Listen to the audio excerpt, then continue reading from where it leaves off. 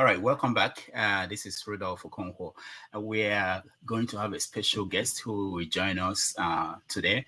He's he's the man who is responsible for a big show taking place on July the 22nd in New Jersey, Bloomfield. It's a comedy night, and yours sincerely will be there. I'll be the host. So let me welcome Jude Meme. Jude will join us now to tell us a little bit about the comedy show, what it's all about, and hopefully you guys will join him and join us. I will be there on Saturday, the 22nd of July for a wonderful show. Let me bring in Jude. Jude, welcome to the show. Thank you. Thank you for having me, Mr. Rudolph. So, Major Doings Entertainment. So, tell us about that. How did you get about in this business? Oh yeah. So Major Doings Entertainment was belted 2011 during 2002. I'm sorry, 2021 during the COVID. COVID. Yeah, Okay. so a lot of business belted those period of ideas. So Major Doings part of those people that came out from the era. So Okay. So you do show promotion, comedy, anything else? yes, so we do basically we promote artists from Africa and even here in the US. And also we do annual show which is comedy night where we bring artists from Africa and artists who are based on Afro beats and the rest of them. And also we provide DJ services, provide photography. If you want to have an event now, for instance, Mr. Rudolph, you want to have a birthday party, wedding, all you have to do, you have to contact Major Doing Entertainment, take care of the event for you, instead of you contacting individual vendors yourself. So we save you time, less stress, and less cost. Okay, very good, very good. So tell us about the show taking place on July 22nd, next Saturday, a week from today. Yes, Comedy Nights 2023 is gonna be loud. It's gonna be loud. It's gonna be fun. A night full of laughter. So we're having an artist named by Olu Maintain. He's the guy that sang Yeah Who's It. He is a legend. He's the song, if I'm not mistaken, it's been like 15 years ago. He is a legend in the industry of Afrobeat. They were the one that introduced Afrobeat in Africa. So we were having Mr. Acapella. He is a legend too in the industry of comedy. So he's good in the so he will be the one, that night with a lot of comedy. So we also have our brother Tu Solo. He's from the Mama Soldier. Many of us know Timaya, so he was part of the Timaya crew. The Mama Soldier. He's gonna be, and also myself, and also our host who is Rudolph is gonna be there. Major Dunes Entertainment crew will be there. We'll have Daddy Dobia is gonna be there. We'll have Dolly P. We'll have DJ Piper. We have a Highman Studio. Lots of artists that are gonna be there. It's gonna be a night that you wouldn't want to miss, and it's a night full of laugh. So on that day, if you come in, just get ready that you're gonna laugh yourself out. All right, wonderful. So tell us, what is the details? How are the entry fee? Is it free? Is it what is it like? So everybody knows, everybody who's into entertainment knows that having an event is not a joke. So for that reason, we attract a little gate fee come in. So the gate fee is $50 for regular, and a table for VIP for five, $1,000, and it comes with a package. So you have access of five guests to come in when you pay a table $1,000, and also you have 3 bottles of alcohol on your a red wine or white wine, and a champagne in house, and a Glenlivet 15 years. Okay, very good, very good. Yeah. And so this is for Saturday, July 22nd. What time does the gate open? So it opens at 8 p.m. and ends at 3 a.m. 3 a.m. Okay, that's wonderful. And Anyone? Go ahead. the location is at 125 North Spring Avenue, Bloomfield, New Jersey. 125 and North Spring, yeah, Street, Spring- Bloomfield. Yeah. Okay, very good.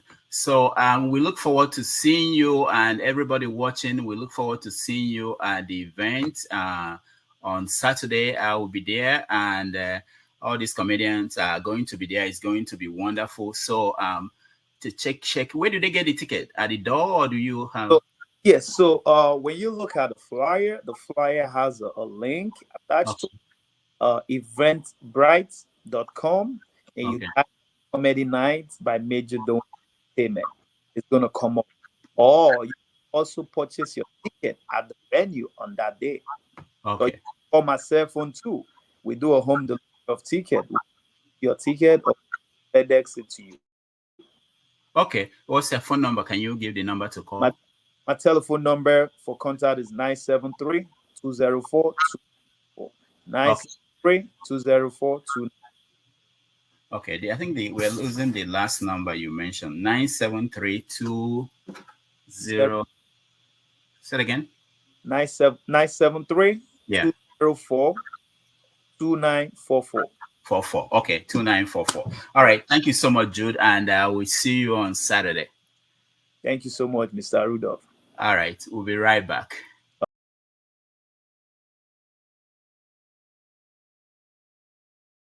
All right.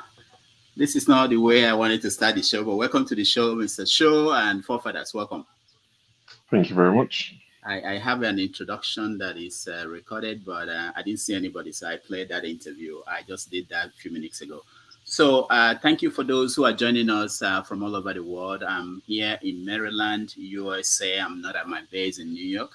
And so today we have Show. Show is in and out, but he will help us, and we have forefathers as the main moderator of the show today. Thank you, everybody. And we have several topics today. One of them is the palliatives. Finally, we heard about the palliatives, and President Bola Tinubu decided to give 8,000 naira to the poorest Nigerians. 12 million of them. I don't know how they came about the number and who these people are, but we're going to talk about that. He will do that for the next 6 months. He will give them 8,000 naira for the next 6 months. So we want to know if that will, if you are one of the poorest Nigerians, if you come here and say you're one of them, we have to tell us who is paying for your data. And anyway, one of the poorest Nigerians, we are going to have that conversation. Also, we are seeing a conflict developing between Simon Ekpa and his group and the Chief of Army Staff. The Chief of Army Staff has vowed that they are going to go into the East and stop the sit at home. So we want to know what will happen and what you think will happen. I will eventually hand it over to forefathers and show. But this is all this amateur and Rudolph. I don't. It's not every day I'll be a teacher. I Now know. you want me to be teaching all this amateur how to do. Oh, anyway. I know. At least let me start by getting one on them. 1-0. Yeah, you're in a class of your own. The other topic we are going to talk about today is Emefiele. Finally, he's charged to court, and so we want to know what people think about that and the details that are coming out. Is there any topics that we're missing? Anybody? I know there are other things, so I just couldn't. With the Emefiele thing, it was charged to court, but the court said it should be released. That's what the court said. That's and but all of a sudden now they've charged him for illegal possession of firearms. Oh yeah, that's interesting. The federal government have just brought another thing up, so it's going to be one thing after the other. If they go to court now and the court clears them of that, they will say he ate pounded yam last night. They would anything that they would throw at him, something will stick. It's like a scattergun approach. Mm-hmm. Another news is Ruchas. His case with EFCC. He's been freed. He's been discharged. So no case against Ruchas anymore. I don't know how many cases EFCC actually win, but he's won his case against EFCC. Another news that I saw yesterday. 1 second. Akinwumi Ambode visiting Tinubu. What's on the cards for Ambode? Is one APC guy that I quite like and I have time for. So he visited Tinubu recently. The pounds to naira is 1,075. in case you're interested. That's another thing I thought I would mention. Yeah. Okay. And there is also the food emergency, food security declaration that the government made, and some local, these rural farmers are saying that it's not going to reach them. So that's something. And what is the point of declaring it? What does that mean? No, they Yeah. said Oh, sorry. stabilize the cost of. I don't know. The question is, are we going to have? How do they stabilize the cost of food? Are they going to pay farmers to reduce the price? Is that what they're going to do? Along the lines of farming, Tinubu also said, I think he said he's going to give, is it 5,000 or 50,000 hectares of land to unemployed Nigerian youth to farm, for them Yeah. to go into farming. Yeah. But he, as a president, does not have the right to give land. Only governors can do so. So, except he's forgotten he's not the president, or he's planning to do it through some of his governors, somebody needs to remind him he's not the president, so he doesn't have the right to give land to people. The governors can do so. So he's planning to give hectares of land to unemployed. So this Agbado thing might actually happen. People plant lots of Agbado and cassava and Gari and Ewa. And yeah. Now, one other thing that we have to talk about is the 35 billion that he is giving to the judiciary. So the question is, what is intention, the real intention of that 35 billion to the judiciary? Are they going to? When did they just find out that the judiciary they needed money? And anyway, what are we missing? Our president is currently on his way to Kenya for the AU, and then our representative, apparently they see all citizens as monsters and killers, so they are ordering for bulletproof SUVs for everybody. So Nigeria, we are doing well. We're doing well. All right. Paul. Yeah, thank you. Maybe when I finish, please, if you can bring me up on the other platform so that I can leave. I'm using my phone, but my laptop is on. Okay. Yeah. I don't know, maybe the visit to the Oba of Bini and everything. So I kind of see this visit to the old Obas and everything. No, hold on. Did the Oba visit him or he visited the Oba? Oba visited him. Okay. Yeah. Because I had someone the Oba of Benin doesn't visit anybody, that you have to come and visit him. Right. This is our new Oba. In fact, he's too educated. It turns out that he can. We don't like this Oba the visit. This Oba, he even went to Lagos the other time, some years back, and caused a big problem when he went to Lagos. Because he tried to change the history, so it becomes a problem between the two. I blame his father. His father sent him abroad to study. That's why. Oh yeah. It's the same. Sorry, don't worry. It's the same with our Oni of Ife. They go everywhere. Anywhere. If they do name in Oni of Ife, go come. Oni even go to parties, Steph. Yeah, they go everywhere. Where's modern kings? Sure. There was something Oni said one time, and nobody talked about it a lot. Like when he said that something about Igbo people and business and God and something, it was unbelievable. People were shocked. Anyway, all right, Jude.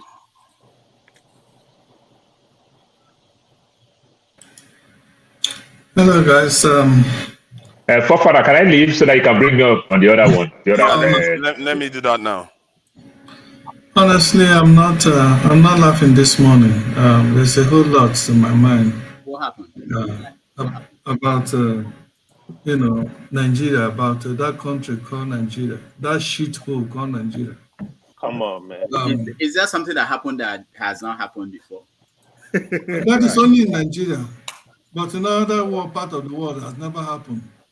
And we continue to travel. Anyway, I don't know if anybody has mentioned, because I just got in mention about the budget, which is the hot topic. 500 billion to 12 million Nigerian, and 70 billion to 306 House of Rep, and 30 something, 30, is it 34 or 32 to 35 to judiciary, and the Senate, I don't even know how much is theirs. And also this is plus the Senate is the National Assembly. National Assembly. So 70. And this criminal again going to household rob to visit his gang member who is in household rob. James Ibori. agency, but he's going to visit his godfather, be his gang baron pusher. You know, I keep saying it that Sorry Dokubo, not only criminal Sorry Dokubo will go to Aso. One day you will hear that Evans will come out from this thing. I think if he's still alive, to go and visit Tinubu. If he's still in Nigeria, why not? Omolu, Abi MC Oluomo, MC.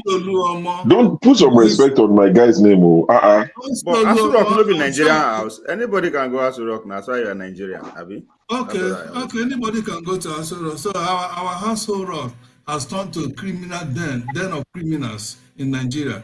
But I'm not going to go there. I'm not going to go there and saw my image.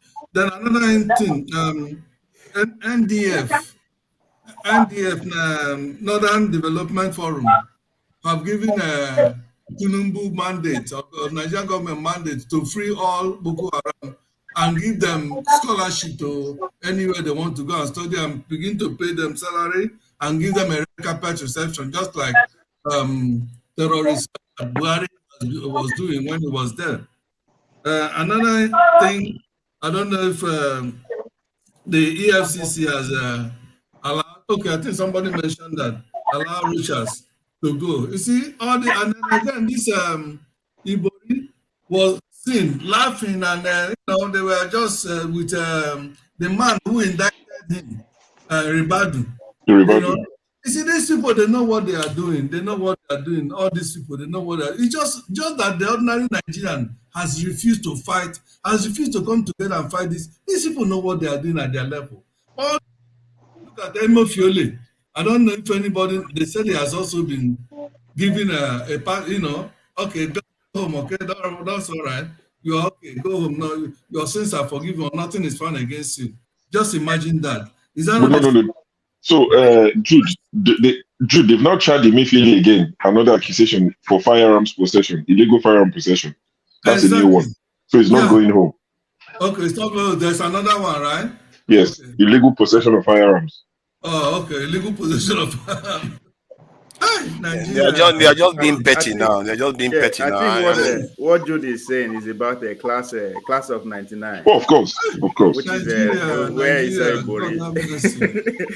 So the whole class of 99, they say they are claiming that this Fourth Republic rests on their shoulder. That is their claim. If this house of the parliamentarians or so, whatever they call themselves, if they share this 70 billion, do you guys know that within these 2 months of Jagabandit administration, that each house of parliamentarian would have gotten almost 500 million alone? One person, because each of them receive almost 100 billion, according to what I heard, for who will agree to vote for the Ekpa Biole. I said that to vote for Ekpa Biole. Good. We're not yet having conversation. We're just talking about. Okay. But anyway, I'll have to go. But I will be checking in, and thank you, everybody. I want to hand over to Show and Forefathers. Forefathers is the main moderator today. Doctor, let's say you get better New York pizza we won't go eat today. This one we invest in young boy. What a big lunch for us. So. Yeah, I will listen. Yeah.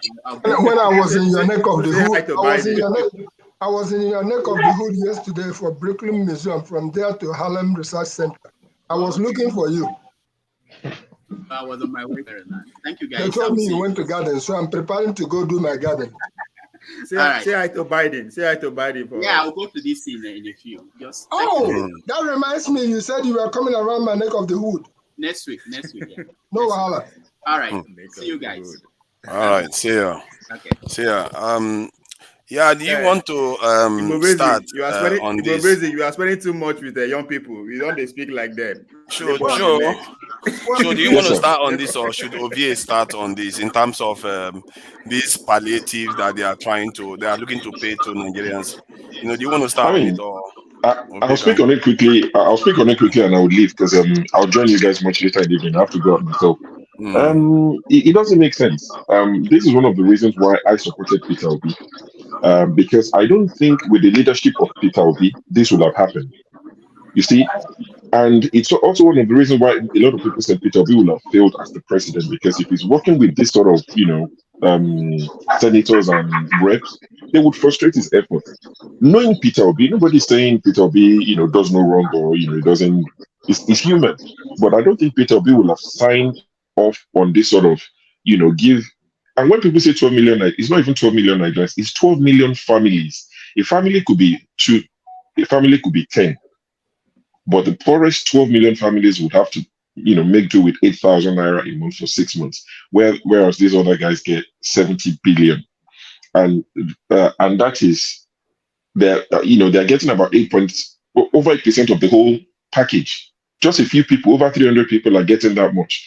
And when we say, having the right man lead Nigeria is important, people say no, it doesn't matter. Tinubu is this, but it's just not fair. And tomorrow, the same people backing this sort of idea will come and say Nigeria is broke. Nigeria is broke, and you're giving this guy so much money. And I think we also mentioned it. They're looking to buy cars for them. Of course, they change their cars every time we have new senators. So this 10th assembly, they're saying they're going to get Land Cruisers, and the rep will get whatever car they're getting. Each one is about 130 million naira. What happened to buying locally made cars?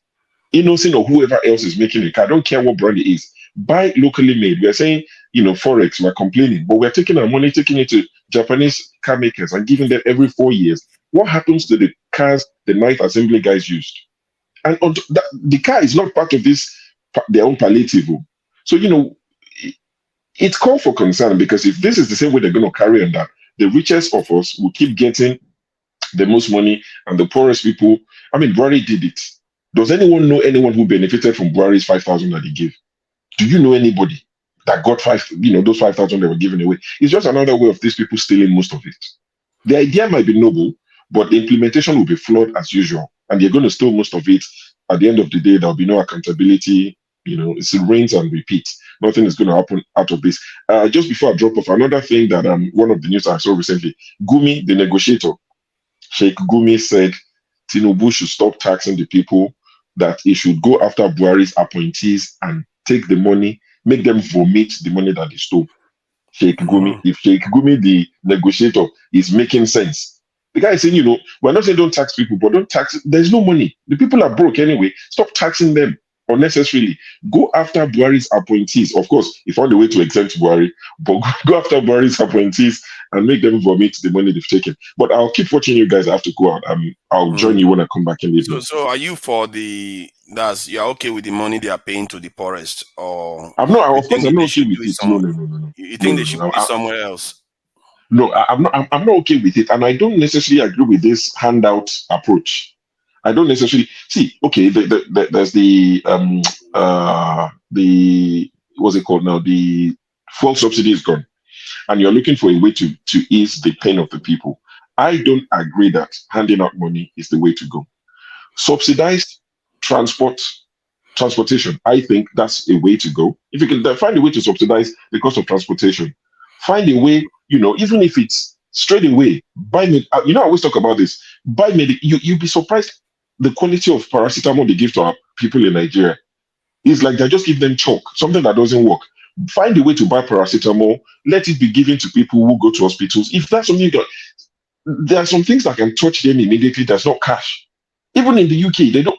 There was a time they said they should stop giving people cash, because if you give people cash, they don't even use it. That I'm talking the UK now. There's a lot of complaint that the poor people, some of them may be wrongly stereotyped that they'll go and use it to buy alcohol and cigarettes. Give them vouchers. Give these students vouchers in school. Feed the children of the poor in school.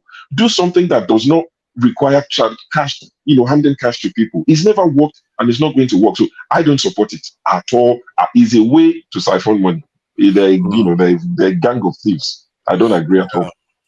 I think some people will agree with what you are saying, because that feed them at school, it take out the issue of handing money to individuals.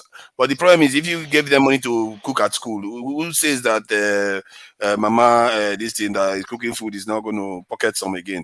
This is the problem with the country. They always find a way to shovel the money to one side. That's true. But I'm not very comfortable with this 8,000. See, at the end of 6 months, So all of us here, at least if you said he grew up in the village, like proper village. I'm sure that other people who grew up in the village have people in the village. You know somebody that's the poorest of the poorest. They might not be your direct family. Please, in 6 months, let's come back here and say, oh, I know somebody that got the 8,000. You hardly find anybody. So where's the money going to? Obi, I beg that you go do this one for us, so you must find somebody who collects it. Exactly. How do they know who? Let's hear from Ovi. How do they know who Right. they are I'll join giving you the guys 12 later. Have a good million show. then? Yeah, thank you. And I'll be looking forward to for you to come back, and so I can have a bit of a break. I will go very long later. So, Ovi, how do they find the 12 million people now? You have any recommendation, and you support it? You are seeing one of them on your screen. I'm one of them. I'm one of those oh God, poor family poor that Nigerians. So they know how to get us. If they really want to get us, they know how to get us. we live among you guys. So well, you're not even in Nigeria, no chance. But 12 million, seriously, how do they find the poorest 12 million? We are 200 million. How do you find the poorest 12 million in Nigeria? I think to me, it's okay. It's not much about the 8 million or how to find them. I mean, they know how to find them. This is not the same, it will be the same APC. When I talk about feeding the children, this APC has been feeding children for the past 8 years. What I don't understand what you now they talk safe. They know they have been sharing money too. They've been sharing money since the past 8 years. So they know they have a ministry for all that, the whole Ministry of Humanitarian. So the idea is that they know what they are doing. But for me, it's about where this policy is coming from. Show was saying that it's good to get the right leader. Right? It's pointed at the fact that to say now Obi will not do this. And I think I disagree, because where is the policy coming from? Where is the money coming from? This is from World Bank. The urgency at which World Bank they push all the candidates to see they will remove subsidy. We should not forget that the subsidy has been removed even before this administration come in. Just the announcement, now everybody disagree with. So the speed at which they push that policy from outside, I don't think any of them will get choice than to do this, because one, the money is coming from them. Two, as soon as the swear Bola Tinubu, who was on ground, Brigade himself was on ground. I don't know anybody where they underrate the influence of Brigade in the world. They doesn't know what is going on around him or her. Right? The man was there straight 5 days. Why do you think all this is going on? This money is coming from them. Why? Today, if any governor of Nigeria saying get policy to bring out, let's say 1 million people, let's say 100 people out of poverty in Nigeria, if he approach one by, he will not get that fund. But take money to go and share for Nigeria, it came out swift. And again, coming to the house, the house, that thing was signed within hours. It was approved within hours. So if anything that will benefit them, now swift. So I think we should question where the money is coming from, and people who are what is their agenda, right? Bola Tinubu said he's going to run a free market economy. The truth is that that's a good thing. But me and you not get money to invest in that free market economy. Who has the money to invest? It's in at them. If you pay attention very well, the likes of Dangote, the likes of Boasime, they don't incorporate all their business into food. Bola Tinubu declared food emergency 2 days ago. How? Why is everything just so happening as in succession just fast like that? Only company now food and something incorporation. The same thing. I remember you said once, and this is very rare for you to say, because you said it once, and you said something like Nigeria at the rate that it is going, it could lead to some kind of serious problems where you're talking about like protest, riots, or revolution based on some of the trends. And I was surprised to hear you say that stuff that day, because you don't tend to sound that type of warning. And so maybe that's why they are responding like this, because if you are sounding like that, maybe people like them too, because you tend to be in lockstep with the way they think to an extent. Hold on.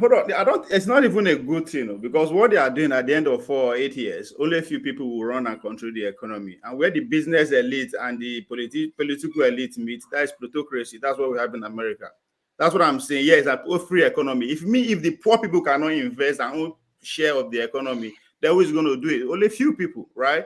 When Brigade arrived, it was pursuing 3 sectors: education, agriculture, and health.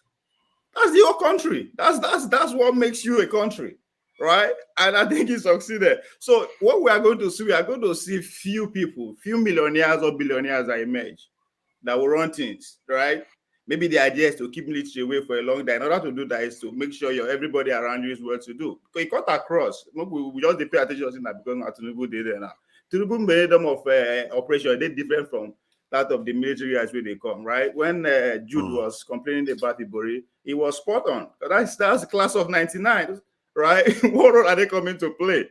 So if you look at what is going on, the elite, they don't rejuvenate the guy again just to make sure that they can have control go further. And again, you are giving people with 8,000. As soon as Bola Tinubu announced that the average Nigerian situation tripled, everything about them just tripled overnight, but they give them 8,000. So where I was drawing that caution from is if the average Nigerian buying power they reduce and the elite class they grow, because before in the next 3 months you could see brand new SUV with bulletproof. So if that gap just increase like that, what do you expect? Somebody will take advantage of that grudge. People are calling to be what name are they calling him for taking advantage of what is going on, right? That would be would they pray saying a political advantage in take over the people. By the time we have people who their interests are very straightforward, is to make the chaos, they will take advantage of the suffering that people are going through. Put $1 million in the street of anywhere in Nigeria, everywhere go scatter.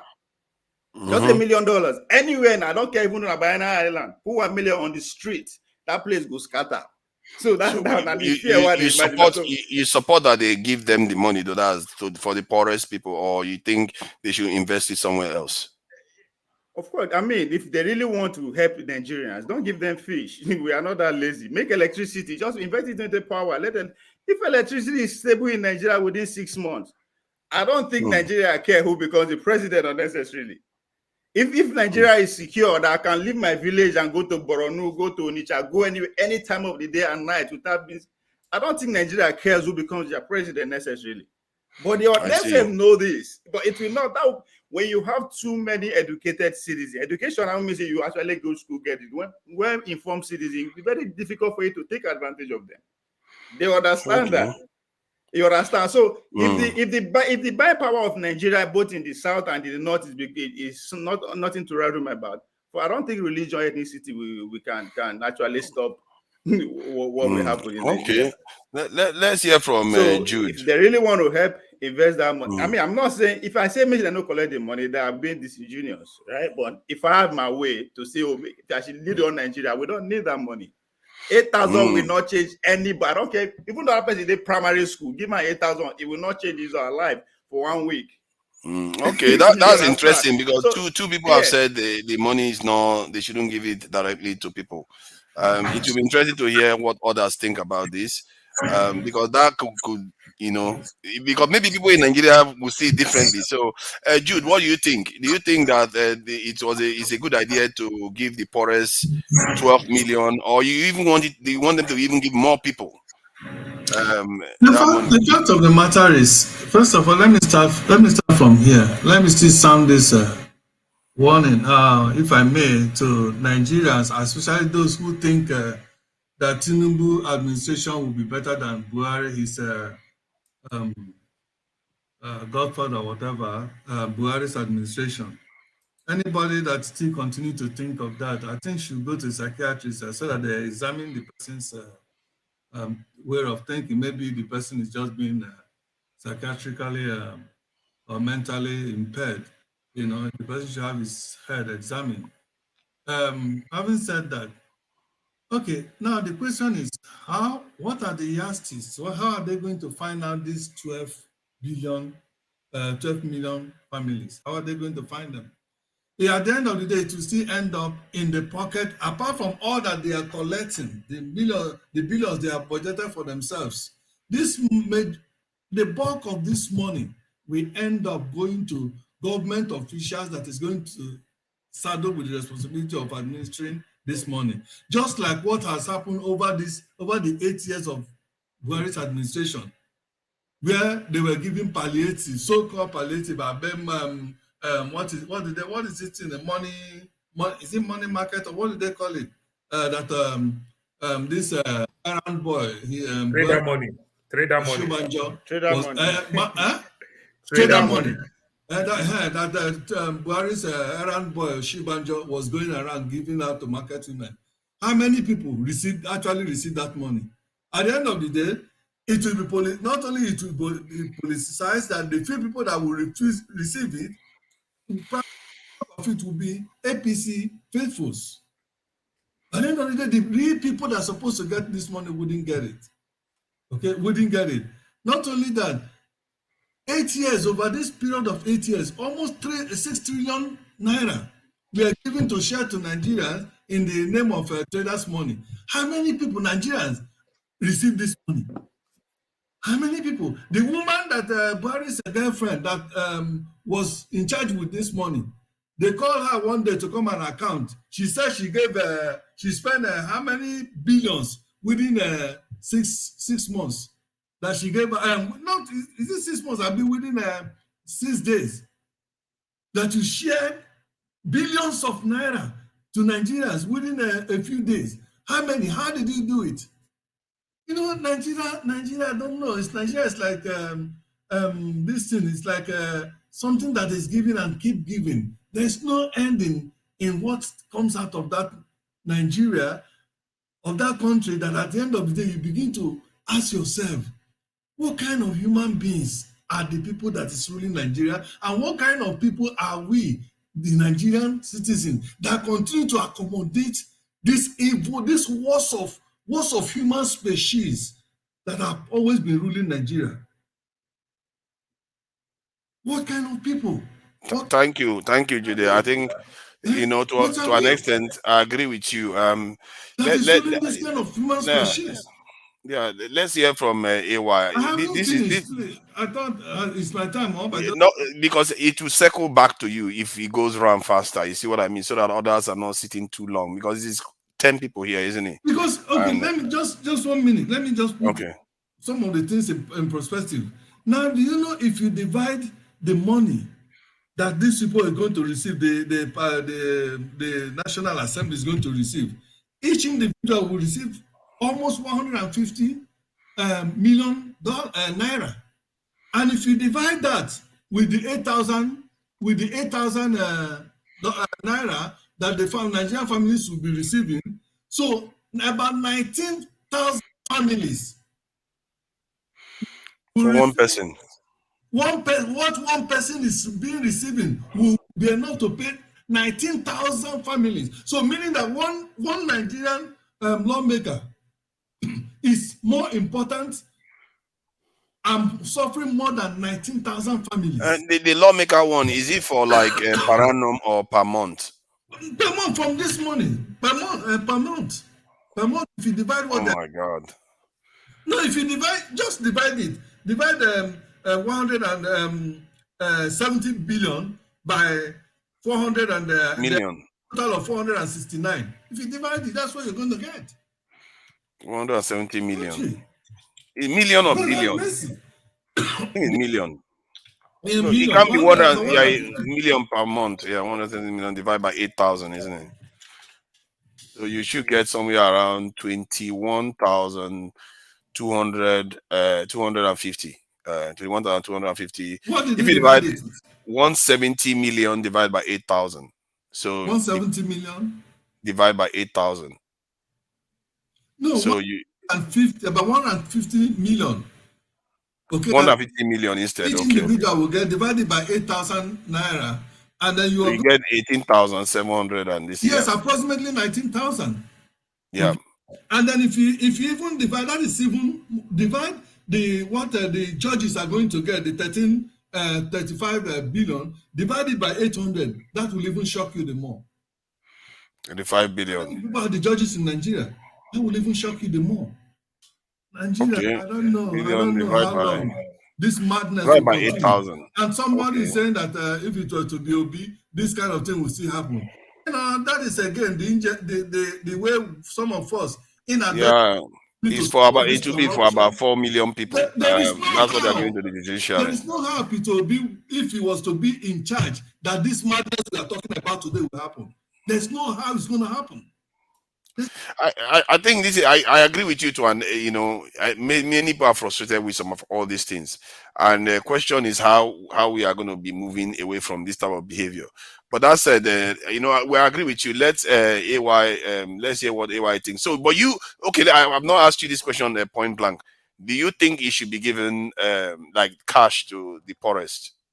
12 million. There are many ways to ameliorate that. This thing will even be more useful to the Nigerians and ameliorate or pushing the effect of the impact of the oil subsidy as well as the electricity tariff, because we have all forgotten that the 40% electricity tariff have kicked in. That is also an added suffering to the already devastated Nigerians. So you think that they should find other ways to, of course, because at the end of the day, this money is going, the bulk of this money will go back to the pocket of Nigerians, these same fraudulent leaders who will be meant to administer this money. The people will not even receive the money. Yeah, the whole thing is so exhausting. Just today, I was even hearing that EFCC, that in 2013, there was this ship that was captured for stealing Nigerian oil. EFCC had it, and the ship disappeared from EFCC sheet and ended up still going out there to steal Nigerian oil. I think they found it this year and they burnt the ship. This is Father, the way all knew when they were saying they were feeding the children in secondary school, in primary schools during Buhari time, when that woman was a part of the trillions they gave her, she used it in feeding children. Didn't we all see the picture of the food, the kind of food they were giving to our children, our kids in schools in Nigeria? The kind of food they said they bought with billions of naira. Yeah, that is not. Just like in Nigerian prison now, do we know that in Nigerian prison, each day or each meal costs about, the budget is about 18,000 naira. But go and see the kind of food they give to our the prisoners in Nigeria. They don't stop, don't even give them milk. They say pap for those who are in there. Pap, this ogi, the kind of it's like ordinary water they give to little children, and they will use cup to share, distribute, and that is the only thing they give some of them during some meal. And then somebody will collect the money and put in his pocket and go and give those nonsense to those innocent. Most of those people in jail are innocent people that have not been tried, who are even poor, not to be able to get lawyers to plead their case, and they are thrown there. Okay, thank you, Jude. AY, thank you for your patience. And yeah, what do you think about the palliative they want to give to 12 million Nigerians, poorest Nigerians, 8,000 a month? Good idea, or you think that they can do it some other way? And then you could point us in the right direction. You might have all the answer here. Maybe Tinubu is listening. Yeah, thank you. Good morning, everyone. I don't even know where to start. I'm so tired. When I heard this news, I knew this was coming. This was going to happen. It's going to be a mess. So when they removed the subsidy, one of my major points was, remove subsidy is good, but you have to do it with a study. If the government has set up a committee, so the question is, what is the problem? You need to identify the problem. The subsidy money was going to the pocket of some few. Now, the first thing is there a way we can rechannel this money so that we'll still have subsidy on gas? Because the problem of removing subsidy is gonna create more poor people in the society. So if you have a committee that do all this study, if you are removing the subsidy, where is the money gonna go? Let's assume there is no, because what happened with petroleum product is, you remove the subsidy, the price of it affects the whole country. It affects the price of everything. So now you are coming to us and saying you want to give 8,000 to the poor, 8,000 naira to the poor family Who are the poor family? Where are they? How do you identify the poor? We don't have a database to identify the poor. Nigeria Ovie said that they have been doing it for years, that they know where all the poor people are hiding. Wait. We don't. First of all, we don't have a database. If you live in America, if you live in Canada, developed country, you could say, yeah, your social security number, bam, these are the poor, take your money. You don't need to ask questions. Now, the database we are creating, we have BVN, we have NIN. Idiot. Why do we have two numbers? What do you need that for? Just have only one NIN. You that study, use it to make sure every Nigerian have this number. It's simple. Anything you want to do, you are working in the ministry, your records are there. You have you have account in the bank, your records are there. You first of all, even if you want to do this type of thing, you need to have a database that will identify the poor people. The Yahoo ministry, that humanitarian ministry, I call the Yahoo ministry. They spend billions of naira giving money to people. Who are you giving this money? Okay, now it's simple. If you agree that they've been sharing this money, all of us here, we are from villages. Go to your village. Please tell me 2 people that we are giving that money. Go around. If you tell me 2 people, I'll give them 100,000 naira each.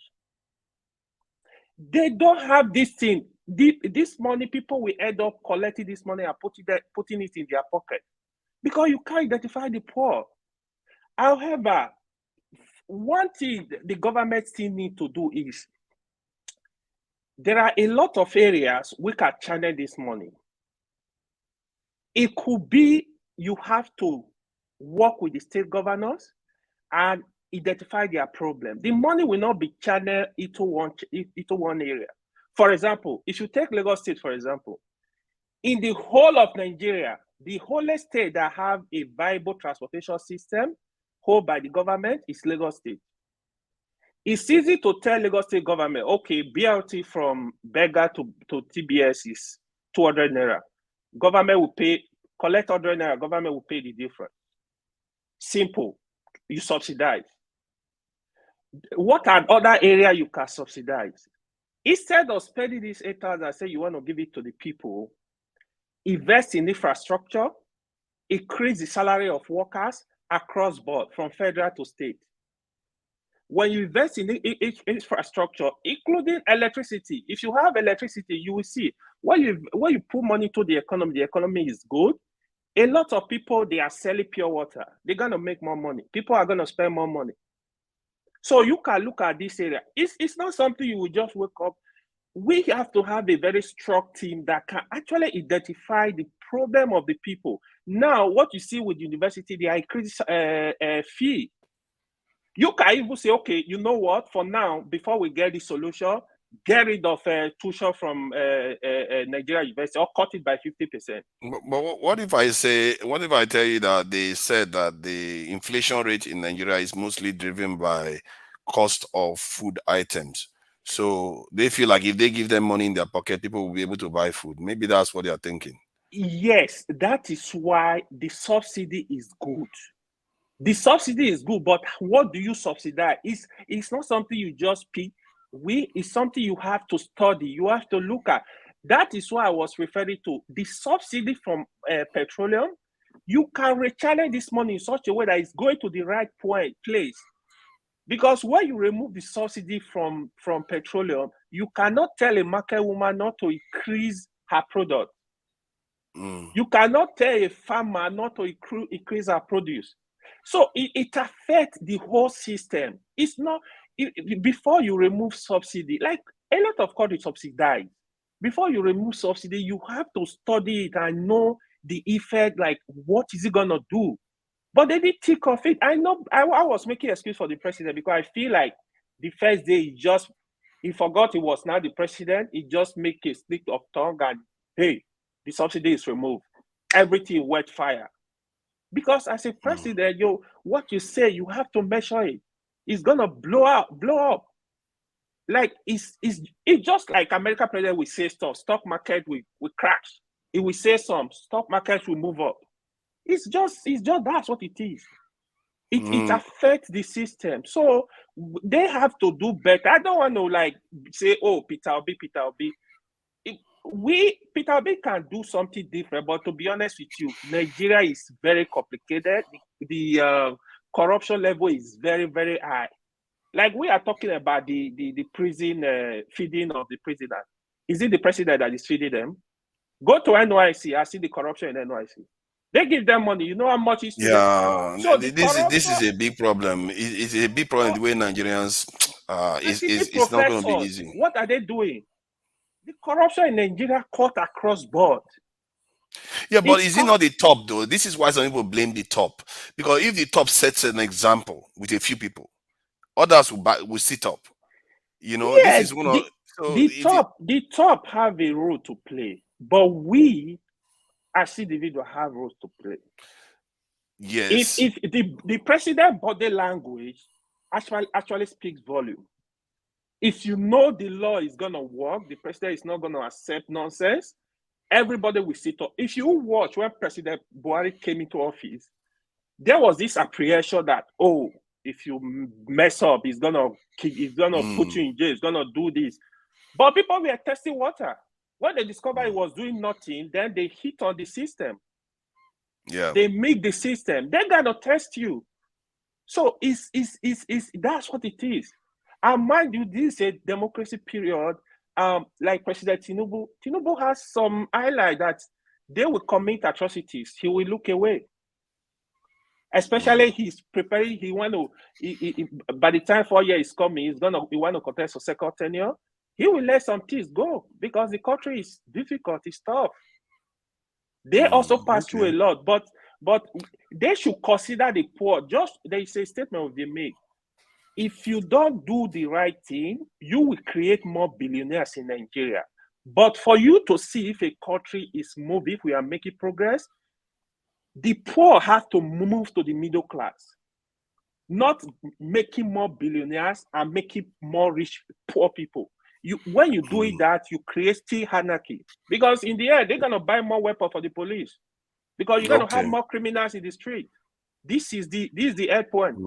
You're going to have more kidnappers in the street. So I pray we don't get there. They have to do things very fast. There is hunger. The last point. Let's say 8,000 naira. You even give it to the poor. What is the poor family going to use 8,000 naira for? Have you ever thought Gary? What are they going to use it for? Okay, right now, how many Gary? What's the quantity of Gary? Indomie. There's a lot of Indomie to be bought with that. Come on, man. You could fit the future then to. No, I'm just saying that some of those people that they may not have the money and I don't know whether they receive money. I cannot say I'm educated in this because I think Oviedi said that. Forefather today, 8,000 naira will do nothing for you even in the village. You will use it 2 days. Let's say you are even poor. You want to manage that money. You have a family of 3. 2 days, the money is gone. And that's for a month. Unbelievable. That's for the poor. The poor. For a month. Oh my God. Nigeria, 8,000 will not buy what you is lunch. The point of that? But then again, if they give more than that, they are paying people salary rates that they pay civil servants. This is the mess we are in. Mama H.O. seems to be busy. Mama H.O., are you available? Mama H.O. is ready. Yeah. Father, why not follow the metrics now? Okay, how did it go? Okay, it's Igbo basic. Some of us came in earlier. We came in sequentially as well. So okay, because I just wanted to simplify it by just zigzagging down. No, okay, so it's going to cause confusion. Okay. Who is next then? Mr. Forefathers. Femi. Okay, Femi. No, sorry about that. It's actually Igbo basics, not Femi. I just wanted to simplify it for myself, so that was why. So sorry about that. So if you want to go ahead, okay, go ahead. All right. I wanted to. I'm going to leave so that you can bring back KJ, because he probably will address some of the things that I wanted to talk about. Oh, yeah, and Ovie, I'm going to go get my $5 haircut discount. So don't worry. Jude, I'll put you backstage for now so that KJ comes on. As soon as I'm done, you can take me out and bring KJ back on because he can address some of the issues. First of all, on the subject matter, Nigerians are not looking for handout. Let us take that very seriously. Nigerians are very hardworking people, from the poorest to the richest. They are very hardworking people, especially those in the lower part of the ladder. What they are doing is weaponizing poverty.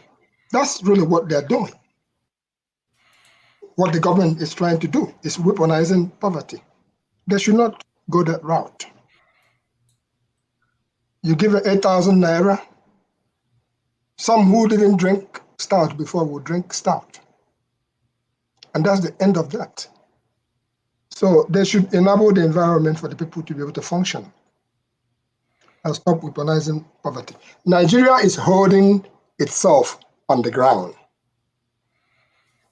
by this, their abracadabra way of governing. Nigeria is not enabling Nigerians to do what Nigerians do best, which is be productive. Nigerians are productive people.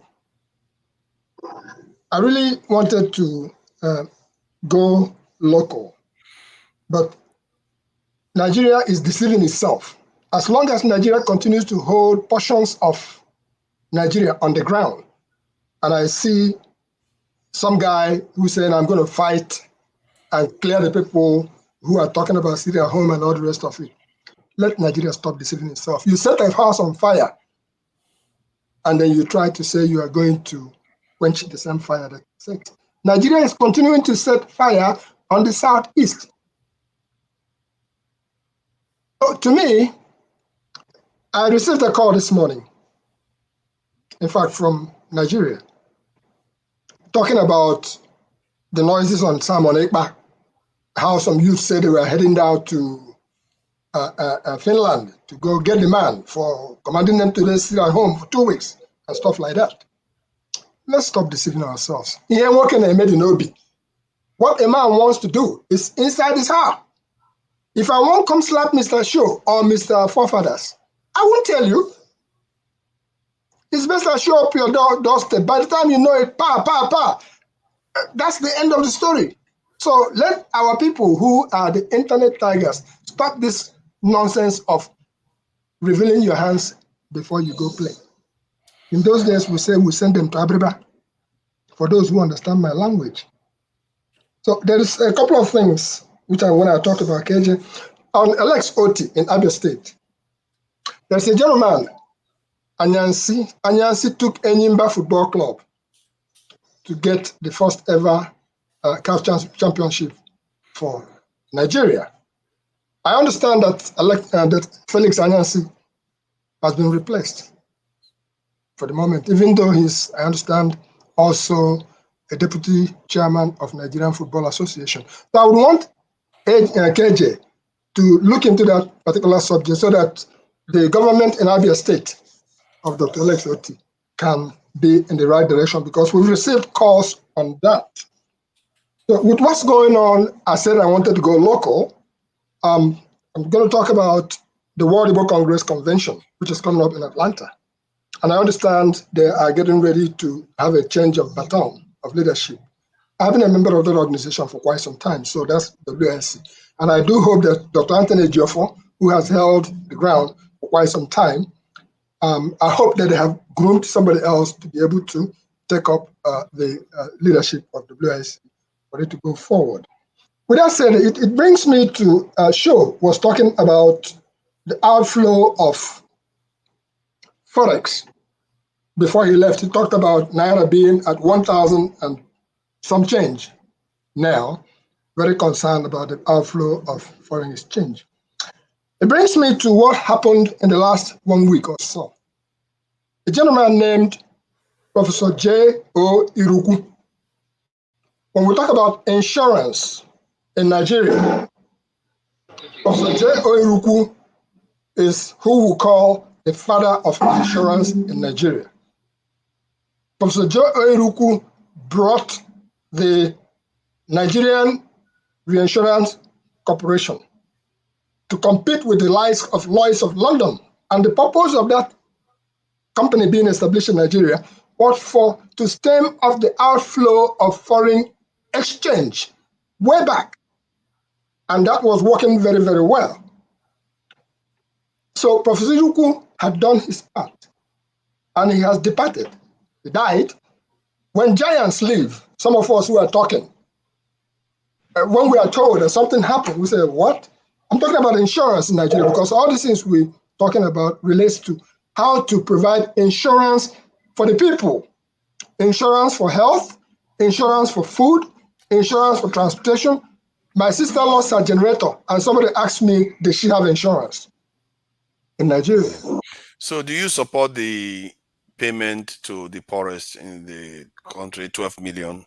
Did you hear what I said from the beginning? I just spoke in no's on certain measures. I said Nigerians are not looking for handouts. Okay, so you don't support it. Nigerians want you to give them the enabling environment so that they can be able to go on and do what they do best. With that, Professor Yuku died. Because Professor Yuku died, give me a moment. Because Professor Yuku died, I was looking for a photograph of him that I took in London in 1998. And I ended up with a video clip, which, by the way, I've tried to share it in some of the forums. If you get to that video clip, you will see what Professor J. Oyeruku laid out as chairman of Ohaneze Ndibo. He was a lawyer. Like I said, he made difference in Nigeria, in the lives of so many people. He brought insurance to the limelight in Nigeria when you talk about insurance companies. And at the end of the video clip, which I found out I had here, because when he came here in 2004, we actually covered that particular event. At the end of the video clip, it turns out to be that who spoke was Peter Obi. And Peter Obi spoke at the end of that video clip. And he was talking about banking in Nigeria, because we're talking about money. He was talking about banking in Nigeria. Very short speech that he gave, referencing what Professor J. Oyeruku has spoken about. So all in all, for my summation before I go gardening this morning, I'm trying to say that Professor Ruku is from Abia State. He lived his life in Lagos. I'm trying to use this opportunity to say the condolence message to the family of Professor J. Oyeruku, who is from Item, from Ben, the local government in Abia State in Nigeria. And I'm trying for us here, as we march forward, to realize that there were giants on whose shoulders, no matter where we are now, we stood on their shoulders in order to get to where those were some of the purest gentlemen in Nigeria. And as he says, he was not cut out for politics. He said he will not survive in the jungle of political games in Nigeria because of the way he was brought up to tell the truth and always tell the truth. So my submission this morning is actually a condolence message to the people of Abia State and the people of Nigeria who have lost big time. Google J.O. Iruku, and then you see that you will join me. And I would also urge this group, no matter whose ox is God, to please help to send that message to Nigeria and to the people of Abia State for the loss of a giant named Professor J.O. Iruku. Thank you. I think it's KJ can take up, when he shows up, he can take up the issue of Felix Anyansi and the Nimba Football Club of Aba. Okay, if I was looking for somebody to promote me, I think I will be in good hands if Igbo Basics is handling my matter. Clearly, he doesn't let. So, Femi, please, thank you for your patience. What do you think? Clearly, everybody seems to think that Nigerians should not get this money. And if Nigerians are on the ground that have gotten money in the past, I hear you guys say this. They're like, all you people are overseas telling us not to get 8,000. You don't know. 2 days is better than nothing. You see what I mean? So, forefathers, they get that money. You are still sending money. Oh, you're in Nigeria, eh? Okay, yes. you're in Nigeria. I'm in Okay, Nigeria. Femi, are you okay? Let's give the Nigerians priority. Are you okay with that? Okay, thank you. If only someone doesn't interrupt and I can speak afterwards. Okay, okay then. Thank you. 5 minutes, Okay. Chino Yerem. Mr. Femi, thank you very much. This is my Nigerian I'm joining from Nigeria. This is my first time.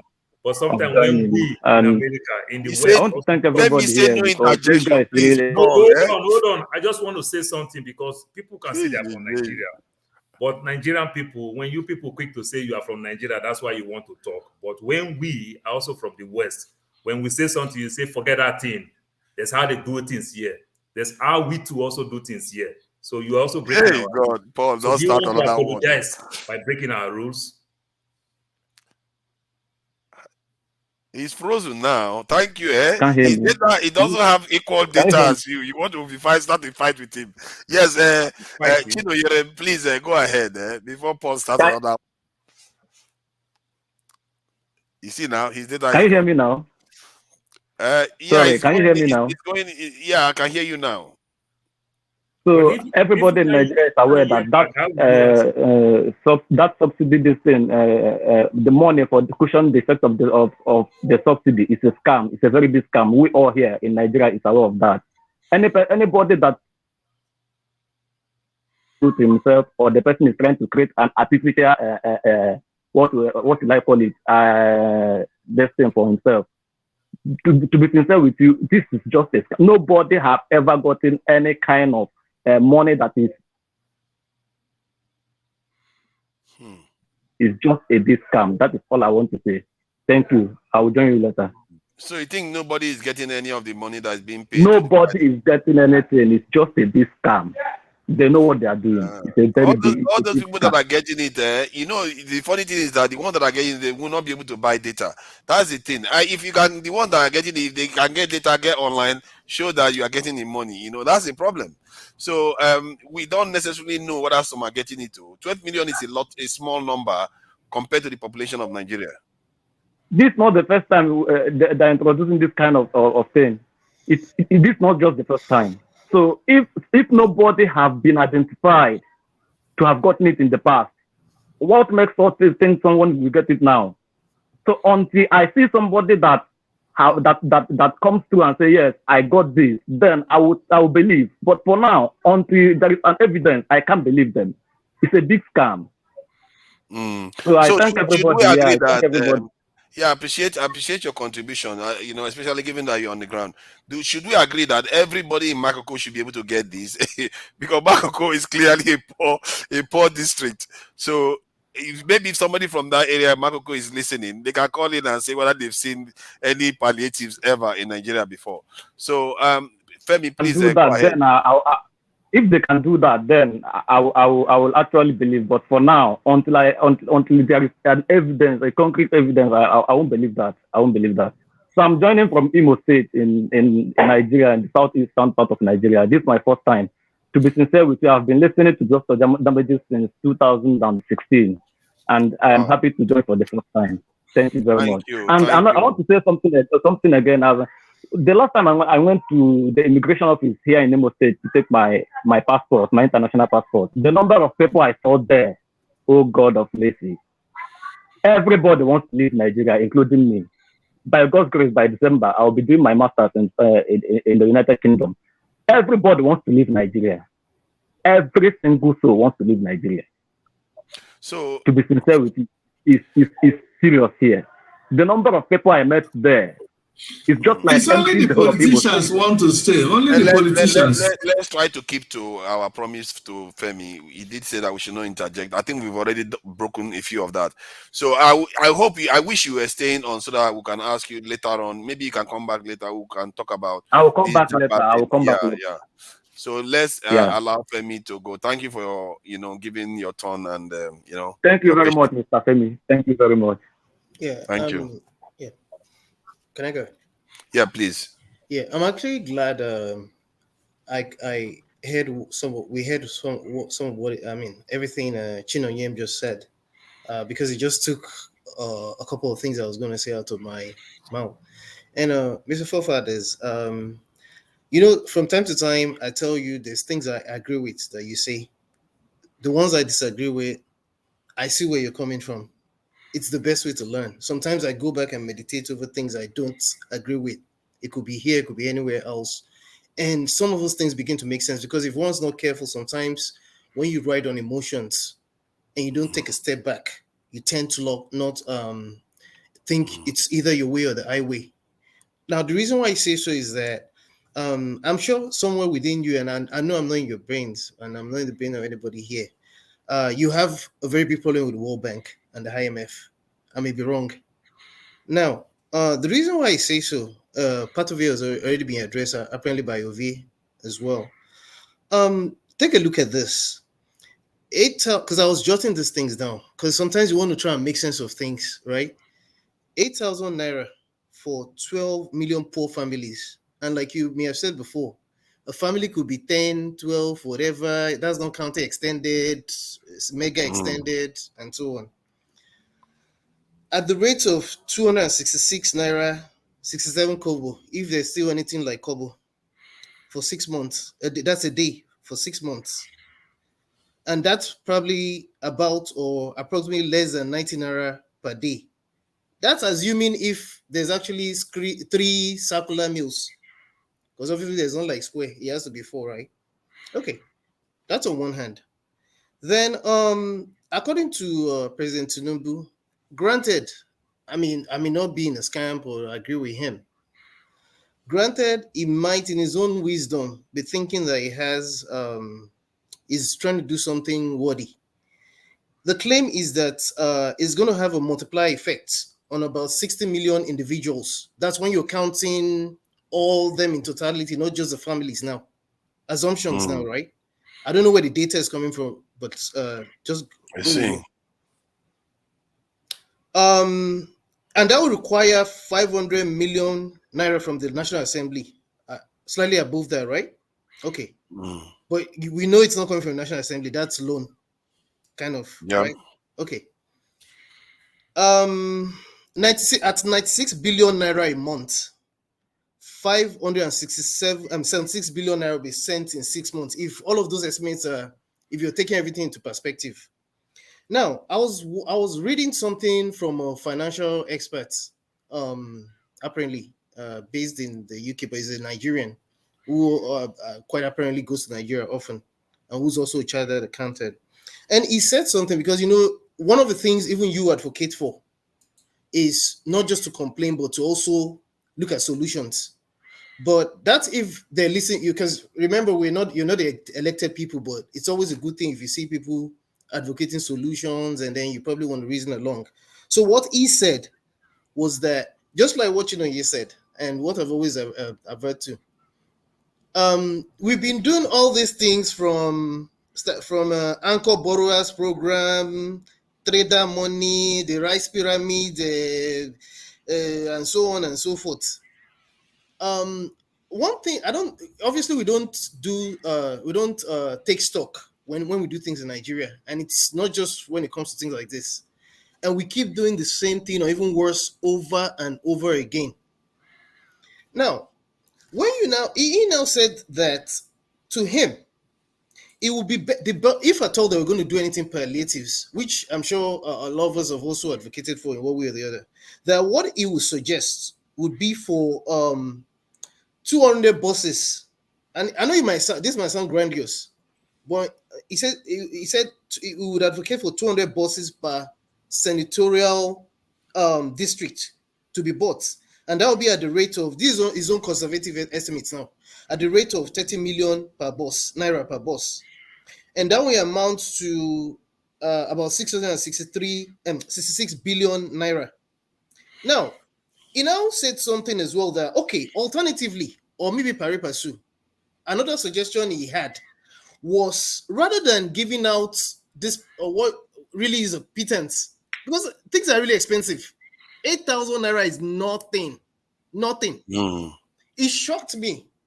The last time, I know it's been a while I've been to Nigeria, but and I'm sure it's pretty worse now. It shocked me when then my mother was still alive. I wanted to go and buy this regular agege bread we buy when in Lagos, and you don't live there, so it's what you know, or what you read on the papers. It's not the same thing as when you live in the situation. And I handed her, I think it was 100 naira. My mother looked at me like this, like, man, you're gonna be okay. And when eventually they went to bring what amounted to 200 naira bread, it was like, it was almost like balloon. And I almost shed tears.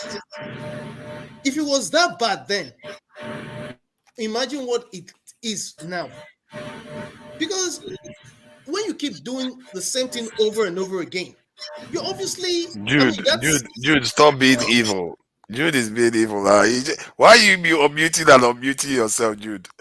No, so one go thing, ahead. just to summarize, one thing I would advocate for is maybe it's just a way of currying favor and making it seem as if something is being done. But the effect, and don't forget, I can't even remember now because I from time to time I talk about Nigeria's debt. We are already in trouble when it comes to debt. It's bad enough already. The only way to change things among other, while it might be wrong that the fuel subsidy removal came before palliatives, the best thing would be, if rather than give the money to individuals, not only should they actually provide palliatives like buses and what have you to actually, but I would rather, they make election. I know it's not all things are going to be quick fixes because too many things have gone wrong for too long, so it's going to take time. But if they're actually genuine, they should do things around electricity and basic things that would actually kickstart the economy rather than giving Peter, because it's almost like you're robbing Peter to pay Paul. If on one hand you're trying to take out the subsidy, on the other hand you're going back to wastefulness. Plus, my final statement would be, let them sell as many of those planes that they've been promising to sell, in addition to other wastes that continues to this morning. Thank you. Thank you. I think the one key term you used was I think was if they were genuine. If they were genuine, almost everything they do will probably work. Like actually giving people money that maybe most of them will not see right now. This is a problem with what happens in Nigeria. Genuinity, whether they actually mean to do it. Who is next? Is it Paul or Mama Echo? Mama Echo, I think it's you, if I'm not mistaken. Is he? Okay, Paul. Okay. Paul, thank you for your patience. So what do you think about what's happening? You support the payment? All these all these people in diaspora, none of you are supporting paying Nigerians any penny. And so be careful because there are Nigerians on the ground. I think Femi highlighted that 12 million is not necessarily individual 12 million. It could be families. So it could be more people that could be affected by this. So maybe we should think a bit carefully about this because the last thing one needs is that you hear Nigerians saying, you see all these people overseas, they think this is it doesn't mean anything to us. Maybe this 8 million is going to do my family for 2 days. It's better than nothing. You see what I mean? So, but what do you think? I think the 12, like they say 12 million, they say 12 million, then the underlying 12 million that trickle down to up to 60 million. You understand? Because at the end of the day, the multiplying effect to family will take it up to 60 million, that people that will benefit from it. But the thing is that I remember in the show the other day, I was still driving, so I couldn't come in. You make mention of the NIN, you understand? And it makes me laugh because maybe you don't really understand how the NIN work. I was in Nigeria 2 years ago, and I was in Nigeria last year again. The NIN, they still don't register children that were born today as NIN, like the way they would do in the USA. From birth, they give you your social security number. So we still don't have data in Nigeria. What metrics do you use in gathering this 12 million? That is one. Then if we want to go back, trickle down to the trader money, not even 1% of people that we can see that will say, I benefited from the trader money. So let's just say we want to give them some grace and every other thing. Let's just say if 50,000 people will benefit out of 12 million, you understand? Then it will look like I am so wicked that I sit down in America enjoying all these benefits. I can't even help 50,000 people, even when they want to give it to 12,000 to 60 million people. You understand? Then I'm so wicked for them not to get it. But it just don't make any sense because at the end of the day, these people just going to benefit themselves and not benefit the purpose itself. That's why we felt, no, it may not be too good if they say they want to give this money. But at the same time, if I will not say, let 50,000 people even benefit out of 12 million. There are ways you can do it. Every civil servant, do you understand, in terms of military, parastatals, teachers, everybody who work in the government, the police, you earn less than 70,000, less than 80,000, you benefit. All those people, government have their record. From source, they are getting a bonus of 8,000 naira.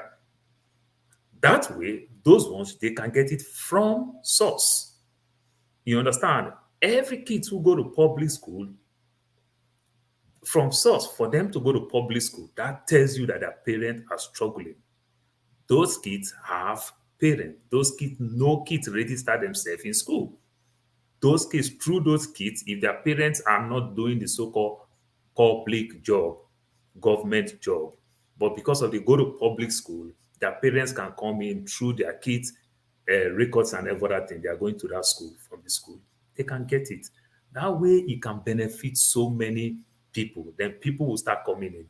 There will always be a leakage. Like I said it the other day, if you work in a corporate organization in the US, it is easy. You lost your job. You put in for unemployment. You want to get government benefit. You can get some of this benefit.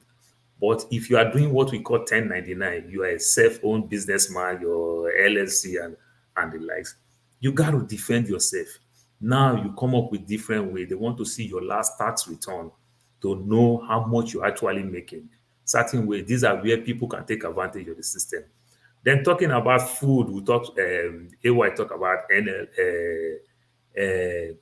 NYC. We talk about the prison service and the likes. It is easy. Even in the US, government give people, when you have your babies, what they call WAKE, from 0 to 5 years. What they give there, to some extent, is rubbish. Some of us just take those things. We just take maybe the milk, for some of us that like the milk. The rest thing, we'll start finding people who want to dash. They're almost rubbish. But do you know what they do when it comes to food stamps and the likes? They give you a food stamps card where you have choice to go buy what you want to buy in the store. You understand? But they still do it very well, where you can't use this money to buy alcohol. You can't buy liquor. You can only buy food stuff. So if government want to do things very well in Nigeria, there are many ways you can do it, like the NYC. Give people voucher. Every NYC camp, what do you think will happen? You see McDonald's, you see Tantalizer, you see KFC and everything. You become competition. But making one person contractor to cook food for these people, it will definitely, the purpose will be abused. Because if Mr. Biggs choose not to make their meal, well, guess what? I'm going to Chicken Republic. If Chicken Republic is messing up, guess what? I'm going to KFC. You have options. You understand? But when we try to do things to make one man so powerful, like we'll have the Shakarabi, the Boa, and the Aliko Dangotes today, it just messed up so many things. You know, it messed up so many things. Open the market very well, then people go to strive.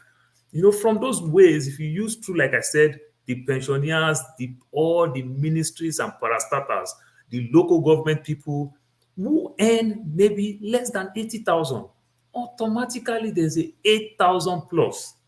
How will politicians want to steal that money? But Paul, though, the poorest ones, I don't think we even see them. Like all those people that have their children selling pure water on the road. So, I'm not sure those ones are working so we for civil understand. service. So we understand. So those poorest ones that you are talking about, at the end of the day, what is the opposite of poor? Is he not rich? At the end of the day, a rich person will steal those poor people that you are fighting for. Because those poor people, they can't access them. Then a rich man or a middle class who is in charge to do the paperwork will definitely take advantage of them.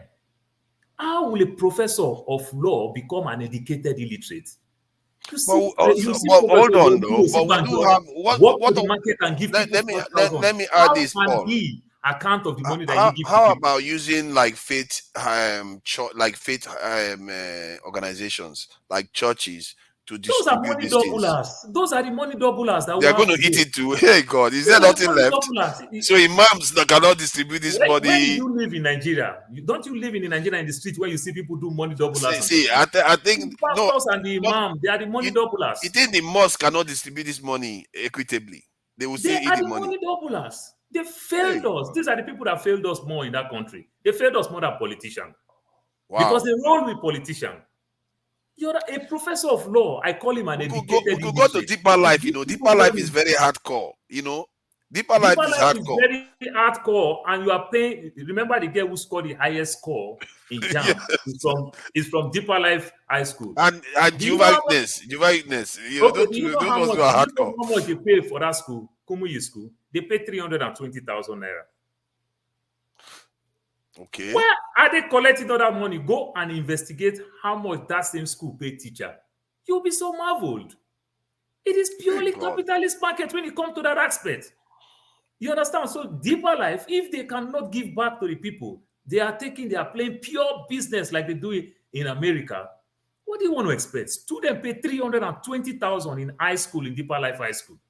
Okay, Paul, let me ask you then. Teacher which organization, hold on now, which organization do you suggest can be able to distribute these funds equitably to the poorest of the poorest in Nigeria?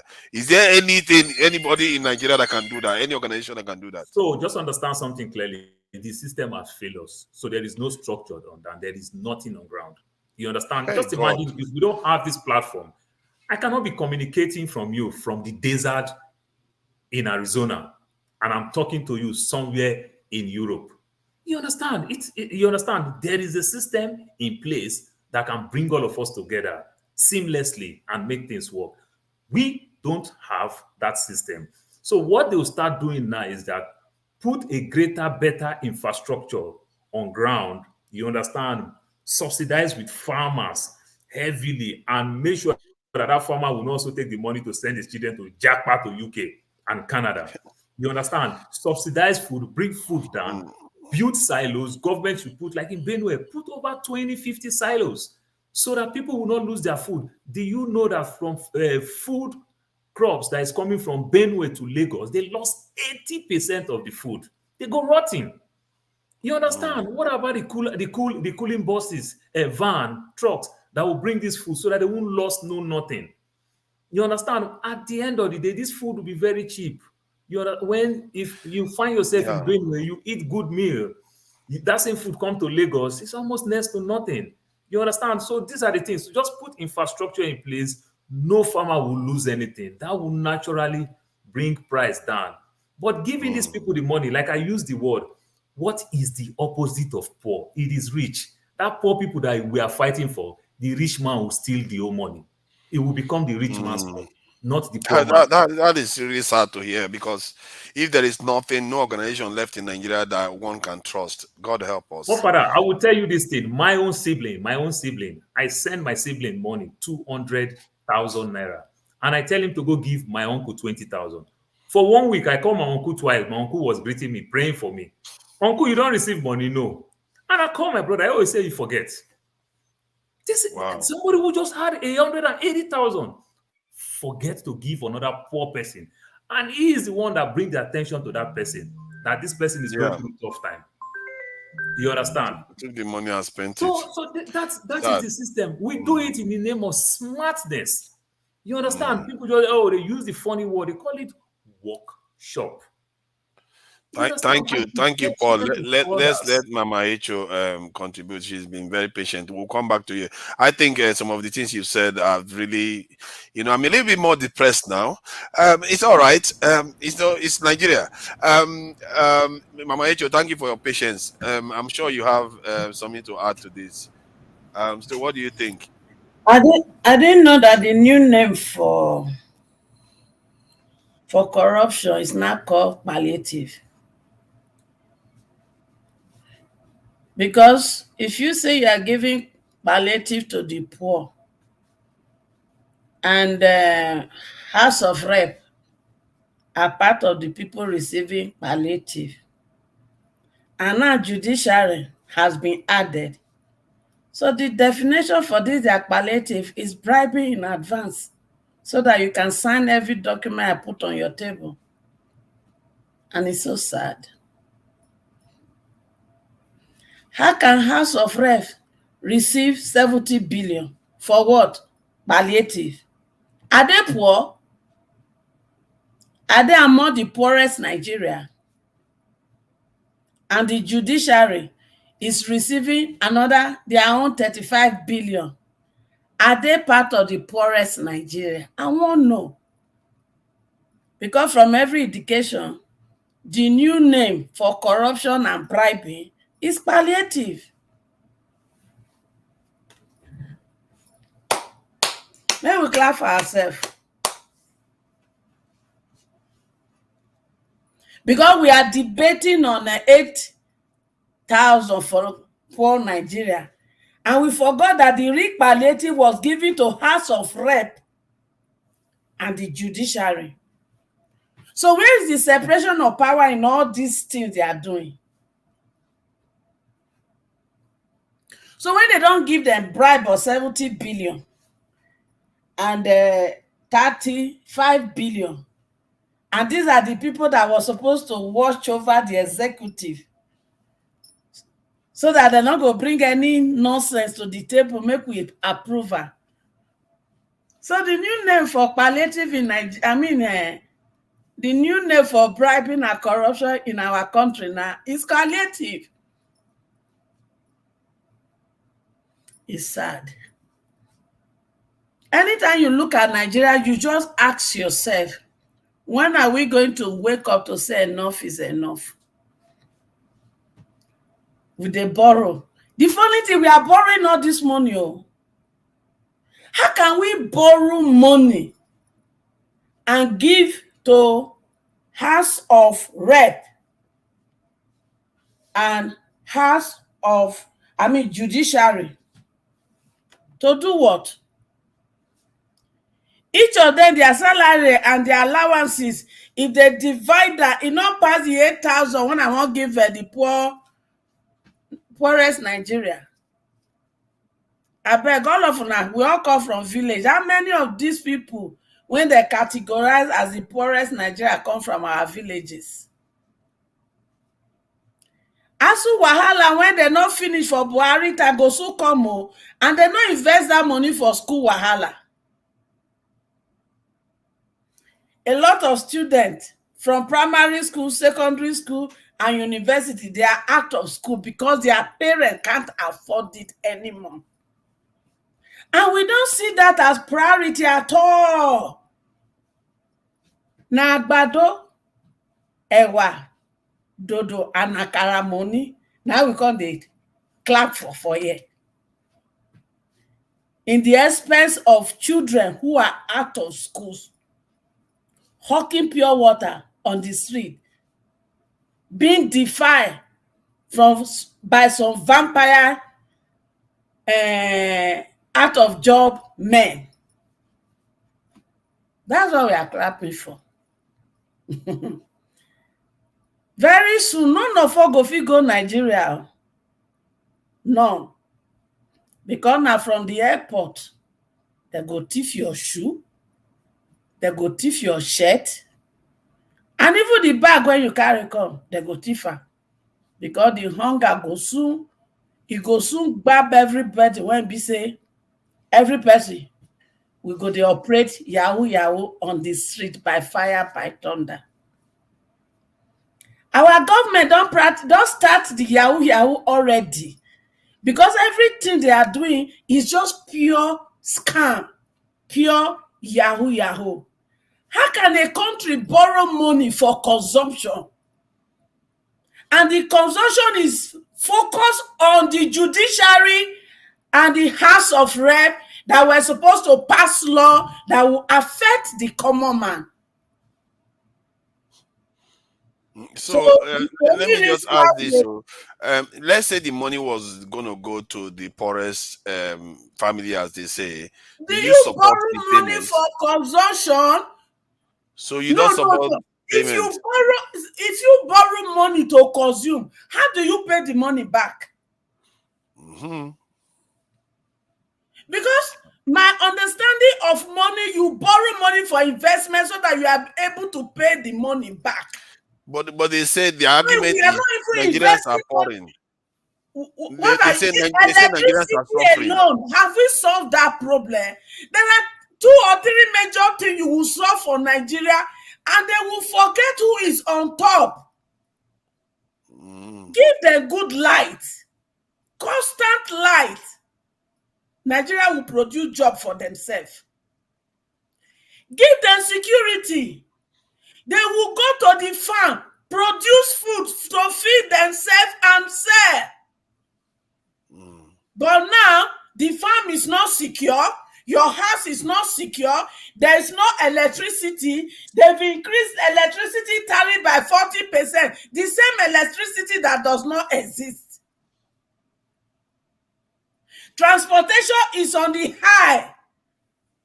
So some people that if the husband and wife in Lagos cannot even see themselves because the man don't say, okay, if I go to work, the whole money will go for transportation. So let me sleep with gate man for 1 month so that I will be able to see money to give to my wife. And we are here celebrating, waiting. Anyway, Maradona is on the throne. So he go play Maradona in the name of helping you people. At the end of the day, they are indirectly recouping every money they spent in election in case judiciary work against them. Mama Echo, let me ask you. So are we not at risk? Because many of us now that are overseas are saying they should not give people money on the ground. Are we not at risk of being somewhat out of touch? Because if people are actually going to get the money... Wait, we are not out of touch here. Forefather, have you sent less than $50 home at once?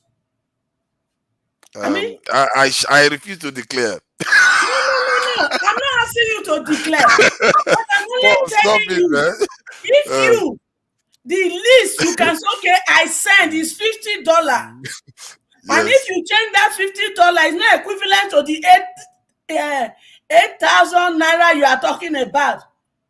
We are talking about $40,000, $50 is in this place, did they still pay people $10 an hour? Wow, $10. Yeah, that's little money. That's what we are talking about here, for goodness sake. America, when they are giving their people food stamp, do you know how much one person receives for food stamp? From $250 and above. Food stamp for a month. And a family of 2 or 3 receive up to 500, 600, 700 in a month. And you're here telling me $10 we should clap. Clap what? No, I'm not saying you should clap. I'm just worried that Nigerians on the ground may not be happy to be hearing us saying all these things because they will say they don't have money to buy Gary. If they want to buy some Gary. Gary for how many days? For 2 days. 2 days is better than 0 days. And after that's how they are going to look at it. After that, they go fasting now. But better than fast for 28 days. To be sincere, if you ask people on ground, they will tell you put that into electricity so that make they sell pure water. Because if I sell pure water, I will make that money in a day or 2. Did you understand? No, I think some people say I'm being the devil's advocate. I'm just trying to because sometimes one could run the risk of sounding from high heavens, and we are just saying don't give them the money. The truth is this: if judiciary pervert their justice, all these that are happening will give room for Nigeria to wake up for the revolution that they need to move forward. Thank you. Okay, thank you, Mama Echo. I think it's electricity next, isn't it? Welcome electricity. So that so that if he can go, then Ovie, Ovie has a lot of opinions on this, and he may have a little bit of texture to add to this because I think Ovie knows more about the way the money goes around in Nigeria to an extent. Electricity, please go ahead. Yeah, thank you, Forefather. You acting as are you accusing me of part of the cabal? I'm not accusing you. See, that day when you said there could be issue in Nigeria, I took it as a kind of warning, a sign, because you belong to that extreme end in terms of the debates in Nigeria that seems to be more close to the way the elites think. You tend to want to get in tune with them, let's put it that way. And if you are beginning to sound alarm, then everybody should be worried. You see what I mean? So, and if you say that they already know how to pay this money, in other words, you are aware of how the money is being spent. So you may have something to add to it, because most people are saying, no, don't give them the money. Let's invest in something, including yourself, to be fair. Electricity, please. Yeah, thank you. Good afternoon. Fofada, you say you're acting as a devil's advocate. Is that correct? You're muted. Yeah, that's not what I'm trying to do. I'm just trying to think of the fact that those poorest people are not on this debate. And we don't know what they think. Because to me, what they say is something is better than nothing. It's not because they are going to be grateful for it, or the 8,000 is going to transform their lives. But they'll say food is getting more expensive. If I can put that 8,000 on top of it, it might save me a few days of buying something. But it's not looking like you are debating for the poor people. It look like you are debating for TVC right now. Yeah, Paul, thank you very much. Thank you very much. That's my point. They are not here to tell their side of the story. Paul, thank you very much. Because from what let me opine, in my opinion, Fofada, you are not being sincere, and that is what Paul just highlighted now. And I think if there's anybody out of touch here in respect to that your statement, you are the one that is actually out of touch. Okay. Not any other person. Give me the reason why I'm hold on. You are the moderator. Hold on. You are the devil's advocate. This money that they are going to share, how long will it be for? If I'm correct, they said it's for 6 months. Is that correct? Good. Now, within that 6 months, what would they put in place that will not cushion the issue on ground after that 6 months? Could you answer that question, please? Oh, no. I think hopefully Dangote refinery will be on stream and Nigeria refineries will start coming online. Modular refineries will be there. Security will improve. Investment will improve. I'm going to refrain from saying certain things. Can you stop quitting? This is a serious matter. I'm going to refrain saying I'm certain actually being things serious because it's a little bit weird that all of us overseas unanimously, when everybody is having a group thing like that, maybe you should ask us a little bit of a question that, you know what, people on the ground are not here. So that's something we have to be careful about. And do you know why they are not here? Because they're extremely poor. That's the problem. Could you expatiate on that? I don't think it's because of that. They may be so poor they cannot buy Gary, not to mention buy. It's because they cannot buy data to be with you on this platform. Yeah, no, exactly. We should also understand that it's not just to Nigeria that have that kind of opinion. There are a lot of Nigeria who actually have that opinion. So it's not necessary that just because. In the context of our discussion, that's the best way to use the money. But I'm just saying that all of us are sounding like this. We may be sounding out of touch, and that's not a good impression. No, that is not out of. Listen, Forefather, I said something here the other day, which brought me back to the channel to kind of. I spoke to Dr. Damage over the weekend, and I came back again. And I'm going to say something again, and I ain't going to apologize, okay? I think we'll be already weighing on it a bit, and I'm not going to go into what he weighs in on. Even if you pay Nigerians, the entire, the maybe 150 million Nigerians, 50,000 a month for the next 6 months, ain't going to change nothing. I want you to write it down. Take it to the market. He ain't going to change. Julian made a statement, which is very powerful, that he doesn't understand how we Nigerians think or how we listen. Until we stop talking and start acting, then we are going to see a change. Now, I've always said this about the legislators. 70 billion to the legislators. Come on, let's be realistic here. We know where this problem is, and we keep kind of is it an ostrich that buried his head in the sand? We know where this problem lies, and that is where the problem lies. Who put Akpabio there? Tinubu. Who put the man in the House of Rep there? Tinubu. So they are going to dance. They are going to do his bidding. Listen, we know this problem. Further, it's like, to be honest, I want you to be realistic when we are discussing this issue, because this issue we are discussing is a matter of life and death. Let's just look at it from that way. It's not child's play, because you send money to Nigeria. Like you said, you have a stake in the country. And for the fact that you have a stake in the country, I don't know what that stake is, you certainly will be feeling the pinch over here by sending money, and you know what that money gives you at the end of the day to do what you want to do back in Nigeria. I said, listen, it's on record, so I can say publicly. To 2020, I was in Nigeria for 8 months. I was supposed to come back in March 25th.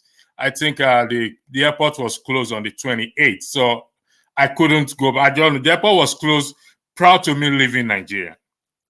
I was in Nigeria for 8 months. My rent was paid, my salary was paid, despite not working.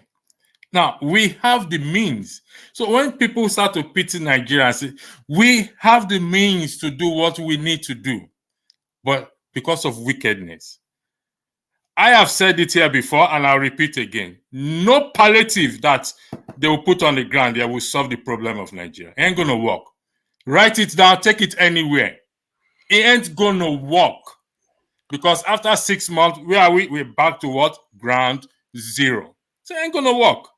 So for that, when you are making an argument, please make an argument based on sincerity, because you have a stake in the country there. If you want to be a devil's advocate, then hold on one second. Okay, because I'm done patronizing or try to be. No, I ain't going to patronize nobody again. The least anyone can do is to tell me to fuck off, and I will fuck off. But I'm going to say my mind. We know what to do. Let's stop talking and start acting. Like what Mama H will say. Time will come. They will ask you to pull your shoe. Because of what? Because of hunger. I mean, I sent money home 2 days ago, if I'm correct. Yeah, today's Saturday. No, yesterday. In fact, they're telling me, don't send me 50,000 naira because I ain't going to go nowhere. It ain't going to go nowhere. Do not send me 50,000. I said, let's negotiate this. No, we are not negotiating nothing. Do not send me 50,000 naira. Huh? Don't send me 50,000. And actually, I couldn't send the 50,000. I have to send above because I know what is needed for. So please, don't be a devil's advocate. Be a moderator, because if you do a devil's advocate, that's why I asked you that question. I would have put a lot of questions to you. So let's put on the ground there. I would like to think that this is what any respectable journalist will put it to anyone that is, before them, that, okay, I understand that you say this money should not go this way, but how about the people? What are you going to do for those people that cannot buy food right now? That question will come in. Listening to what I said, even if 50,000 naira is given to Nigerians today, not just 12 million or 60, I said 150 million Nigerians among the 200 million Nigerians that we have. 50,000. I didn't say 8,000 naira. 8,000 naira is rubbish. Anyway, I don't know why we're arguing 8,000 naira. 8,000 naira that won't buy you nothing. 50,000 naira, minimum 50,000 naira for the next 6 months. I asked you a question. What are they going to put in place after that 6 months that will now cushion the burdens, the suffering there? You could not answer that question. No, I did give you potential changes that could be put in place to ensure that happens. Like, actually, I am on the same side as most people here, that I believe that this money can be spent more productively. However, if they have chosen this path now, one has to look at this thing that when we are all coming out on and say, don't give them the money, while people that are struggling to buy food day to day will be thinking, better something than nothing. And remember, this is a stopgap. There is a level to which societies can endure stress without ending up on the street. And if they end up on the street, given the fragile nature of the polity in Nigeria right now, all bets are off. So maybe that's why the government is going in there and saying, you know what, let's try to plug this gap while we go and deal with something else. But I also understand that by Nigerian standard, they are not going to do anything, and it's not going to transform their lives. That is where we are right now. But we don't know that. Okay, we don't know whether Dangote refinery is going to come online. Yeah. You said that money can last them 2 days, 3 days. Yeah. What is the difference between lasting them 2 days and taking a bribe for election, that the money to sell their vote that will last for 2 or 3 days? The money will also last for 2 or 3 days. What's the difference? And the poverty or the suffering continues. What's the difference? In a way, you've just drifted into the point I'm making. from their point of I didn't view, drift into any point you're making. I'm just asking you. You are saying that money will actually we're pushing something for 2 or 3 days. I did not. No. Do not mischaracterize my statement. I do not drift into anywhere you are, and I won't do that. Okay. What I am telling you, all I'm asking you is this: you said, listen, hold on one second. You are the moderator. You said the money will cushion them for 2 or 3 days, and I'm asking you. What is the difference between taking a bribe to vote to sell your election that the money will last 2 or 3 days and this particular one given to them and the suffering continues? Okay, now let me just answer that. I think that what you said, that they take this money for election, remember, they are thinking in their immediate benefit right now. They are not thinking for the future. So that is the way they will look at the 8,000 too. They may, I don't even know that because I've not spoken to somebody on the ground. Forefather, I know you they are may look at it that way. Forefather rates their point of view if it's proper, 1 to 10. His point of view. Their point of view that you are talking about, is their point of view very proper to you? That they can feed 2 days out of 30 days? No, it's not. But you are not the one in their position. You see, this is one of the things they said to me. One of the things people tell me all the time that I'm out of touch, I'm on feeling and all this kind of stuff. So, Forefather, you're always defending these people. You are always defending these people. I'm not defending. And it wonder. It makes when I wonder, try to bring the poorest people into focus, people say I'm out of touch too. Yes, you are. Forefather, you out of okay, touch. let me. You're not even I'll leave it. Let's narrow this thing. I agree. Everybody, you are all correct, probably. So let's put empathy into the situation now. When was the last time you went to Nigeria? A few years ago. No. Come on, don't insult my intelligence. When was the last time you went to Nigeria? How many years ago? 5, 10, 15, 20? You're not going to get any more than that. I'm sorry. So you can move on now. That's why I say you're not. In fact, it's not that you appear to be. You are not sincere. I'm sorry. On this issue cannot be based on dates. So I don't know what your point is. But I know you don't need to talk when you went to Nigeria. All I just need to tell you: go to Jumia or Konga and go see how much they sell Lipton. Go see how much they sell ordinary Milo. Go see how much they sell peak milk. Go to Jumia.com. Go to Konga. You will see the price there. So I hope you all remember that I share the same opinion as you all do. But no, you don't. You don't. Are you the floor to you? Thank you. I'm being an advocate. I'm just trying to speak for the other side. Balance it. Exactly. I'm trying to balance it because it seems to be going one way. I'm trying to balance it. It's not one way. Also ask the positive question. Don't only ask the negative question. You understand? Is it negative to think about the people that want to? Is it negative to think about the people that may want to take the 8,000? Forefather, you should be angry about the atrocity that Nigerian government, that Tinubu has committed in this $8,000 palliative. It is atrocity, inhuman, as well as callous wickedness. I agree with you. 150 million to one single senator, to one single House of Congress, and he's giving 8,000 to a family in Nigeria. And most families, you can even get 10 people in a family. How are they going to use that for a month? I apologize again for interjecting. Someone went to do a test last 2 weeks in the general hospital. Okay.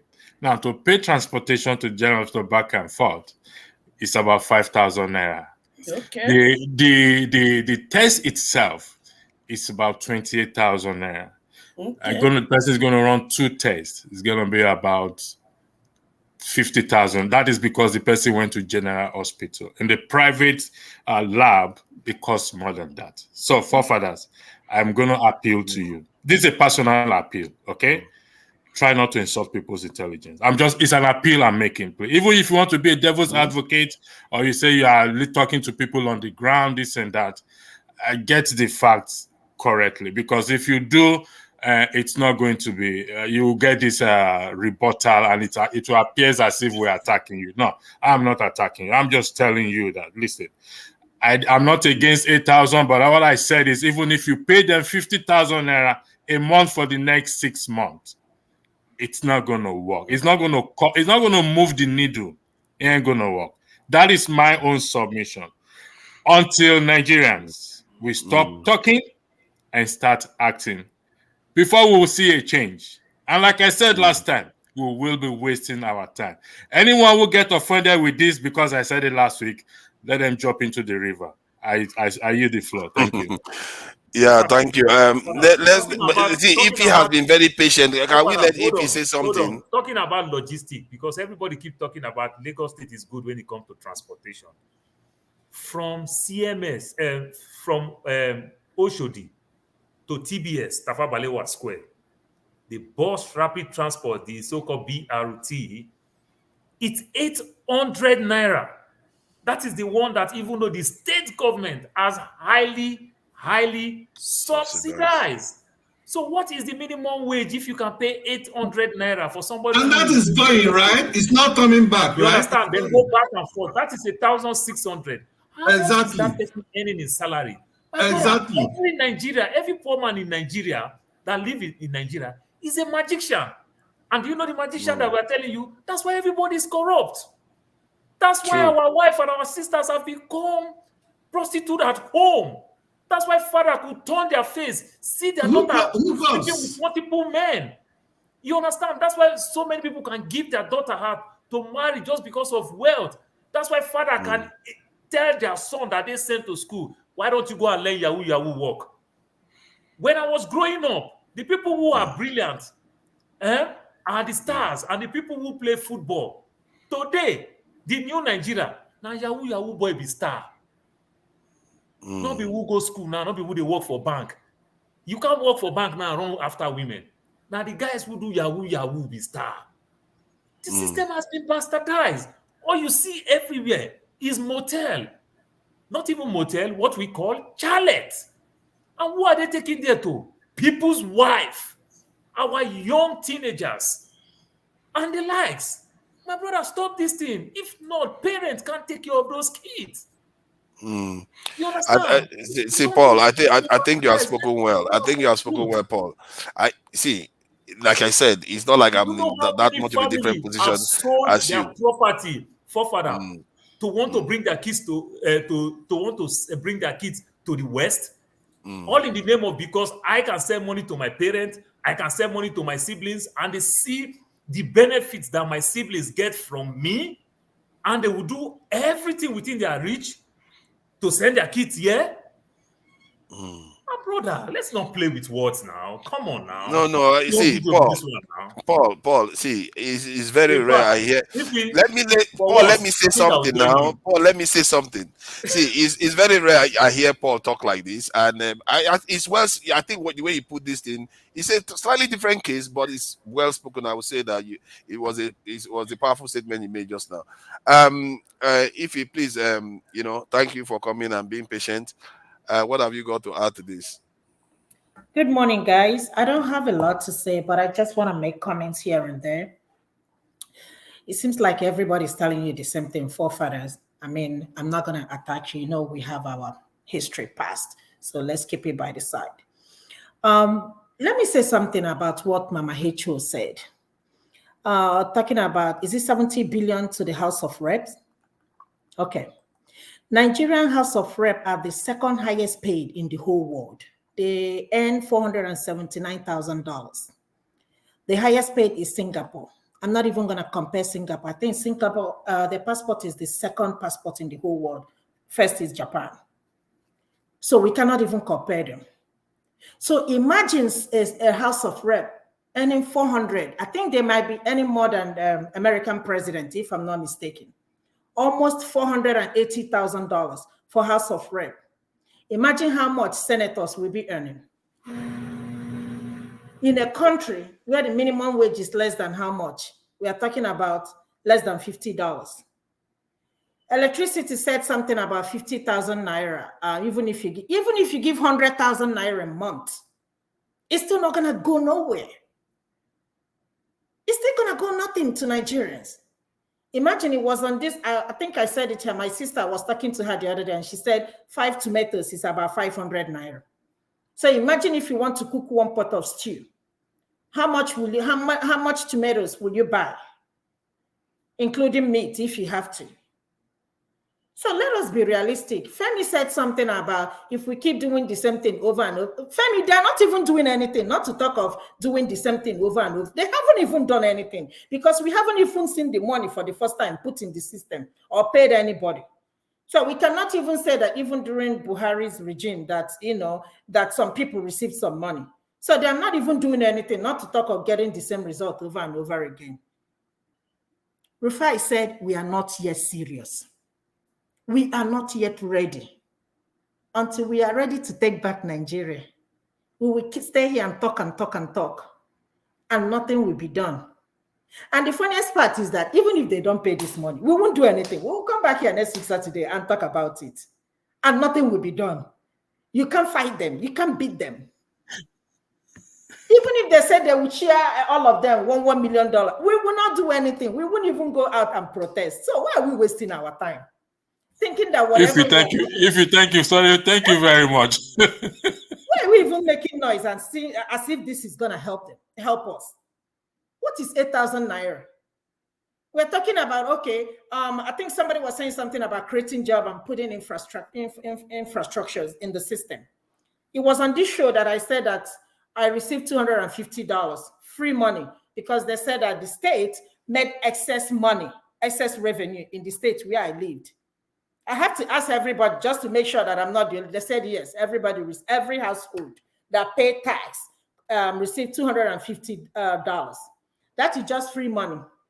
And you're talking about in a country where the House of Rep is making over $480,000 and you're giving somebody 8,000 naira.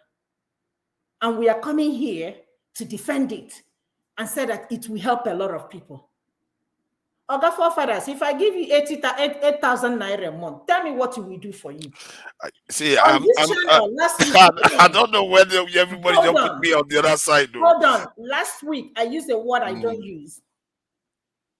When we are talking about what everybody's going to run out of the country, why should everybody? This guy that came to the show, I can't remember his name, said that by December, hopefully he will leave. You don't live in Nigeria. September. You don't know the pain these people are feeling. You don't. In Nigeria? You don't live in Nigeria. You can send, no matter how much you send it to people back home, it's still not enough. I know. That's why I'm saying anything that they get, don't you think it counts for something? And 8,000 naira, after that, what is going to happen? No, these people sell their votes for less. Forefathers, let me tell you something. Forefathers, let me tell you something. Let me give you in fact, let me give you $500 a week and see if you will survive on that. What are you even talking about? No, see, you don't understand what I'm saying. What part of what you are talking about do I not understand? The same Nigerians that take 5,000 naira for voting for somebody, don't you think that they too will be open to say, I will take 8,000 as long as it's free money to them? They will take it. We are not talking about short-term effect. What's gonna after that? What is gonna happen? Let's say, okay, 8,000. I know that's not going to help. 8 times 6 is 48,000 naira, and 6 months after that, what's gonna happen? We won't even see this money do anything to our economy. I know. I know that is the truth. But the point I'm trying to make is that when all of us that are overseas are here saying, don't give the money, the point I was trying to highlight is that don't you think that Nigerians those type of Nigerians, they know what to do. Our leaders know what to do, but they don't want to do it. Of course, I know that. I know that now. Nobody is saying they shouldn't give them the money. We only say a better way they should utilize the money so that it will be more beneficial to them. Like somebody said something about electricity. If you pump this money into creating jobs or stabilizing our economy by providing electricity, do you know what that will do to the economy? Exactly. Do you know? So why? I agree with you. I agree with you on that one. I agree with you on that. What about don't make me education system? What are we even talking about? I think we should not act as if I'm not like supporting the approach. Please don't. I'm just trying to air the view of some of the poorest Nigerians that may be sitting there hearing some of this stuff that all the people overseas are saying, don't give them the money, don't give them the money. But when to them, they will say, I'll take it. You see what I mean? So that's all I'm trying to See, say. so I far don't that believe you in know the go send direction. somebody 8,000 make Can you tell you thank you I for ask you a Nigeria question? now. Yeah. You live in UK, where you have constant power, where they have one of the best educational system in the whole world, where things work. If you go to Nigeria, you forefathers go to Nigeria, unless somebody even pay you 1 million a month, you forefathers will not even survive. So what are you talking? I know. 8,000 naira to a household. You know. Some of these households, some of them are 5, 6, 7, 8. How are they gonna survive? My brother, Do you know in a good restaurant in Lagos now, 8,000 will not be enough for you to take 2 people to go and eat lunch. Let's not forget about restaurants. Even to cook in your house, which is even cheaper. Exactly. Go and buy 8,000 worth of let me I apologize for interjecting. Forefathers, I'm changing my water tank. That water tank is costing me 88,000 naira. My water tank. Now, I can afford it. Okay? Because I am here. How do you know how many people can afford that? I'm telling you personal experience. So when you say it seems the end of water tank in Nigeria. Please, can I ask what is the my own experience is I spend 60,000 every week buying 100 liters of petrol. So if you, that's why I said, if you are spending 60,000 naira or 50,000 naira every week and you are coming with this argument, it annoys me. I'm just being honest with you. You are misunderstanding my point. Nobody's misunderstanding. No, I'm not misunderstanding your point. Tell me what I'm saying, and then I will tell you whether you are correct. I'm not misunderstanding you, and nobody here have said people should not collect the 8,000. Just let's set the record straight, please, because this is a live show and it's on record. That's not what we are talking about. Nobody have said 8,000. What is it? They should not. Nigerians on the ground should not collect 8,000. I put a question to you. If 50,000 naira is paid, 8,000 naira is paid for 6 months. Let's go by the figures that they are quoting. It's paid for 6 months. After 6 months, what happened? In between that 6 months, what would they put in place that will cushion the suffering after 6 months? I think this is a very, very legitimate and reasonable question I am asking. Let's put all argument aside. It's a valid question. Let's say they give the 8,000 naira to 150 million Nigerians for 6 months. 6 months. That's what they said. In between that 6 months, what is there? Are we going to have a functional electricity for 24/7, which I stand for? Which I said without that 24/7 electricity, we're wasting our time and people have been upset with me. Are they going to put that, you that say you are in touch with people on the ground and we are not in touch with? So I am asking you to please kindly explain to me in person, this 6 month window of 8,000 naira that they will give to 150 million Nigerians, if that is the figure. What are they going to put in place? And the legislators are receiving, based on the calculation already put out here, far more than that amount. Now, yeah, go ahead, Effie. Sorry, let me interrupt you. I think Dr. Dominic posted something and said 70 billion divided by 360 national house members. Each we get 194 million each person. Nigeria is 469. It's 469, not 365, plus the Senate. Okay. It's approximately 150 million each. Let's say, yeah. We are gonna do the numbers today in the later session. Let's forget about the numbers. Let's even say each of them will get 100 million. Forget about. Don't let us go to the. Each will get 100 million, whether it is yearly or per month. Now, I want you, forefathers, to compare that to $8. How much will $8 give us in naira? Can somebody help me with the figures, please? $10. $10 will give 8,000 naira. Am I correct? Yes, just $10. No, 100 million naira. That is what 100 million naira. I just bought what Nigeria will call McDonald's just for me to eat something to be on this program. So One legislator. That's equivalent to about £8 in the UK. £8. One legislator for 2 days in the is UK. going to receive You all can say whatever you 100 like. million naira. £8 to do something in the UK for 2 days. One Technically, legislator is receiving 150 million. electricity. Are you going to tell me there are no families here living on £8 for 2 days in the UK? Forefathers, stop saying this thing. Honestly, forefather, I'm gonna leave this platform because I said you should not insult people's intelligence. Okay? Oh, come on. I can live with £8 for 1 week. Do you know why? Because there are some certain things that are already in place. I did say here the other day that price of fuel was increased by 7 pence or 7 cents in the Republic of Ireland. But you see, there's a functional electricity 24 hours. The buses are well subsidized. Okay? The buses are well subsidized. The thing is, we can do these things. People say we can do these things. Yes, we can. It's wicked. That's on the side of the leader. Let me just read this out. Kulata, Kulata, this is what Kulata, thank you for £5. Let's thank people that are trying to give more. See, why are you? What kind of you are making me the boogeyman now? Hold on. I think Nigerians. Okay, let me just read this, please. Enough of okay. You want us to discuss? You want us to discuss the Kulata? No, sorry, you put something on the platform there. So what are you talking about? Kulata economy. We're talking about solutions already.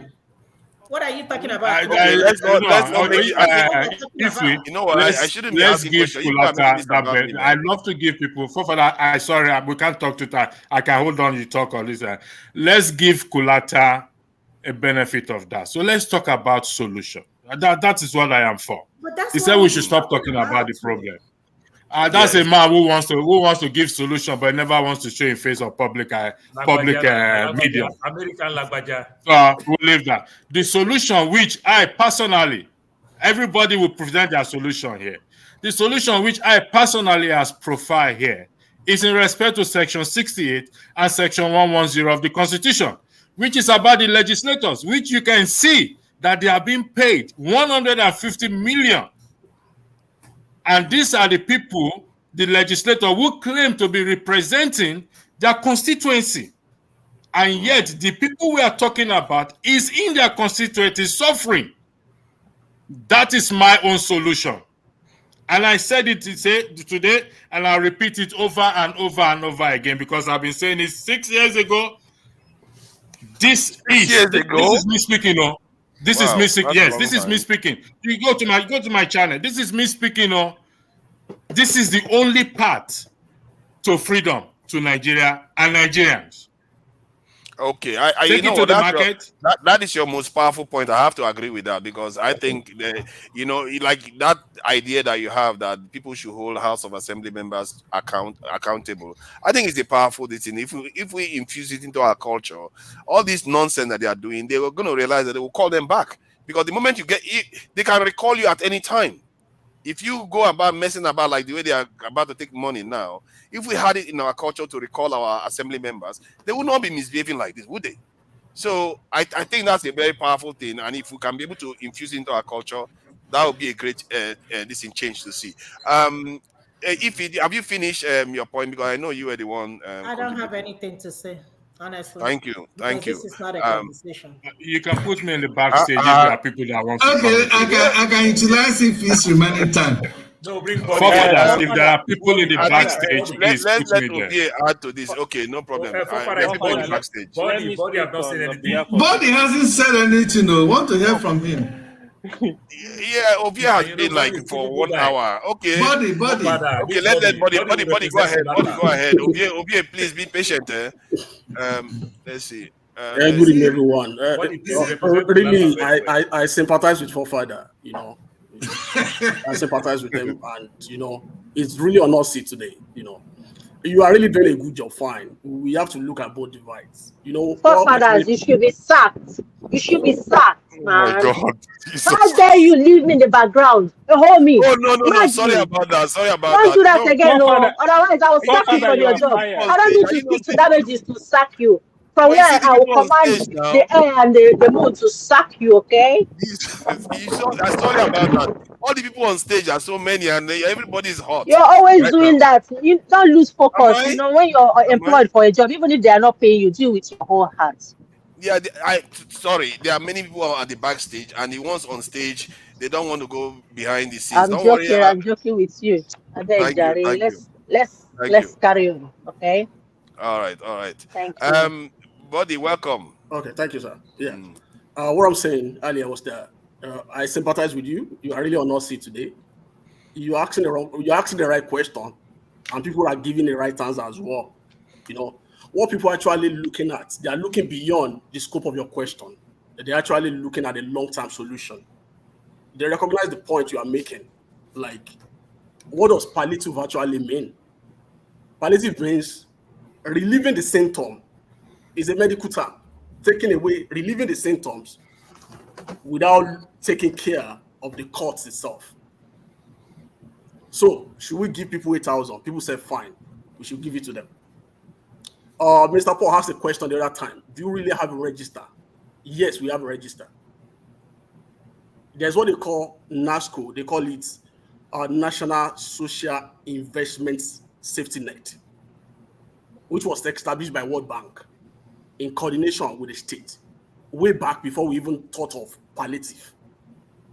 So we have to understand that there are registers of the poorest of the poor in Nigeria before we thought of palliatives at all. Up to date? Yes, you can check. Please. The project was financed by the World Bank, by the HELO, and by the EU. Go and check. We have it way back in 2016, even till today. They were carried out by state, even not the federal government. Federal government was only utilizing the register.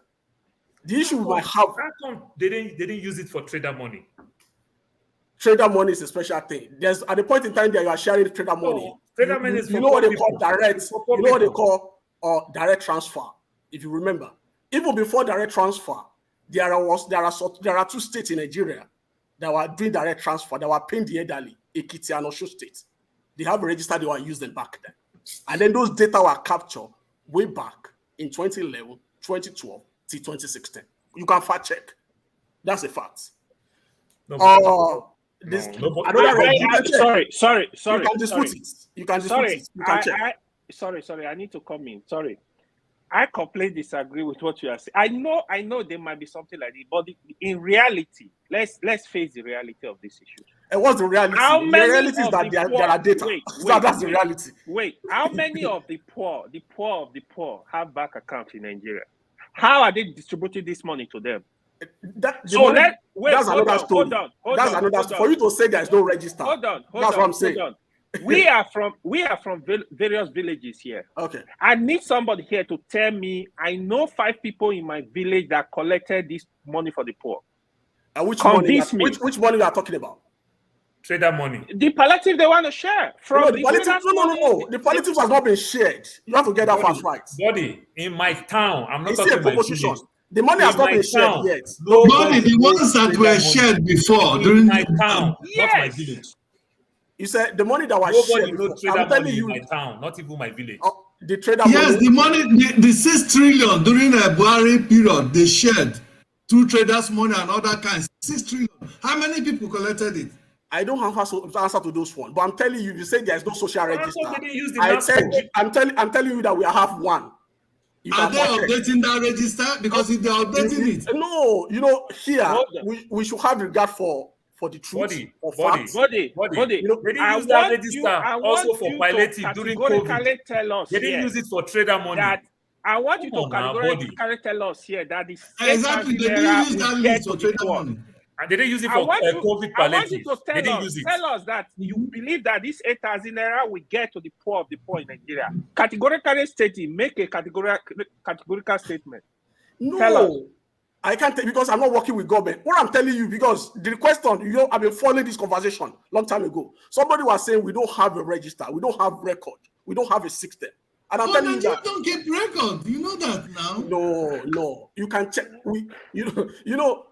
Like When we now. mean we don't keep record, does that mean we You don't keep cannot something access like any government records? But we're The talking about organization conversation. without keeping a comprehensive, document. Let me make Only the comprehensive government my record. point themselves first. keep Let me those make my point. Allow me documents. to make my point. Allow me to You make. cannot access any government organization, any public hospital, public thing without keeping a document. But did the government themselves keep those documents? You understand? If the government themselves keep those documents, then they don't need me to fly 5 hours, 25 minutes from the desert in Arizona to New York to go renew my passport when they have all my documents. All I just need to do is just to pay for them to update. The Look at conversation we're driver's having right license. here. To collect driver's They license don't. in Nigeria. Look at. Excuse me. Let me make my Look point. at. Let me make my point. The conversation we're having is that, like, Let him talk. if you have that register that I'm actually talking about, which I know that register exists. My brother, they don't take that register sell akara. They don't take a sell akara. Day. How do we ensure? The question is, how do we ensure? Like the question was asking, how do we ensure that this money gets to the people? That's the point I'm establishing.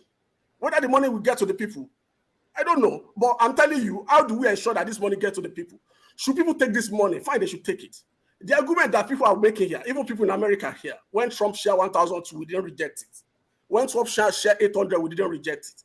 Can 800 afford the cost of housing that we live here? Not at all. Our house rate is more than that. But we took it.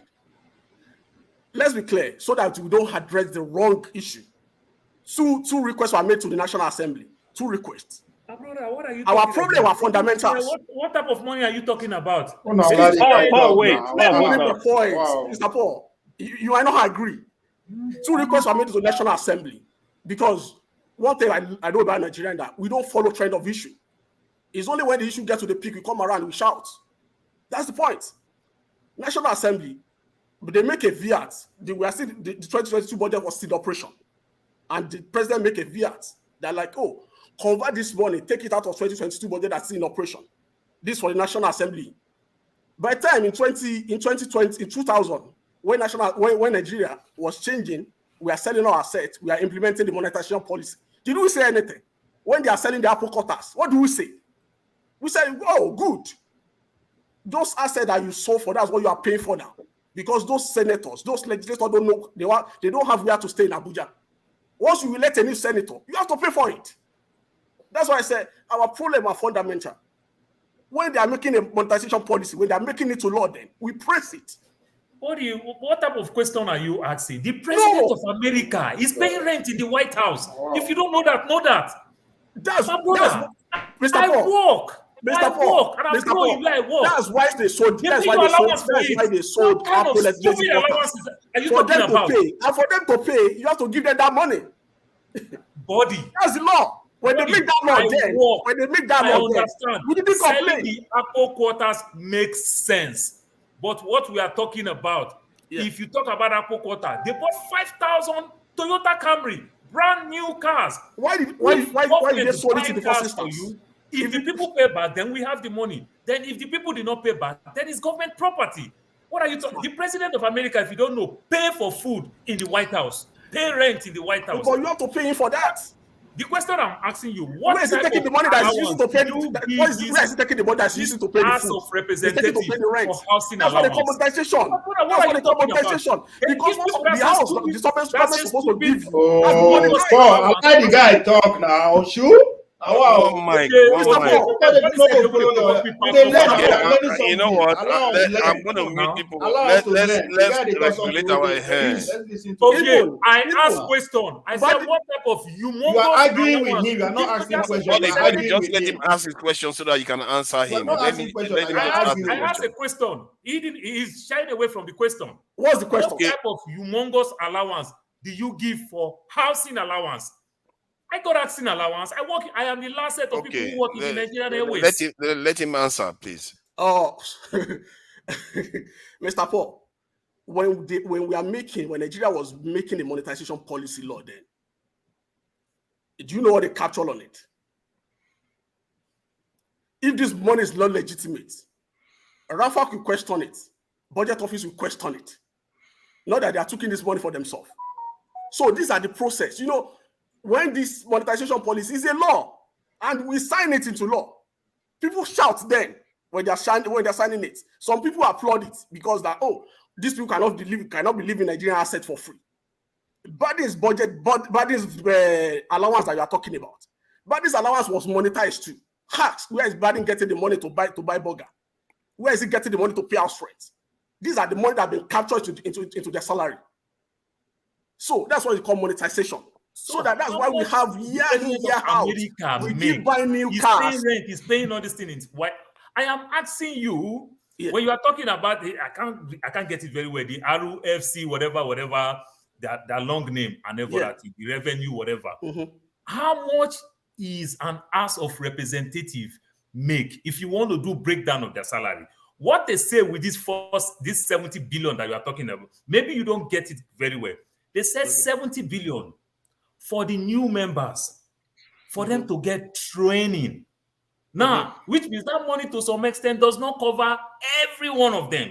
For the new members to get training, to bring them up to speed. Remember, it's not everybody. You understand? So when you look that money is too much. Why do you budget money for that when you on your own supposed to train these people? You don't need to send them to Israel. You don't need to send them to Greece. All you need I understand why you need I'm going to start timing now. I think the timer is going to go off soon, actually. That's why I say whatever approach that we are making, we have to be holistic. When they are making monetization policy in the past, when they are signing it to law, we should have raised this question.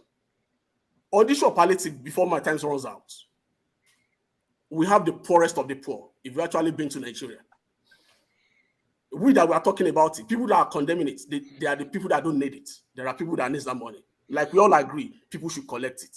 But is it a final solution? No. But in the meantime, before this final solution comes, we must have some stuffs in place. Is government ready? They show some signs by unifying our currency, trying to work on foreign direct investment. Tax harmonization, their policy in place. Emergency on food security, their path forward. Because no matter the amount of money that you have, if you go to the market with the food inflation in the market, you can't buy anything. Government has to address that within 6 months. That's very, very important. The issue of security, government has to address that. Because you can say those are the final, those are definite solutions to our problem. But in the meantime, do people really need support? People actually need support. If you go to far north, there are people. Even we should ask questions now. How many states in Nigeria are even paying that 35,000 minimum wage? How do people survive? But if you don't mind, what are people actually living on? If you don't mind, is that what when Kolata is talking about? When Kolata is talking about what about solution?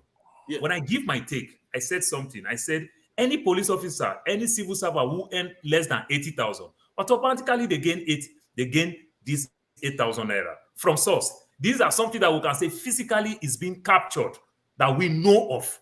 You understand? All the civil servants, all the teachers who work in public sectors and everything. So many other people will come in some form of way that government will know. Somebody makes mention of what is that slum in Lagos again? I forgot the name now. Somebody call it now. My head just get full. My head just got frozen. In Lagos, this not that you asked. It just escaped. You understand? This is the first time I've ever forgotten that slum. Is it Makoko? Is it Makoko? You understand? So there are things you can put in place. I am not telling you that to throw it out, but I use one word carefully. I said, what is the opposite of poor? It is rich. These poor people that they don't have no record. In my village, and the poor, you are giving those all money to rich people. It will never go to them. So Bode say two things, right? Yes. The one that we agree with him is the issue of houses, monetization of houses. He's very right on that. Let's keep it brief because we need to move it on. And there is KJ. KJ is in the background, and he hasn't said anything. He's been very patient. Yeah, he's very right on that. The other one, but you see this issue of money, Body. Me and you, we always agree on this platform, but today, you are right with what you are saying. What I'm saying is that, before I joined the conversation, I was listening in the background. You know what everybody keeps saying that, we don't have a record. There's no register anywhere. I'm saying We have. So if you want to work with something, we don't have. Okay, let me put it this way: we don't have accurate register. The kind of register we're talking about, right? Mm-hmm. You live in United States, right? For example, they're gonna ask you like, you want to buy a car, you don't have money, you buy a car alone. Oh, where is your social insurance number? Once they take that number, pull it out, they know who you are. Mm-hmm. They know if you can finance that car. They know like they know it brings out everything about you. So even for example, in the churches and mosques, I don't know about it, like mosques, for example, they give zakat to the poor, the one they call 10%, what's it called again, in the Christian cycle. They give it to the poor, right? When you go to the mosque, you tell them you are poor, you need this money. All they ask is just your record. So they get your number, they get your taxes for last year. They know you are poor. So this is the kind of record we're talking about. In Nigeria, we don't even. I understand what you are talking about. How many people give birth to? That's a fact. That's correct. In your state, we don't know the death rate. How many people died last year? That's why even in that register, you see, it's all full of dead people. We don't take care of these numbers. Do you know in Nigeria people are very important. You can't do anything with that number. My point is okay. I think before we can say we definitely solve our problem. Buddy, you have to hold on now. No, there's no landing. You guys are taking more time than you should. There are other people that need to talk, and now Electricity has a question for two of you. Okay, Electricity, please ask them so that they can round up and KJ can go. And it's just a clarification to Mr. Body. I don't really understand. So you were talking about housing monetization, or they monetize the housing for the legislator. Would that be correct? I need to know, understand what you. Way back in 2000 or 2002, there was a particular bill that was signed to law. They call it monetization policy. That was signed for all cadres of Nigeria civil servants. That's why if you move from different sector or public service, you see what they call consolidated salary structure. You keep hearing that, commerce. So it's part of the monetization policy. That's why you see at the point in time, you see police buying uniform for themselves. You see them buying shoe for themselves. All those things have been monetized. That's why you see National Assembly, like they don't have to live in government quarters anymore. They have to like go out and find a house for themselves. Government, you have to pay them for that. Okay, let me ask you. Let me just hold on 1 second, please. Okay, my focus is on the legislators. Okay, yes, sir. They're also part of the civil servants. How much is this money, please? Do you have idea? No. You don't have idea. I don't have idea. That's why I'm telling you that, like, Mr. it's been determined by them. I understand where you're coming from. It's been determined by them and the RANFAC. Okay, it's been determined by them and the RANFAC. Yes. Okay. I will admonish that you get the figures and bring the figures to the table, to the floor, I beg your pardon. Then we can go further on this discussion. Can you do that for us? Do you mind? I can do that. Electricity, I know the number. All right, thank you. I yield the floor back. Thank you very much. Before you leave, electricity. I know the number. Can we stop trying to add to it? I'm going to meet you now. Can you tell me the issue of Nigeria? Oh, come on. It's not. You guys are not being fair. There are other people that need. Let me give electricity now. Let's yield. Paul. Let's yield the floor. Paul. We can. Let's yield the floor to others. He said he's going to bring it on the floor. I'll just give you the number. I'm not saying anything. The number electricity that you are asking for. It's like a reverend father who is an Ogboni, and you want to ask him, are you a member of a secret society? What would you get? You can never get that numbers. All right, I'll yield the floor. Thank you for giving me the opportunity to ask the question. Thank you. You're welcome. KJ, thank you for your patience. As you can see, some people, I'm surprised this is quite heated. Disregard KJ. KJ is not relevant today. Let him go and sleep somewhere. I see KJ is very quiet today. He's been very, very tolerant. KJ will be quiet. KJ is full of experience. Let him talk. We force him to talk. IPOB, KJ don't fire that. If not IPOB, KJ will not keep quiet. He has a lot of experience. Let him talk. On the contrary, I have been on the platform, but my very good friend, forefather, I don't know why he didn't want me to come in. So, I was among the third person that joined. I'm sorry. I think I actually did do wrong by KJ actually, because I think it's true. He was here, but your status, see, because you're half out of the screen, and I don't sometimes know they why. don't see you, I think and it's not mine sometimes. So I because miss you sometimes. I'm actually using a big screen, so I don't know why it should be appearing half. Now you are fully on the screen. Welcome. Okay. Sorry about that. Not a problem, sir. Thank you so much, and thank you each person. I've listened. I was here when Dr. Damage came on and left briefly, and I listened to show, and I've been listening to every other comment. Unfortunately, you see, it's a little sad when we are the ones who bring the problem to ourselves. You see, what the fire we're trying to quench right now was not lit by anybody. It was lit by us, because Nigeria is not in a race against time. Okay, so since we know what our intentions were right from the beginning, which was to remove subsidy, it wasn't something like a fire brigade, which is always the Nigerian mode of doing things. Fire brigade. Oh yeah, let's do it quickly, quick. And then we run to nowhere. We don't get to the finishing point. So I would have thought, with a government that has good intention, instead of now we are now trying to backtrack and do what we should have done earlier, we should have put these things in place first. Then we begin to do what we are doing right now. Because what we are doing right now, the water has already been stirred, and those who are supposed to have been falling in have fallen in, and we're not getting any healing. Okay, so let me just, for instance, what is the policy? What is the policy? Because we are not 3 people, 4 people, 5 people, a small group of tribal men. It's a nation of 230 million people, maybe, because we don't even know our population. Okay, so now, what is the plan? What is the goal? Nothing. It's not the first time we're seeing palliative. Palliative started from Babangida's time. Remember the urban mass transit, scheme, which we started. After 3 months, all the buses disappeared. Then eventually they were sold to their cronies.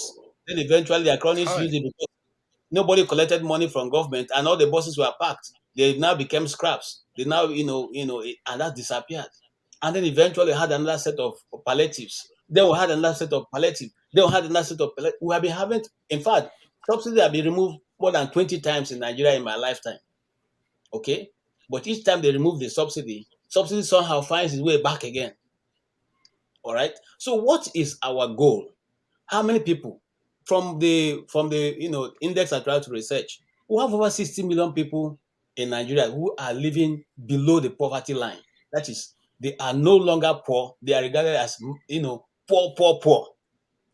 So which among those 60 million people are you going to give the 12 million? And then I hear some people talking here, and sometimes I feel sorry for myself. We're talking about $1, maybe 25 cents.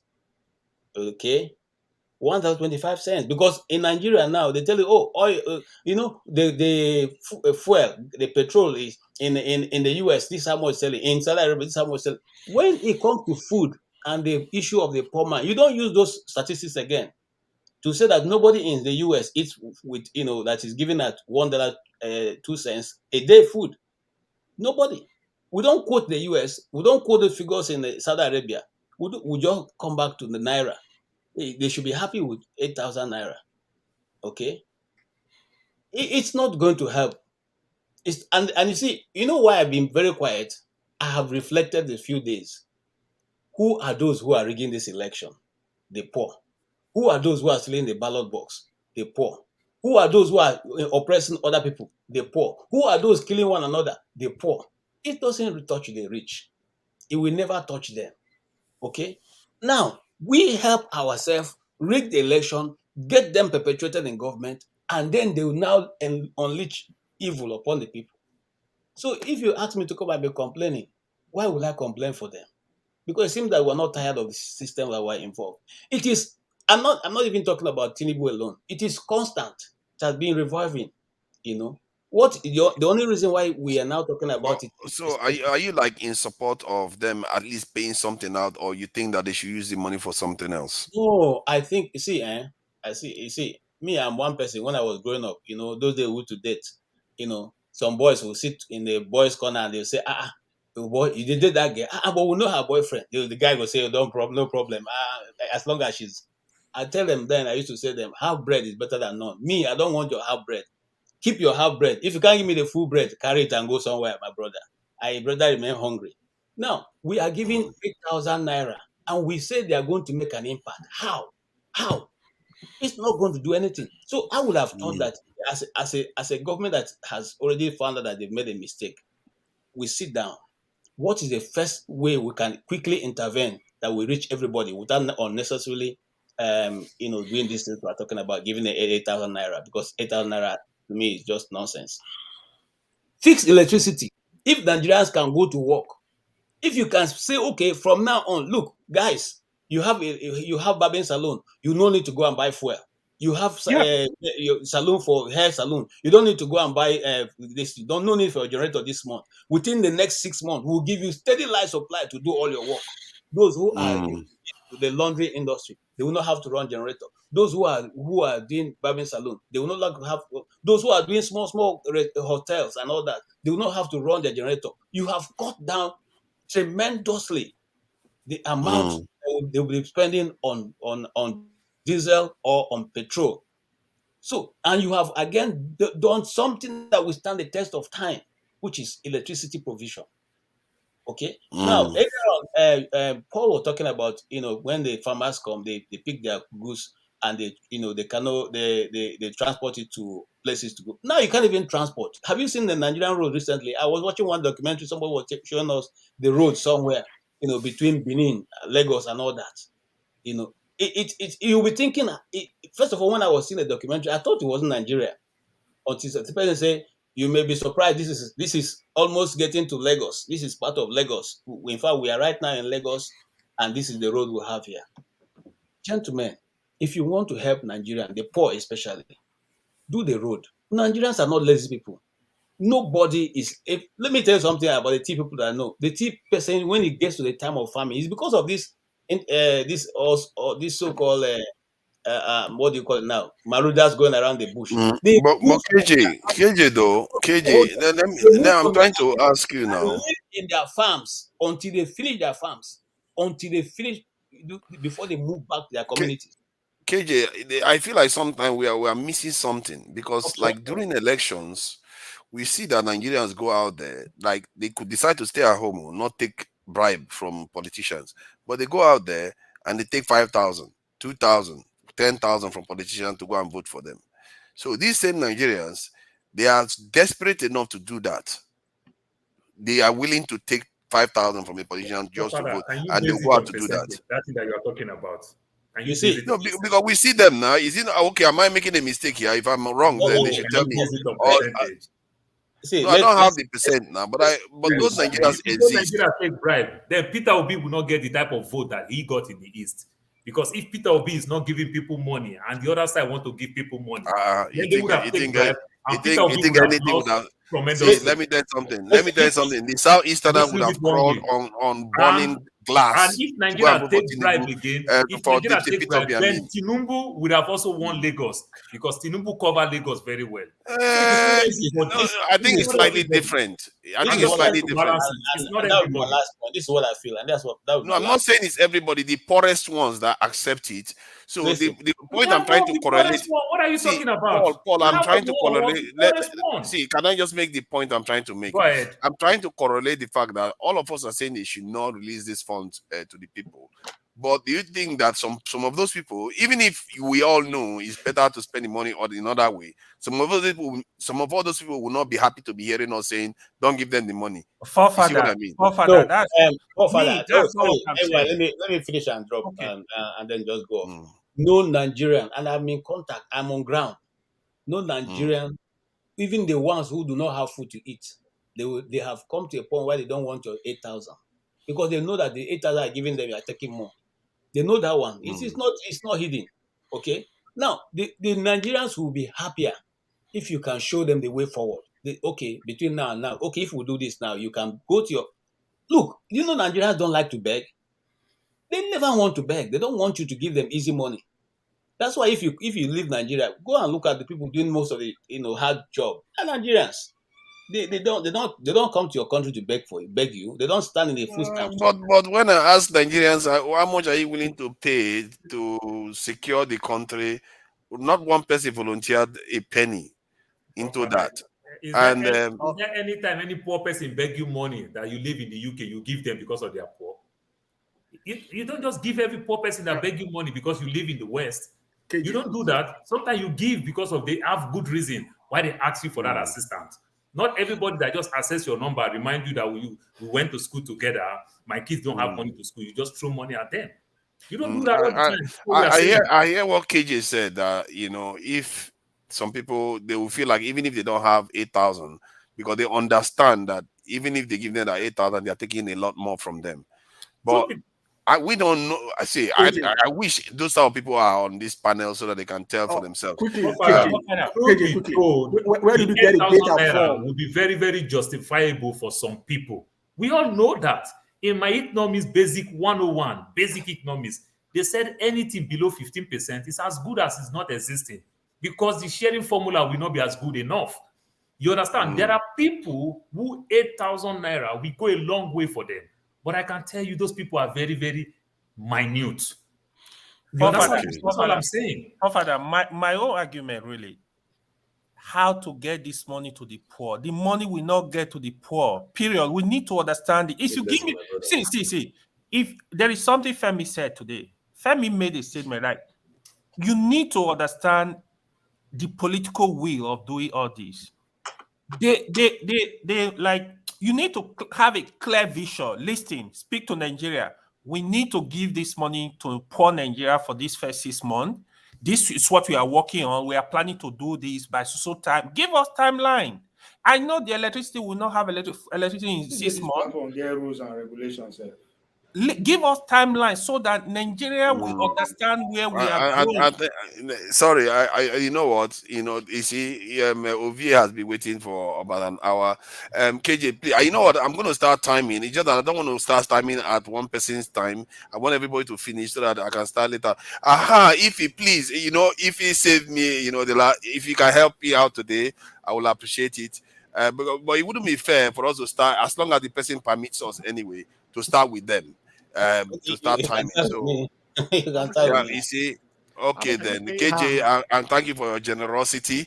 If you can start timing, how many minutes is 5 minutes for the 5 minutes? 5 minutes. 3 minutes. So 5 minutes is 5 minutes for this round. Then maybe next round we'll try to speed it up. So who is going first? KJ. KJ round up, then just round up. Are you going to start timing from my own time?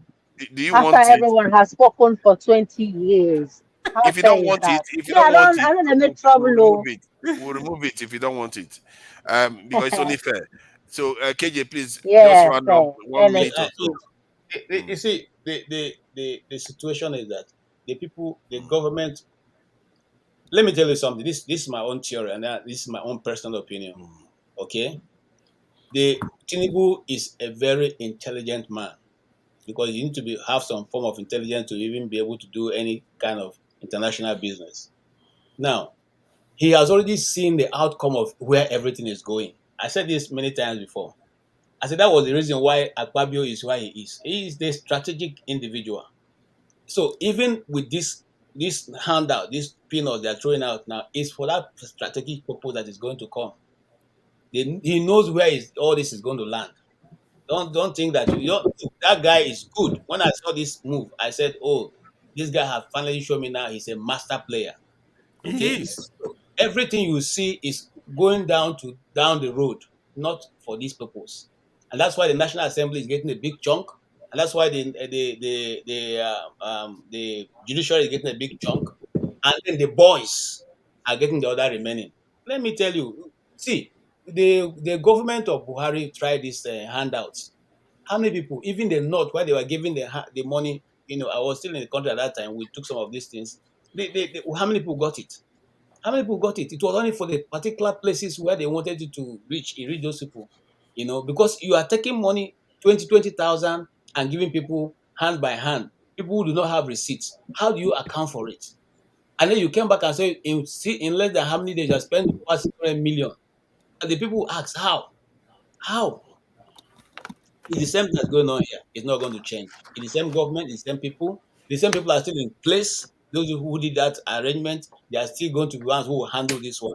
So it's a time to enrich the boys who helped us to grab it, take it, run with it. It is now it's a different town hall, like no other. Thank you very much. Thank you. Thank you. Thank Bully, you. how are you? Yeah, thank you for everything and your patience Good and all. one, KJ. Do you want At it least thought to time or not to time you, Ismiri? You have the freedom to, decide which direction we go on this one. KJ, You at know, I least don't we're on speak the same long. page So, today. how many minutes did you say you're going to time people for? 3 3 minutes. minutes. 3 minutes. If I exceed it, please pardon me, That's because fine. everyone has spoken more than 3 minutes. But I suppose I'll enter up Ishimiri, to 3 minutes. Ishimiri, Yes. I'm gonna be a little bit partial here because you're a woman, so I'm gonna, give you. You called me That's Ishimiri. good. Oh, Ishimiri, I'm Ease. Okay. My dad. All right. Thank Okay. you. Thank you. Thank you. Thank you. Yes. Okay, now. Right. What are we even talking about? You can't compare America, It, UK, and the West. Can you hear me? yeah, we can hear you. It's about the I payment. understand. I'm just saying there are many opinions here, which there is no right or wrong. Every opinion is paramount and important. With the way Nigeria is, we can't actually compare the model of how Nigeria is being run today, or even in the past, with the West. For me, this is my voice now. I would say the structures that would help improve the quality of life of ordinary Nigerians should be invested in heavily in places like schools. When I went to Imiringi, one of the primary schools, the roof was so ramshackles that rain was even falling. That period in the classrooms, the rains are so much that you won't even see people's feet. Young people are forced to get trained in a very untidy environment filled with some kinds of diseases.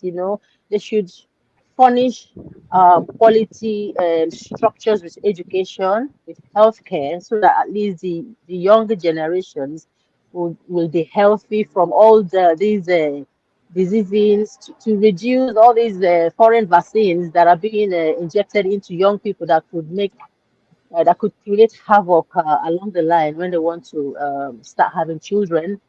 The money they are going to give, the 8,000, did you say 8,000 or 8 million? 8,000, is it for 1 month? Yep, 8,000 per individual for 1 month. Yes. By family. I think Yes. this is evil. This is wickedness. This is wickedness of the highest order. I would ask the person that wants to give this money, how much do you consume in a day, in 1 hour, in your house, Tinubu, and your cohorts? You know, I've been saying to give him a chance, but doesn't mean I wouldn't speak out to scrutinize him. I don't think it's fair. Who are the people? Okay, now, is he going to give the money to the people that voted him, or all his town criers? How is he going to give this money without partiality? In Nigeria, where there is a lot of people would think of themselves first before any other person. Even when there are foreign aids, I'm begging that they should stop these foreign aids. It doesn't reach the people that actually need it.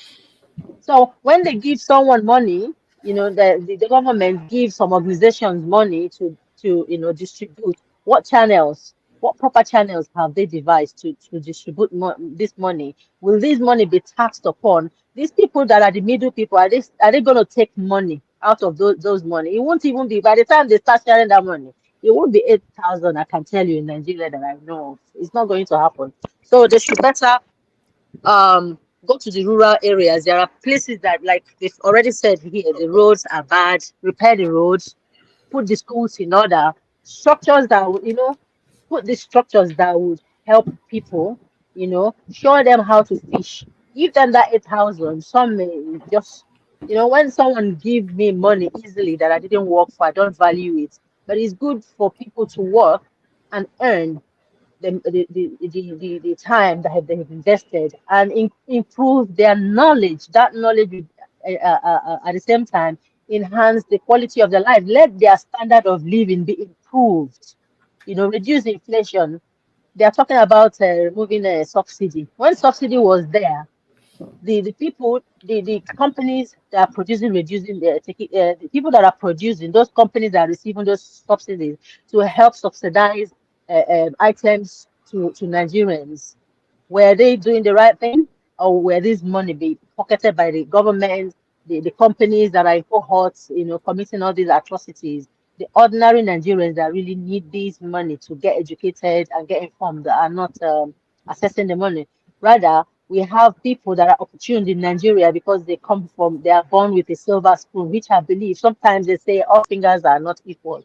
Means you are born in a silver, you're being spoon fed, means you've been given a good foundation by the connections of the parents, like this Tinubu and the son and the rest of them. I'm not against Tinubu, but I'm just using it as an example. So give opportunity to those people that don't have long legs, that don't have anybody, that they have their brains and their hands. They're not paralyzed. They're intelligent. They are talented. They are not even begging. Just make those structures available for them to use it. Control insecurity and crimes, because in a country with high insecurity, there won't be any progress. That's my Time up. contribution. Thank you. Yeah, and they are looking to spend about $1 billion after 6 months, I think, or a year of doing this, if they were doing it up to a year. But if it was 6 months, about $500 million this in dollars, that money could have been spent in a lot of more productive ways. Use it to found different industries. But this is Nigerian government. You give them money in their pocket, they're going to go and spend it, and inflation still goes up again. I don't know, man. These people, I don't know what kind of school they attended, and you just we are here. We all know these things, and they will recruit people from all those advisors that he's got. They are one of us. This is where many of them are from. They have been in diaspora. They will go and give this sort of advice. But what can I say? The Blackstone. Thank you for coming in, and I don't know where you are on this. I think it's almost unanimous. Yeah, people feel like the money can be spent, in a more productive way. I don't know what you think about this. Do you think they should, give the money to the people while dealing with other things, or not bother? Just spend the money put the money in a more productive area. Do you think so? Thank you, the forefathers, and good evening to everybody in the panel. Anyway, my own take is this is quite different anyway. For me, saying you are going to give 8,000 naira to the poor or the poorest in Nigeria, for me, it is dehumanizing. This is a big disgrace and a lack of total respect for the Nigerian citizens, for the Nigerian people. No matter how poor is some person in Nigeria, that you are going to give him 8,000 with the rate of inflation, with the rate of cost of living, you are giving that person 8,000 in a month. In fact, I can't even imagine that could come out from a person in power or anybody in government. Say you are giving 8,000 to somebody. A beggar even make more than 8,000 in a month. And they are doing that while they are giving themselves millions. These people. So that is the issue, So at the end of the day, it is dehumanizing the people. Actually, it's a total lack of respect for the citizens, for the people, right? There are many things we can do. For me, we know that every country subsidize one thing or the other for their citizens to ease the pains, the difficulties in their life. You understand me? And when we are talking about the removal of oil subsidy, now for the past 1 month, there's no more oil subsidy. Where is that money today? Why must they not go and borrow when they say they are saving money from oil subsidy? They not go and borrow from the World Bank to say we are going to use that for palliatives. So where is the money they are not saved from subsidy for the first month? Where is that money? So where can they, I think they said they're going to use that money to support the people, to put this in order. So where is that money now? Nobody's talking about that, you know. So there are many ways. There's what they call subsidy management. There's a way you manage subsidy in every country that it gets to the people that actually that cushion the effect of inflation on people. So subsidy was a big corruption. The issue of subsidy is not a bad thing. Every country gives subsidy one way or the other. But the management, the administration of subsidy is the problem, which Nigeria actually capitalized on, which they are also going to capitalize on this so-called palliative, the 8,000. I tell you, this 8,000 is not going to get up to 1 million people. It will not get to 1 million people. And it's not even going to get up to 6 months before they will stop it. We know Nigerians, how they can play their game, how they can dribble and do this the other way, just to get their way around it. So for me, it is just a disgrace. It is an insult on the citizens. So you are giving 8,000 to people at this time, which 8,000 cannot even buy you a pot of soup. Can you cook a pot of soup in a day? So for me, I don't know what to say. I don't agree with it, and it's not the best policy, and it should not go well. That's my own take. Thank you.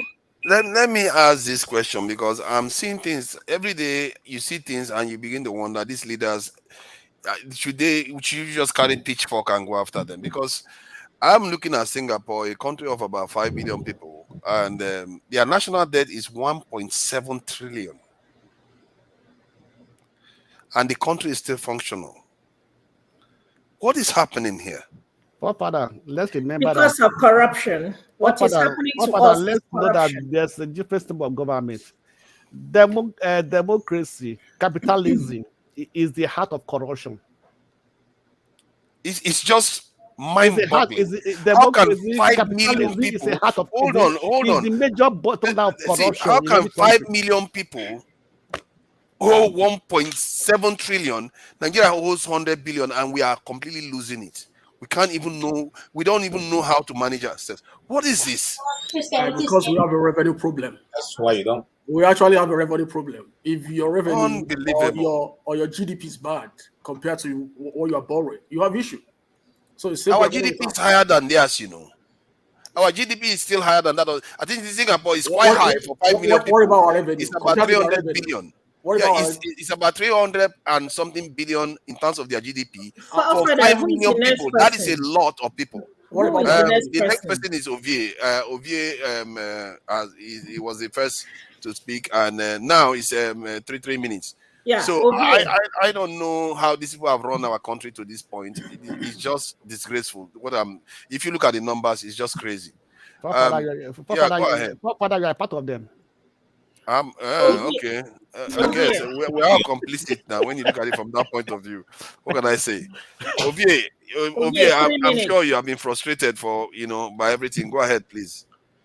Yes, if not the fact that I'm a product of an old parent and my people say respect your elders. I forbid Paula and AY. Remember, you're a Mazi. No interruption. Your time is going. 3 minutes. Why am I saying this? If you want to argue, interrupt people unnecessary, go to honor politics. That's where the heat is. If you want to know how Tinubu will become great within the next 4 years, go to one man show. He's better at that. If you want to go those who are pro-OB, go to Niger Watch. You are good at that. If you want to know what is going on within the court system, go to Amones Corner. But if you are here, have your say, allow people to have your say. If you want to disagree with them, wait for your turn to use your time to have your say and disagree with them. And that is where I agree and disagree with this media at the same time. Minister started by saying there are many voices, there are many opinions here. That's how it should be. But where I disagree with her, because there are only three opinions here. You started with forefather for 17 minutes. The rest of us just say like we're watching NTA News. You are doing exactly the same thing I'm talking about. The same thing that you did, I deliberately did that. What I did was deliberate. Because you and forefather talk for 17 minutes. At the left-hand side of your screen, there is a time there. I It watched was that more than time. 17 minutes. You understand? You and Forefather talk for 17 minutes. Forefather know how to look You are statistics. guys, you are men of the house. Men of You the house, understand? put your house in order. Stop this So Forefather, disrespecting this roll back and platform, go get it. please. You understand? You see what I'm telling you about. My TV No, is on, my phone is on. I get what I see all these you are things. saying. I think You understand? Come on now. I get what you are That's why saying, when but you tell me I don't like think that, I don't you think he meant understand? it in a very, very, you know how Ovie goes now. My brother, the age why I did, my mama no go carry me go see has man. not I don't pass started that talking, age. so You you understand? This is how we Okay, say he wasn't at. we are Nigerians. Let's There is no. We was not attacking you. This place is not about attack. So, We are communicating like you don't human see me now beings. cause of you, mama. You Because have of your you, papa. wait. I'm not I not say attacking you. you. I not say you curse God or you curse devil. That's not. So Not what I'm why are saying. you I'm saying. indirectly telling me I'm like not I'm attacking Ovie? waiting. If I Ovie is am not say. attacking me, I'm then you are telling telling me you that I'm what attacking Ovie. What I think Ovie is saying. You cannot shout me down with your masculinity. That is disrespectful. I'm I will saying Ovie shout you has down his if you want to talk. voice. Don't stop all those nonsense Ovie the way they has talk. his voice, and you Stop have those your voice. nonsense That's the way what they I'm saying. Everybody stop. Everybody have their voices. That's all I want to say. Everybody Then you stop. didn't let me land. You keep start it down, keep it cheating. down. I will move Everybody you stop. backstage. If you don't keep it Stop. down, you go Stop. backstage. Okay. Stop. All right. Enough of this. Ovie, go ahead. It's sad because we only think about ourselves, but we forget about over 400 people are listening. They came here to go home with 10 different opinions so that they can make their decision by themselves. By the time we reduce 10 opinions to just 3, Forefather is presenting millions of people who deep down in their heart and know that 8,000 will not change their life. But the situation they find themselves, they have no choice than to take it. That's the position the Forefather is taking. That's one voice. The other one is Buddy. Buddy is telling us, yeah, this thing actually exists. This is because they've been doing it. But we don't want to listen because we all want to hear the remaining voice, 3 of us. You know good, you know good, you know good. At the end of the day, the listener only get little. It don't make sense. Allow people to hear their voice. And the question Buddy was saying about is the process. And that's you have to bring Obi into the picture. Obi is in court, is telling us that he's challenging the process. What we are experiencing today, no start today, but he's trying to tell us that 70 billion could have been less if the quarters that was built for this Senate were not sold. But of course, Paul, he knows he doesn't see that the way that guy they reason. And that's a fact. Would have been maybe now only 10 billion go renovate those houses for new people to come in. He's saying, Biden, they pay for a feeding in White House. The same thing in Asu Rock. Asu Rock has a budget. We are the one paying for it. Now the same thing. It might not be, if we don't pay attention to the process, what we should be asking is that how come people that we elected or we selected to represent us, just without our consultation, just sign into that big sharp. These are the questions we should be asking. These people are not doing anything illegal. They are following the law that they've set for themselves. But for the fact that we are so carried away by, they're not supposed to collect, they're not supposed to collect. How does that going to change anything? They're going to collect it. That money will be paid out. However we want, but we know that. That's a fact. And it will happen again in 4 years. It will happen again in 20 years. Because we don't pay attention to the process. We elect these people for God's sake. How many people did they consult? Before they signed the bill overnight. That should be something of concern. And it is because they are the larger beneficiary of this thing. It is not the body happening in Nigeria now. Why are we even getting that money in the first place? Why? And if they actually put this in before themselves, there will be rigorous debate. Some senators will kick against it. They know that, but for God's sake, because now everybody must shop, but we are not focused. And that is why I totally agree with what Mama Echo always said. It is about the oppressor and the oppressed. The oppressor will always win because of the way we behave. They understand us perfectly well. Kwame Ture said, it is not that they outsmart us, they have organized us. They listen. Because we are not providing any solution for the average Nigerian, we just argue. The same Kwame Ture said, if you organize little, you get little done. If you organize much, you get much done. If you don't organize at all, you get nothing done. But as far as I'm concerned, the political class are very organized. They are very organized, north, east, west, and south. And guess what? They don't argue the way we argue. They hardly do. Anytime they do, they want to deceive us. So it's not about the vessel. No, we will pay attention. That's why I say there's rules. If there are no rules, I'm not go say I want to attack anybody. If you want to say I attack somebody, there are rules for God's sake. Allow anybody to say whatever the fuck you want to say. Excuse my Yoruba. When it is your turn, say whatever you want to say. But when you begin go like this, nobody is gaining anything. Some of us come here to learn. Some have come here to teach. Some just come to listen. So it's not that they attack anybody, but this is exactly our problem with the oppressor. Now, what we argue, what we talk about every day, it's what makes up most of the policy of these people put before us. They are one of us now. Thank you. We should be concerned about how to arrange their equation so quick. Time up. We should be concerned that the foreign power say, go and share money, go and share money, go and share money. Time up. That's what we should be concerned about. Thank you, Ovie. Thank you, Ovie. And yeah, Paul, obviously, you shouldn't take anything Ovie said to heart. Ovie is an easygoing lad, you know that. Listen, no interruption. Use your time. When it comes to your time, use it and respond. First of all, when Ismiri is talking... It's your turn, you are using your time, Paul. You know it's your turn. This is my voice. So when she's talking about voice, I may be very, very small. I have two parts in my body that are big. One may be my voice, one may be the other middle part of my body, my third leg. You understand? I'm very big when it comes to that aspect. And I thank the good God for it. At least I can use audio to threaten somebody. If you don't see me on video, you're going to get scared. It's my voice. You can't take it from me. That's how I find myself. I didn't give myself. You understand? I didn't, if you see me, the parent did not make her yellow. She find herself become yellow. You understand? So don't tell me that when I'm talking, if I'm trying to prove my own point, this is how we make debate. Use your time to talk. Nobody says you using my time. You are not using your time. You are not using your time. Nobody's saying here. Okay. All of us are going to go backstage now. Both of you will go backstage. This is who we are. We interrupt people. Let's keep interrupting each other. Okay, let's calm down. Then we'll come back in. Let's calm down. Come on. Okay. We are grown ups here. No. Why are they hot today now? No. These are they are close friends and all. Okay, now they've calmed down now. Paul, can you finish your comment so that we can move to Femi? Pick a flux with what I said. Nah, I pick with timing. It's about your timing. I don't care what you said. It's about your timing. You don't interrupt people when they speak. I don't care what you said. It's not about I'm going to remove both of you for 15 minutes. Use your time to disagree with anybody. That's fine. But don't use somebody else's time. Can you remove them? Am I also not entitled to pick my own flux too? Ovie, before now, we are not using any time. I think we have stopped. You have stopped now. Yeah, before now, we are not using time. You are actually causing more confusion. Leave it. Let's not educate it, because in the end, it's just. I did include myself. I included myself. I'm not observing myself of this. I say all of us. That's what we do. I'm not observing myself, but it's because there are rules. There are rules. When it is your turn, say whatever you want to say. I will not disagree with it. But when somebody is speaking. That's exactly what I'm doing. See, I'm trying to get you to finish. Let's not discuss this here. You can go to the private chat and finish this. But finish your point regarding the topic so that Femi can go.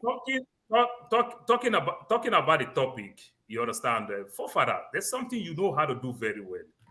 You try to stop people when people are going contrary to what you're saying. And I ask question.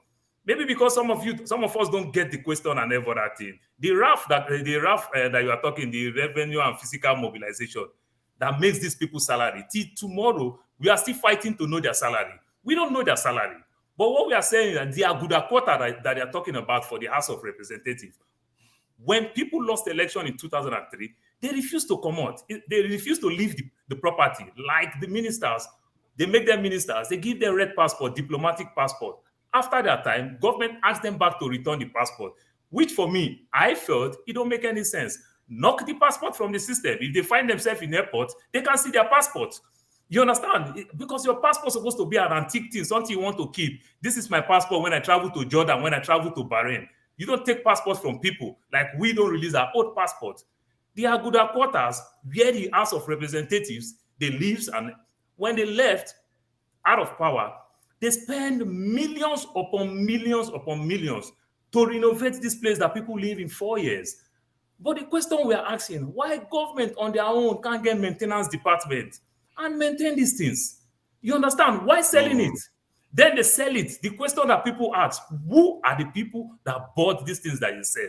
Then government sell it, give people allowances and everything. The same government refurnish all this apartment. Dino Melaye was fighting the last time that they didn't allow him take his stabilizer, which some of us don't even know the name stabilizer no more, since we find ourselves in the West.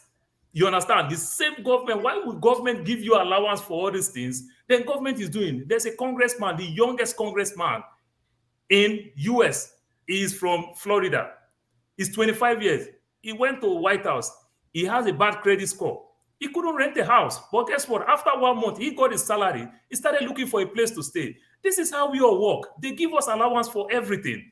When they give you allowance, you go rent your thing. But what kind of humongous allowance we are asking that you give these people? And go read the thing about the 70 billion. They say for people that just come for training, to train some of those people, to bring them up to speed. How come you don't even have all those things in place to train some of those people about legislative? You understand? How come you don't have all those things? You're supposed to have those things in place. Maybe also train the trainer. This is what we do. But this money are just too much. Don't we have right to question this thing? But what I see when people talk, people try to tell you what government put to us is for us to follow. If we follow like that, we will not go anywhere. We won't go anywhere. Who bought the Akpo quarters? Who bought the Akpo quarters? Who bought the Aguda village? Who bought all those things? You understand? Who bought all those things? So ask yourself this question. What type of salary are you giving? And remember, sometimes when they say House of Representatives, Well, they give you those money. They give you those money to manage the people that work with you. But how do you manage those things? Thank you. Paul. Thank you. Yeah. Femi has proven himself to be a gentleman. As a matter of fact, the gentlest man here. Thank you for your patience. I'm sure, I'm sorry about some of the, behavior we've seen today. I think this discussion tend to get heated. So what do you think about it? I think we need to round up and go to because there's this Ekpa issue that, they say Ekpa wants to fight the chief of army staff or something. But you don't want to do that. Electricity, please. No, sorry for interjecting. I need Ovie to clarify something for me, please. If he doesn't, it's just clarification. I'll leave the floor. Let's think. You have to. Please, it's an appeal. I'm appealing. Please, John Ovie. Abba is here. John hasn't said anything. Yeah, I was going to actually ask John Abba to go before. I yield the floor to John after John. I was actually going to let John Abba go before me, by the way. Yeah. Thank you. All right, I yield the floor. Uncle John, go ahead. Thank you so very much for having me, young people. This is what makes us Nigeria. We are very unique people. Since the beginning of the world, when I travel around the world and when I come to see us in Times Square like this, it makes my heart glad and make my heart sad. It's like gonorrhea. Gonorrhea is pain you, it's with you. So, what? How did you? I have not heard it before, so I don't know what you're talking about. Okay, don't worry. Don't worry. All I hear is that it's painful. Nigerian, this thing. When it comes to the palliative, I think we are on the subject of the palliative, right? Right? Yes. Okay. When it comes to that, I said that the last time that if the 400 billion they said that they save from the fuel subsidy waste or closing of the loophole, that how many of us as a Nigerian citizen, they say we are 200 and something million people. So even if you divided the money by what it is, apart from the logistic, the way to use it, we're still going to have at least 1 million, at least. And I don't know whether the number of Nigerians Nigerian citizens they are talking about, I don't know whether they include all Nigerians, including us in abroad, or the one back home only. So how does it now come down to $10 or equivalent of 8,000 naira? So at the end of the day, the 8,000 will not even get to my village. My village is not even registered in anything. They don't have a data thing that traces anybody to my village. And then, so who are the people? Are they giving only to Lagosians? Or are they talking about Lagos and Abuja? Or Port Harcourt, the most popular city? Or Kano? Or so there's nothing like that. This is another way of them taking the money. One person will sign for it, and the end of the day is to give to one, two, or two, three people there, and they pocket the money. So there's no way forward. It's another disappointment. I'm so disappointed. That's what I can say for now. Thank you. Thank you. Femi. Okay, real quick. So I wanted to clarify something that I forgot the name of that the guy that was speaking to the issue of database, and I think AY tried to yes, AY tried to expansion, because I really was like please, because while I do not want to I don't want to lay claim to knowing everything and anything, but there's some things that you just know. It's if you know, you know. Like Mazi Ovie would say. I have happened to have a friend. I mean, I work in the IT space, but again, that's a large, huge space right there. I have a friend in Nigeria who actually works with government agencies, international agencies. Basically, when it comes to data analysis, it's a Microsoft MVP. Like, this guy has accolades. So this is not just anybody I'm talking about. If you ask him, if there's a way I can bring him on here, you're going to be shocked. The kind of things, he's very calm.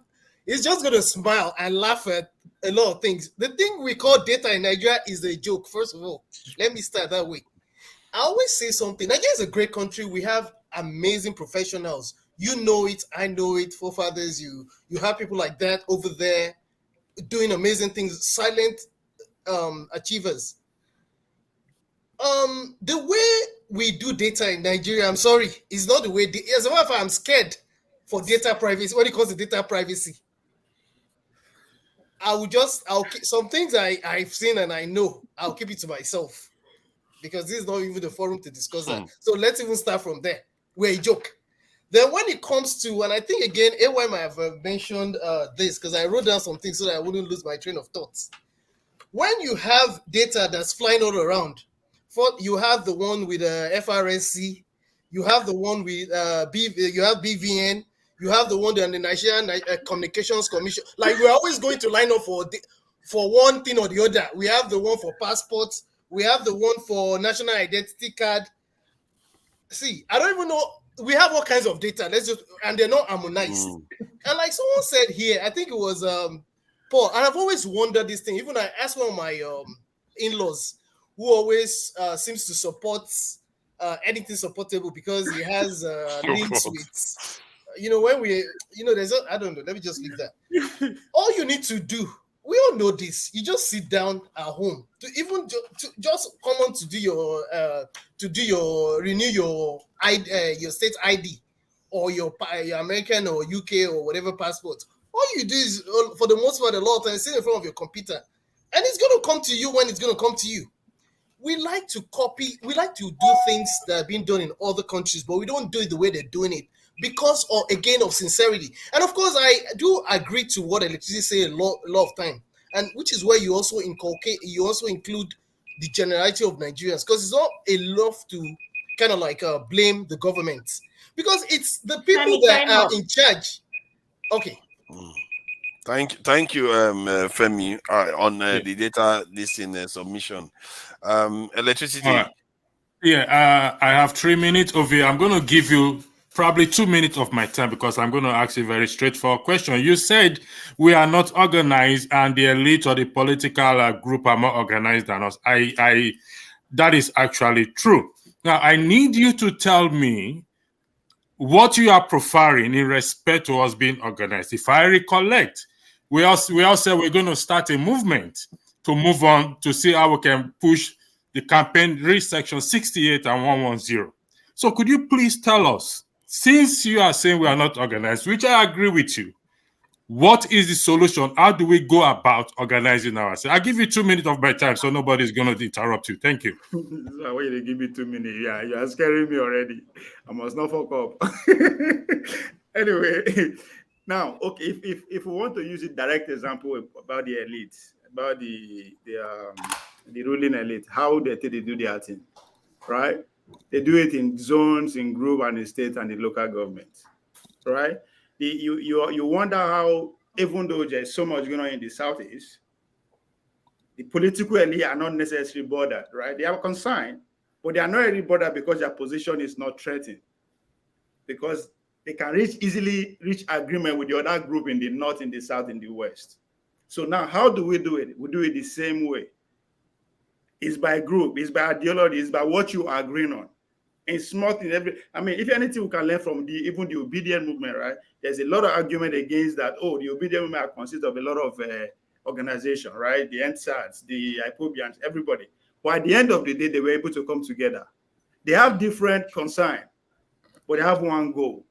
Let's take over power. So if we want to organize, it's going to be in pocket. It's going to be in local government. It's going to be what you are agreeing on. It could be on this platform. People who believe who the idea align might not be the same. That's why I'm concerned when we don't allow everybody to actually finish his thought of trend. If somebody is speaking, you might not agree with that. But if you interject by asking a question or trying to disagree, you disrupt the person's train of thought, and the same people who are following that train of thought. Right? Just because I don't agree with what you are saying doesn't mean somebody else. That's why I say, okay, I like this person. So within ourselves, we can find people who have the same what we want might be different, right? From the Eastern Quarter, right? They want to leave. Their reason, right? At a point, the Southwest, there's everybody having this agreement, right? But the only way we can actually achieve our goal, the only way the South, for me, the only way the South can easily, successfully have their way, if they work with every other people who disagree with the state and take over power. The former governor of Sokoto, Aminu Tambawa, said something. We'll get power first before we know how to take the share. And that's exactly what you are saying.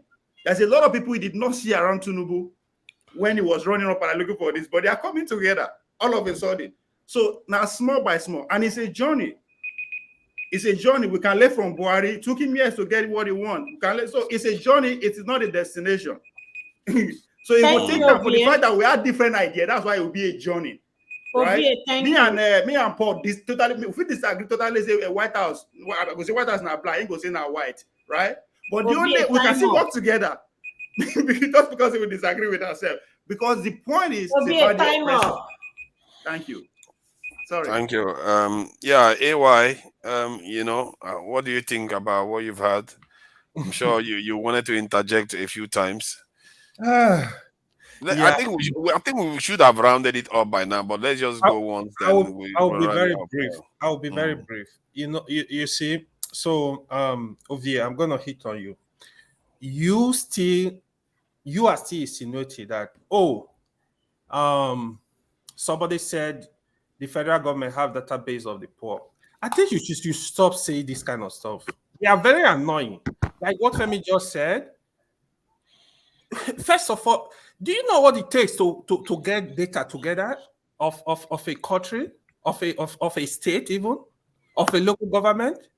We don't have this number. Numbers are very important.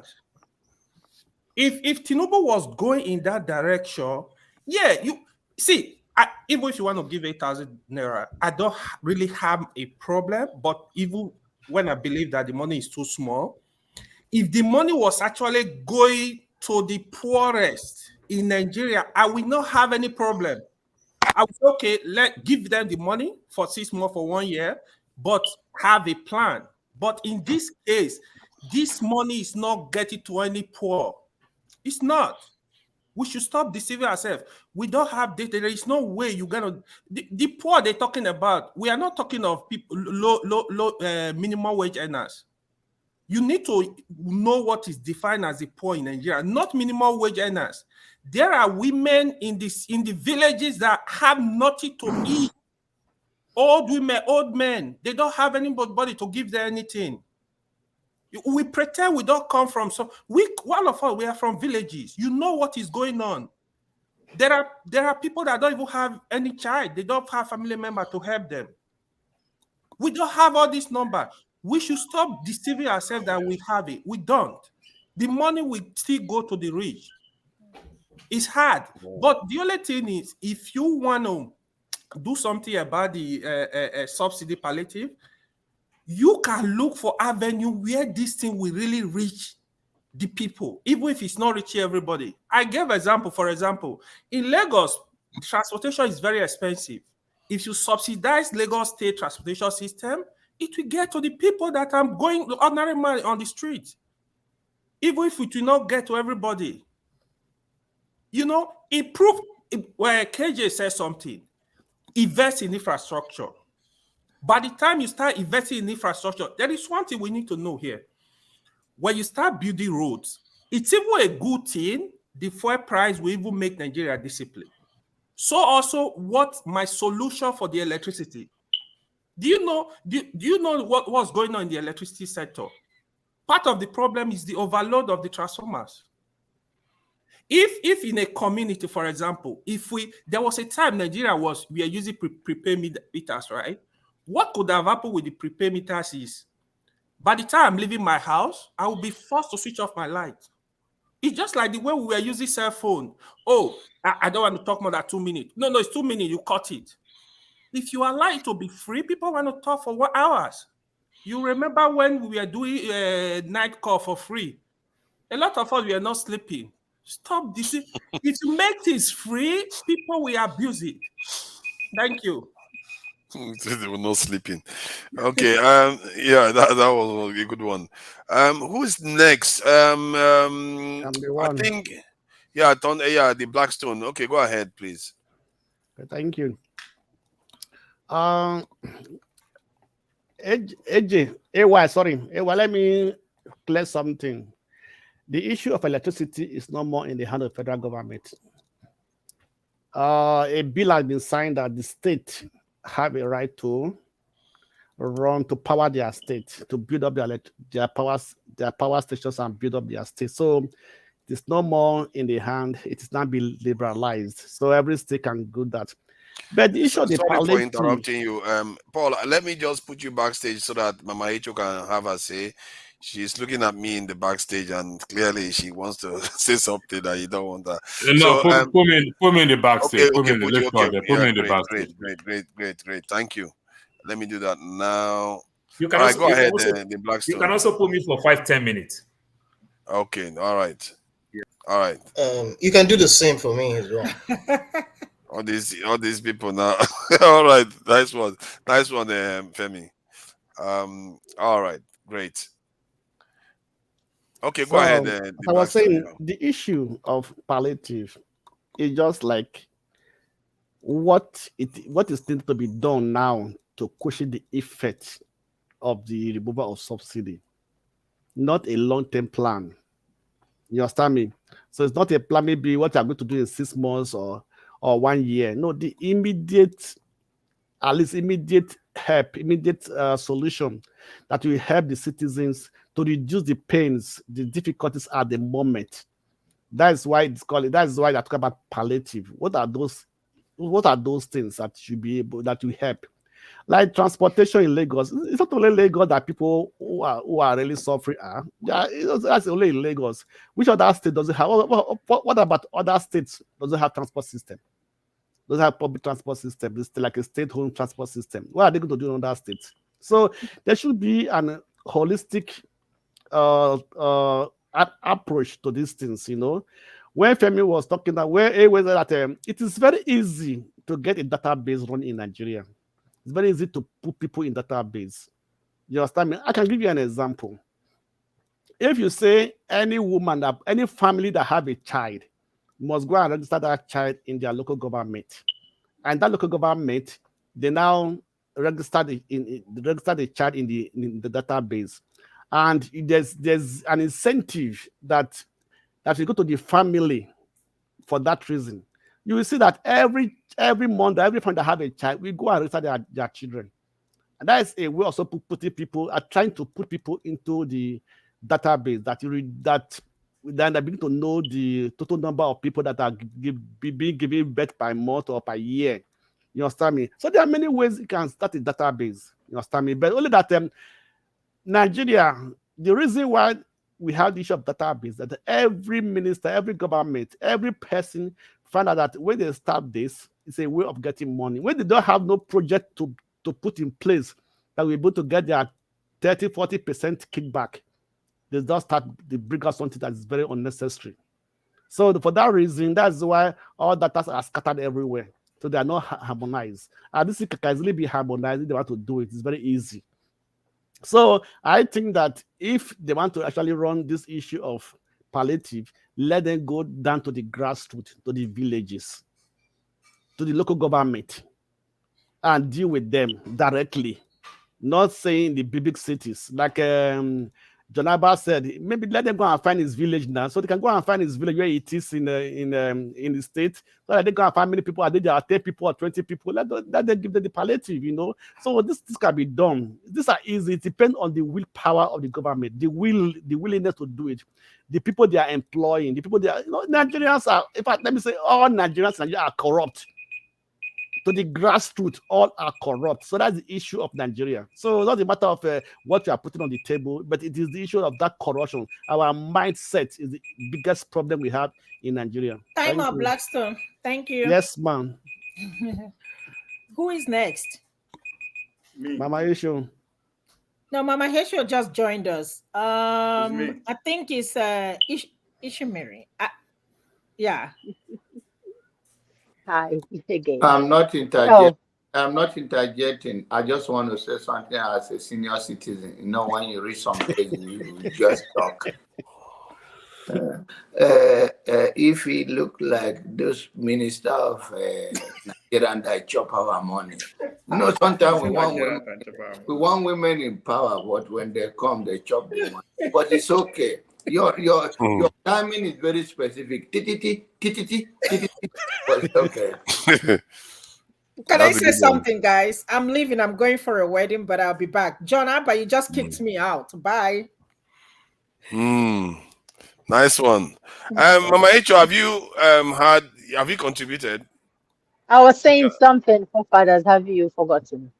I just gave way to. Oh, I see. Okay. All right. Because I'm very respectful, Okay, that's fine. Yes, I am. Very, very. I'm not a pushover. Wait, so who is talking now? No, sorry. It's my turn. All right. Maybe one day we should have a comedy session and help people that have this too much of anger problem. That is a mental condition. You know that.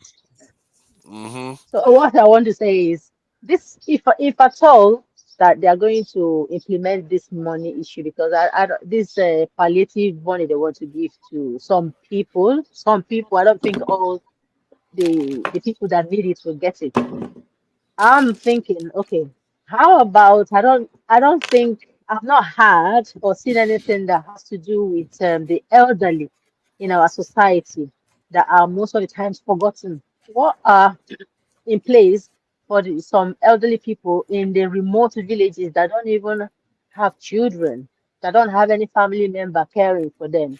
How do they provide health and checkups for them?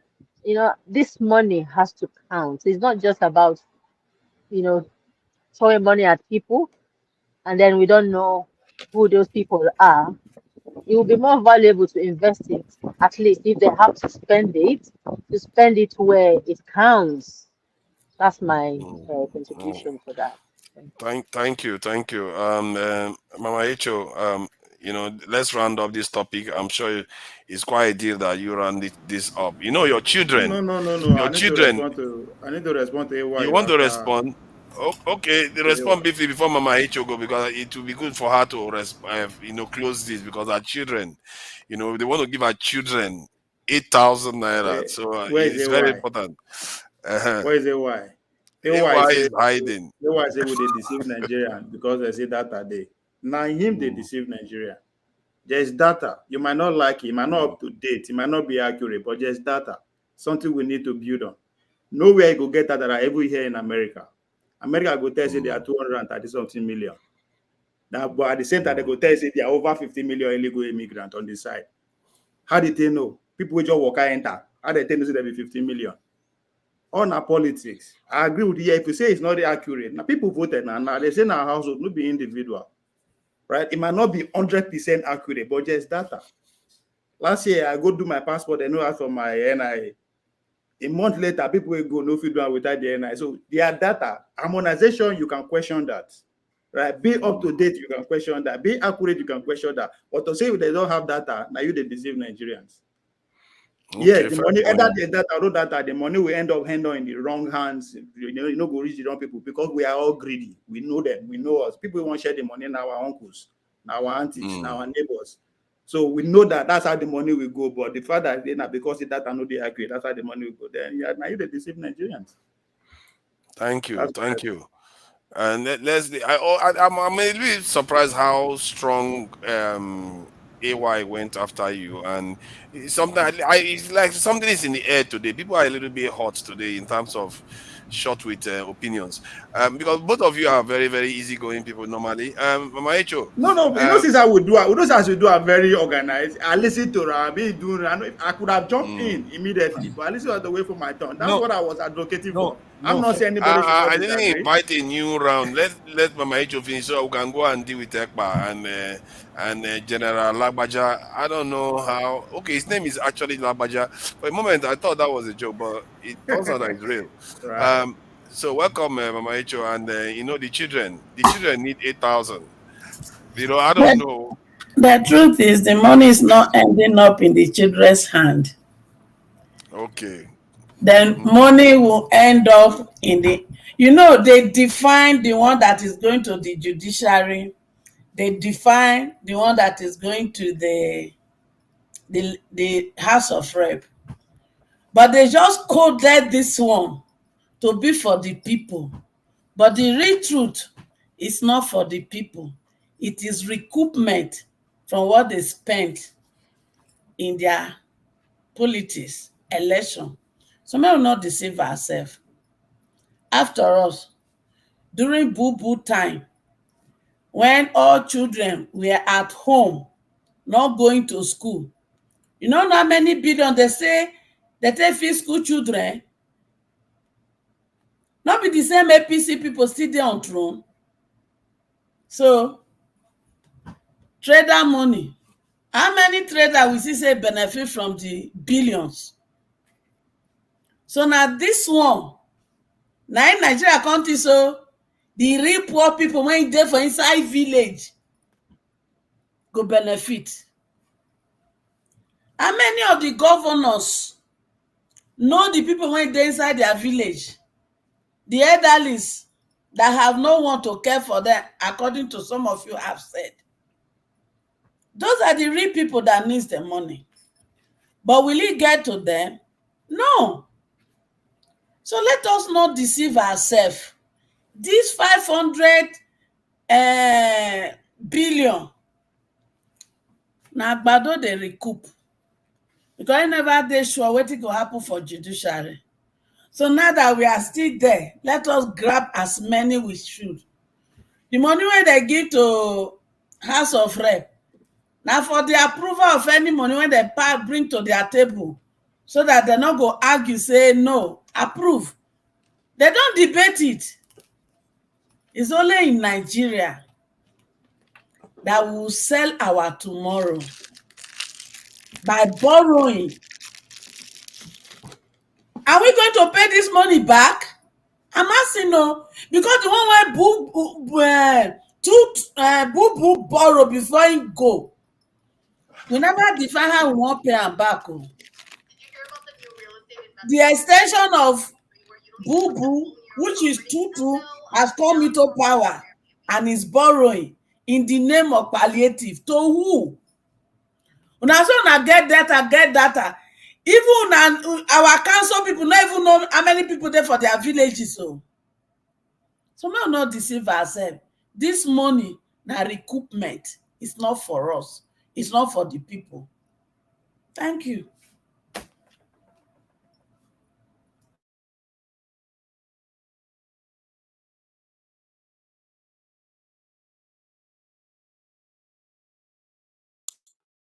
We can't hear you. I'm sorry about that. Yeah. What Ovie was saying about how this money gets to the people What I find they do is they will hand the money to one big person, then the person will go and distribute it in the people that they cannot capture their data. The question is, how reliable are those people? Are they actually going to? Maybe they have ways of checking these things. I think we should give them benefit of that because they say they're going to do it electronically transferred. So we'll wait that they want Hey, to. since when? Electronic, when they want to electronic transfer for vote for election, they not do one. Now this one now they go don't do. So yeah, wait. Not serious. The day we say enough is enough. The day we say we are tired of this suffering. The day we say we are tired of it lie. The day we are tired, that is the day we will get the freedom we are looking for. Not all this nonsense. True.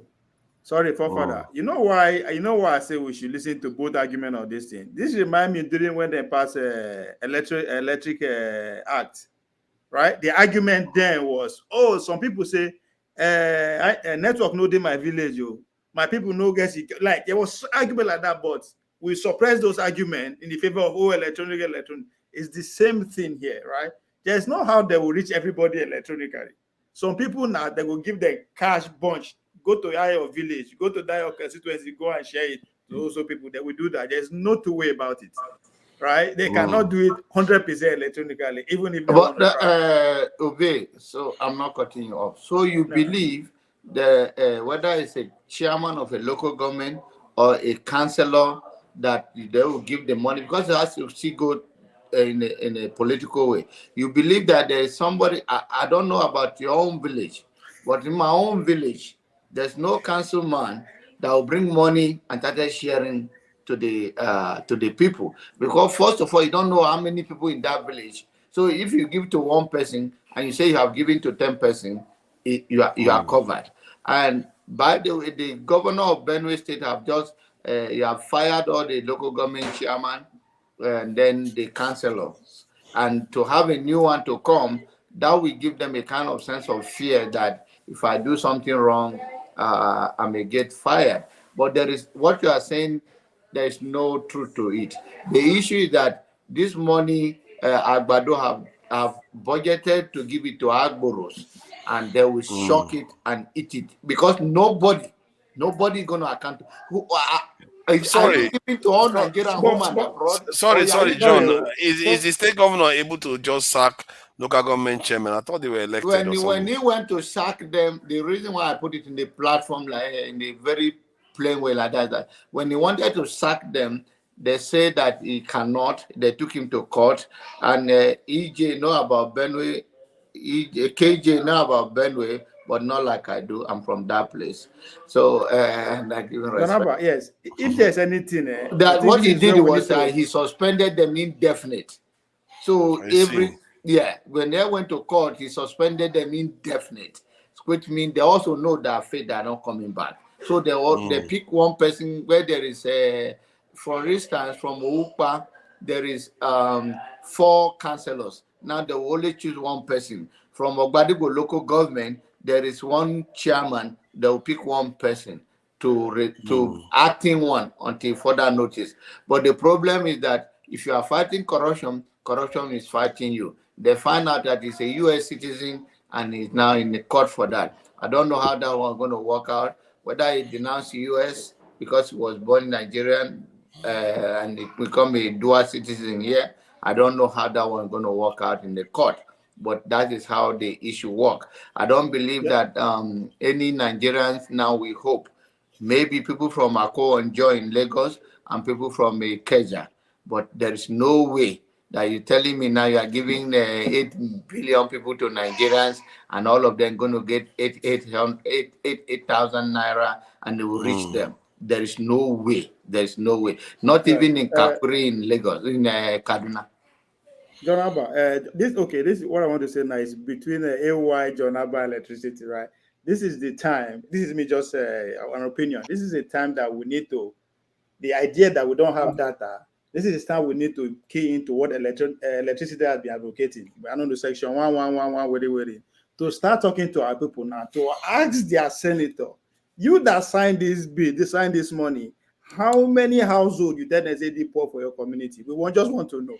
right? This is how many. Now that's what I'm saying. That's where the issue of data come in, right? Which data you give them for National Assembly? Say poor people there, where these are the questions. Let me ask you: have they Right? voted for this money? Have they already voted for this money? Did they vote for it? This new. Yes. Okay, then where? Okay, Now let's sharing find out remain. where did the Labour Party vote on these other things. We need to be knowing all these things so that we know where everybody stands. Because this our behavior is really unseemly. Because I saw on TV today they were asking one of the officials that how is it that they are able to set their own salary for themselves? That it was supposed to be this other organization that was meant to be doing it. That this is what Obasanjo was saying. Then the man was like, if Obasanjo was saying it, why didn't he do it during his time? It's like, is that the point? You are putting salary for yourself. They are asking you to correct it. Instead, your only argument is Obasanjo didn't do it, so why should we do it? Unbelievable people. And this is, man, these Nigerians, I really don't understand some of the things that they do, and they get away with it repeatedly. You know what? Why bother? So they are going to get their reckoning someday. All these people. KJ, please go ahead. Okay, I just want to say maybe it's time for us to move, but I'll buttress a little bit on what you have said. I listened to that interview that Obasanjo was speaking in an occasion whereby he said by himself that was against the law for them to have fixed their own salaries. You see, but what baffles me as a Nigerian and a proud one for that matter is the fact that those who are in authority to implement the law will not do anything against it, even when they see that as a flagrant refusal of the people to do what is right. You were the president then. The people decided to remove themselves from the fiscal and salary and fiscal commission and said to fix their own salary. You didn't tell the attorney general to take them to court. You did not go to court either. You allow it to be. Many years down the road, you now come and tell us it was against the constitution. What are you saying? It was against the constitution. The same way these things have been going on and on and on and on and on and on. You know that this is wrong. You swore on the authority of that constitution, and that is why you were the president. And a group of people decided to go against it. You say nothing. You don't go to the judiciary to interpret it. So you see that the Nigerian problem is compounded in such a way that it is sometimes you begin to wonder. Look, 2 days ago I was asking my wife, something must be wrong with us, because when I look at what is going on here where we are, look, I can send you people the video. I was in a locality, just like my village. I mean, the vegetation, everything was like my village. But you see the road network. You see how people, services are extended to the people. I was so angry. I told my wife, why am I here? I could have been in my village enjoying my village and the trees and everything.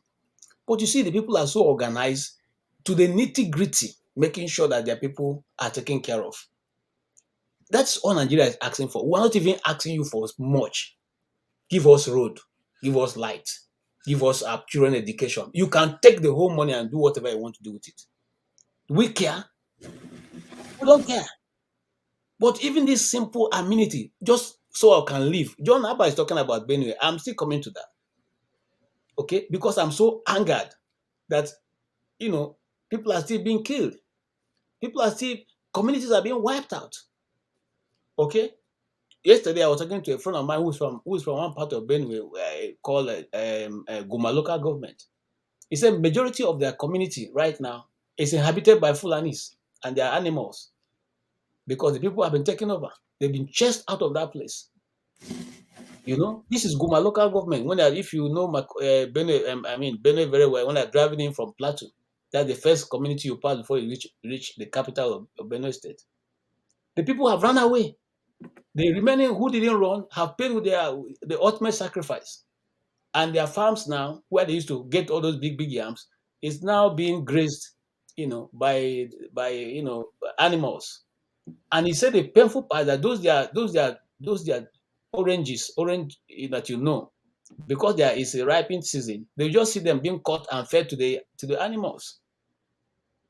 KJ, I'm not cutting you off because my thought my line, my brain don't not too big like that. I don't know why.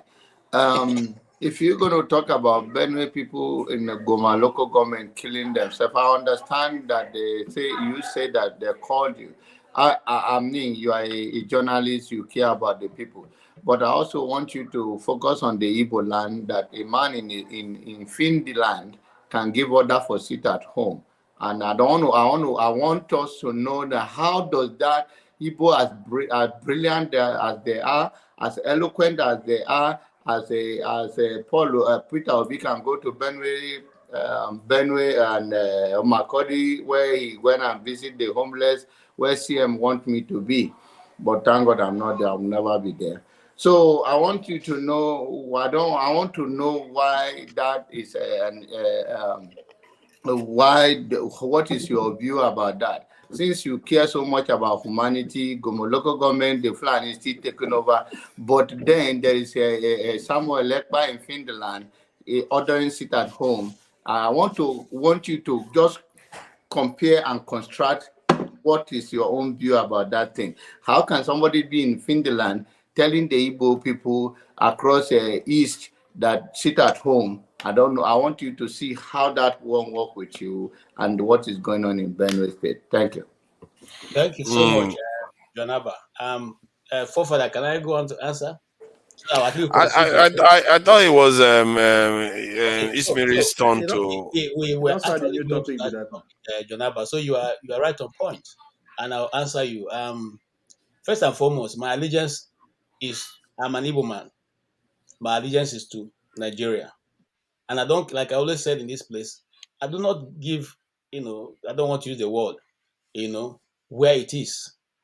If Nigeria is working for all of us, we will not have problem. Nobody will know what language you are. Nobody, where you are living, nobody has ever asked you what local government you are from. Okay, nobody has ever asked you, what is your tribe.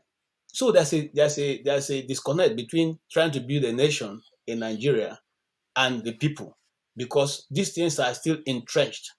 And now I'm going to what question you don't think I'm deviating. I'm just giving you some background. The little girl who scored 206 and is it 39 or thereabout 49, 46 was not given admission by Lagos State government. What Lagos State by LASU? What was the reason that LASU gave that she did not upload her results? Okay, her JAM result. I mean her West African school result. Now the question you ask yourself in a nation where things are supposed to be working properly, what do? It's not to write the individual and say, oh, we cannot find your. Can you repost? Can you reload your results? That you deny the person outright result because you cannot find one of the person's papers. And why am I touching that? I'm just telling you how Nigerian works. That we're always unnecessarily looking for, faults where there's none. Okay, a simple question you could ask, you will not ask. Rather, you take the extreme end of it and begin to act. Now, coming back to the issue of Simon Ekpa, and I'm not one of his supporters. And like I said, if he was the one who actually started the movement of the IPOB movement, I'm not sure that many Igbo people will be part of it. Because for me, I don't think it's intellectually enough to guide me. I don't think so. I'm not taking anything away from him because what he's doing, I cannot do. So when I cannot do what you're doing, I don't try to run you down. I just, for myself, I'm speaking for myself. Okay. Now, why is Simon Ekpa sitting in Finland, okay, and giving this order? One of the things that Nigeria government do not understand is that that guy is more strategic than they think.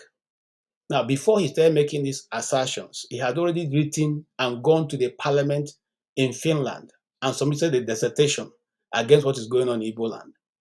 So when some people say, go there and do, no, the country is democratic. They're not going to jump on his rights and take it away from him, except they have a reasonable, a very convincing reason. But because he was already able to put a wage, this is what's happening here, this is what's happening here, with video evidence, with material evidence on the platform of the people that should have called to order.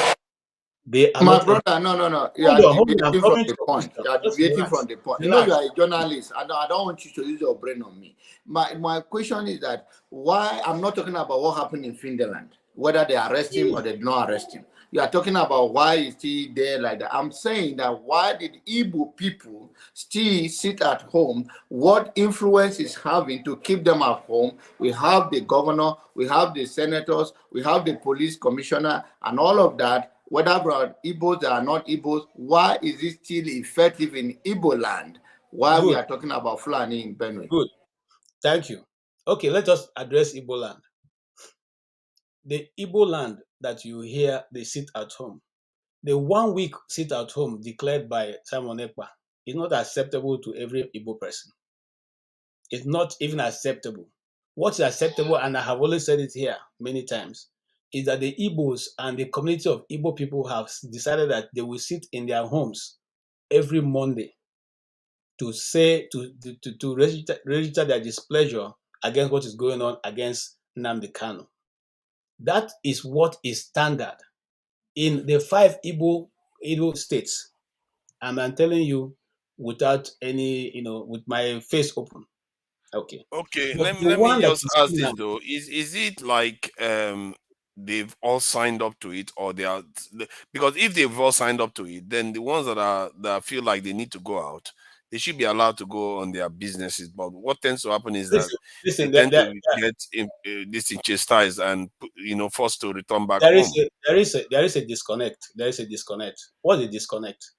One, the members of indigenous people of Biafra are not that many to be able to be in all the 5, everywhere in the 5 Igbo states, disturbing people. So you should see that there is a disconnect. So there are other actors who are using that as a form of criminality. That's one. There are other actors who are state actors, non-state actors acting on behalf of the state. That's two. There are the retired or now Hopus Odemas Ebibago that are now also doing all kinds of havoc in Imo State. That's three. So with all this combined, you see that there's no way one group will bow down for the other.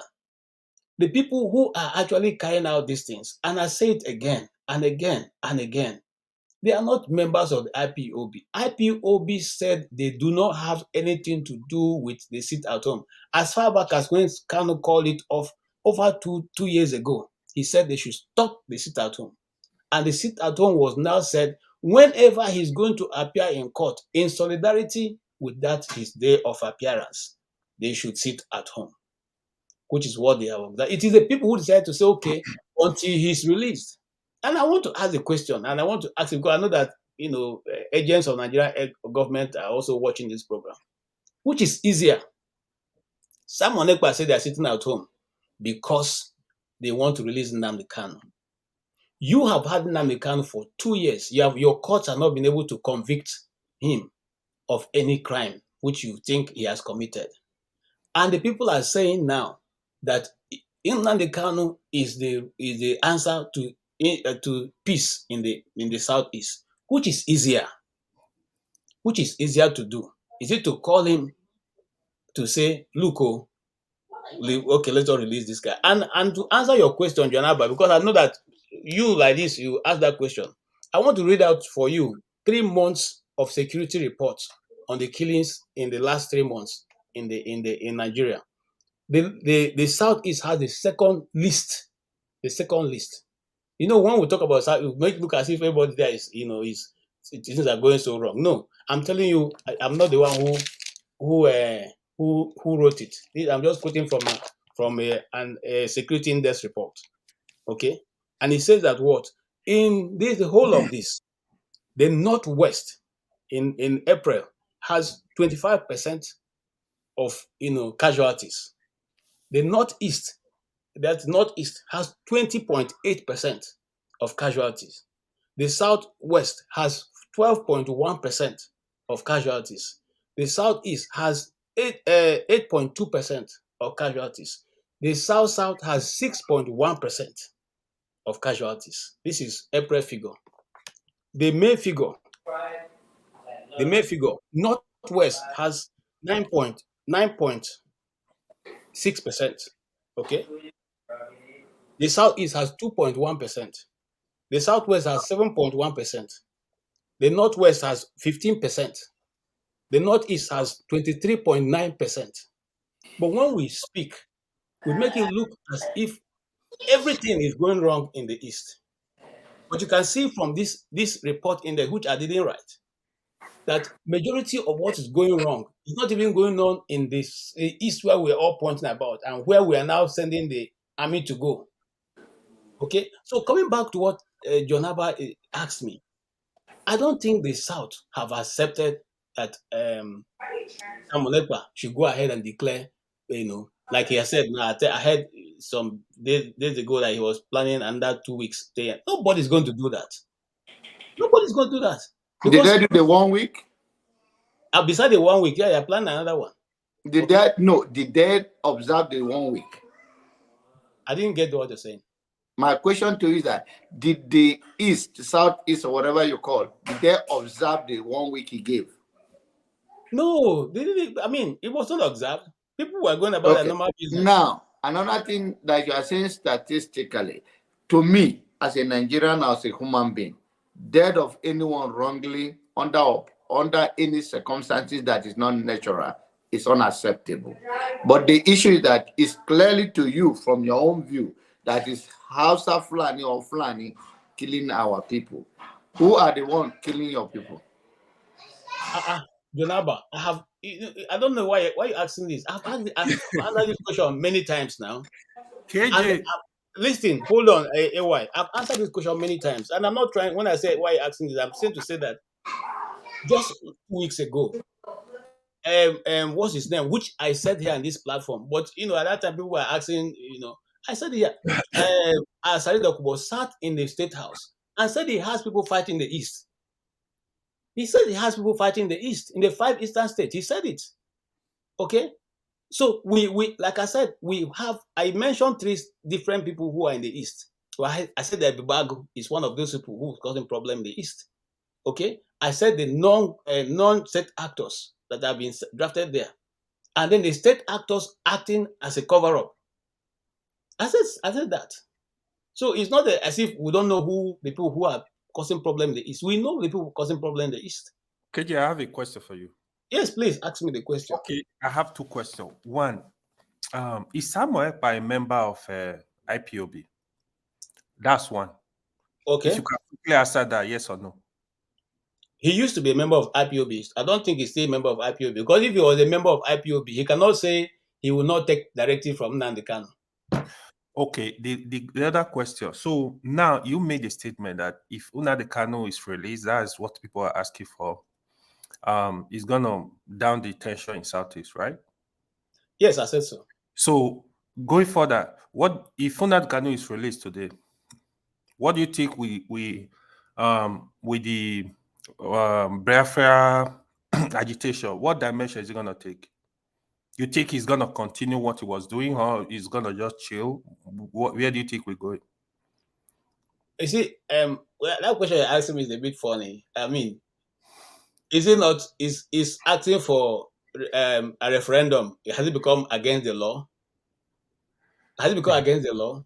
No. Let's see. You see, the reason why some of these things are trumped up is because it's coming from an Igbo man. KJ, wait. KJ, you know I love you so much. Hold on. The Tinubu that is president today was a member of Nadeko, who I have videos I can play for you where he said, I don't believe in Nigeria. So why now did we allow him to become president? Yeah, KJ, I know you are a bit emotional about this topic. But no, I'm not. I know. I also know your intellectual capacity, but I know this topic. You are a bit emotional. I understand. No, I'm telling you the truth. Hold on. No. See, listen. If I sound emotional, maybe because I don't know. That's just like Paul said. That is it's voice. It's human. To be honest, not because I'm being emotional about it. What we should all put emotion aside and discuss is this: if a government who claim that KJ has committed a crime and have been incarcerated for 2 years, and within that 2 years, your court were not able to bring me to justice in your own court, do you think it is necessary to keep keeping me there? I don't think so. I don't think so. Okay? Just like the court have now issued a statement telling the Nigerian government, Emefiele, if you say he has done something evil, take him to court. You cannot approbate and reprobate at the same time. You cannot be the judge in your own case. You see, let me tell you something that is wrong with Nigeria, which is we should deal with, not only because of this topic, but because as we are discussing. Let's remove this mentality of once you are in government, once you are a leader, you have become a superior being to the rest of us. So when you say something, it must be so. No. If that is the case, people like Donald Trump will not be going through what they are going through. If that's the case, we will not be investigating the cocaine found in the White House up to today. We should have said, oh, it doesn't matter because he's this. You see, we must have to deal with that issue. And that is why when I was still this in Nigeria, as an artist, I read theater as my first course, I refused to act for after one point, I stopped acting for people. Because I let you, when you want to come and commission road that you use my money to build, you call us to come and dance for you. For what? For what? Until we remove those mentality that once you're an elected official, you're not better than those you are serving, we will not get away from this. And that's why a president can say, why should you release KJ? He has done this. He must remain there. Yeah, are you talking, KJ? Are you talking about why the court say Nandi should be released and stay there? Is that what you are referring? Is that what you said? He's not the only one. Okay, who do you? Yes, that is injustice in the system in a local way that we may not even know them, but are suffering the same pain. So, who do you think is still keeping Nandi there? It's the government of Nigeria. Who else? No, if you say government, then government is not an individual; it's an entity. You say that let's remove the mentality of one person. So, who do you think?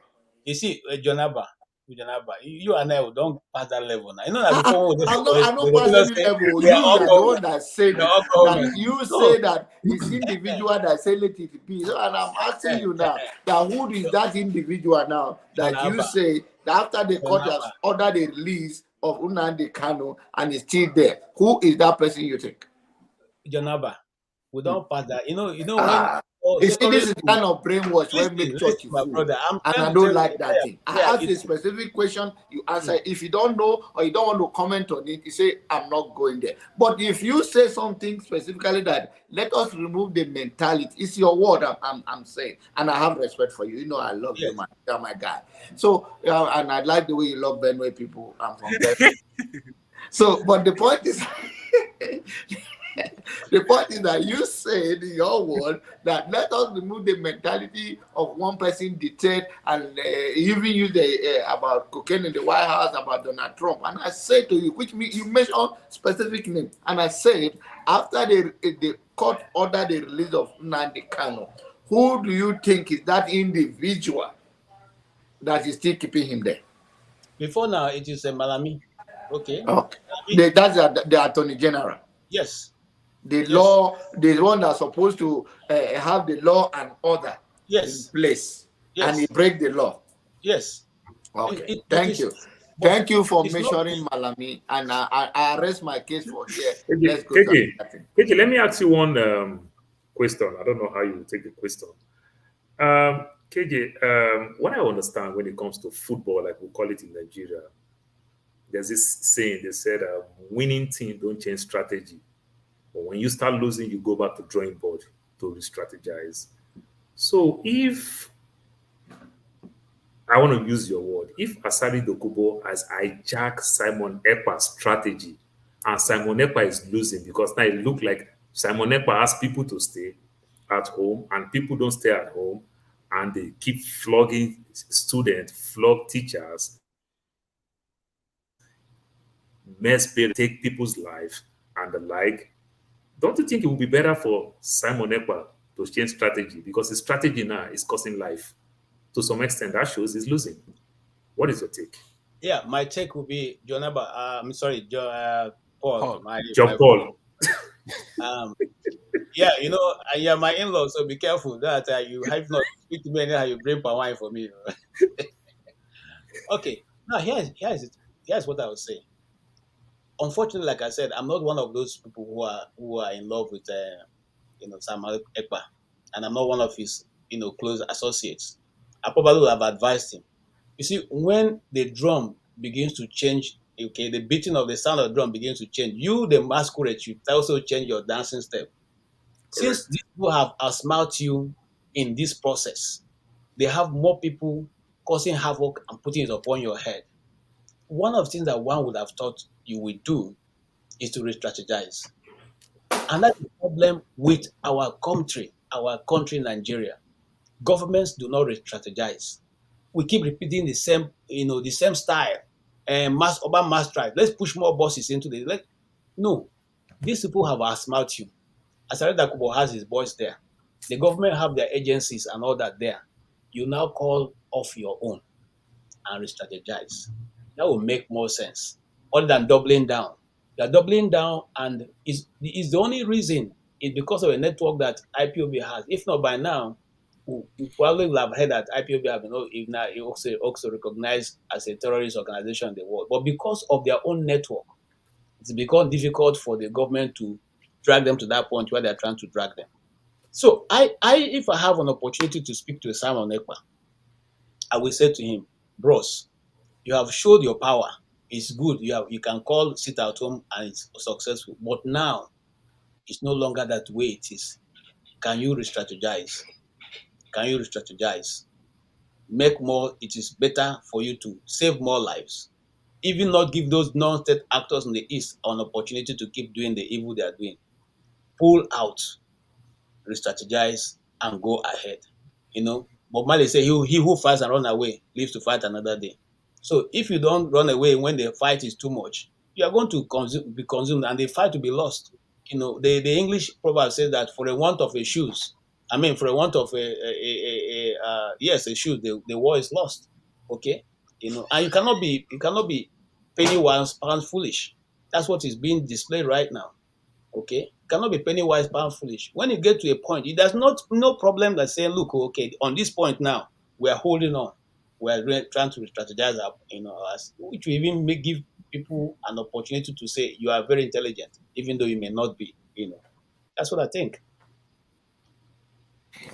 All right, thank you. You answered my question very well. I think let's move on. Thank you. Ewa, did I also answer your question? The thing is that it's only KJ that is here. So you make this IPOB thing not look like a war today. Don't you notice? But I'm surprised. KJ has always become inexplainable, even though if he's denying some things I don't agree with.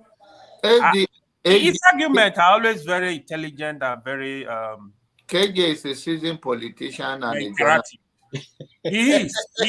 I know now. I know. No, I don't think so. And Jonaba, I think you are mistaken. You will see move to the permanent side very soon. It's just small. I would have been married to somebody from your place. Since you discriminate and your grandma take you back to wherever you marry from, small is no more. No. See, the thing. Oh, he's stuck.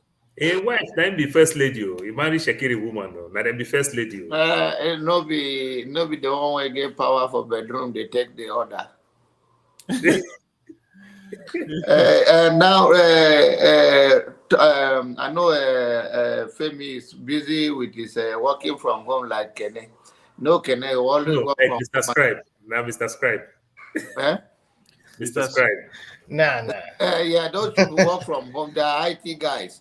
So when they work from home, they have the one TV open. And when you say something, they'll jump online. You'll not be surprised now Kenneth will come online. But I was wondering that why this interesting story that is not like it's supposed to be something everybody will go after Tinubu, why he's failing us and all of that. But I'm surprised why nobody is the Igbos that patronize this thing are not here today to talk about it, because this is an opportunity for them to score a political point. Because I don't think there's any data that is going to give every Nigerian 8,000 naira or $10,000 equivalent. So I was surprised today that everybody just run away. Is that meaning that they are tired already? Brother, I already used the example. I say, what is the opposite of poor and rich? So those real poor people, now rich people will help them save their money. Honestly, I was thinking that everybody will come today and jump on it and politically say, okay, this party is already failing, already Tinubu is already failing. I've often like today, made them even bring that Lagbaja come self, Kulata. Make their close in face, make him come defend this. Yeah, that's what I was expecting. But I was expecting that the people that are supposed to fight and make it in news that, oh, this is there's no data, there's no way 8,000 naira is going to all Nigerians. This is a scam. This is what this my own guy is supposed to have done differently. But now I think like I think this is like Nigerian. In as much I give credit for those who attempt the Lekki. Gate NSAS protest, but I also see that I always say there will be no change without the loss of life. There's no country it has happened. Unfortunately, nobody knows. Remember that NSAS is, at the end of the day, let's tell ourselves the truth. NSAS is not an agitation. NSAS just started with few people, and so many people who don't have work just joined them. Then at the same time, because it happened, it started affecting. People can't go to work. People can't do nothing. So you are saying it to me now, Paul, that NSAS is just a few people that understand who really want to protest. The rest are just a follower without understanding what. Yes. So the rest just take the opportunity, you understand, to vent their pain. It's not like the people actually they work on the people for a very long time and carry out that thing. It's just like the civil rights movement that Martin Luther King fight for and benefit everybody. Paul, you understand? That's exactly the way revolution starts, actually. Oh, definitely. Yeah, what we saw it in Egypt and in Tunisia. What about if it actually like if that has happened in the whole country, the country would have been on fire. People were on high, man. They know, like at that point, they knew what was coming, so they have to look for a way to stop this. Otherwise, they know where it was going.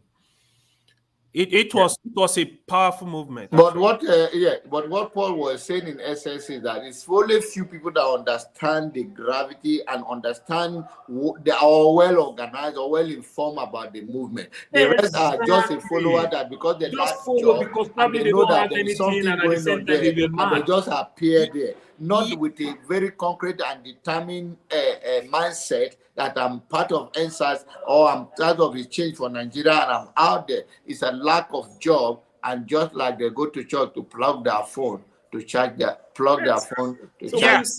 When you see some type of movement, look like Malcolm X. What Malcolm X did when he was fighting. Malcolm X said something. Today in the US, they still say the same thing in places like Chicago, West Chicago. They still say the same thing. You know, you see certain crime, they say, oh, it's black and black crime. That is true. We agree it's black and black crime. But they pay the police to protect life and property. So if the police did not do their work, it is either they are accomplice or they are the one that is instigating that crime. So which means somebody actually have failed. You understand? So in our system now, this is where I want to argue with my brother Wofie. When he keeps talking about all these things that we want to blame ourselves over government. The government have hijacked us, just like as the colonial people came those days, you understand, hijacked us. We don't have option. The system has been bastardized. When you see Republican and Democrat in the US, their ideology is completely different, but they have one common goal. They still bring development to their people. Yeah. Both sides. But in our own case now, when you want to talk, we, the Democrats, did not fight for development to their people. I'm not interjecting, I told you that I don't concentrate that much. When you talk about the government, whether it's Republican or Democrat, that they still bring development to their own people. And I'm not trying to agree with you that even this palliative the people still have to develop their own people, because end of the day, if George Bush is from Texas, Yeah. and there's going to be a George Bush turnpike, there will be something, and there will be kind of a development that come to them. So the 800 million that's supposed to be given to Nigerians in form of 8,000 naira, $10,000 equivalent is not going to my village. It's going to maybe. So let me throw more light on that. I need to say something. You see, Ovi was still argue with us. I didn't really want to. There are debates I don't involve in the history of Nigeria. Have you ever seen where, even if you send money to your family, you said, share money for my family. Trust me, some people will not get it. They will not give them. Do you know what happened during COVID palliative? The governor, some of them, they store this food in a safe place. They did give it to the people. Expired. Good percentage of The food got expired. So when I hear people talking, it's like they don't live in the country. They don't know what is going on. Money, Nigeria. Who will you give the money to go and share 8,000 for people? The person will go and buy a brand new car. You need to know how. Is that not the thing that you see all the houses in Asokoro, you see in GRA Ikeja, Lekki, Parkview, that they build all these houses with hundreds of millions, nobody are living there? Nobody is living there. Because the ordinary people can't afford them, and the people in that class already and the man who build it, good percentage of the people who build it steal money. And the next person that will rent that house, if anybody rent house in Parkview, just know that the person have a project in Parkview. So you just want to have a site, a eye on Parkview, or maybe put in second wife for Parkview. So in this, let's change the, as we wait for how the other people are no. I think forefather supposed to be here to he's on break, and I think his internet in UK is not working very well. That's why I told you guys that Queen no need they use. Queen that UK era not over. That UK is not working, and I don't know why most of the team we adopted on this platform is UK people that I interviewed. Rudolph is UK people that made the rule. UK team doesn't work. This is America, and you cannot say have your say. Have your say, meaning say what you want to say. If you cuss out the way you want to cuss out, it's welcome. If you don't have a thick skin that you cannot take it, you're on your own. Somebody died for you to express your freedom, and you have to say it and say it loud. So the point is I'm making is that since they are not here, let me give a... No, but freedom is limited. I think Femi is in UK. Oh, be careful. No, I'm not. When I visited, the first time I visited my cousin over there, she already knew I was going to yab them because she comes here a lot. So I finished there when I got there. UK is. I was telling my friend when I went to UK. My friend visited me in the US, and I paid to put him in an hotel. When this guy see my house, the guy tell me, say, "Guy, why you waste money?" I say, "Why they talk like say they come from Nigeria?" Nigeria, you don't see them. Nigeria bedroom house in the UK na one bathroom, one bath. You understand? So understand that? Okay, maybe I don't want him to see my children's toothbrush. You don't want to see towel. You don't want to see this. Bros, this guy discovered that there is a visitor's restroom. You don't see the their roads. Why they waste money? I say they come from Nigeria. When you live in the airport in London, you even see the road. You say, "Hey, what is going on? What are you guys managing?" You become a learner. You know, I was shocked when my cousin, when she said, "Femi, please buy something common." When I got there, I understood why she said. Oh yeah, UK people, nah. You know, my in-law lived there, so I don't want to say something tomorrow. They see it on YouTube and they catch there are some you can't even see because sometimes you have to just respect that boundary. They live there. My wife and my sister-in-law is going to UK from here. They still have to prepare for everything they're going to eat. They're going to nobody. And I say, okay, may the Lord, God bless America. So, more. UK system is not funny, man. No, it's not. It's not I thank God Dr. Dominic is here. Dr. Dominic is from UK.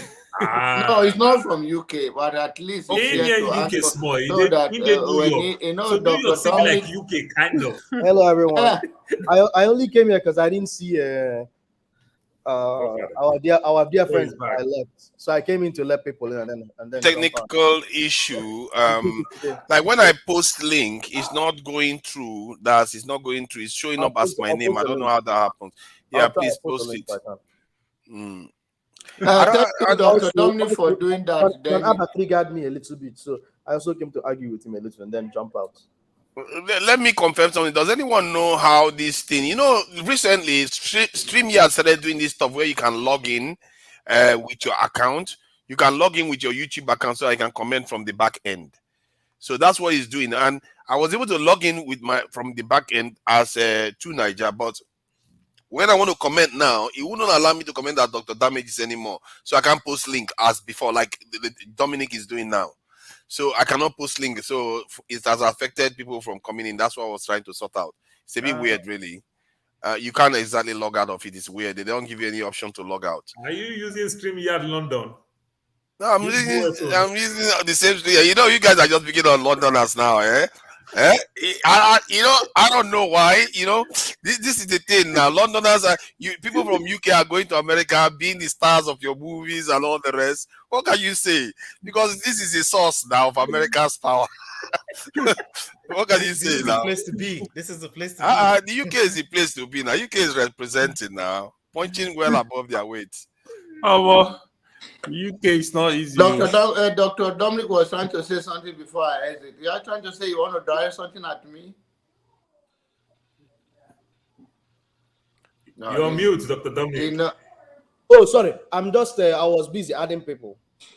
There's a lot of people are coming and going. You need to be focused sometimes, Father. I'm trying to be focused. I'm just trying to get links out there. At all. Gabriel, when you speak, you have to show us your face, or else I'll pick you up. Yeah. They saw me already. Don't stress me. This troublemaker. Gabriel is a troublemaker. He just started with trouble already. Anyone that knows I'm a very sharpshooter and straightforward. If you don't show yourself on camera, I kick you out. It's just. But you still live in New York, though. If you kick me out, what? I don't lose nothing. It's your problem, not mine. It's a troublemaker, I tell you. What I mean, we are not fighting, eh? We are not fighting. Nobody threaten me. I just go off instead. I'm just following the rules. So, what did you say? All I want is a better Nigeria. Me and you want better Nigeria. Don't be so. Nah, lie. No, better Nigeria. We live in Germany. We live in Germany. Now, better Nigeria. When you go to Nigeria, say better Nigeria. Then we Dr. Abba, according to Pastor Abba, let me give you one talk. You see, the patriotic Nigeria. Sometimes you are scared to talk about your state that is burning. You are here making noise. Or John Abba? John Abba will be pastor. He's there. They rant. They attack Igbo. Your state. I know attack Igbo. Your people become a refugee in their own state. He did I not. did not attack Igbo. I take it back.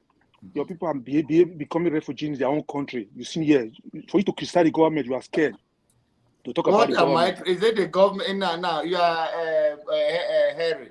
You live in Germany, and now your word say better Nigeria. I cannot blame you enough, and I cannot support you or not anything. When you live in a place and what you are campaigning for is different, it tells who the understanding of the place and how you live your life. So I'm not against you whatsoever. I was taught that you are a product of your environment, and to whom much is given, much is expected. So I do not worry about what you are criticizing me for. I know that you are a good man in my own understanding, and you bring. No, I'm not a good man. Forget about. Don't be a good man. Whatever you be to yourself. But to your own, criticizing the government will not help me. Criticizing is empowering the citizen of the people. Let people let people understand their basic human rights, and let people work themselves from wherever they are to where they can be. Government in Nigeria don't favor anybody. Even the president of Nigeria, if you give Tinubu a chance now, for the few days he lives there,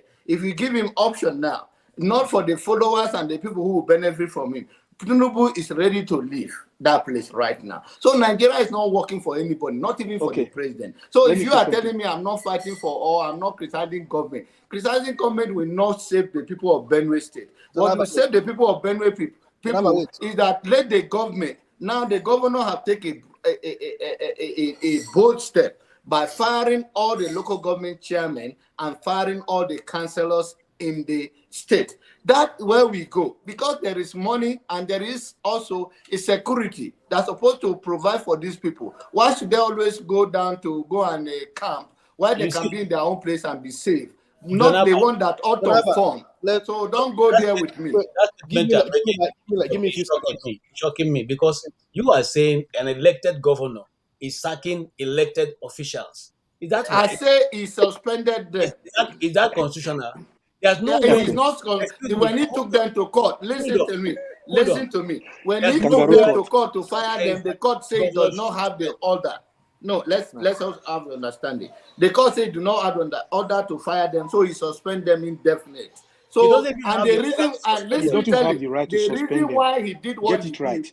Let me tell you, the reason why he did what he did, based on what we have found out, and if you want it on personal level, I can pass it to you, is that Otton was taking the money from the state. And I told you guys on countless time on this platform, I'm not a fan of Governor Otton. Otton have robbed Benue people and have killed more Benue than Hausa Fulani or Boko Haram. But now you are talking before you could not speak like this. Leave that thing. I always talk like that. Go sit down. Go sit down. I always all talk. these governors. Quiet, let me finish. You live in Germany. You live in Germany. Please let me all talk. of them. Always, go and trace my record. I always say like this. So when he come, he traced that all the money from the local government that Otton was giving to the local government, it was going another way, taking it back. Are you understanding me? That is the reason for suspending them. KJ, Dominic, I know you love before, Benue people. Unfortunately, your grandma take you away from us. But that is it. Don't marry this Jamina guy. Everyone pause. That's not why I'm here. Forefathers, check and see if you're able to post link and accept people. I can stay here for a little bit till you get let me try that again and see what I just want to make sure the show is running. That's the difference between the London and America. So God bless. Is all this have started now? You want to start already? Okay, you're able to. So you're able to post a link, right? I am able to post, but it's showing up as 2 Niger before it will show up as Dr. Damages. I don't know what is going on. That's fine, but people can still click on that link. No, they can't see it. If I post with my name, they can't see it. So but we can see it here. I can see you can it see when from post, backstage, but you can't see from you can't see from front stage. Okay. I saw it from. Are you seeing that at the front? Are you seeing that the front this in front end? I saw it in comment. No, you can see it. You might see it from the back end, not on the front. If you are watching it from YouTube, you're not going to see that. That's what Chioma has been complaining about all day. I that saw they were not seeing anything. And you're logged into your StreamYard account. Yeah, I'm logged in just fine. Like now, if I look at my this thing on the front end, I can't see it. Even if we can all see it at the back end, so I need to correct it instead of posting as Dr. Damages. Yeah, normally that's how it normally behaves. Let me just go out and come back in again and see whether if I choose a different browser to behave itself. Get a good internet provider. Do you want to pin it so that you just go to Steam? So you can come back. But can I say something about the 8,000? Where's John Palette?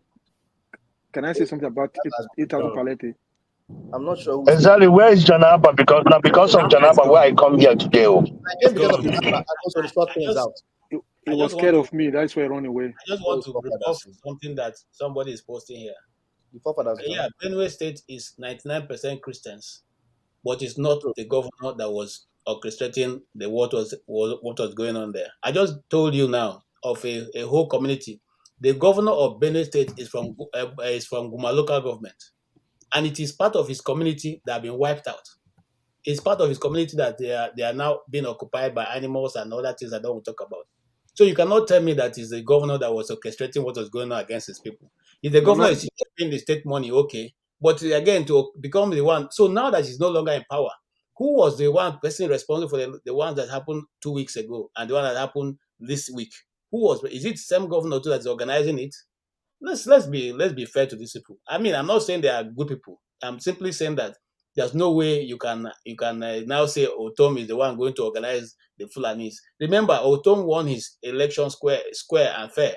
It's not like our governor, Supreme Court governor in Imo State, who came there by Supreme Court justice. Okay, so I don't think that is right. But if you say he is the one, why has he not stopped since he's no longer in government now and controlling the apparatus of government? Why is he still going on in Benue? That is the question that the person, whoever is thinking that way, should answer for me.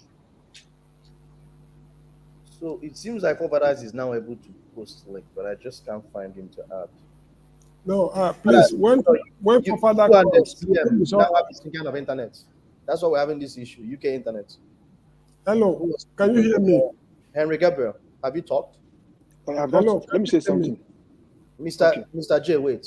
Please. I want to sign out. Tell Fofadas it's okay. Let him talk. Now. Tell Fofadas it's okay now. I'm signing out. I'm on YouTube. Oh, okay. I appreciate that. Thank you so much. So it seems Mr. J was able to get in through that link. Fofadas, I beg, sure. Henry Gabriel, go ahead. As I was saying, let me first of all go for this 8,000 palliative they want to give to Nigeria. $8,000. 8,000 naira. You see, some of these our brothers in parliament, in the panel who live in America, thinking this 8,000 is something. 8,000 naira is something. Some of them here, like people like Ovi. You see, if they have to be fair to Nigerian citizens, why the so-called lawmakers could not say, okay, you know what, this billion, they should share the billion to all Nigerians. They include them. They don't need too much. They don't need more money because they have enough money already. So if somebody will come here who live in New York, whatever, see supporting that what the House of Rep or senators think having this so-called billion palliative, I think something's wrong with them. Something's wrong with them mental. Because these people, the lawmakers don't need more money. They don't need anything extra. If you have to share every household in that country, Nigeria, let's say 100, let me say 5 million to every household in that country to support their expenses about this transport issue before they build their refinery, quite understood. But when your so-called president select, then award money to the judiciary, billions to the House of Rep, and some people here are seen keeping quiet. They cannot even speak against this thing. All they know is they should manage. People should take that. They should not reject that money. They should take the 8,000 naira. Are you kidding me? That is a slap to all Nigerians. For the government to wake up, to won't open their mouth to voice that 8,000 naira. It's a cost. It's a slap to all Nigerians. Because I will not be here sitting here. People will be laughing like it's so funny. Like people like forefather who cannot even control the parliament here today, and Ovi. You know, I was just shaking my head here. You know, it's not funny, bro, because we are living in the Western country. We were working during COVID-19. We get money from the government too. We were working. So when your government, your president now wake up to give billions to those who don't need money, who don't need palliative, like these so-called lawmakers who are rubber stamp, they don't need the extra money. Do you people who need this money that's under Nigerians? Before the government will organize themselves, because we're going to move him off anyway, he's going to go off anyway. That's easy government president now, your president right now. But before he goes off, they have to give every household. If you say every household 5 million, every month they have it. The one they steal, the money they steal. So the so-called parliament, the House of Rep, they don't need these billions. They don't need it. What they need it for? They are getting a lot of salary for sleeping, making noise in the parliament there. And some people like Ovi and forefather will be joking like it's just a joke here. We're not joking here. We have to criticize the government. We have to let the Nigerians know, because the Nigerians cannot even hit that to come to online now to start talking about their situation in Nigeria. Except we that live in Western country, we can go online 24 hours. We have the internet. We can educate our people at home. If we call them, see what is going on. People should not relent. You have to keep on listening. Keep on fighting. But when we stay here, we live in the Western country. We think it's not our business. But when it's going to be your business, we have friends there. You have families there. Things can happen. Things can go wrong there. We are happy in the Western country. People fight for it to become better. So why you cannot even speak about it? So let me go to Abba. Like Abba is every time coming here talking about IPOP, tag this, talk. He don't talk about his own state. where he came from. When the governor of Governor Eto was governor, he was not having the balls enough to criticize this man. Your own state governor. Me criticize my governor by state. I came from Edo State. I criticize him anytime. We voted for him, but we criticize him when he's not doing right. But he was not having the balls enough to criticize the people, the governor officials in Benue. But now he's putting the blame to Otunda as the one who's buying his own citizens. I mean, who does that? His own state, his own town, his own village. They are the ones having this more casualty. They know the killers. They know this was from this so-called Fulani. They want to take their land from them. He knew it was this, but because of his scared mentally behavior, he was not man enough to even criticize the Fulanis who is taking their land. He called himself a pastor, but it's not true for himself. Some of you should tell him the truth. Because people live in New York, one day I'll come and visit people in New York there. People should tell him the truth. He should keep on speaking for his people in Benue. Like I will speak to all other states in Nigeria, mostly my own state too. I criticize my government, I criticize my governors, I criticize the officials. People should not be scared. They should have balls sometimes to speak. Just like Abba should not come here and start bringing this pastor issue. It's all fake pastors. They are the pastor, the one keep destroying this country, Nigeria. They prophesy about this, about that. Your APC government now is not fighting for 25%, but they said it's not important. But now they want to steal 25% for them. You see, we are going to take our position back. You see, better Nigeria is coming back. People should be ready for your champagne. Thank you. Yeah, Henry Gabriel, it looks like he come for trouble today. Yeah, I don't know, man. Yeah, we are all friends here. Why you take it easy? No, fact. Can I speak? I just got in. I need to address what we already discussed. Okay, man of prestige. Yeah, go ahead. Yeah, thank you very much. I came here to solve technical issues. Good. Yeah, thank you. I think thank you, Dr. Dominic. I had to change my browser to sort it out. Thank you, Dr. Dominic, for rescuing me because I called forefather knucklehead, but I didn't know he was having a glitch problem. So I take my word back, forefather. You're welcome. Everybody was complaining. I didn't know even at first. I thought I was just posting a link, but it wasn't showing. So sorry about that. It's okay. For that abuse. But anyway, we are all brothers.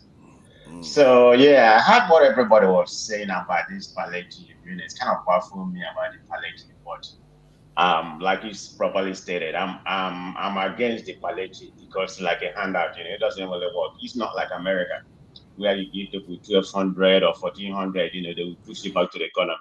Nigeria is not like that.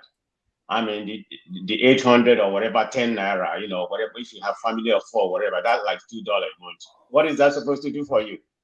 I mean, it's just a psyche for now. They're going to feel good for now. It's a psyche.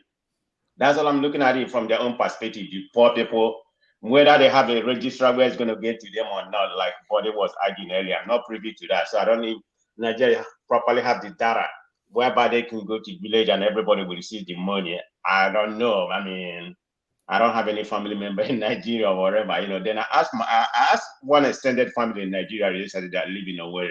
So can you verify? Because he's a kind of if there's anything like middle class family. So he never received palliative. So I asked him to go maybe to the village and ask them if anybody ever received any palliative before in the previous administration. So he's gonna get back to me to see if anybody actually receive any palliative. So by the time I come next week, I will give you an update about his investigation. Okay. But having said that, the palliative is nonsense to me. Okay, how many? I mean, look at what happened last year. When there was Osibanjo was giving everybody money or something like that. They're going to take about 60 to 70% of that money, steal it. So I just call it a part of racketeering, something they just proposed here, because it's just going to be a cycle of those poor people right now to get that money. That money is not going to help the country. Look at it; it's going to cause more inflation to that country from the borrowing of money and other things they borrow. And I believe they get themselves 70 million or whatever. I mean, they pretty much got the bulk of the borrowed money, which is going to increase Nigeria inflation. I mean, we're not producing anything, and we are borrowing loan, but that's what it is. But I wanted to address the so-called food emergency that Tinubu just proposed. It's all good, but going for the previous administration, Buhari have been giving the farmers money and everything. Nothing has happened, but you have to address the root cause of everything. I mean, no amount of money going to give the farmers that's going to make them produce more. I mean, simple supply and demand. I mean, we're not producing, we are producing less. Simple demand and supply. If demand, if demand is more than supply, the cost of something will go up. So that's what's going to happen in Nigeria. That money is not going to, even at all they receive the money, the insecurity. That's what the government need to address. So the farmers can produce more, be more productive. That's what we need, not all this handout, not trying to solve the main problem we have in Nigeria. That hasn't been addressed. So everything I'm seeing from this man administration up to date, I'm giving him a period of 6 months or a year. Just what I consider to be A year, that's a long time. I give him 3 months. But that's just my own opinion. Let's say 6 months. But everything is on the wrong trajectory. What's Naira today? Naira is 803 as of today. Go check it. It's 803 today. I mean, everything keep on going worse. At least we still have certain kind of trajectory. So I'm not expecting everything to be good right now. But nothing is heading in the right direction, and you think that you have a good, it may be worse than Buhari. I hope not. I mean, I hope not, for everybody's sake. Everybody living in Nigeria. I mean, I have family there, so I pray that it's not the same. But it's not looking good right now. Let's be, all these Aguado that come here say, whatever they say. But let's see what happens. Anyway, yeah, thank you. Thank you for that man of prestige. I'll probably stay here. Oh, Fafadas showed up. Do you mind if I speak Fafadas and then I'll jump out for the likes of Mazio Via? I don't know if it's Maz. Since when did you become Maz? This guy said. Wait. Dominic, you are not qualified to speak for us, the poor Nigerians. You are too average Nigerians. See what I said? Come on, here, guy. Let me give my proper greetings to Dominic. Somebody will not get hair if you wear red cap. He call himself Maz. Maz, we get here, Dada. I salute you, Maz. Anyway, it's good to see everyone. I caught a lot of the parts of that I got to listen to was John Abba's exchange, mostly John Abba talking, and I think it was John Abba and KJ who were talking. Let me put on my Nigerian cultural cap so I'll be as respectful as possible. I always like when we engage in very productive discussions. But let me give us a little bit of background before I jump into what I want to talk about. When I first came to the US, a lot of people, some things that the mindset that I had was obviously there's racism, right? And then people introduced me to this concept of microaggressions, they are not outright racism.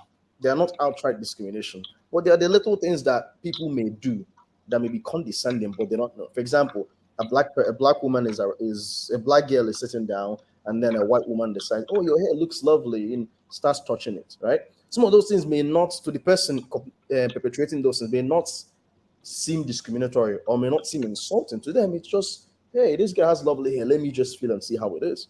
Those little things are microaggressions. Those things are things that demean the other person and make them feel less than the person who's perpetrating those things.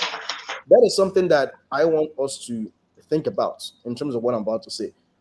A lot of times when we relate interculturally in Nigeria, there are a lot of jabs that we throw and stereotypes that we throw around that are hurtful, but we don't realize it because it's normalized.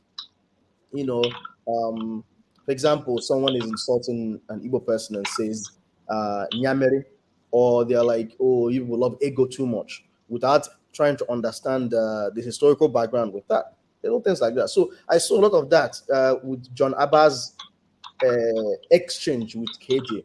And it was almost like he was saying, "Oh, KJ, wow, he's like, you're the first Igbo man to show up here, and you are not emotional, and you are quite intelligent in your discussion." As if to say that other times when Igbo people show up here and they talk about things that affect the Southeast, they are not intelligent, they are not able to give a proper discourse and break the issues down. Those things to you, when you're saying it to KJ, may sound like you're being cordial and jovial, but if you look into it, you may not realize that John Abba, they may be a little bit condescending. So I just wanted to point that out. In the way that we relate to each other, let us sort of think about the little things that we do that we don't realize may be hurtful to others. I wanted to get that across. To go into the issues, I'll probably take like maybe 3-4 minutes if you don't mind, if I doesn't now head out. The first one is with the issue of sharing money. My thing is, if you want something to make an impact, if you have a cup of water, right, gallon of water, and you want it to make an impact, you pour the whole gallon of water, at one single spot, it may make a dent. But when you decide to share that gallon of water into little, 30 or 40 little cups, and you pour each little cup, on top of the ground, it's not going to make any dents. So breaking up that money into 8,000 is useless. If you actually want to make a difference, use that bulk of money, however billions it is, to make policy changes. You can say, okay, you know what? Maybe I can maybe give a little bit of funding to market unions and see if through the market unions they can influence how the prices fluctuate. Look for big impactful things that you can do to alleviate the struggles of people. Maybe put that amount into some of the road transport associations or road transport companies so they can lower their prices, so that people, when they, instead of paying 15 naira to travel from point A to point B, that's very close, maybe they'll pay 10 naira. Those big impactful things. Don't just say, I will split the money. Now comes the point of corruption. There is no way in this Nigeria that I know about, that I was born in, grew up in, went to primary, secondary school, went to uni and then left, that Nigeria will be able to share any money. I went to UNN. Back then, our hostels were a complete piece of crap. I know the government gave money. They gave money for Nuga games. They built one random football court or whatever. The thing is languishing now. Nothing was used usefully. Is it the university government that was giving money? Did not do anything. Probably someone ate that money. Is it local governments that are giving the money? They're going to eat that money. So I think just from the get-go, this is a waste of time. The money is not going to go to the right people. Like people have been saying throughout while I was listening, there is no accountability. Nigeria has never done a proper census. So even the local government chairman doesn't even know how many people are in the local governments. So how is the money going to be shared? They will give it to 10 people and they'll say they gave it to 100 people. Where is the proof? And in Nigeria, if someone as little as, a 19-year-old girl can forge her JAMB results from that young age, and you're talking about adults being able to eat the money. Come on. A little girl. Listen, I just had an idea. Now.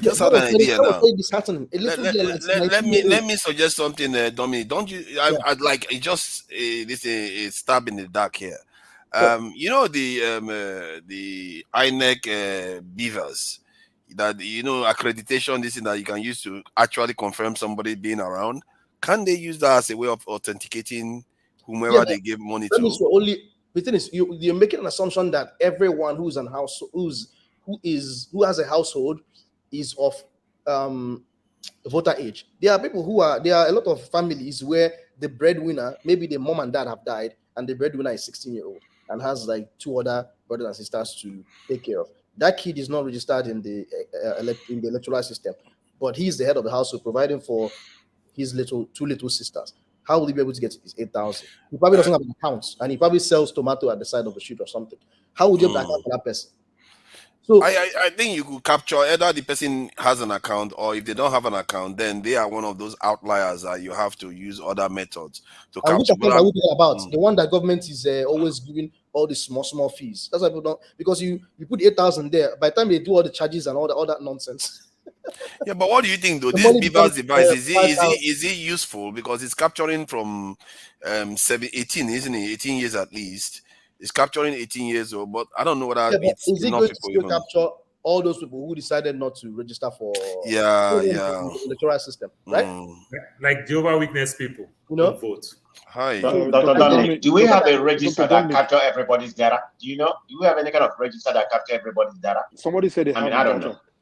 Look, all I'm saying is this: we Nigerians, we know how to give people pressure. Sorry, right? Okay, sorry. What was it with the last administration? A lot of the pressure that they got, a lot of flack they got were through Twitter and online. So all I'm saying is we should be making as much noise as we can to let these people know that this 8,000 is a non-starter. This is an avenue for them to eat money. God bless you, One thing I learned about Nigeria is someone is willing to spend 20 million in order to steal 100 million. Yeah. Why do I That's say correct. that? If you look at this palliative, and let me just say the truth, I hate this word palliative, because when I think of palliative as a physician, Yeah. when I call palliative doctors, I'm calling them because someone is dying and I'm trying to have them help us in terms of dealing with family and whether they go to like hospice and things like that. Yeah.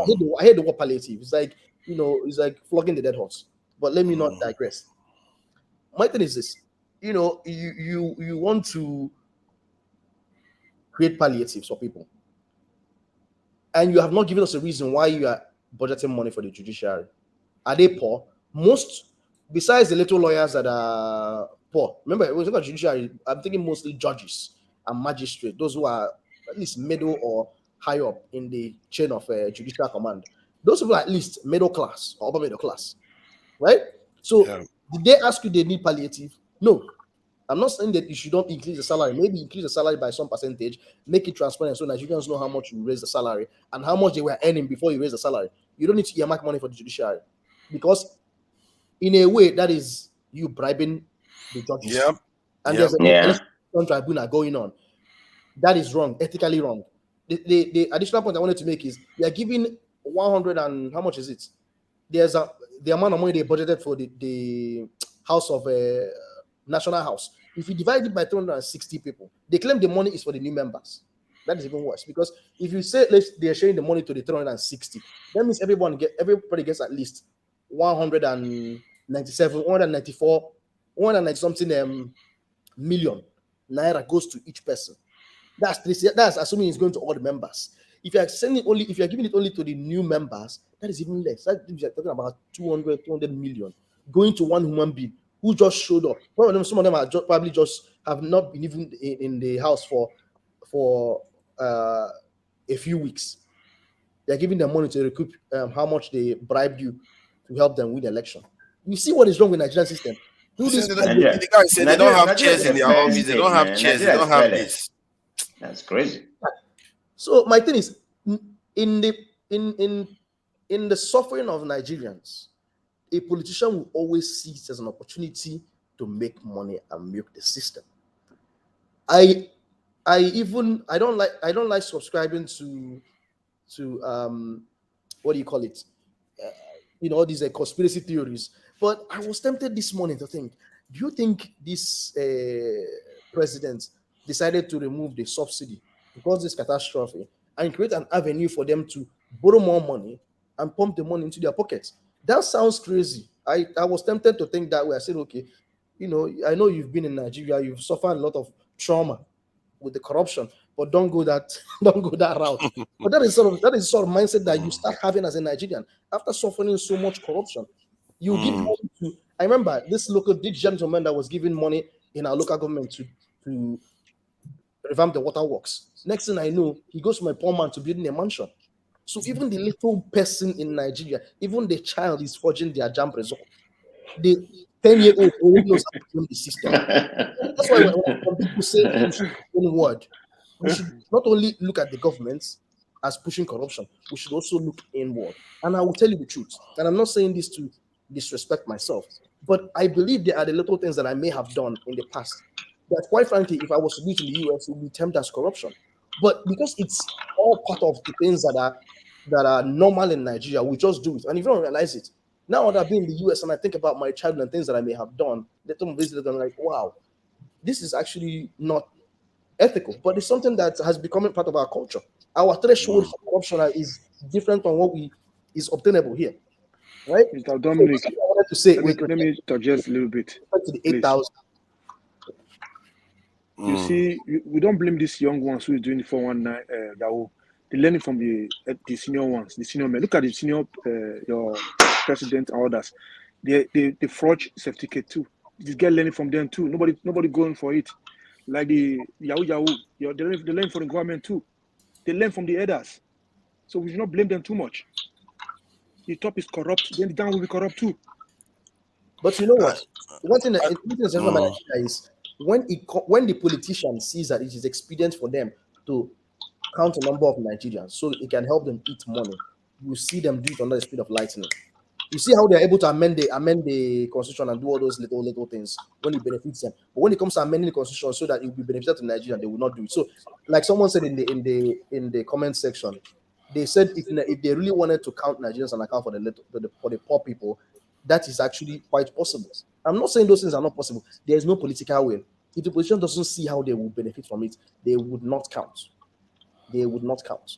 So when they count, always think about they have some level of some sinister idea to benefit from it. It is I feel sad because when we have a few good politicians trying to do something because of how much corruption is deep set in Nigeria, we always suspect there is always something sinister. But you can't blame us. That is what we've been living through our entire lives. And so I will not criticize anyone, unlike forefathers, who tends to think a little bit more negative than positive about Nigeria. To say the truth, that's how this is what is obtainable. The last thing I'm going to say is Simon Ekpa. I feel like we've flogged this issue multiple times. I remember I was on this show co-hosting with Rudolph when Simon Ekpa showed up, and 90% of the time he cut me off. He didn't allow people to ask questions. Pretty much what he just came here to do was gaslight us. Even if there was any level of respect, which I doubt I had for him, all of that has gone to zero. Our people have suffered so much. If you are trying to get a buy-in from the people with your Biafra agitation, you have to come and dialogue. Igbo people, like myself, like any other one who are learned and those who are not learned, let me not use the word learned, and those who don't have opportunities to have formal education, the one thing that is not taught to an Igbo person is democracy. Right? If you go deep into our culture, our people say Igbo Enweze, which means the Igbo man has no king. A lot of these modern kings you see in Igbo land were all a product of Waran chiefs. It was only a few kingdoms that had a leadership like Arochukwu and some others, Henry, all those people. Most of them were all governed by council of elders. So if you come to an Igbo town, there may be 10 villages, and each of those villages have the Ozors and the high people who are respected, right? Who have titles. And then when it comes to decision for the town, all the elders will gather and we have council of elders. That is something that is well respected. We respect democracy. And so if you want us to buy into something that you're pushing, you have to come down to our level and be able to dialogue with us. Anything else aside from that is just autocracy.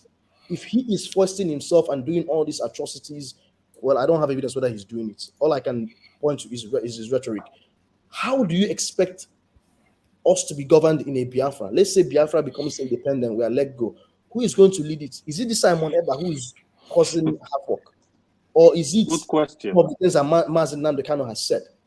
Think about it. If you can't show me that in Nigeria that you can dialogue me and debate and agree to disagree or agree with some things, and show me how you have a good plan to lead us, why would I trust you that when Biafra is independent that you will not come and kill me in my backyard or stab me? These are things that we have to think about critically. The Imo man is inherently democratic. If you come to foster yourself on us and force us to do something, it will never work. All you can do is kill us and cause havoc. But at the end of the day, nobody will buy into what you're doing. What you're doing is ostracizing us more and more and more.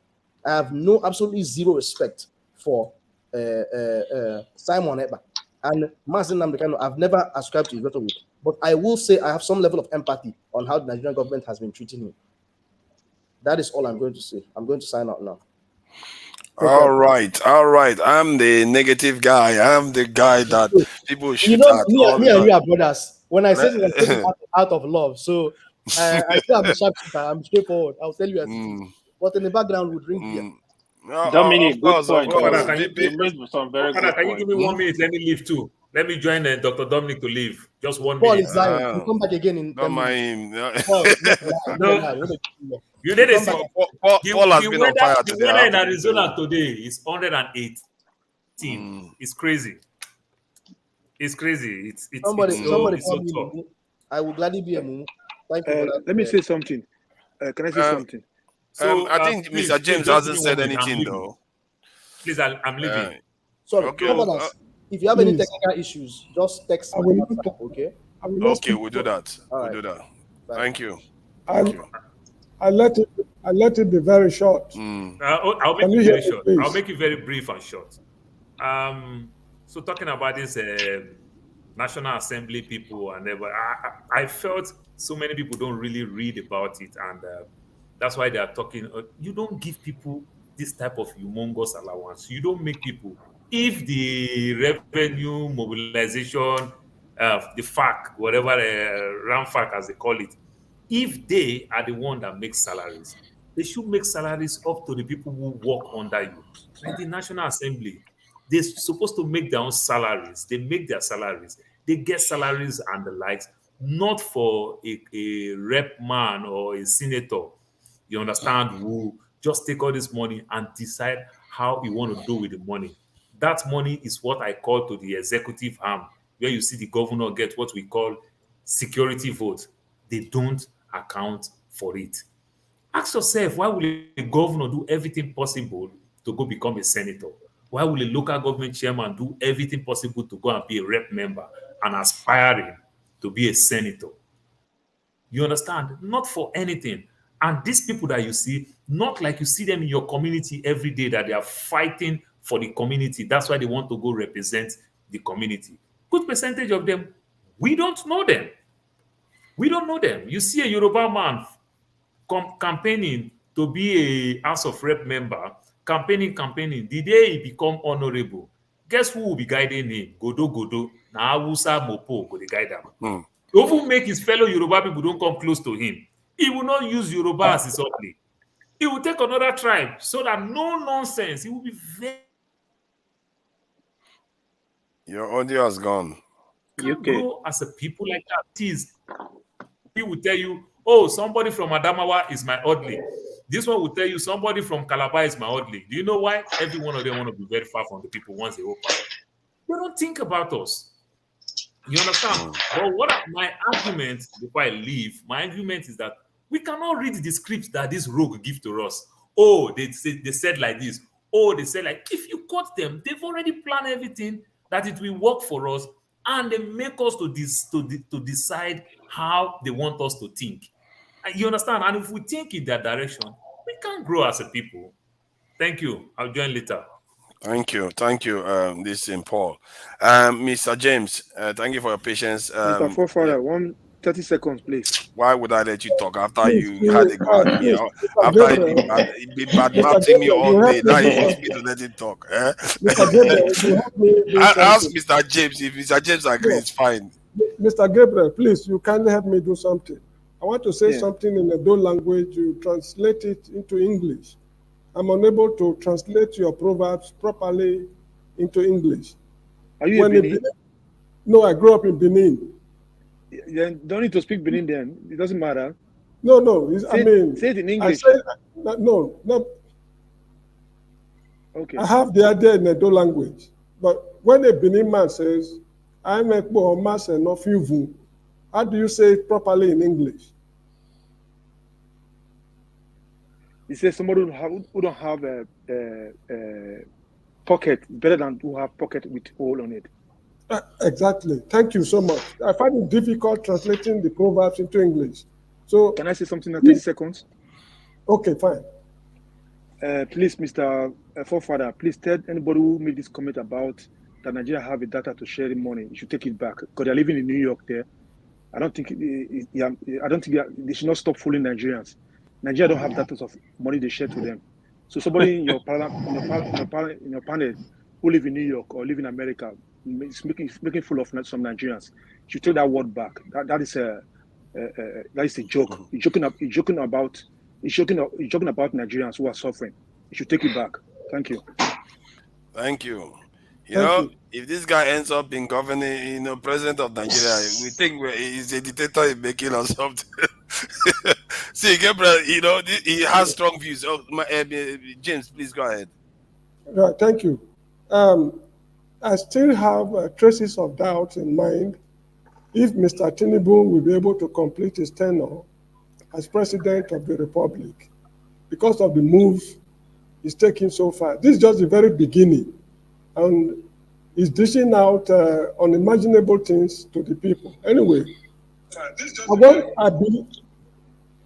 I believe that as Nigerians, including myself, we have what I call an exaggerated sense of our importance.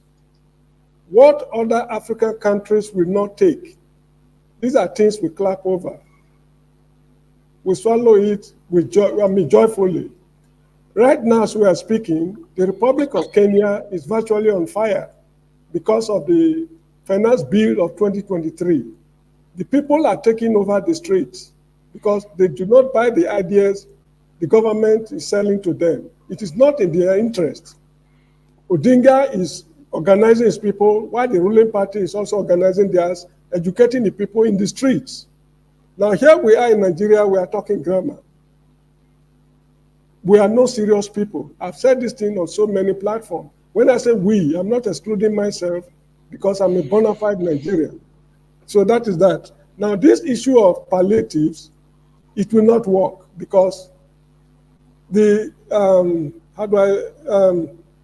I was a little boy, there was what they call Simeon Adebo Salary Review Commission. There was so much money in the system, and Yakubu Gowon was encouraged to increase worker salary. Then after some time again, there was the Jerome Udoji Salary Review Commission. Salaries were increased. The reason is just because the industries in Nigeria were producing, but they were not able to sell their products. The productive capability was enormous, but they could not sell their products.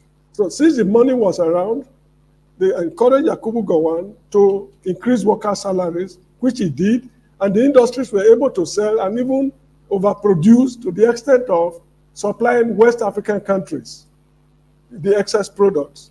That is not the case now. The idea of dashing people money will not solve our problems. To start with, the industries are all dead. If you pump more money into the system, like what he's doing now, borrowing money to pay palliatives, where will they spend the money? The value of the money is already worthless. So when there's so much money in circulation and there's nothing to buy, the urge to import will be there. And to import these things, you have to go to the central bank to obtain US dollars or whatever currency. So those advising this man, if he has advisors at all, they are not doing him any good. And I believe very strongly, I might be wrong, that the only solution to these problems we'll be discussing over the years is a revolution. Nigeria is overripe for a revolutionary government.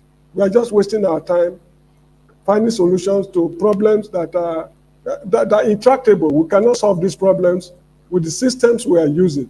So this is the little I've got to say. Thank you, forefathers. I want to sign out and join you on the YouTube. Thank Mr. you, Henry. Mr. James. And thank you for your contribution. Who is next? I think you said something that I was thinking about. You know about Ruto and in Kenya. You see, who has noticed how that Kenyan president is sounding? And William suddenly, yeah, now his country Our is almost on president is fire. right there. Our president is Yeah, currently there as we speak. yeah. So he has been criticizing the West and some of their policies on the continent, and he has been calling for African leaders to start pulling their weight in terms of making arrangements and sorting Africa out. And now his country is suddenly there is a protest. But let's watch this space anyway. Let's see what's going on. See, Tinubu in Kenya today advocate for democracy and rule of law in Africa. That's our president. Can you imagine your president doing that? What do you want him to go and do? Advocate for Agbadoism and this thing, all the rest. What do you want him to go and do? He's going to say what he knows. Why that is happening? Why that is happening? Atiku is meeting with the Vice President Shetima. Forefather. Forefather, can we continue because it's my turn to talk though? Don't worry, you get all the turn. It's Henry Gabriel. Let me comment on the Kenya situation. You see, what William Ruto is doing. Try to keep it brief, because Ike is watching you closely. It's not really a leader with that level of experience. If you go study the Uhuru Kenyatta, the former president, he tried to bring the country together. Despite Rale Odinga contested against Kenyatta with a lot of killings, Kenyatta went back to Rale Odinga to settle with him. I even get him to the government. So if you are a leader, especially the case we have in Nigeria, which I also praise Tinubu for to some level, to some extent, because he has been able to try to talk to people across the country, traditional rulers, religious leaders, people from different ethnicity. It's very good. Any president, even Peter Obi, is lucky to be the Nigerian president today. That's the first thing you need to do. You need to make peace across the country. You need to secure. If you don't have that peace, you will not be able to do anything. That's why you see him talking to different political parties. William Ruto, he's supposed to get Rally Odinga because the election was very close and it was very a tough election. This guy has a lot of supporters. Get them together. You need to talk to them. Instead, he's going to international community. He's making a lot of noise. That is not necessary. If you want to take over Africa land, you don't go to your oppressors and telling them we want to take over this, we want to do this. You don't do that. You take what belongs to you. They see your position, they shift. Go study India president, what India is doing. The last time India president came to America this month, last month, I think, or early this month, it was a red carpet. You have to take your position. What African people are doing, even the South African president, the last time he was saying, we don't need your money, we need this, we want to. No, you have to do something for them to look for you, take your position, take your work stage. The way he's taking it, he's a little boy. I saw a video, he was making a lot of noise. The first president of France was just looking at him. He just kept mute. Because this guy, they are deadly. He doesn't know who he's dealing with. I will give Tinubu some level of credit because Tinubu is a capone, so he knows how to deal with this guy. You need to understand international politics. You should go study people like Turkey president, Russia president. What are you talking about? Do you know what Turkish president said to Western people? I said about Western government. He said they want to kill our children. He literally said, then he went on to say, I'm not joking. They want to kill your children. That's what he was telling their people. That's how far he went. Ruto is even holding back compared to the Turkish president. Turkish president is playing the world politics already. It's not a small boy. He has been there for over close to 20 years. Let's allow Ike to go before, okay. So then we can come back to this topic later on. Yeah. Thank you, forefather. It took a while to get the system working, but thank God that it's working now. So for me, when we keep on using the word little boys in politics, like Tinubu is Jagaban of the politics, this, that. Do you know what happens in Nigeria? Do you know what works in Nigeria? All you need is to hire a few thugs to shoot gun in the air, then you become whatever you want to become in government. That is just the truth. Because in every society, in every community in Nigeria, once they hear guns, everybody bow down to guns in African continent. I wish what is happening in Southeast is happening in Texas, where I live, where in the trunk of individual, you see 50 guns. Before you shoot that one gun on the air, before the police come, you're a dead person. But because the way our society is, we can't carry guns, we can't protect our family, but we can let the thugs put gun on the air. That is how our society is. But that is not what I'm here to talk about. I want to talk about these 12 million people. Who determines that 12 million people? We have 130-something million people. By the end of this year, we're going to add 7-point-something million people into poverty. And you borrow $800 million to give 12 million people. It's like taking the water in the cup and go to ocean and dump it. That is just what it is. Man, that man wants to give all the Agboro that have done the work for him to win the presidency. He wants to pay them by giving them money. But it's sad that you're going to buy an Agboro for 2,000 naira, for 8,000 naira. That is the sad. That is where we are. How can a country where our deficit The money, we can't even produce anything. We rely in oil, and oil is absolute. The whole world is going to renewable energy, going to electrical, green energy, all these things. And we think that oil will continue to fetch us money. Oil will not get us anywhere. Oil is a bygone. The other day, they were talking about governor of Nasarawa commissioning they found 1 billion barrel of oil in Nasarawa. Before they start drilling that oil is obsolete. Everybody is now driving electric car. Electric car is common in America now. That is why Elon Musk is the richest man in the world. So the problem we have, people say is the leaders. It's not the leaders. It's us, we Nigerians. We are the problem. Tinubu did not go and carry ballot and burn. Tinubu did not change the result. It's the youth that carry the ballot. It's the youth that changed the result. For what? For pennies. If Tinubu spend 4 billion naira in this election, believe me, in 6 months he will recuperate it 500 times. Because in Nigeria, the way election works is you finance it yourself. It's just Peter Obi, for the first time in history, came and make people to contribute. In American society, you don't finance election. Invested interest finance election. But at the same time, those invested interests, there's some regulations that they put in place that don't make them go out of whack. So for me, unfortunately, 8,000 naira cannot solve even the little girl that is carrying akara, walking on the street. It's not going to solve her problem. Because by the time she used that 8,000 naira, the fees with that 800,000 naira is almost 2,000 naira.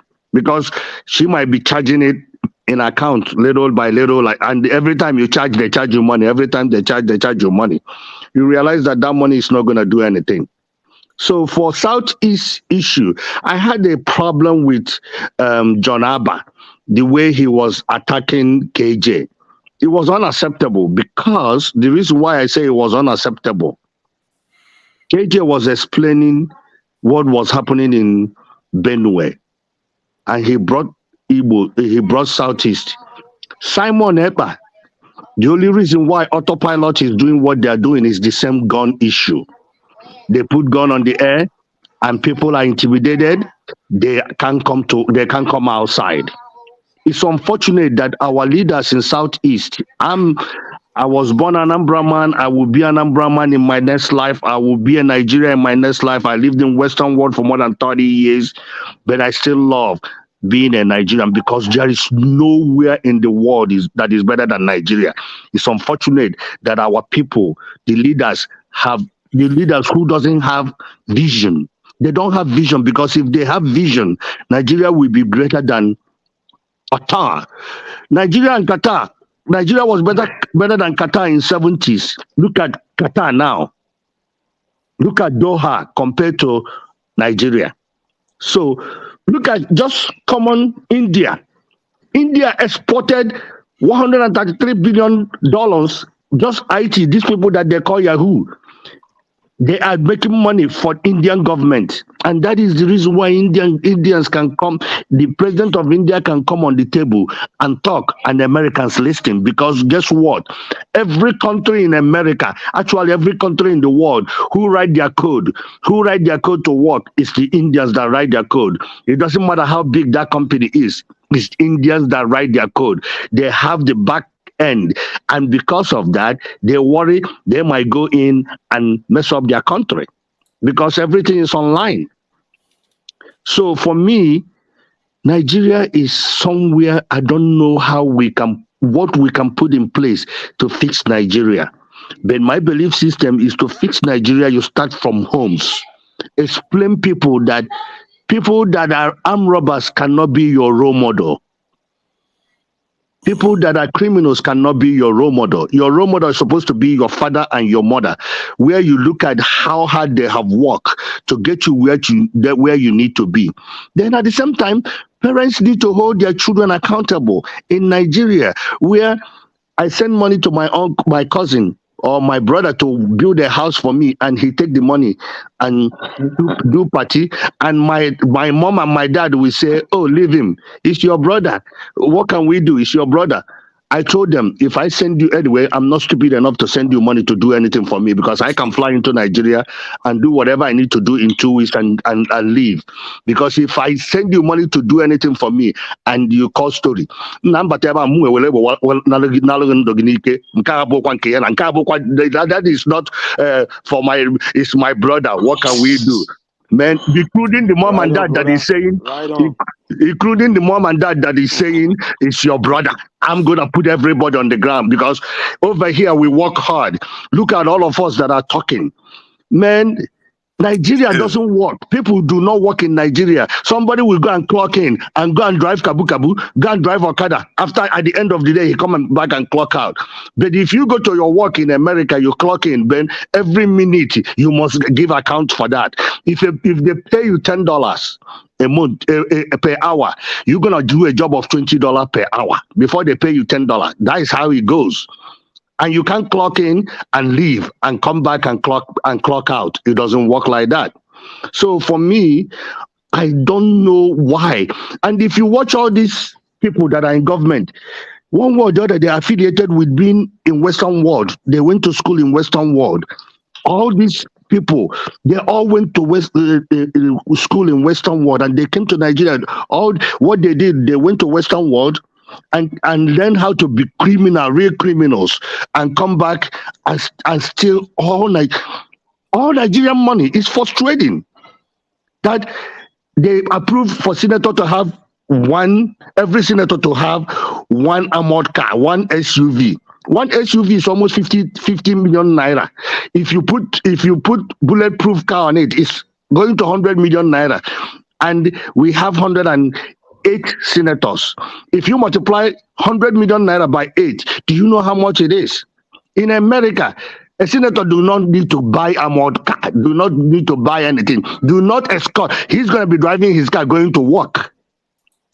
What governance supposed to be is, when you get into governance, you have a vision where you want your constituency, your country to go. And you put things in place, help to put things in place for that country. Be you Democrat, for example, in America, be you Republican, you have a goal in mind. Our people do not. Once you become House of Rep, the next thing, you have 3 jeeps. Building mansion in your village, building mansion in Abuja, building mansion in different states. Local government chairman. Really obsessed with those mansions, you know. Local government chairman. Local government chairman. We get money to pay the employees that work for local government. Guess what? The first thing, you go and buy Range Rover, because everybody like Range Rover. That is somebody's salary. He goes and buy Range Rover. A local government chairman. And nobody is holding him accountable. Nobody is saying, no, you can't do this. I'm surprised that Edo people, I think they started asking their people to bring the money to the home office, and they brought 3 million naira. The whole 18 states, 18 local government bring 3 million naira 1 month. The man says no. The next thing, they bring 100 and something million naira. The man says no, that what you guys are bringing is not enough. That is how we need to hold them accountable individual, so that if somebody say that they want to be in governance, it's somebody that we trust. I believe that if Nigeria want to change, my opinion is that it's a 16-year plan. Whether P2B is end up putting, I don't think they're going to put him, but where we are, the youth supposed to galvanize, put in place the councillor. 4 years, if you don't perform, and we cannot see a measurable things, we put you out of work. Then we go to local government. The people that have rule, we go to local government, we put them, from there we put them in governance as a governor, as a house of rep. We hold those people accountable. There's no way somebody like me who is in my 50s I don't have cash. How am I gonna go and run for house of rep in Nigeria? I can't, because I cannot afford to put that kind of money. But guess what? If I put that kind of money, I have to recuperate it one way or the other. And how do I recuperate it? On taxpayers' head. That is sad. That is where we are.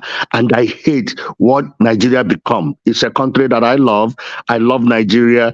Whenever I arrive in Murtala Mohammed Airport, is the best place on earth. That is my opinion. I tell people Nigeria is the best place on earth, because when you get over there, you can be anything you want to be and you will enjoy Nigeria. Unfortunately, the leaders of Nigeria do not see what Nigeria can become. I remember when I was young, somebody asked for an essay. Nigeria, where are we heading to? This was in 80s. Nigeria, where are we heading to? Could you imagine if you ask that question now? Nigeria, put an essay and say, people, write an essay. Nigeria, where are we heading to? We don't have a place that we're heading to. We're heading to hell. Worst and worst and worst and worst. The pastors are manipulating people, telling them, guess what? Hey, you have neuropathy. You know what? It was your uncle put that thing on the floor and you step on it. But him is calling me, Ike, can you find me a medicine for my diabetes? Can we contribute? Oh, whenever you come in, buy me that medicine. But he's telling congregation, take olive oil, drink this water, I get it from Jerusalem. Drink it, it will solve your problem. Fake prophet everywhere. Fake prophet everywhere. That is the problem. And people believe that. People believe that. Everything is a spiritual attack. My brother, it's not a spiritual attack. You miss your money. You put your money in a business and they fall apart, and you tell me that it's a spiritual attack. That's rubbish. Mr. Ike, I appreciate your contribution, but I feel uncomfortable when we quickly run to the church. The government that you are paying tax to, you people are not holding me accountable. But when we simply run to the church, it makes it, we're deflecting from what is there. Please spare me about church. The pastors are criminals, and all the priests and all the pastors, they are criminals. I'm sorry to tell you, they lie to people. They need to be honest to people. That anytime, any day, because let me tell you. That is called fallacy. Can I ask you a question? Why is it in Nigeria? Hold on, Ike. I think because you have had a say. Let's. No, forefather, hold on. Why is it in Nigeria? Why is it in Nigeria that the pastors are no pastor in the rest of the world?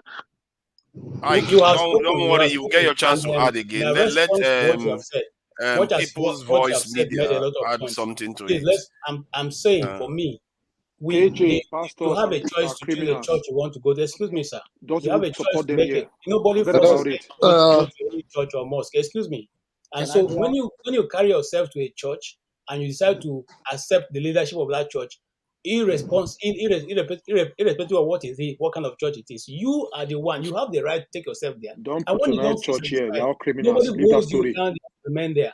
Excuse me, sir. Are we talking about church? Can we just let some other person talk we are now? here. Come we are on. not doing anything. Let's be nice now. Come on. KJ, hold on now. You're going to get your chance.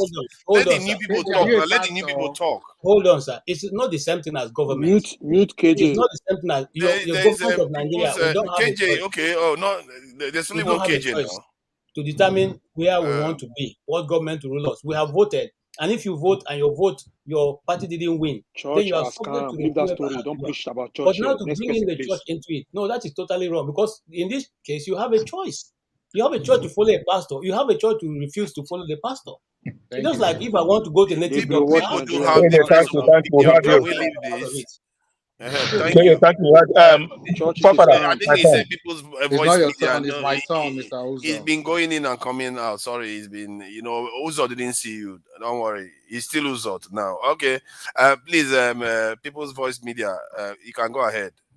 Thank you very much, forefathers. Shout out to Ovie. Well, let me start with Tinubu before I move to Simon Ekpa.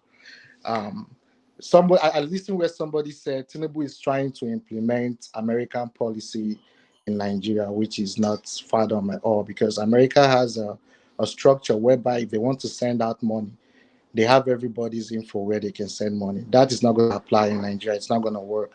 If Tinubu really wants to help the people, he should find how to stop bunkering and other means in order for fuel and prices to come down. And it should open more of importation around for people to be able to bring goods and stuff, especially rice. So now let me move to the seat at home. First of all, sorry. Did you say import or export?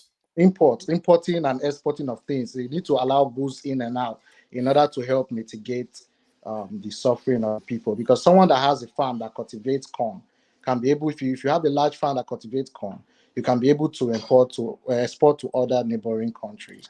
If you have a farm that does cocoa, so also you can be able to buy things. Once you export, you use the money and buy things and come back to the Okay, country. I see what you mean. A kind of exchange, but Yes. we want more export going out than coming in. Right. Correct. So yeah. Okay.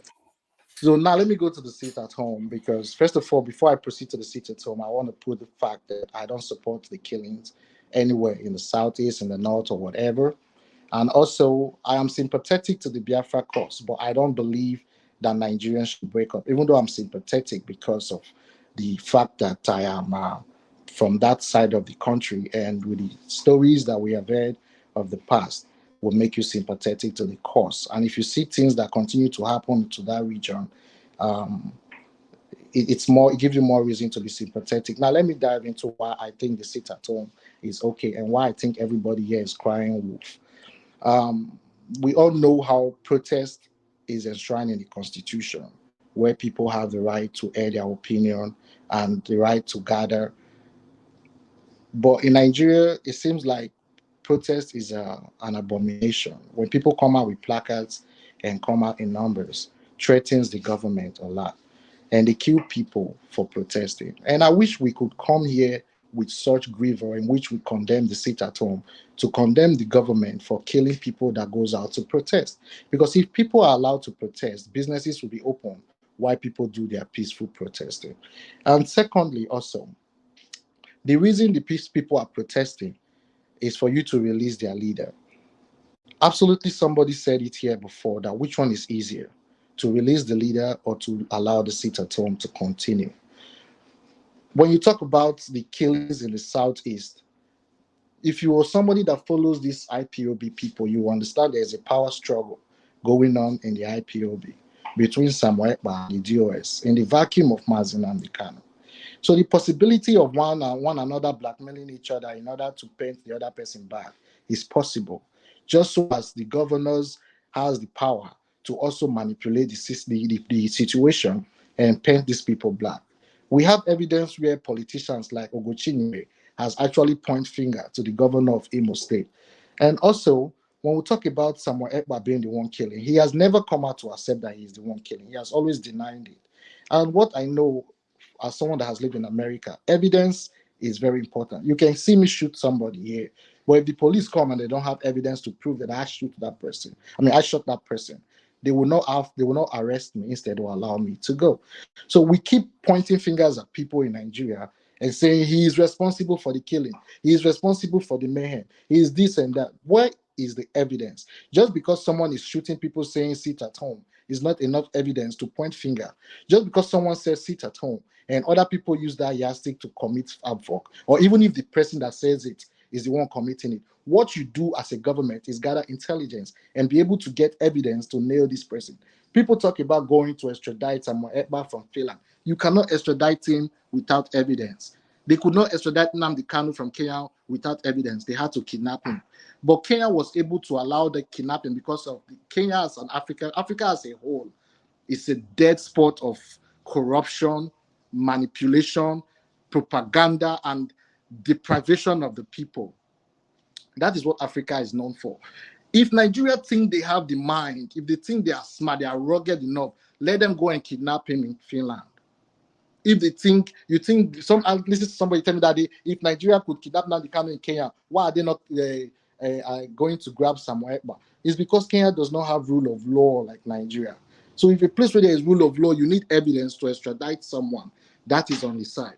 And also, when you look at people talking about Samuel Ekpa, after the kidnap of Nnamdi Kanu, who has been the one person championing the release of Mazi Nnamdi Kanu?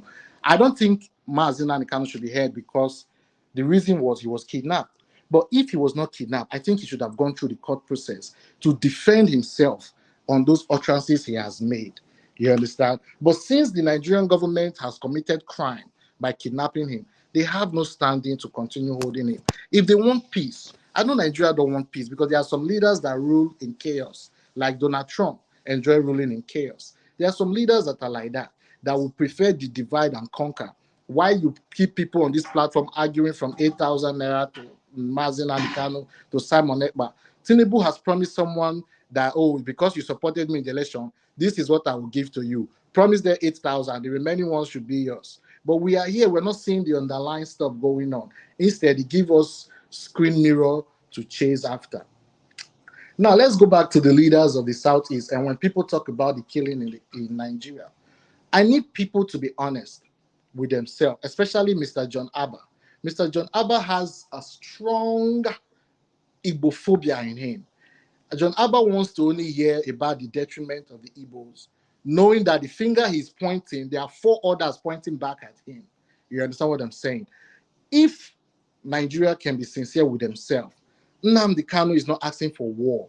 The IPB are not asking for war, but the Nigerian government is making you guys to come here and talk, hey, Biafra war. They said referendum. If you believe within yourself as a government that you have treated these people right, do the referendum. If the people vote and say we want to stay in Nigeria and Samuel Ekpa and Nnamdi Kanu continue, people like me and you will come here and chew them raw. But if the people choose to go, then you let them go. Just because of the fact that people say they want to leave is not a crime. It's enshrined in the United Nations. So would you say that Kanu did anything wrong in terms of the rule of law? Did he do anything wrong at all? I would say yes if they had not kidnapped him, right? That's why I said if they had not kidnapped him, I would have loved for him to go through the court process. But Nigeria was scared because they don't have evidence. You can say heaven and earth. It's called freedom of speech. But as long as there is no action to that speech, it is not a crime. But they have a lot of evidence online. Okay. See, having evidence online, me coming here to tell you I want to burn the Southeast, and I did not burn the Southeast. There is no, even if I say I want to burn the Southeast and you do not see me physically, or you do not hear me colliding or conspiring with somebody to say, hey, take this money, go and buy fuel and burn the Southeast. There is no evidence. Just because I said it is not enough evidence. If not, Trump would have been in jail. So many people would have been in jail in America for saying things, even in Nigeria. People that are sorry would have been in jail for saying things. If you said those type of things in the UK, you'd probably be in jail. Well, Nnamdi Kanu was in UK saying those things and he was not in jail. Please, can I finish? No, but because he wasn't saying that about the UK. If he was saying that about the UK, he'll be in jail. Let me say this. Can I finish? There were some Arabians that spoke about the United Kingdom during the time of Iraq. People insult their president. Every single one of them ended up in jail.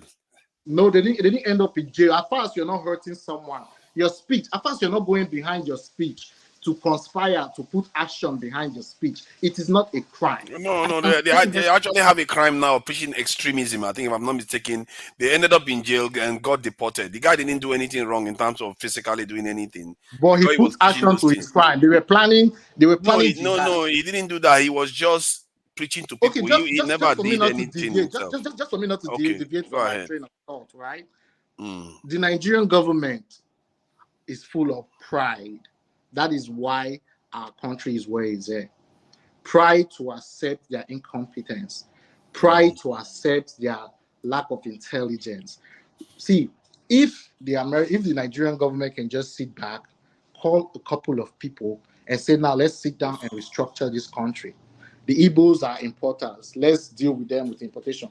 The Yorubas are academians. Let's deal with them in academy. The Northerners are farmers. Let's deal with them in a farming way. Let's do this. Let's invest in farming in the North. Let's invest in business in the East. Let's invest in academia in the West. That does not mean other places will not get all these things, but these are the things that the people are good at. Let's look for what Nigerians are good at and invest in. But no, Nnamdi Kanu came and called these Igbo leaders. That's why you see, I will not fault the federal government for what is happening in the Southeast.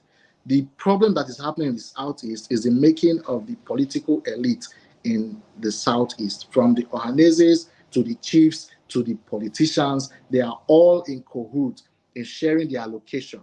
Nnamdi Kanu went to these people and said, we want SIPO, we want road, we want this.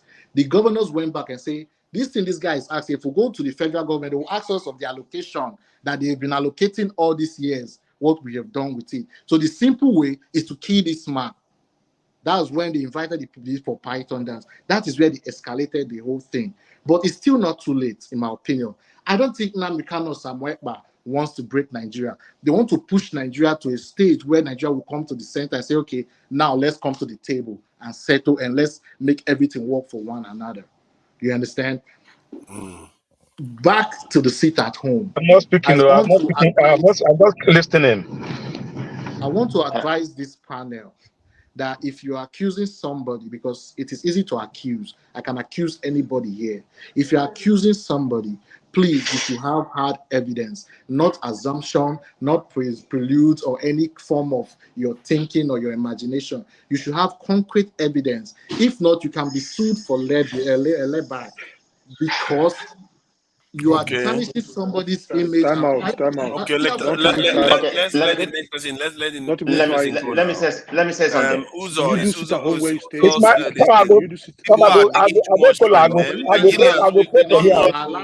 Calm down. Others went for a while though, but no, it's okay. not necessarily. You are gone for a while too. Yeah, you're welcome. Do you do sit at home where you stay? Uzo. Stop by sit at home. Okay, it's my turn. My brother, the seat at home. The seat at home. Sorry, you asked me a question. I need to reply. My brother, the seat at home is civil disobedience. If there is a reason to, do you do it in your state where you stay in UK?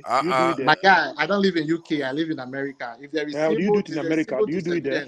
If there is, I was when there was pandemic, when the government, when they say sit at home, yes, I sat at home. If there is an authority stronger than that of the politicians in Nigeria, whether you accept it or not, the IPOB is stronger than the elite in Nigeria. Who is suffering this? Okay, let's leave it now. Let's Henry, come on. It's not nice now. Let's stop doing this. It's not nice. Uzo, please go ahead. Okay. Thank you, everybody. I hear. Father. Thank you. The London, the Europeans, you kiss your stuff. Yeah. Everyone had just said, Mr. Henry. I said when I grow up, I will be like you, so that I can shout and use gun. Anybody that mess up. But at the end of the day, we all said it. The problem in Southeast is not about Samuel Ekpa, all right? Making the serious staff at home. But sometimes you need to listen. When this strategy is not working, you change strategy, all right? When you see that, when DOS, who brought the sit at home official, not even Samuel Ekpa, you know that. DOS brought it. When they see that, people are going to suffer. It's not going to work. They stop it. And Samuel Ekpa take over it. That is the only weapon he has, which is hard working for him, not for the entire Southeast. Nobody is telling you that, okay, sit at home, benefiting anybody. But sometimes when you see that it's not working, it make people to suffer. You stop it and find a way out to do another thing, all right? Not that every Southeasterner supports it at home, every Southeasterner support Martin Nnamdi Kanu. We support him. But when he does something that is not good, we still say condemn. There are difference between Nnamdi Kanu and Samuel Ekpa. All right, Samuel Ekpa is more dangerous than Nnamdi Kanu, and that's people are saying this. There are 1,000 of people, most of them Samuel Ekpa are there. 3 years ago, who knows Samuel Ekpa 3 years ago? Who knows him? They're going to be like this. And the federal government didn't even try to come under the table and say, okay, let's find a way to fix this. Because if you go and arrest Samuel Ekpa today and kill him, somebody else more deadly than Samuel Ekpa will still rise again. So how do you stop all this uprise of so many things? It's come to the table and see why this is happening. Instead of attacking and killing. Now there's no more Operation Pattern Dance 1, Pattern Dance 2, Pattern Dance 3. What happened? Why is the pattern not more dancing? I never see how pattern is dancing. Why is the pattern not more dancing in the Southeast? Crocodile is not more swimming in the South. What happened?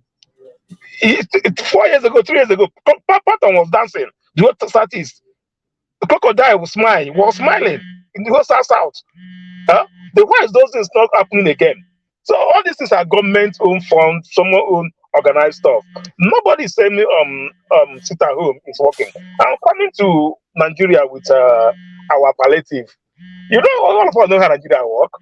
Benga Otumbadane did something by giving up his retirement benefits. All right. We are thinking that other people, like other governors that we ruled before, they have been paid salary, collecting palliative, still collecting another retirement benefit. At the same time, even Tinubu, I don't know how it's going to work. As a governor, he still collect his retirement benefit. He still wants to be paid as a president also. I don't know how that works. Most of the Senate are doing that. And we are not talking about Benga Daniel did it, that say he's suspending his to collect his same pension and everything. I was thinking that other governors that have ruled before the Senate will follow that step, but they didn't. I'm not about it. I'm not talking about 8,000 per life. What do 8,000 buy? Even we self, I cannot even give anybody. I cannot give a 10-year-old boy 8,000 in Nigeria. Let me tell the truth. None of us can do that. None of us can bring 8,000 and give a 10-year-old boy. What are you going to use and buy? All right, I'm going to give it to a whole family. What do you, a love of bread is how much? A tuber of yam is how much? Even bobo, you know, when children go to school, you buy them biscuit and bobo. You got to even the transport. A transport from the Lagos Ocean to Apapa is over 10,000 naira. Just for you to go to Apapa and come back, the whole money is gone. So what would that do? Is do nothing. That is that like it's laughable. It's an insult to the whole people of Nigeria. Not if you want to help the economy. Yeah, the economy. People have said here, improve the economy. Nigerians are strong. We are hardworking. If you can fix the electricity, people will create job out of nothing by themselves. People will create job. Like if you fix the electricity right now, I tell you, in 6 months' time, Nigeria will start changing because people are going to create employment on their own. People are going to create job. People are going to start manufacturing things. More companies will start opening, springing up from nowhere. You see companies springing up from nowhere. All right, but you don't do that. You are trying to give 8,000. Who will get 8,000? Tomorrow, okay, let me tell you what happened with 8,000. The average poor masses in Nigeria end up collecting 5,000. It's not 8,000. You know what happened? They will go to local government secretariat now. All right, everybody come and register. If you want to collect the money, you have to give away 2,000 or 3,000. So you can collect 5,000, and people will line up and collect them. They also still need it. That's what is going to be. It has been happening in Nigeria. The local government chairman, whoever involved, they will get the money, and if you want 8,000, he will give us something, 2,000, 1,000 before you be to get it. At the end of the day, people will not even collect 8,000. They will collect like 5,000, 6,000, even 4,000. And some people need it also. Some people need that money, but it's laughable that 8,000 for a whole family. If your family, we all know how you do. All of us collected palliative during the COVID. We know how the thing worked. You know how everybody was able. If you are working or not working, everybody have their salary aim, whatever you are getting. They say it. So it's laughable for us to come here though to debate about Samuel Ekpa. But for me, it doesn't work debating. I see somebody put Samuel Ekpa versus Lagbaja. How does Lagbaja is the chief of army staff? How does that work? I don't know how to help you put that because is there a war? Is there a war between Samuel Ekpa and Lagbaja? It doesn't work. Samuel Ekpa is in Finland giving orders, and people are carrying the orders. That's just the truth. He's not doing it physically, but he's giving orders. All right, he's giving orders, and people are realizing that order and carrying it. And do so many things. And for us, as people said, we both said, but maybe one, I will tell you, if before you come to my place to remove what is in my eye, remove what is in your eye first. Some of us here, we can't even go to the village. Ourselves are burning, but we don't talk about that. We just come here and start talking about Samuel Ekpa. And your place can't even travel. It's burning. It's burning down. You are half of your indigenous are in IDP camp. You don't even talk about it. All right? Half of the indigenous are in IDP camp. You can't even talk about for 8 years. You can't even talk about it. But we'll be talking about Samuel Ekpa. And some of you, they say, if one hand is punching at you, somebody else, the other hand is punching at you. All right. So by the time we start putting Nigeria all together and talking about Nigeria, the more better it is that my own thief is better than your thief. That's what some of us do here. Like if my thief is better than your thief, because my place. So that means my thief is better than your thief. No, let's try to put this together. As I said, Tinubu boys are not buying bag of rice for 10,000 right now. Maybe that Tinubu boys are buying bread for one naira. Everybody's suffering. Yeah, So thank you. let me add something to this. You know, they say Abu, his name is Abu Qatada in the UK. He was accused of teaching extremism and all the rest. He was held in prison on and off from 2002 to 2013 when he was deported to Jordan. And that they said in Jordan they accused him of terrorism and convicted him to death or something like that. Then they sent him to Jordan only for him to be released the next year, you know, because they didn't have evidence. So this guy, he didn't Thank do you. They like didn't have he didn't. evidence. No, hold on, hold on. Let me answer you that. Let me finish. Let me finish my. Let me tell my you. I know where you're Jesus going. Christ! You're not I know letting me where make you're the going. point. Let me You have been finish my saying point. this. Let me finish No, my you have been point saying this now. up and on this comment, and I How will can you about tell to. You me have been saying no? this. Come on, I let you talk. Okay, you have to let me talk. You can't just tell I me think no. that I'm not done though. Let me finish talking. See, he was detained from 2002 up to 2013. And only because he preached something. He didn't do anything himself. He just preached. And the only difference is that he was preaching against things that their country was doing. If he was preaching against something that maybe his own country, like Jordan, was doing, like Kanu was doing, they will let him just get on with it. Even if they know that it's illegal in Nigeria, they will let him get on with it. But if he says anything against their country, suddenly they will turn and they will jail you. And that guy was in prison from around 2002 to 2013. That's how many years? Over 10 years for just preaching. So let's know Julian Assange is still in jail right now. He didn't carry. He doesn't have any militia. He doesn't have anything. He's still in jail as we speak. He exposed classified material That they gave to him. He didn't. That somebody handed it to him. He Not colluded he with himself. Russia to influence See, they 2016 handed documents election. to him. He didn't threaten anybody with violence. My brother, But yet he's still in jail. there is evidence of communication between the GROU, which is the Russia intelligence company, with Assange. How is that There a is crime? That is communication not a with crime. even Russia. See, So, they've not convicted him of that, yet he's still in prison. That well, is he's in what I prison need to because he let has you not been understand. extradited to America. He's still in the UK. They should But extradite that him is to what America I'm where there telling is you now. evidence. This is not a backwater nation like Nigeria or any other kind of nation. This Forefather, is a Western nation, and he's still in jail for something they've not even convicted him of. Can I ask you a question? Can I ask you a Wait, question, Forefather. You see, I have not finished talking. Forefather, let me tell you something.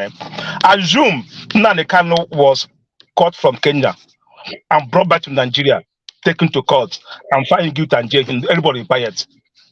All right? Everybody will be quiet. Nobody will make noise. Somebody will not come to make noise. But even though you brought him back, you don't even have he even celebrated and poured champagne who got him, we take him to court. They take him to court. Why the evidence? You are there, you are there just playing today. There's no common. Tomorrow you bring the evidence. Tomorrow you bring a new one. The court will strike it off. Tomorrow you bring a new one. That's the problem. Not that everybody. The Nigerian government You are miss one thing, useless. Uzo. They are so Nnamdi useless Kanu, that the they court cannot free even Nnamdi get Kanu. somebody that they have Forefather, can I evidence ask you a against question? to be convicted of Forefather, anything. you know the Forefather, can I ask you a court free question? Nnamdi Kanu. Forefather, can I ask you a question? Go ahead, please. Two questions. Number one, do you believe the peaceful protest is enshrined in the Nigeria Constitution? And Yes. secondly, do you support the extraordinary rendition of Mazi Nnamdi Kanu from Kenya? Yes, I support anybody to be brought back to Nigeria that Illegally? You support is it to be targeting done Nigeria. illegally? Is what I'm asking. Do you support it that it was done illegally? Rendition is not legal. Let me tell you, just the US does rendition, the UK does rendition. It's not legal. Who are they rendition? Can you point to just don't Wow! things you have evidence. Oh my God! I can bring you lists Who of have they American. rendition? Oh my God! Let me see. Come on, US. Come on, there are many. There are many. No, Guantanamo, listen, all the hold people on. in Guantanamo Bay, they are based on rendition. Don't you My know? brother, my brother, it is a lie. They were not rendition. They were invaded and they were taken as Oh my prisoners God. of war. Please, What are let's you not talking come about? here and spew fake news. They were no. prisoners of war. They were not No. rendition. When No, they they were invaded rendition. Afghanistan and Iraq, This guy they were is caught and in placed darkness. as prisoners of war. That is why they were able to put them there without Peaceful the court, voice. You are still peaceful voice media. You're still in darkness. Bro, no, Go and read you more. are wrong on that. I'm not wrong, bro. They were rendition. Rendition by where? America rendition people every time. You want me to start giving you a when list? those people were taken I'm out, was having a list America of them occupying pop up Iraq right and now. Afghanistan? You want me to bring you a list of people that were rendition? They are Yes, all there online. please. We need. Okay, I want to let learn. me give you one is Abu Umar, a Muslim cleric from Egypt. He was abducted by he was abducted by the CIA in Milan, Italy in 2003 and transferred to Egypt, where he claimed to have been tortured. Khalid, You just said something you have no evidence. How can CIA? What do you mean? I said wait, hold on. Let me make a point. How can you extradite somebody that is an Egyptian? You're an American. You extradite them from somewhere and take them back to Egypt. Does that make sense? Yeah, because they can torture him there, but not in the US. I beg you. That is the whole point. That's what the US does. Oh my God, this is fallacy. Forefathers. Okay, let me give you another one. You can check it out yourself. Fake news. Forefather, this guy is still He doesn't want to believe. He doesn't want to believe. It's all right. He doesn't want to believe. Show evidence. It's a fact. I'm giving you evidence. Okay, I will show you the page so you can see it for yourself. Forefather, don't waste your energy for this guy. This guy is still living in darkness. Do you think Barry did this against Umaruduko? Do you think he's right? He did against Umaruduko. You know that. What happened? Any state, any citizen of a nation, in short, anybody that of any nation that is hindering any other nation's security, that nation has a right to respond. If you like Israel now, if you do anything against Israel, forget it. If you like go under a rock and hide, they'll find you there. Yeah, you can't keep attacking a nation and you just expect to just be walking free. That is not how it works. Nations have to respond to this in national security issues. Forefather, let me bring a point.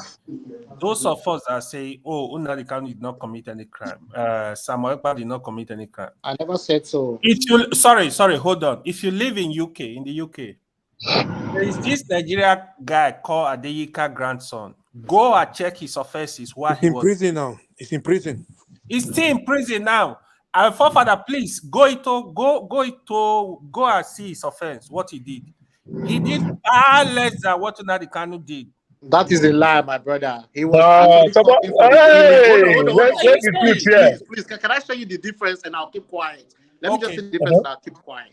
The difference is he was actually calling for the killing of a particular tribe. Nnamdi Kanu asked for referendum, and I only called for the attack of military. So hold on, let me finish. He only called for attack of Nigerian state. Yeah, attack on the military. Okay. He did not call on attack on a particular tribe. Let me tell you, human beings in the military are made of toys. What it takes to attack the military it's a fair game. No, they are toy men in the military, isn't it? They are toy men. They don't bleed. The toy men that they are. Forefathers. Yeah. Loco, welcome. During ESA's protest, Nnamdi Kanu was calling for people to attack houses, attack places. My guy, I lie. You always listen on our propaganda. You just are sitting there now. My guy, it's a lie. I don't know why he's saying this. This is our line. I don't even hear it. I didn't want to even go into the discussion. KJ is here, like, people voice nigga. See, truth be told, despite the fact say really like a federal government they behave, you understand? Everybody know that one, but still, it still give some of us, the leverage to misbehave ourselves. You understand? Because if we look them say that they behave, maybe they misbehave. At the long run, we undo ourselves because those guys get words to protect themselves. They carry money, jack back from Nigeria, go cheap for some years. Moreover, their family not even in Nigeria. So if we because we see something where they wrong with us as normal civilians, then we the one to say no, federal government even do worse than that. Yes, even that's notwithstanding, or is clearly we still do ourselves because we not get anything to defend ourselves to hold on to. You understand? So say we can only ask for referendum or killing of Puja. You can even ask to kill one Nigerian citizen. Even if say the other boy for UK talks about they kill one tribe, you are as good as the same crime by almost saying this you kill just one person. Now the same thing Holuna by law. My guy was for self-defense. Listen. Wake up, brother. Listen, wake up. Use up because This guy is still dreaming. I listen to you since you just like if you say maybe because you are pained or something, you understand saying Nigerian government error. Then if other person do something else, no, is this and that? No. You not get right because if law hold you, then you know say law they work. Probably you never see yourself engaged in anything law. By the time you don't stand in front of judge, they read to your face, are you guilty or not?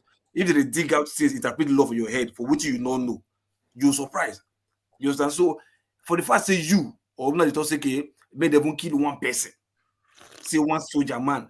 Now the That's a same big crime. that guy, just listen. Now the same offense with the that guy, wait also me the kill the whole tribe. Now the same But offense. for self-defense, please don't misquote me. Self-defense. Listen to me. Oh, hold on. What is self-defense? Did they fight you? Brother, when they come to the east to kill people, you have the right to defend yourself. You said come to the east to kill people. I listen to you since you don't say you get evidence. Say KJ, let me finish. KJ, let me finish. This story in perspective, you will make KJ, let me finish now. KJ, let me finish. No, hold on. Perspective is there. We're going to try to pretend as if somebody didn't commit any crime. He was just pure innocent, and Nigerian government was the one that just picked on him. This is kind of stuff. We cannot be excusing certain people. Personally, what I prefer let's allow local people. Let's allow local people finish, please. Forwarders, I know as which kind I will blow your eye. Which kind of moderator you be in a show? So I was saying, you're talking about evidence. I didn't say a lot today. I go ahead to you. What you know? Now, so you're moderator. You don't need to talk a lot. You were talking about say evidence against Ekpa Ekpa. He said it. He not me say in talker. He tell them say me the runner, right? Good. But no, I said if there's no action behind it. We said the same thing. I said evidence, not they say in give them money, they take do one more this and that, right? Good. But you are just shooting yourself in the feet right now, saying Unamikanu talk say na self-defense. That make me the key soldier. You understand? So listen to the word. If you come to kill us, we will kill you back. What is that? Is that not self-defense? You see, no, bro. Not to say you're smart, you run, they think say you twist your own. Don't worry. Say, if I want to hold you, I go hold you. Don't worry. You can't. Sorry, I'm just trying to be devil's advocate. I'm not. Yeah, but truth be said, if we come here to do this kind of something, who ask ourselves who the sufferer? Now who the sufferer pass? Regardless of CC, maybe you say this and that. Now who the sufferer? We get family for them. We not get security. We protect them. You know, sometimes we can't come online and say certain things because say somebody do something, but yeah, federal government feel error. Yes, in a shall we make the word hear them or the word hold them accountable. But if civilians like us still error, we not official, we go get to fight them with our mouth, everything we take get or physically, whatever, to stop them because now they get the brunt of whatever they do as a civilian when they close to us. Now you say Ekpa they talk to you right now. Who they suffer them? The federal government? No. Now see now the boys for Southeast, 25 years old boys. Now they carry gun, they keep market for Southeast. Now federal government suffer them? No. So no, we're not talking because the federal government the error. Then this other small boy with the Finland, they Messian, we not tell them say guys stop this rubbish because if you think they want do what they do to counter federal government, who they suffer them? Now your own people for where they village, your grandmothers and your siblings where they village, now they suffer them. So we get to stop you from those kind of utterances because now who they suffer them? Now we get to look first. You get my point? So that's why I just want to Local P, what is the solution? Let me talk now. Let me talk. If you say solution, bro, if you say solution, let me tell you the truth, we go look ourselves to our face. Say the stand what they take not true. We first move fight ourselves from doing the wrong thing first before federal government, before we fight federal government. Because federal government knows say we the fuck up. That's why they defeat do what they do. Because they know say if we try do anything, not be you the fuck up. You take small thing, fight your brother, you go do them because of small thing they give you. You get my point? So move first of all, stop these things attacking ourselves. We will not get defense. We will not get power, we will not get money, we will not get defense from anything. We will not carry money now, say, take your family, move to Nigeria. No. You not get the bar. But those motherfuckers how can we change the status quo in Nigeria? How can we change the status quo? Let me say sorry, I don't hear you. KJ, let me talk now. I say how can you change the status quo? These current politicians will not want us to succeed, Local P. How can we change the status quo? Okay, Bo, for my own little way, like I said, I find out, say, now orientation, you understand? We did not get like this, we didn't get to this stage overnight. You understand? Small things we will see for social media, people committing little crime, We're not holding them accountable. We're not talking. We're not calling them out. We just will keep quiet like everybody. Is it your business? What's your business? Yeah, it's not my business. But if I call you out sometimes and somebody else call you out, you would call out sometimes. You would think I'm saying, I better say people to watch me or man try arrange myself. But would they form this? It's not my business. It don't affect me. It don't affect my family. You understand? But it affects your neighbor. And we've kept quiet for too long. Now it don't scatter. So I think what we go do right now is gradually, yeah, it might take a lot of time, but make we try to reorient it ourselves, give ourselves orientation. Like my brother, is not right. If people do tell them say no, it bad, it's not good. You understand? Because if they do them subconsciously, they take them for their heart, say yes. Say they can't crime when they come from Nigeria. Like where you think I say which can wish this person talk where we feel come this kind of crime. But it got to a stage where we say now small just start now see where we day.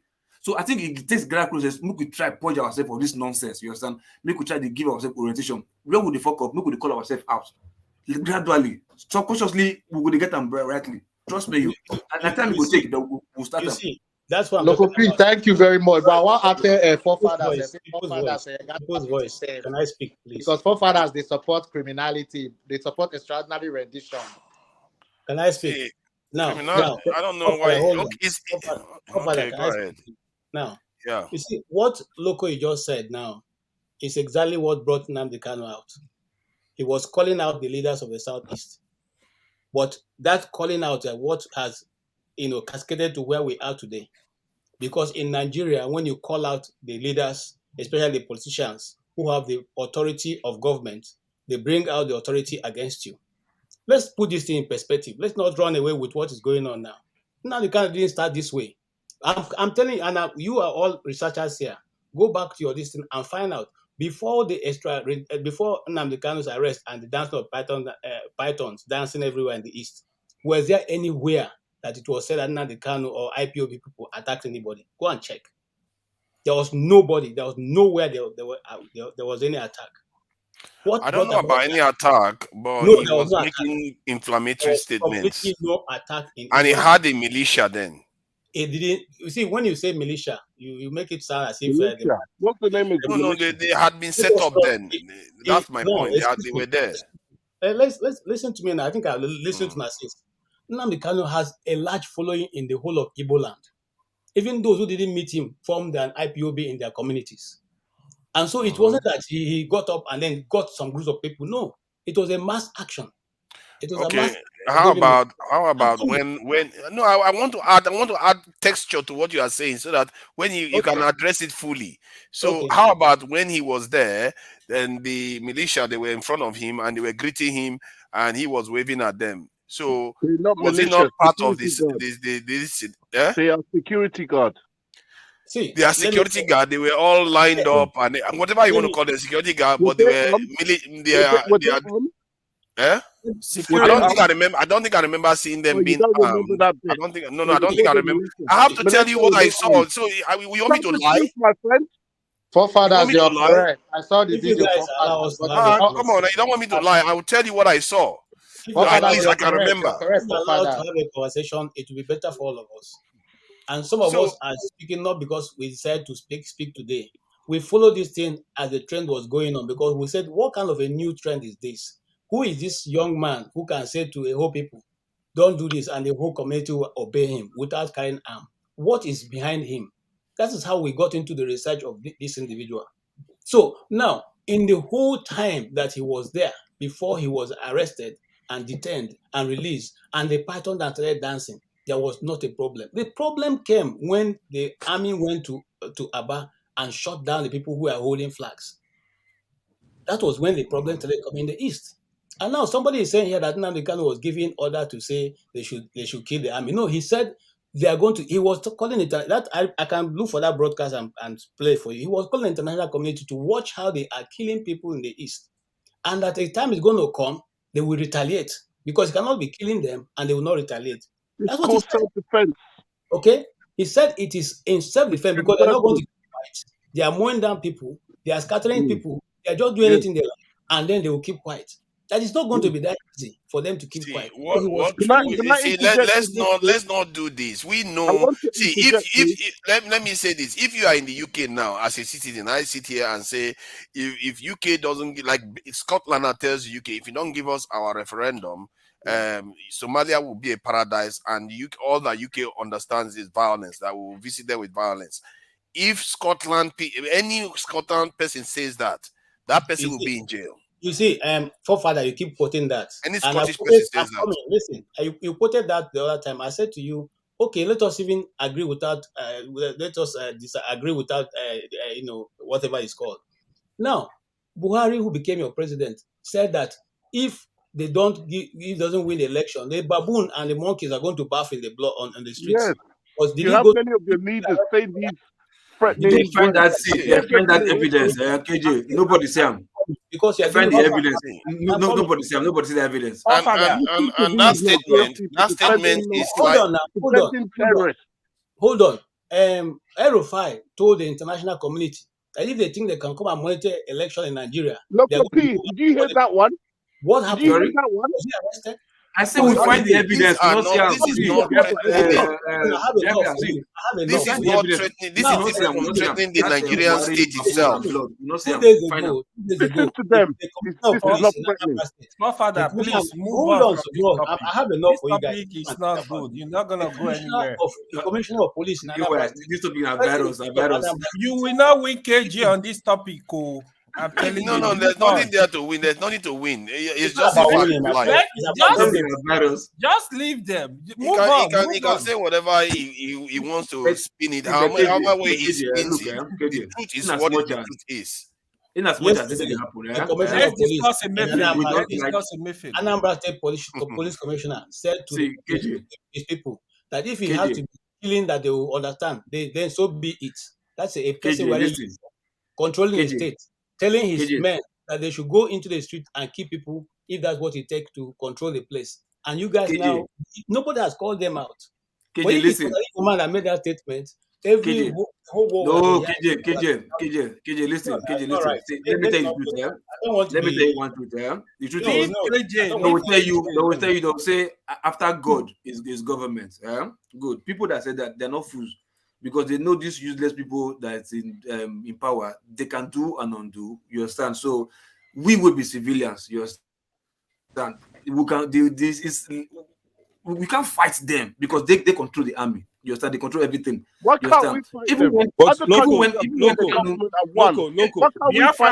If you can fight them, go to Nigeria. Go attack federal government. So you can't fight these people. Why don't we talk about unity? Why don't we start to fight the Nigerian government? You keep talking about fighting them.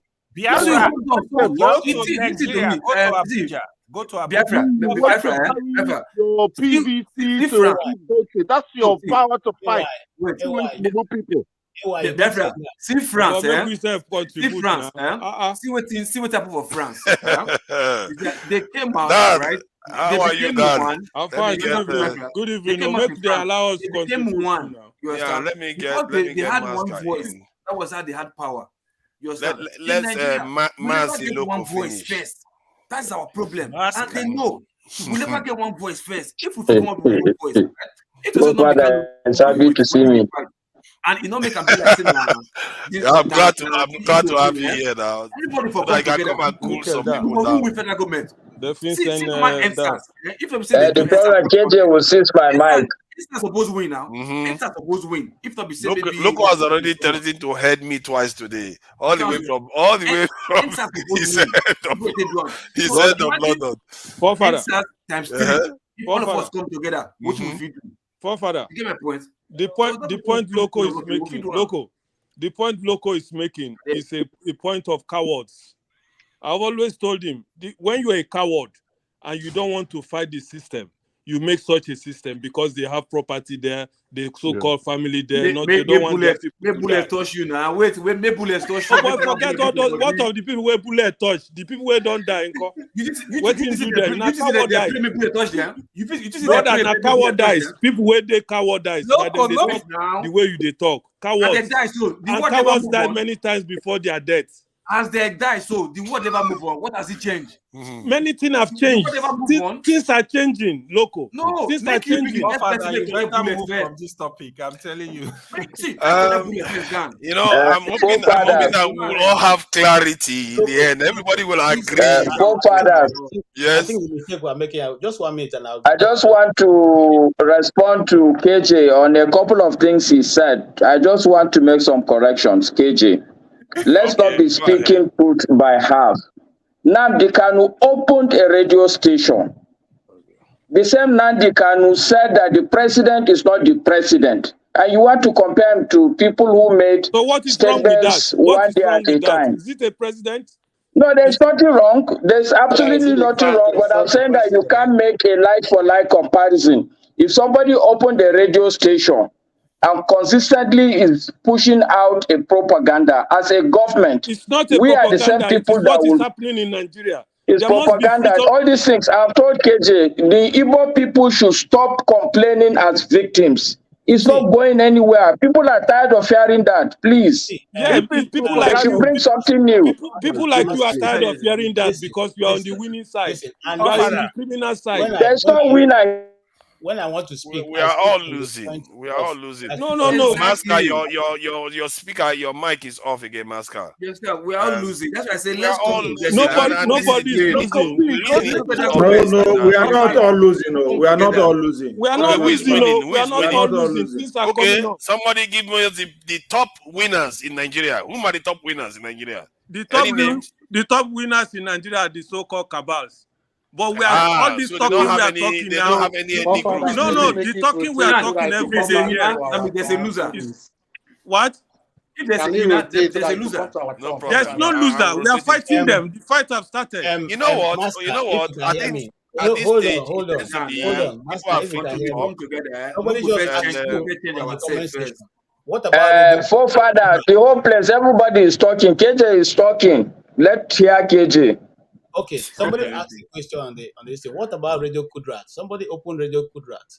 But even before you answer that question, I want to go back. Abiola died in jail. Abiola died in jail. Kudirat was killed.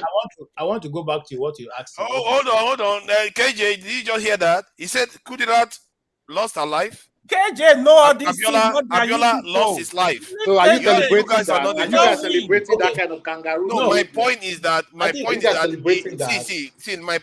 let to us be fair, hold on. To be fair, strategy. what happened during that time? Strategy. Let me just add this now. Let me add it. During that time when that stuff happened, I never got the impression that was a Yoruba problem.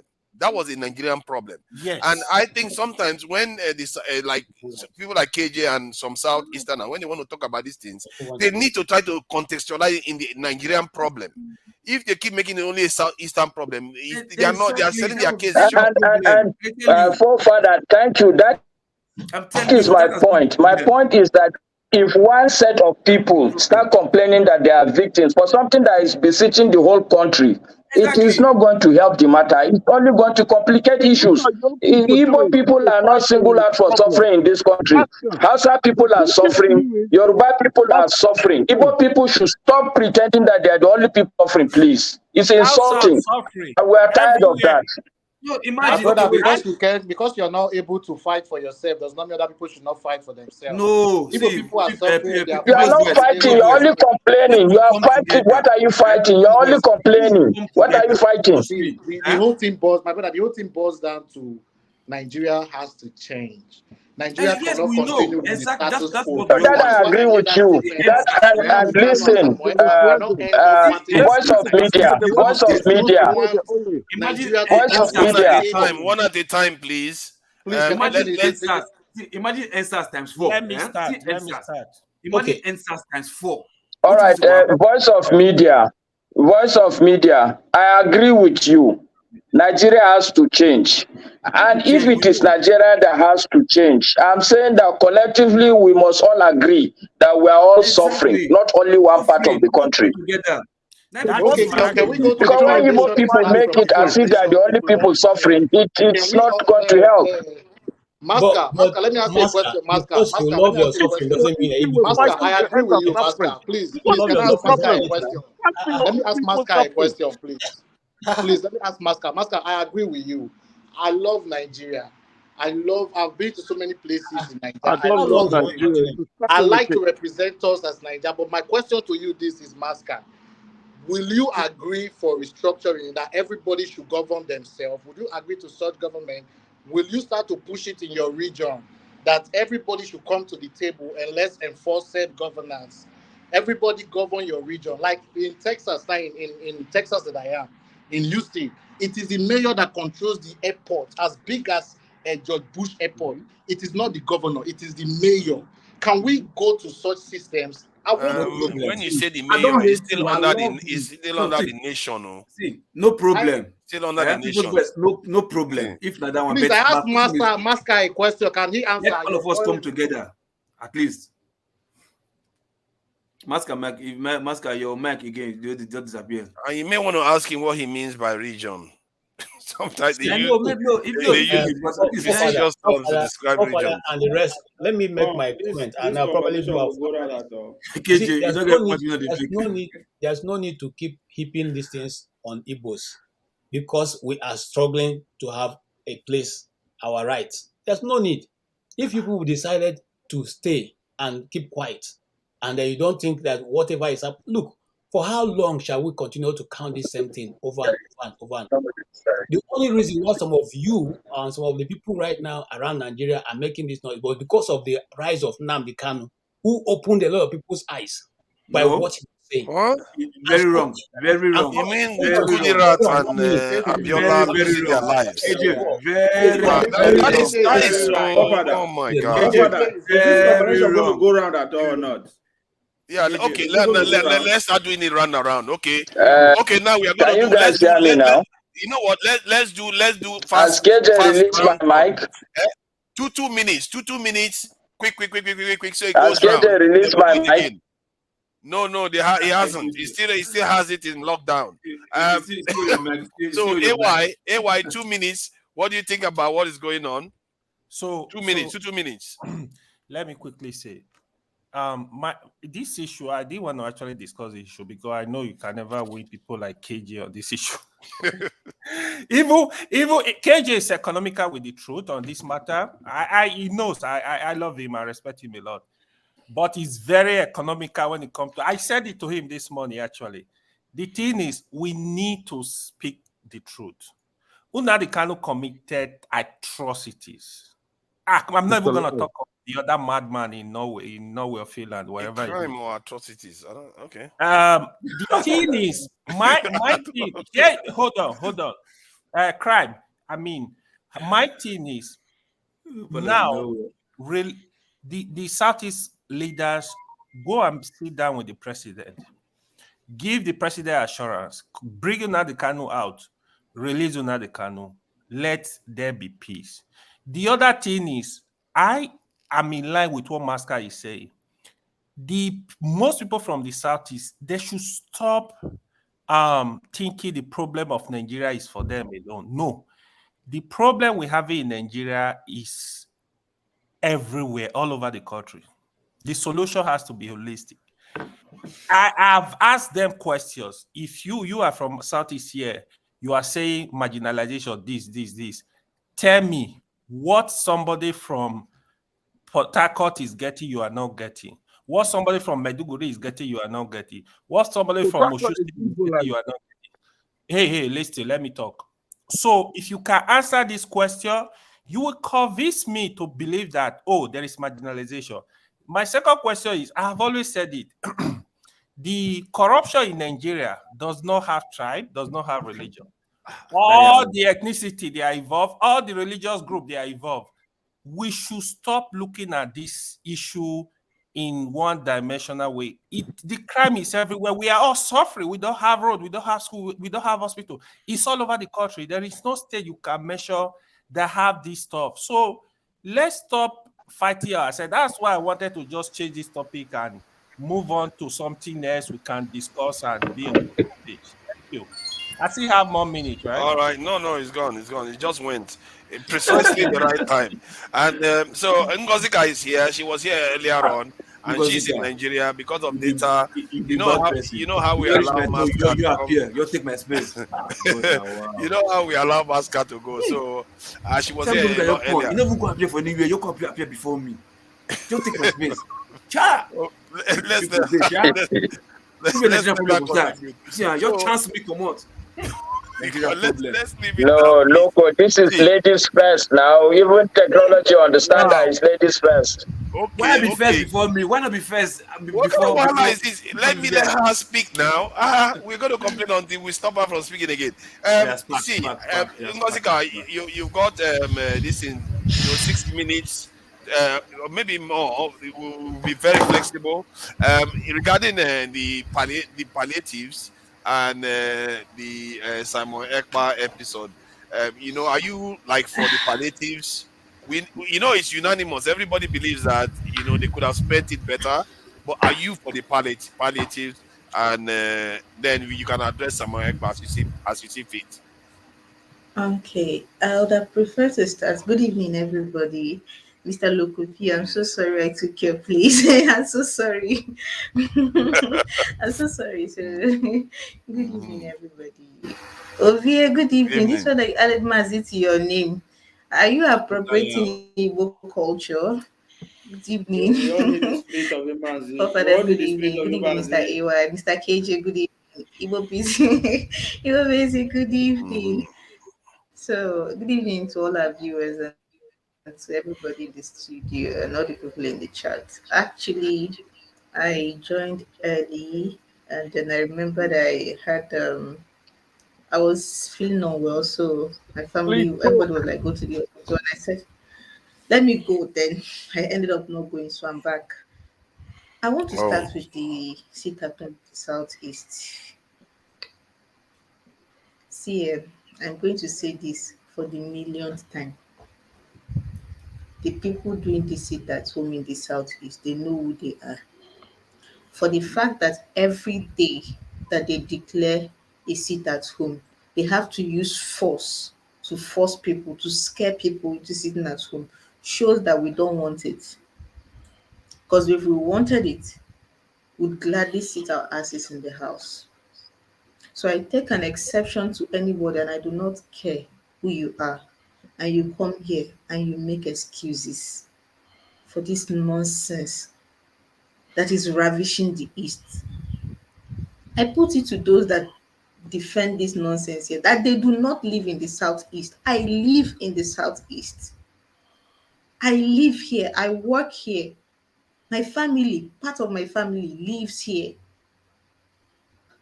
And you're telling me it's for the greater good. What nonsense greater good? What rubbish greater good? People are being scared. You can't even go out and talk about these people freely. You can't. You don't know who is listening. I said the same thing last year. Somebody said I'm exaggerating. I was not, and I'm still not exaggerating. It is a serious problem and it is taking us back.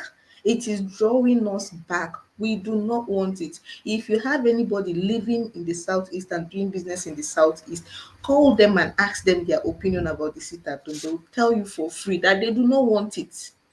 They don't want it. If you want a pool, I'll take my phone and go into the market and ask people with their faces hidden. They will tell you they do not want it.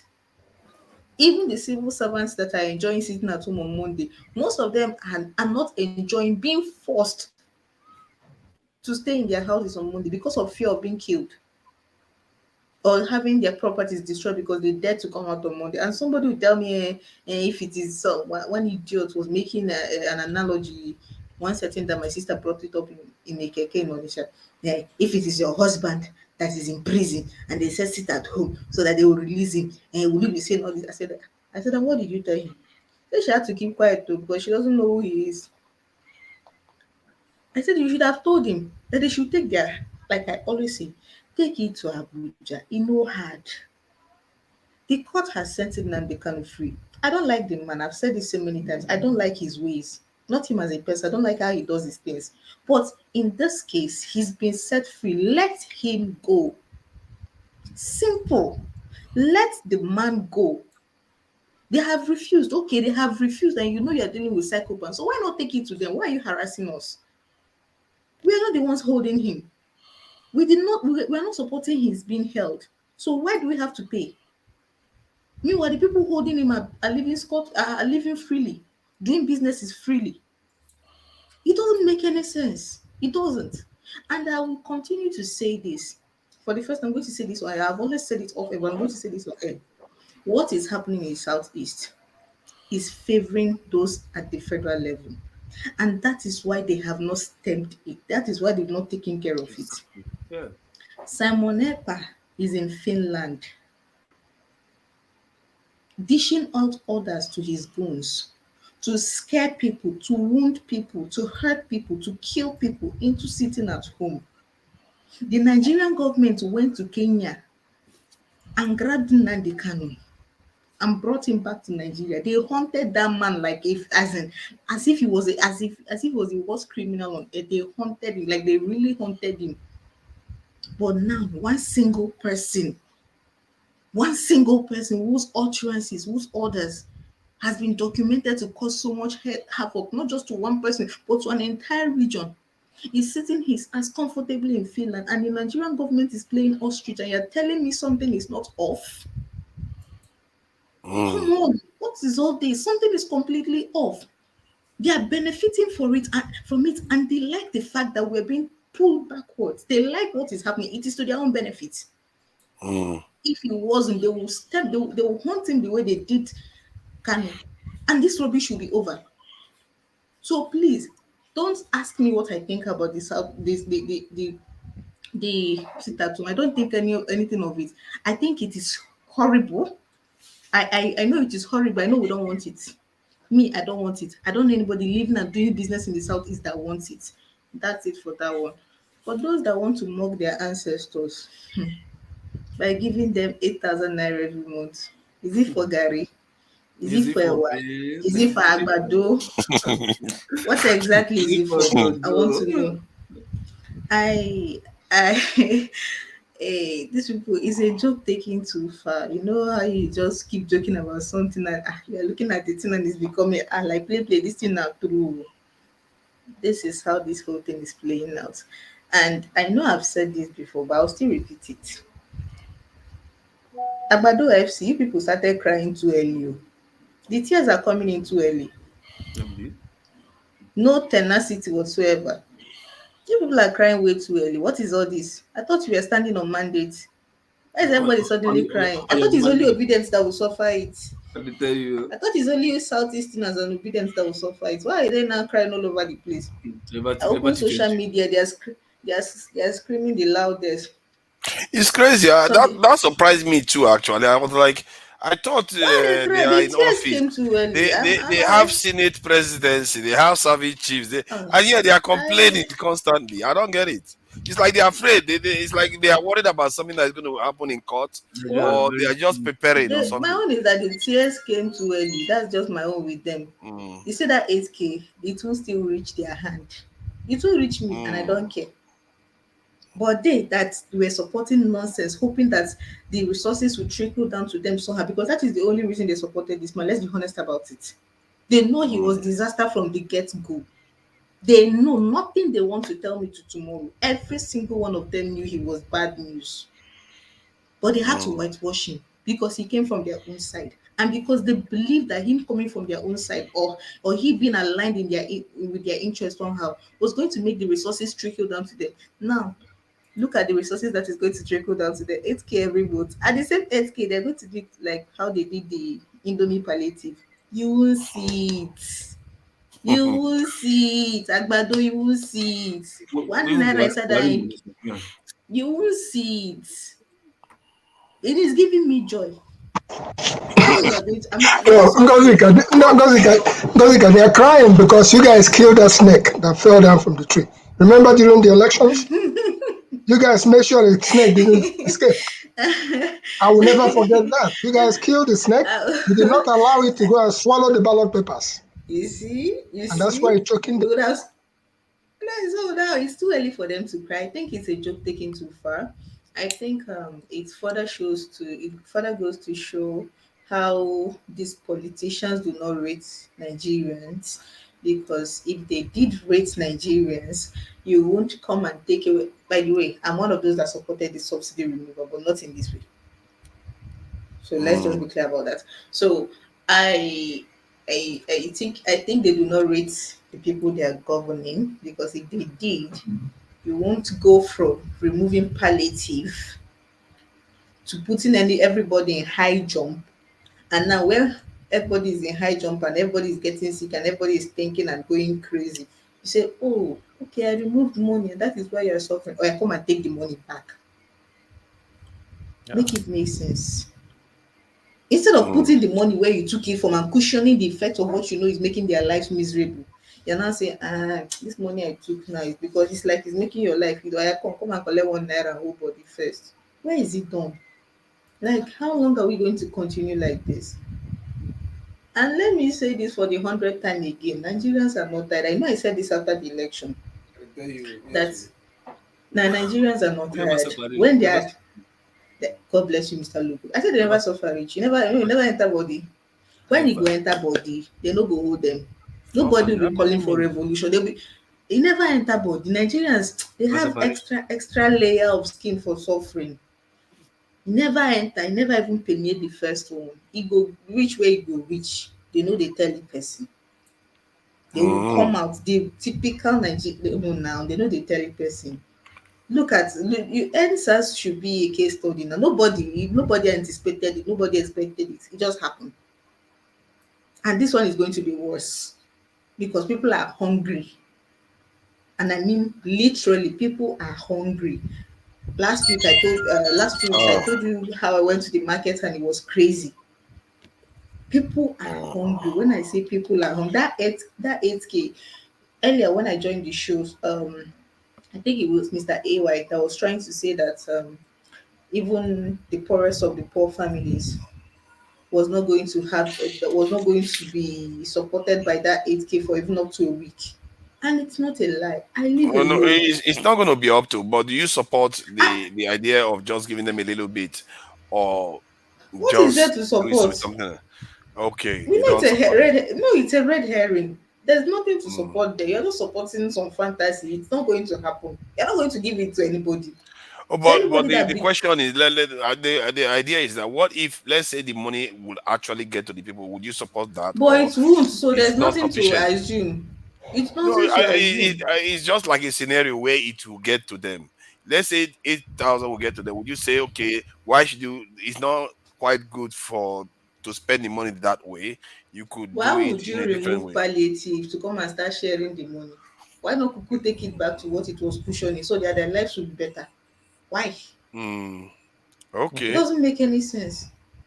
If you're going Okay. to Then it's just unanimous, then, isn't it? Like people in Nigeria plus people are overseas don't think that the money should have been given that way. Apart from of Um. you, apart from let of me you. even give you an instance. Shebi, when I joined Mm, this show earlier, I was just to go out. I was just to go to the hospital because I was feeling unwell. I have a health insurance, so that one I don't need to bother about it. Do you know what made mm, me come back? The normal transportation I would have really, aside from the fact that I was really weak, so I couldn't really stand and wait for a taxi that was going to that route. So I had to take a drop. I couldn't go because standing for that long to wait for a shuttle, taxi shuttle, was going to take me longer and I was weak. Normally, it's simple. I would have just come out of my house, ordered a drop, and gone to my place. But now the transportation is almost 3 times. Money wey mm. I for use go come back still get change buy pure water. It will just be barely enough to just go. Barely enough, and I'll still have to go back tomorrow for the test. I'm like, what's the essence now? If I go today and they run the test today, I can't sleep in the hospital because me, I can't sleep in the hospital. I'll have to come back to the house. Tomorrow again, I'll carry transport again and start going. Something that will usually cost me everything going and coming back at 900. I'll be paying 2,000 something. Mm. It doesn't make any sense. And you cost that by removing subsidy without any concrete long-term plan. And you're telling me that I'm going to what is HK going to do for me? So If I stand up in let the me if I let me stand up ask. in the morning Hold on, let If me I ask stand up in the about this issue of accountability then, because the people that are voting for these things are National Assembly members and senators. So is anyone holding them accountable locally, because they have constituencies that vote them in every state? So because I don't know sooner about or later everyone. the people have to start realizing that what they should be asking their local assembly member and senator, what did you vote? Are you part of the people that did this stuff? Do we have a culture of even trying to do that in Nigeria? Exactly. We don't have that orientation, so it's not I going to work. I no, Mr. Local, you don't say that. It might not be mainstream yet, but I know that a lot of young people on Twitter, fa- at least I know, I'm very certain because I'm part of those on Twitter, are holding their refs responsible, at least for Enugu. I know How that about for have you certain. heard of the ones from Labour Party that has made it there? What are they doing at the moment? Are they standing Right against now, all my these things, focus or is they're only just? Enugu. You see, but we need to be knowing this. Maybe not you anyway. The Labour Party, they or people that are Labour Party supporter, we need to be knowing all this. What are these elected members doing right now? And Are if they your voting rep is against not a this thing? Labour Party member, uncle, for others, if your rep is not a Labour Party member, Before uncle, you think that you're Okay, what you no, should be you saying hold is, that Labour Party member accountable. I know, I understand what you mean, but the Labour Party member, because what we are facing now could be a rerun of an election, and if that is happening, you want to have a situation whereby Labour Party is already sending out signals that they stand on the Mr. side of the Profile, people. finish your round I do, robin, and then we can go back to her. Ah, I think let her respond. Then we'll go back to the 2 minutes. This thing, I lightning. do not think this is about Labour Party in any way. Let's keep it the way you said it initially, holding our refs responsible. Bringing parties into it is going to take us back to where we were. It's not about party. It's just human being, just Nigeria. APC Exactly. did the Your same reps, thing. whoever they are, hold Yeah, them responsible. And I'm telling yeah. you that over here, we are doing that. Mm. So at least For on me Twitter. anyway, because you can do that, but if the leadership is still not the type that is, anti-corrupt and cronyism and all those sort of things, then because I prefer to see the Labour Party do better in the offices of government. So one would like to know what they are doing right now. Are they like I standing prefer to out? see anybody that is in the office of power do well, regardless of the party. Then you didn't Uh, vote Labour. You didn't vote for Peter Obi then. Forefather, And Forefathers, at a point you have preference. Let's not do this thing forefather. where we say we prefer to see anybody. wait. Let me see where you're Because it coming from. just 2 seconds. Forefather, you need to understand we don't need strong men. We need strong institution. The moment we have strong institution, we don't need strong men. I'm telling you. People will think Peter Obi will come and do magic in Nigeria. I put it to you, if Peter Obi become the president today, we will still gonna fight all these issues we are discussing here. I'm telling you, we'll come back here. Please let me just AY, finish, Mr. strong AY. decision Let is me controlled just by strong finish. men. Oh, Let remember, me strong decision is controlled finish by what I strong was men. what I was telling Mr. If the Forefathers men are is not strong, decision will not be strong. anybody Let you guys continue. anybody that won the election and got into office legitimately, regardless of party, should be held accountable, should be expected to do well. The Period. reason you see me not even not see the reason you see me not even giving a chance to Tinubu is because he got there illegally. If he had won fair and square, if the man had won fair and square, I'll just be like, oh, you should do well. You should do this, you should do that. I'll probably suggest, but he got there illegally. And if you must be called your excellency, the process through which you got there must be excellent.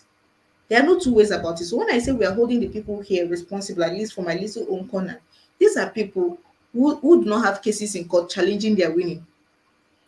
They were duly elected.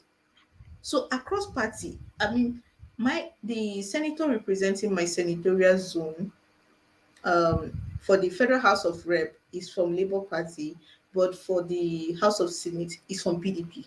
So are you going to tell me because the man is from PDP, I should disregard whether or not he's working? and she just focus on the guy that is from Labour that is representing us at the Federal Oh House no of no Assembly. It no doesn't no make sense. that's not what I'm saying at all. All I was saying was that if there's going to be, given that this government, from the way they are doing now, we all criticize what they are doing, and now most Nigerians are not having any good outcome from what he has done so far. So if say someone like Peter Obi was in office, chances are that things may be different. We don't know for sure, but we believe that it's going to be different.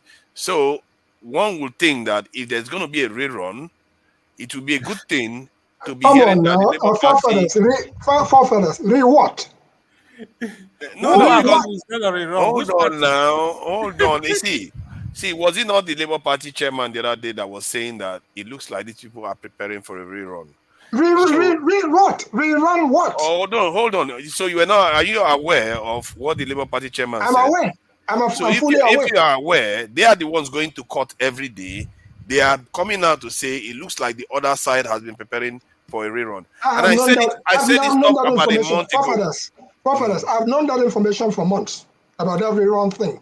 For me, Before it was the about Labour a month ago. administration. I clocked onto that My they may be question planning is, for that. which party will do the rerun? Which parties? And who will Oh conduct the no! rerun?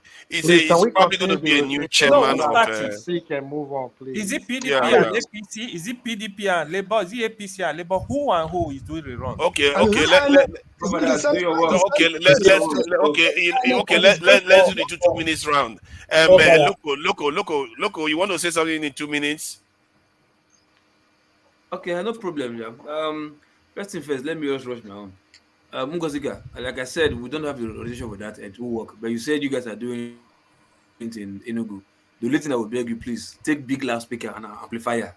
Please amplify it so that by the time those Nigerians who don't have that orientation been working, right, so that they will see that, oh, okay, maybe something will come out from here. If they're doing it in Enugu and it seems working, okay, let's On just take Twitter. all this one. This story, No, internet matter. you No, let me see, tell you. Let me tell you you why. Let me tell you. see, Let me you tell you why. See, see. let me tell you why. Oh, See, how do you, seeing is believing. What you see has an impact in you, even if you first of all subconsciously. have to get these people to talk to them. You first of all have to bring them out to No, that's what I'm talk to saying. But them. if they are seeing How do you first, right? how do you hold If them accountable if you don't talk to them? hold on first now. Obedience movement that came How? together. It wasn't online, right? The mass it started online first because simple, but later they started seeing it on the street on videos. Then they started attracting people. That's what the power. That is exactly now. Is This that's one why the is power. starting online. First, okay, fine. If you have it, but let people see because by the time they see, it impacts them and it impacts their decision. That's why I say make it loud. So the more they see, the more it attracts. What you don't see don't attract anything. That's what I'm saying. So back to my 2 minutes. For the No, your orientation. 2 minutes is counting. Though. No, You think we passed out of your 2 minutes? let person hear what it is. It's So 50 seconds remaining. wait now. See, you are taking part of my time now. Relax. So as I Okay. was saying, right, for the palliative whatever, right, I said it before, Nigeria have not been paying subsidy. The only mode with which we're paying subsidy is through crude. You understand? What do they use to pay Julius Beja? They use crude to pay Julius Beja. So how can you give somebody crude to refine for you and you are paying the person cash? Why can't you use common sense to pay that person with crude? You understand? So Nigerians have been paying our subsidy with crude, but they are still lying and be taking cash. You understand? To pay subsidy. Okay, no problem. That we say. Now you are stopped the account with which you are taking subsidy from, right? You are no longer paying subsidy. You are now putting the money back in the account. So why not use that money that you've stopped spending on subsidy? Why are you still now asking us to pay more by increasing levies for power and fuel and whatever stuff? You understand? And now you are Look at taking your more money time is from up. us. That was not even enough. Oh, That so was not even enough. time's Then up. Time's up. Buhari, you allow me land now. Let me Okay. land with my point now. Okay. You A few understand? seconds then. Well, Land. that was not enough. I think if I'm not forgotten, the last month of Buhari administration, I think or 2 months, he borrowed like 800, if I'm not Look at mistaken. please. What's up? Your time is Where's up, that okay? 800? Now this guy is coming now. He's still borrowing 500 upon all those money. Then you are giving £10 to do what? $10 to do what? I don't understand. Thank Remember, you. any free Thank money you. that you give anybody, nobody make good of free money. That they Thank don't you. work for. Thank you. So that Thank money is you. just as good as waste. Thank you, Loco. Thank you, Loco. And Yeah, you AY, start your 2 2 minutes. You minutes. go time today. 2 minutes. So what do you think about what they've said in 2 minutes? When I talk now, give Did they people's why? voice. Did they why? Okay, I did don't they why? understand. Have you spoken? I No, don't I thought Yeah, understand. I was trying to clear the top this Why thing. you don't move? Okay, People's choice now. people voice People's me. choice. People voice. Sorry. Thank you. Well, You thank see, you. very honest people. Thank you very much. bad moderator. Thank Bad you, moderator. Popoli. Shout out. Well, still, so my take now, my Yeah, take you don't worry, actually, I'll get you. my, Yeah, go my, ahead. my, my take on Nigerian system. First of all, I want to talk about their laws. Nigerians has laws. There are so many laws in the Nigerian system, when I book a day. First of all, let me give you one, like freedom of information. You will file freedom of information from now till next year. No politician will release any information for you. I've never seen any journalist. Nigeria does not have investigative journalism. That is why politicians can easily abscond with wealth. This 8,000 they are saying now is just to benefit somebody. Remember, this lady in Buhari's administration said she spent how much in feeding children. How many family felt those impact from what the program she said she executed? So how can Tinubu now bring that kind of program again in the same kind of system where there is no structure to trickle down to the last man? You understand? Nigeria will continue to run circle on itself like the rat on a wheel, the hamster on a wheel. We'll come here next year. We'll still be talking about these same issues. And just to talk about the election, like obedience and all, I just want obedience. My question to them is: if the tribunal comes back and stays Tinubu presidency, what will you do? And secondly, I want you guys to understand: Tinubu has tasted power, and Tinubu will not give up power easily. So are the people around him. If they could do everything they did to get to that place, what stops them now to do more to remain there? This whole tribunal case and issue is just all farce. At the end of the day, we all come here and shout, this Nigeria economy, this Nigeria judicial system. At the end, we all will see the law the way it's written. Like I said, there are laws in the paper to prosperity, but who's following it? Oh, Who's your time is up, but you can land. Yeah, okay, who's checking out for those things to make sure that everybody is doing their stuff? Like in America, every department, like let's say the Department of Agriculture, has an inspector general that oversees everything that goes there. Nigeria does not have check and balances. Not until they start to put all these things in order. That 8,000 are just to feed someone else's pocket. Thank you. Thank you. People's Voice Media. Is that a YouTube channel? Yeah, that is my YouTube channel. All right, nice one. Okay, KJ. it's my turn. It Yes. is Omula turn. Yeah, start Now, now. I say again, we are not expecting that government will, dole out money. Someone said here that the electricity now is now no longer the right of the federal government. Yes, but that was just yesterday. So government can assist. In fact, it will be more understandable if these monies are given to state and it is pegged on adding electricity to your states. Now start your own state electricity companies. Here is the money. Drive it with this. When there is constant electricity, people will be gainfully employed doing all kinds of things and they can fend for themselves. It's not gainsay to say that when you dollar money, people no. If there's too much money in the system and there's less food, how then do you even buy the food that they are getting the money for? So what people are looking for is a level playing ground to be able to fend for themselves. $8,000 naira, like I said, is just a little bit over a dollar. That's what you're advocating people should spend in a month. I think is ludicrous, for us to think that way. That's one. Two, you see what we are saying, and I say that again, and please go mark me. This guy have seen what is coming. The court may not give outright win to Obi, so they are already preparing for the rerun where he's having everyone that he needs to be in place. It's going to be an outright rigging. There will be nothing like somebody came second. That is what you see. It is a state capture which is specialized in doing. Okay, and that's what it's arranging for, and that's what see all these things are for. The boys have to get something. Okay, the National Assembly has to get something. The judiciary have to get something. At the end of the day, everybody is satisfied. Have you asked yourself since the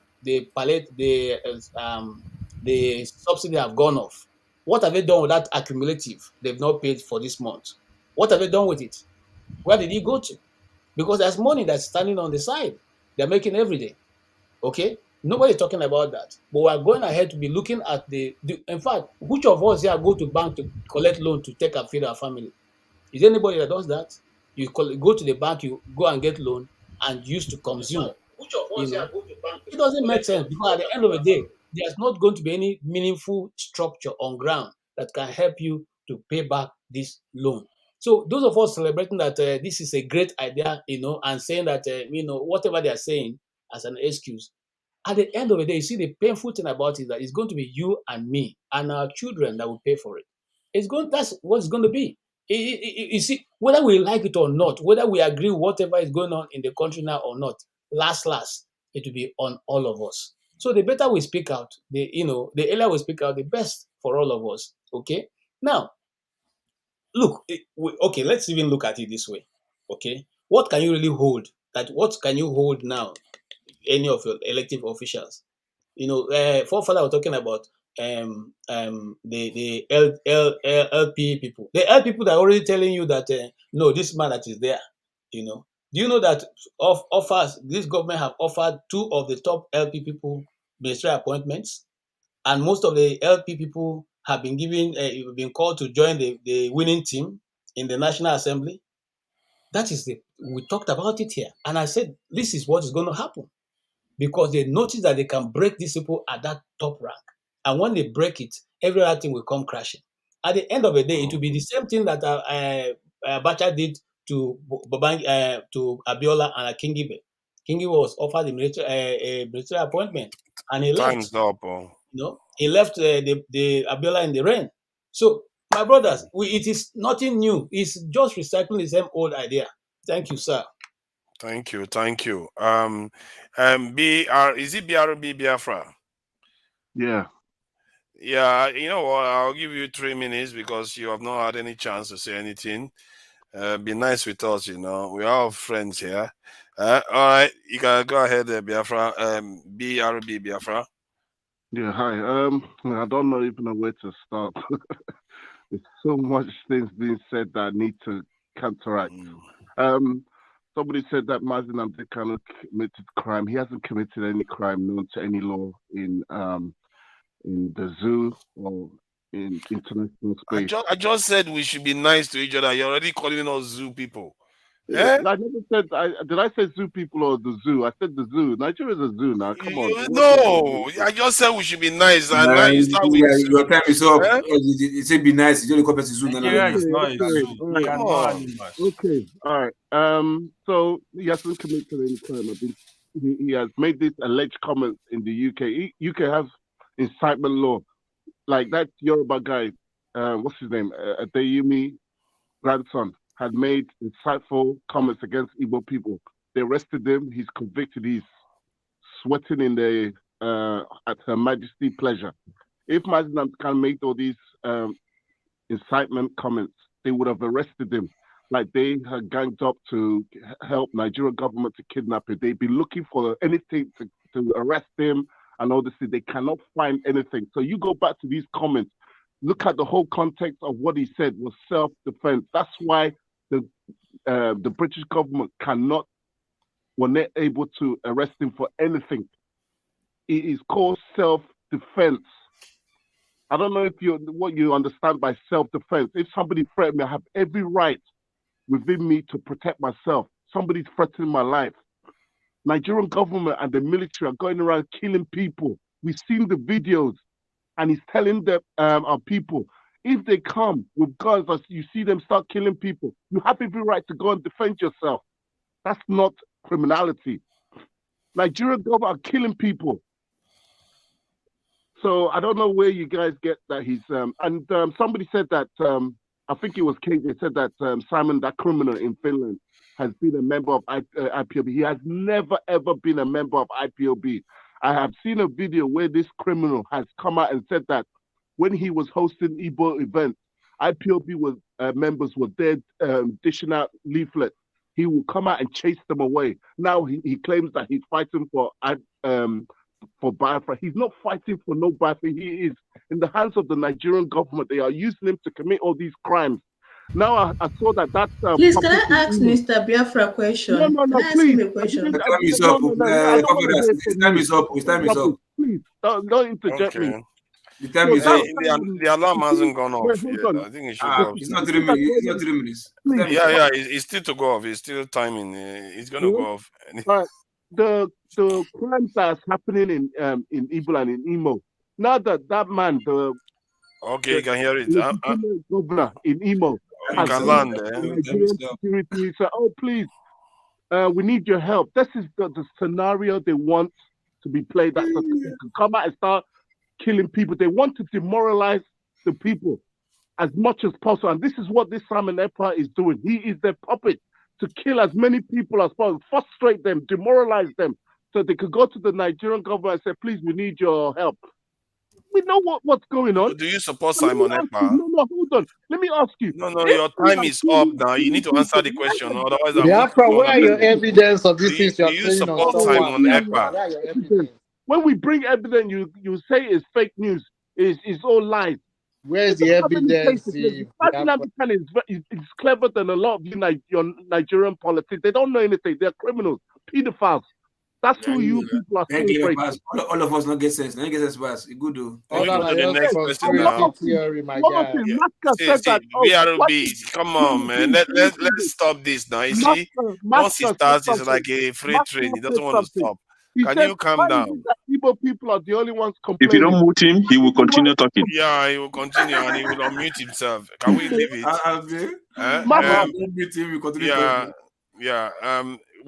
This thing. Alpha. Yeah, see, I agree to Mr. Loco. Good, sir. Yeah, Igbo Basic, thank you for coming back.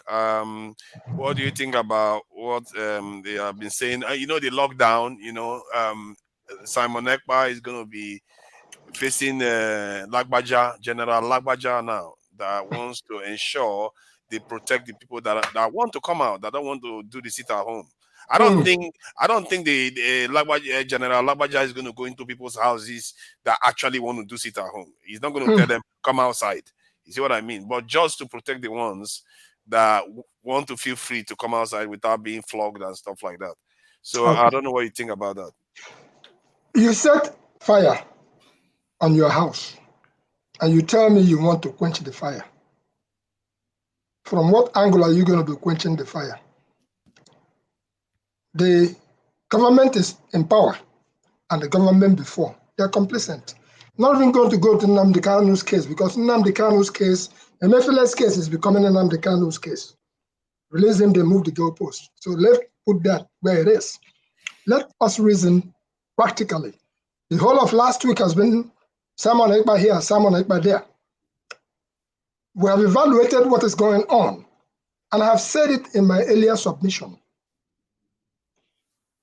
Before I said the voice of IPOB has been hijacked, and I dare say it again. And you guys were discussing about change strategies. To what? When they have already taken your game, and they are now playing it against our people. When I left here, I actually spoke to the outgoing chairman of World Igbo Congress. And I said it earlier on that calls that I have received from Nigeria today was Ekpa, my, please, for heaven's sake. And this goes to Ndi Igbo generally. In case of Nigeria, I won't even go there. Nigeria is being deceitful to itself.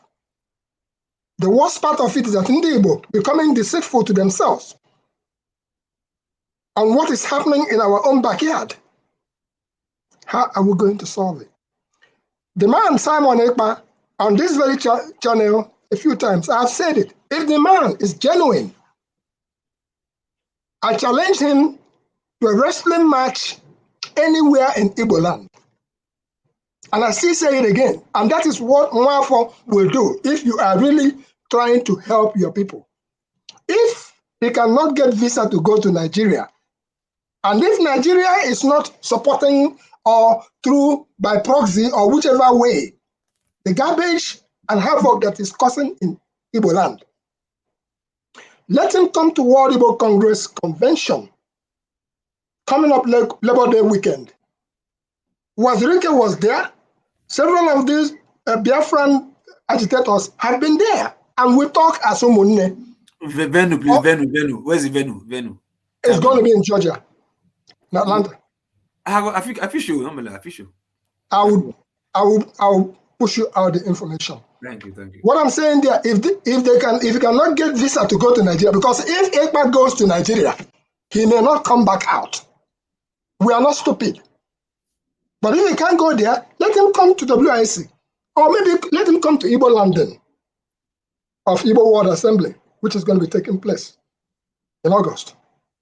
And let us see the person face to face. Do you observe that when he was here on this channel, he was in a hurry to get out? Once you start popping him some necessary questions, he exists. He fumes and he lives. Who the hell is he? The chairman of World Igbo Congress, when I was having a conversation this afternoon with him, told me that he had a direct pipeline having a conversation with someone. Time's up. Okay, but when they were now coming close to how do we resolve all this, the man bolted and cut off his phone. Is that what you call a leader? Hello? Is that the kind of person that we're trying to deal with? The man is deceiving himself and is deceiving some people who are downtrodden and are trying to execute others that, so in a nutshell, let Nigerian government, Nigerian police, come on. The war was supposed to be over, but the war is not over. If they are still marshalling out to eastern Nigeria to go and say, okay, come on out. That is what is happening. Let us stop deceiving ourselves. The people of eastern Nigeria they have to stand up. Let me just play this briefly. This is not what government can solve for us. The language that people in the zoo understand is the language of violence and force. After all, that very contraption was put together by Freddie Lugard by force. This time around, things are very, very different, believe you me. Very, very different, and very soon the world will hear about it. Because the only language that people in the zoo understand is the language of violence and force. After all, that very contraption was put together by Freddie Lugard by force. That's one thing people don't understand, that Lugard killed people to bring Nigeria together. And the killing of people to disintegrate the zoo shouldn't come to anybody as a surprise. Our promise is very simple. If they fail to give us Biafra, Somalia will look like a paradise compared to what will happen to that zoo. It is a promise, it is a pledge, and it's also a threat to them. They must understand this, that we've had enough of this nonsense. These criminals cannot be stealing money belonging to everybody. These men cannot. I just wanted to give that a brief context so that some people that say he never threatened, he never did anything wrong at all, so that they actually hear it from his own mouth. This was 2014. Very good. That's when he said this. Forefathers, you've been pushing. You've been pushing that very narrative. Yes, but it's not a narrative; it's his own words. So tell me what is that wrong wasn't with a threat. We hear him. That's not a threat. Oh my God! We hear him. What we are saying is that it's time to use number 6, not what's been going on. We have to use number 6. How many guns? He called it a threat himself, and he's saying it's not a threat. Hello. I don't know. I don't know what to help. I don't know how human beings can do this. The guy is telling you that he's a threat. He's telling you it's a threat that he's making. That is to protect his place. You know the context of that conversation, forefathers. Yes, 2014. You know the context. The context is to break the country up. He literally gave the excuse that Lugard used violence to put Nigeria together. That why are people surprised that if violence is going to take violence to break Nigeria up? That kind of statement, you have to admit, this is well before the operation 2017 operation. That kind of stuff puts any government will put their backs up. Any government. You see, my challenge, forefather, is that you also fall back to this statement, but you didn't go to the time that Nnamdi Kanu was staying in the street of London and campaigning against bad government and corruption in Nigeria, and saying that It the wasn't killings in Middle campaigning. Belt That's not. are wrong. See, Excuse me, hold on, sir. Because we are quoting the good one, you should also, the bad one, you should also quote the good one. give me the link, then I'll play it here. I've have gone to given that it to link. you. It's I 1 sent you the minute. link. I sent That you the was link. 1 minute. That was 1 minute. No, you sent me the It's link not before. 1 I don't have minute. it now. It's not 1 minute. I still have the video. I can still get it and send it to you No, again. you can bring it again. Okay? You will find out that it's 1 minute. The thing You is, we thought are it's taking it longer. out of context. Well, look, the situation between Nnamdi Kanu and the rest happened over a space of time. It didn't happen in one day. It didn't degenerate to that point. Okay? And apart from that, I do not see how you want. You see, it's only a tree that stands in one place and they are telling you they're going to cut you and you just remain there. Any of one of us will not remain there. And what you are quoting, people who are even in a higher place of authority and who have had the opportunity of running this country have said worse things. And government in power did not at that time go and walk them down. What? Neither did they go to kill their people. Neither did they go to burn down their Leave this topic. Just Come let's on, move guys, on. I don't know why people. God help us. You are If this wasting is your how we time. think. I said to you, you are wasting your time. Okay. Move on. All right. It's a Masca's opportunity to rebut everything everybody has said, including himself if possible. But it's all right. Masca, welcome. 2 minutes, please. Let's hear what you've got to say. Thank you, forefathers. Can you hear me now? Has Loud and KJ clear. released my mic? He has temporarily. KJ, thank you. All right. I honestly will not be very happy talking about Nnamdi Kanu and Simon Ekpa, because the truth is that I don't think I'm an authority in these matters. I don't think I'm very, very conversant with the issues. I follow the news. I mean, every now and then as a Nigerian, you know what's going on, but you don't really know the intricacies. If you ask me, my opinion, I think Simon Ekpa is part of whatever Nnamdi Kanu is doing. In any case, Simon Ekpa is saying that he's doing it for Nnamdi Kanu. This is what I hear in the news. So I may not be able to comment very well. But what I would say, I would always be for solutions. As I always tell my brother KJ, I don't think that sitting down every day for donkey years and constantly complaining is the way forward. I had suggested that there are two things that we as a country need to do. We need to first acknowledge that this problem in the South is a national problem. This is exactly what happened to the country when Boko Haram was decimating people in the North. People from the South felt, okay, it's them, they're killing each other. The general sentiment or the mentally lazy thing to do is to say, well, Igbo people are killing Igbo people. But I know that at the end of the day, it is the country. I remembered very well during Boko Haram, I was in Toronto, a taxi driver, he took me to task. He was asking me how many people are this Boko Haram and how many people are in Nigeria. As far as he's concerned, it's an absurdity. He doesn't know where I come from. He doesn't know I'm from the north or from the south. As far as he's concerned, once I said I'm a Nigerian, it became an issue. It was a very disgraceful discussion. And I think that this is the same issue we're dealing. The solution is that we must all acknowledge it's a national problem. And I have said that this is a good opportunity. There's a new regime. Whatever it is, people should stop complaining now and take advantage. And I think the solution is go and say, okay, look, the government will not have 100% of what they would be very happy with. The same thing with Nnamdi Kanu. You are not going to go out and be allowed to be saying what you're saying. I have told KJ this night, you can't, somebody who has gone and established a radio station against my government, I will not sit back and be fiddling my fingers. Like I will arrest him. And let's not even. Well, he's taking your mic again.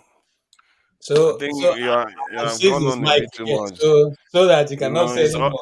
it's all KJ's fault. Maybe KJ, AY will help him. KJ wants Kene to go now. KJ has some power to stop people's mic, man. Kene, you literally said it's not a threat. When the guy literally said it's a threat, man, I that is staggering, man. Kene, stop that having is that staggering. discussion with KJ. You This are not is it. going to win. KJ will not. This is why I don't know if it's my time to talk. And for fathers, I will beg of you. You know, this is my first time speaking, so please give me more time. Okay, And I will double it to 4 minutes since okay, you're a good. troublemaker. Yeah, Thank you. No, I'm not a troublemaker. Just that I really needed to push out some things here. Mr. Maska, thank you for your comment. I think for one, I've seen someone that agreed that the problem is a national issue, not a Southeast issue. Because I was ready today to also accuse those of the middle belt of killing themselves, especially the Benue State. I was waiting for John Aban to join in so that I will ask him, why is the middle belt people killing themselves, since it is Igbos killing Igbos, not recognizing that this is a national issue. So thank you, Mr. Maska. And for my father here, Igbo Basics, he was inviting Simon Ekpa to come to the WIC meeting. And I will beg to ask, Nnamdi Kanu was in Los Angeles in September 5th of 2015 to call for our people to support his quest, the quest for providing security for our people. A conversation that was made in private, a conversation that was supposed to be a family conversation. Some miscreants among the Igbo World Congress, old shameless miscreants, recorded the conversation that was supposed to be a family affair and made it public online, where Nnamdi Kanu was asking for arms to secure our people. Good. These are the same people asking Nnamdi Kanu to come, asking Simon Ekpa to come do what? If I was Simon Ekpa, nothing will connect me and these people again. They are not speaking for the Igbo people. World Igbo Congress, the Ohanese, are not speaking for us. They are speaking for their pocket. These are selfish, greedy, old, shameless people. They are not speaking for us. Simon Ekpa was speaking for Igbo. I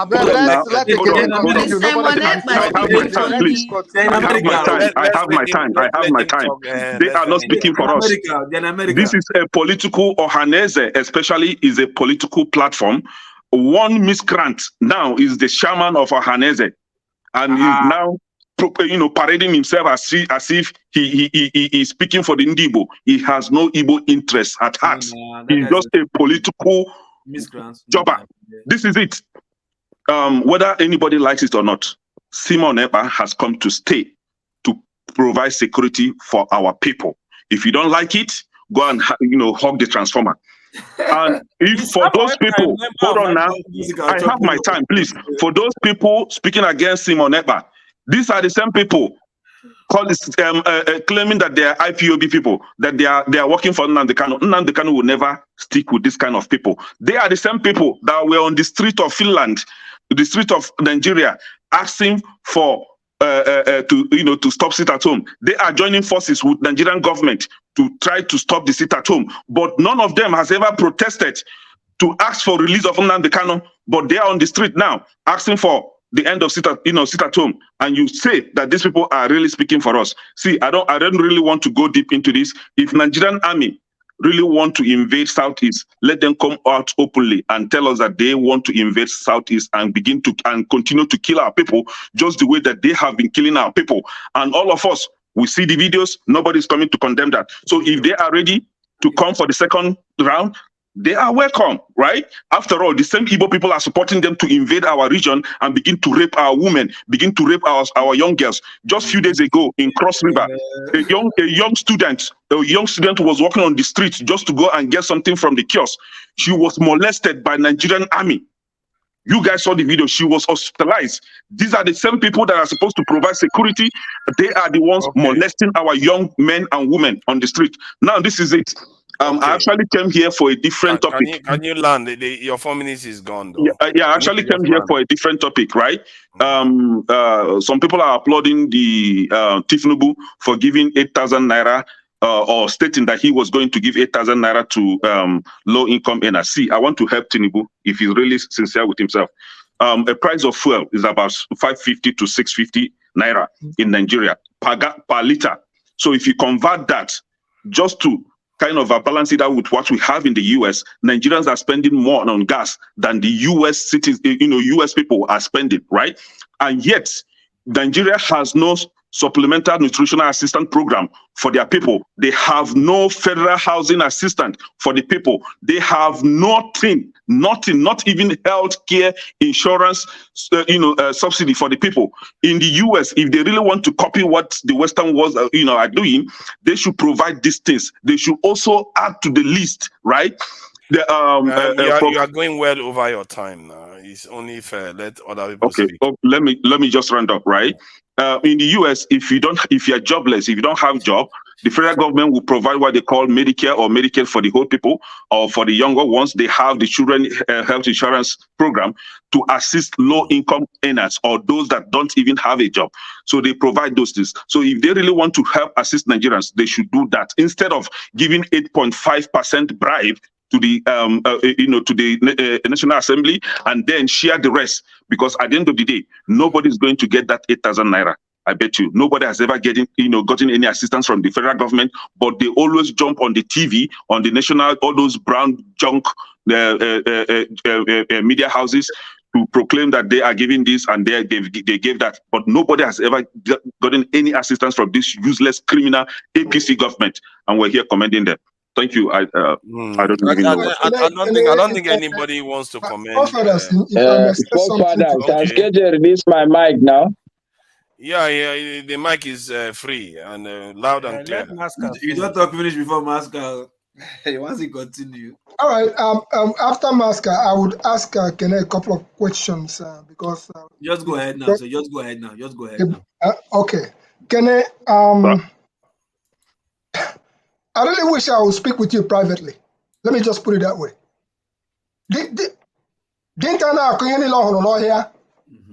A lot of stuff you've leveled here are quite true.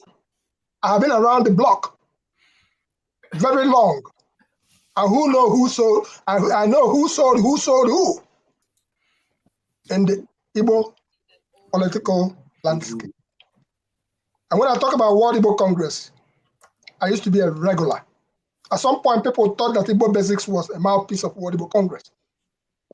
As a matter of fact, I could give you their history from 1996 up to tomorrow. That's how deep I know about that organization. And there has been Igbo World Assembly. There have been several other things going on. But when we come back to the security of Igbo land, what Nnamdi Kanu started out doing was masterful. He was using both Akonuche, number 6, and using bravado. If you send me your link, I'll send you the video of Professor J. Oiruku speaking at the 2004 convention of World Igbo Congress here in Newark, New Jersey. And he made it very clear. These are people who had vested interest in Nigerian. The man, we call him Mr. Insurance in Nigeria. When you talk about insurance, that's J. Oiruku, those who were before us. He said that after we use this, and if that fails, that is the language of an elder. As they go on mopping up even your Oka maid and everything else, we are not going to stand out for anybody to just roll over us. We'll start with ourselves. What do I mean? What do I mean with ourselves? Because we trusted you with a position of authority. If you survive it, then so be it. We have to cleanse ourselves from the inside. Otherwise, we are wasting time. And by cleansing ourselves, we have to call, in fact, KJ has a more diplomatic way of speaking these things. I mean, again, we know what is going on. And when I say something about Ekpa, my dear brother Kene, I said it before, if anybody put pipeline and you are behind now, you can begin to vomit oil and dollars. And then you see that you are doing so much. You and all of us here, if you don't go to work for 2 weeks, you will not pay your mortgage, you will not pay your children's school fees, you will starve. You will not send money to Nigeria to support people. All Mr. we are saying is that I was people waiting have to for the think for question. themselves. We are not asking for. Nigerians are not lazy. We are not looking for handouts. Nigeria is deceiving itself by keeping us where they keep us. As long as you continue to hold Eastern Nigeria down, there will be no peace in that land. So, Mr. Ibobezik, I was waiting because you said that you wanted to ask me a question, This and I is was waiting supposed for that question, but you ended up to be not my asking the time, question. But this forefathers. is what You I don't have give here. protection. He was saying that whether he could meet But you this is outside this thing. to add to what you just said now. Yeah, to add to what you just said now. If our people refuse to protect themselves, right? Just because they don't want to sit at home, so that they will not, when they sit at home, they will not be able to do their business and earn money. People in Benue State, for example, they go out on a daily basis to do their business. Some will not come back at the end of the day. Some will die. Just a few days ago or a few weeks ago, hundreds were killed because they went out to look for daily living. So do you rather sit at home and be alive, or you go out and get killed? This is something that we need to choose from. This right? analogy you're drawing, You're taking too much time.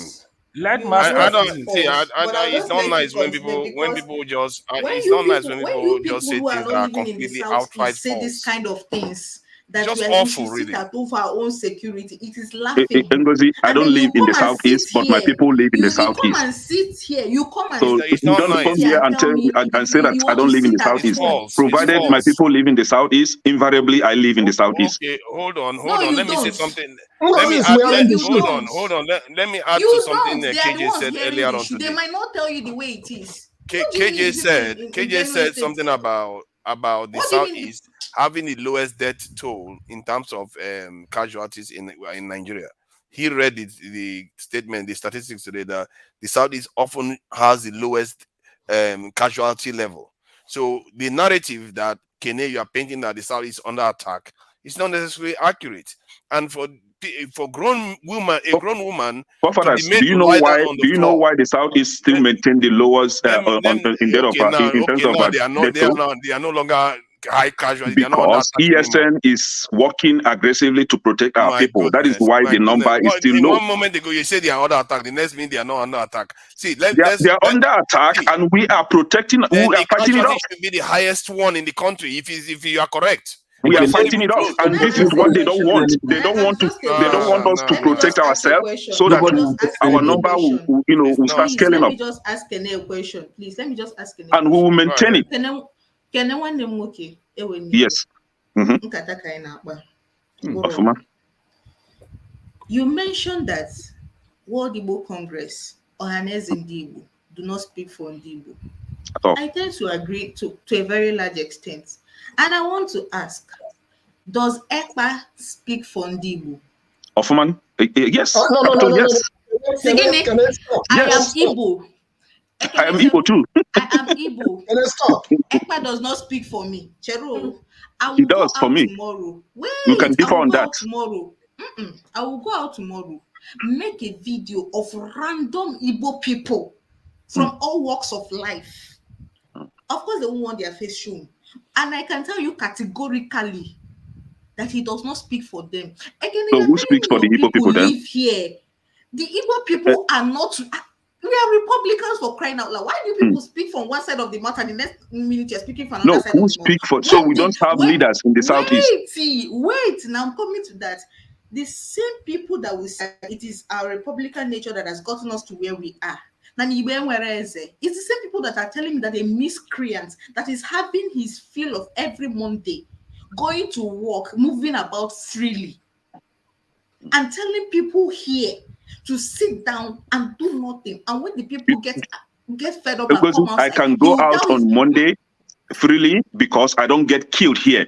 My grandmother in the village that goes to the farm, they don't get killed, right? Unlike what is in the this thing you are southeast, saying, it the won't fly. Fulani herdsmen are It in the won't farm, fly. are in the bushes killing our Sorry. people.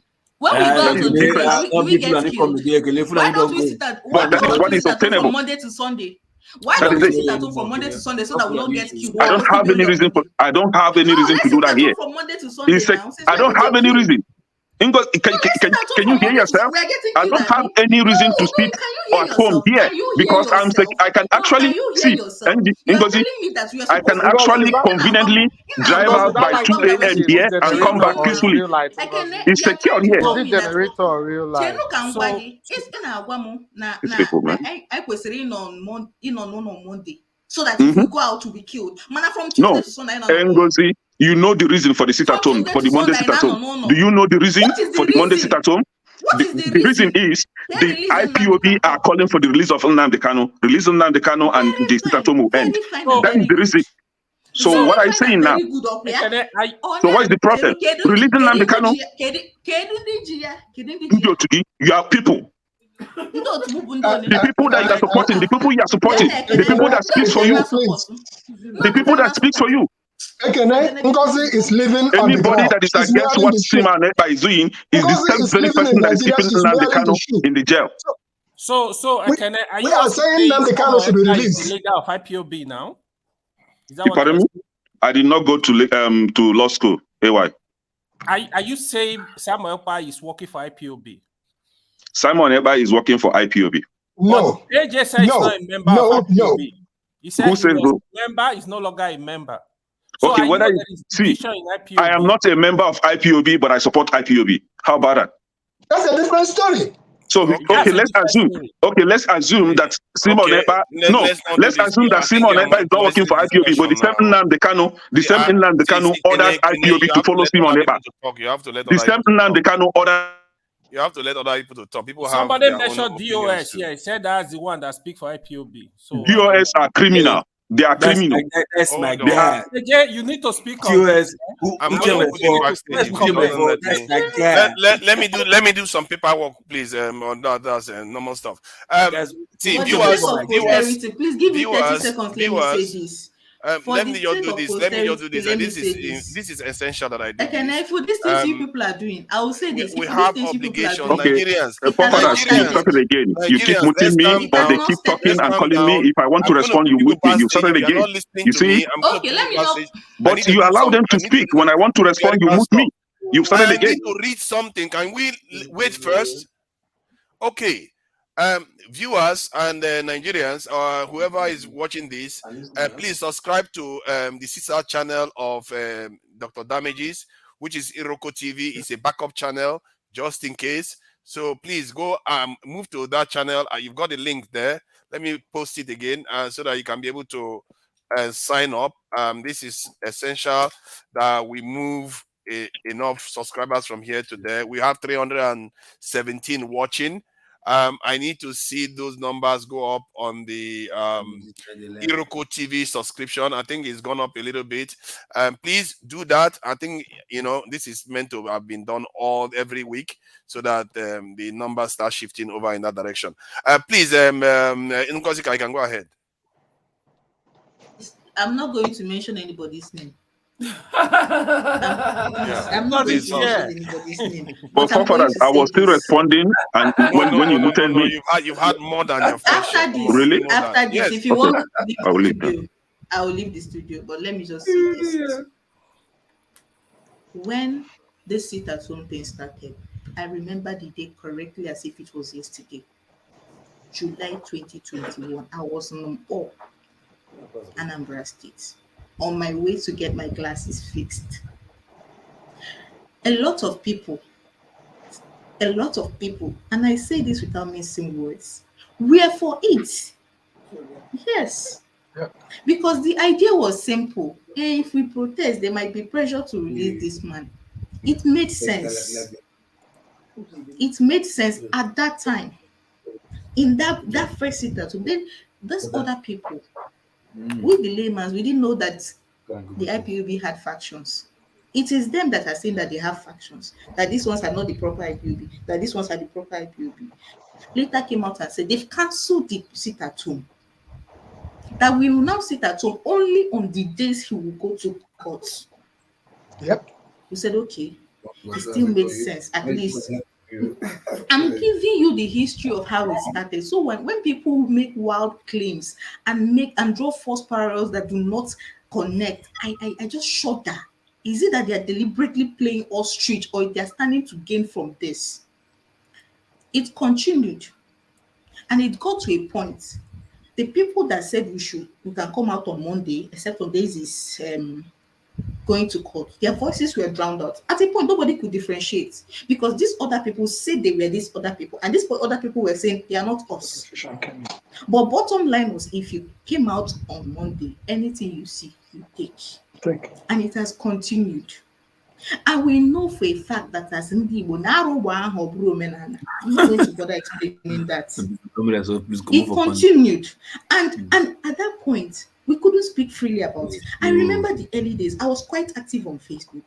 If you dared mention these things, they will come for you from all angles. We couldn't speak freely. And I said it on this show, that it's becoming a problem to talk about these things. Somebody on this show, I won't mention names, said I was exaggerating. How will I say that? Then I like blowing things out of proportion. Go to the streets of the East now and see, I double dare anybody to have these kind of conversations we are having now. I double dare anybody in this loud tones. They won't. Everybody is scared. And somebody is telling me that it is for my own good that I'm being forced to sit in the house every Monday.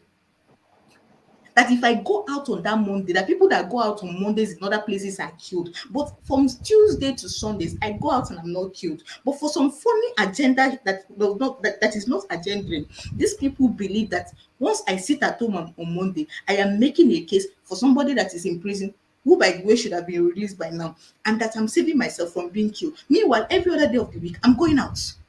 So if I'm saving myself from being killed, is it not common sense that I continue to sit at home all through the week? Why specifically Monday? Why force me to do it? And why not listen to contrary opinions? Why no dialogue? People are claiming, if anybody is from the other faction of IPOB that says they are not behind this thing, I am telling you this for free. I've told one of you people offline some time ago that you people let this man control the media. He hijacked the narrative. And he's running with it. So if you know you are not in support of what is happening in Nanibo, and all these people playing ostrich, pretending nothing is going on, that what is going on is for our own good, please speak up. Speak up. Do not care whose ox is God. Speak up. They will call you names. We are being forced to. Do you know how many companies that have left the Southeast since last year? What are you telling me? I had a friend transferred from the Southeast because their company was shutting down operations in the Southeast. And you are here talking in the nonsense, telling me it's for our own good. How is it for our own good? Forefathers, can I respond? Because she just addressed me directly. So let me take my time to respond to her. She addressed me directly. Respond to me. Let me talk. It is my turn. Forefathers, can I talk, please? No. If we want to be sincere to ourselves, yeah, she addressed me directly, so let me respond. Please. Let me have a word with you behind closed doors. I think we will land at the same place. Can I please? Let me talk first. Yeah. Please. Please. See, one thing. Let's move on. Ngo, and I like you. I like your submissions, and it is hard for people in the East. That's true. But I will take on your last statement. Nigeria as a whole, we have lost Dunlop. We have lost many more companies that have left Nigeria. Is Bata still there? But no need to call their names. They've left and relocated to other nations. The government didn't bother about that. They didn't see they were losing economy. I mean, they were losing resources or money. So we shouldn't bother too now. We shouldn't bother. I'm going to connect what I'm trying to tell you. Now, so when we cry out that the East is losing, and because of that these things are not working, it becomes a bit problematic. So that will not hold water, what you've said. However, if there's a peaceful way of achieving what we want, which is simple, what is the Igbos asking for, or what is the youth? Let me say this one: people What is below Nigeria asking for? 50 and below. What are they asking for? Now, 3 days ago or 4 days ago, the Ohanese Ndigbo finished meeting in Abuja, and the next day they organized some people to go and protest, okay, in the embassy of Finland. And why they also organized another protest sponsored by an Igbo politician, which is plain, carry people to go and protest in Finland. Which one is easier? Which I've always asked here, to go and protest in Aso Rock to release Nnamdi Kanu, since he's the major subject for this peace to come. Which is easier? Or to organize those group of people who went to protest to go and have a meeting and say, look, since your court has not been able to find this man guilty 2 years after incarceration, can he be allowed to go? Okay? Now, that is easier for me. Now, sometimes again, people in Nigeria, all of us now, we are asking, why is the Igbos, those of us who are not in Nigeria, why not we go back and go and fight? Nigeria was a frontline state when apartheid was going on in South Africa. Why didn't we go move there? Okay, people like Thabo Mbeki were living in Abuja. They were living Time's up. Sorry, sir. I have to round up, please. This is very important. Time's up. Those people who are fighting for 15 that freedom. seconds. Let me round up. Unless you 15 want me to seconds. We can't just keep going on. No, let me round Other up. This people is here. very important. This is important. Other people have to speak now. Okay, now continue. That's enough time. Continue. Now, for others, give them a talk. Other people have to talk. Yes. See, Loco, you need to stop. Loco, you need to stop what you are doing. You need to let me moderate. You need to stop it. It's not nice what you are doing. Unless you want me to check out, I'll check out. It's not All a right. problem. I need it's not 1 about minute to checking round out. up. You can get 1 minute to round up. Come on, Now, don't do this. Allow somebody Now, to moderate. I have never on this channel insisted on saying something. This is the first time I'm doing that. Please give me that this thing.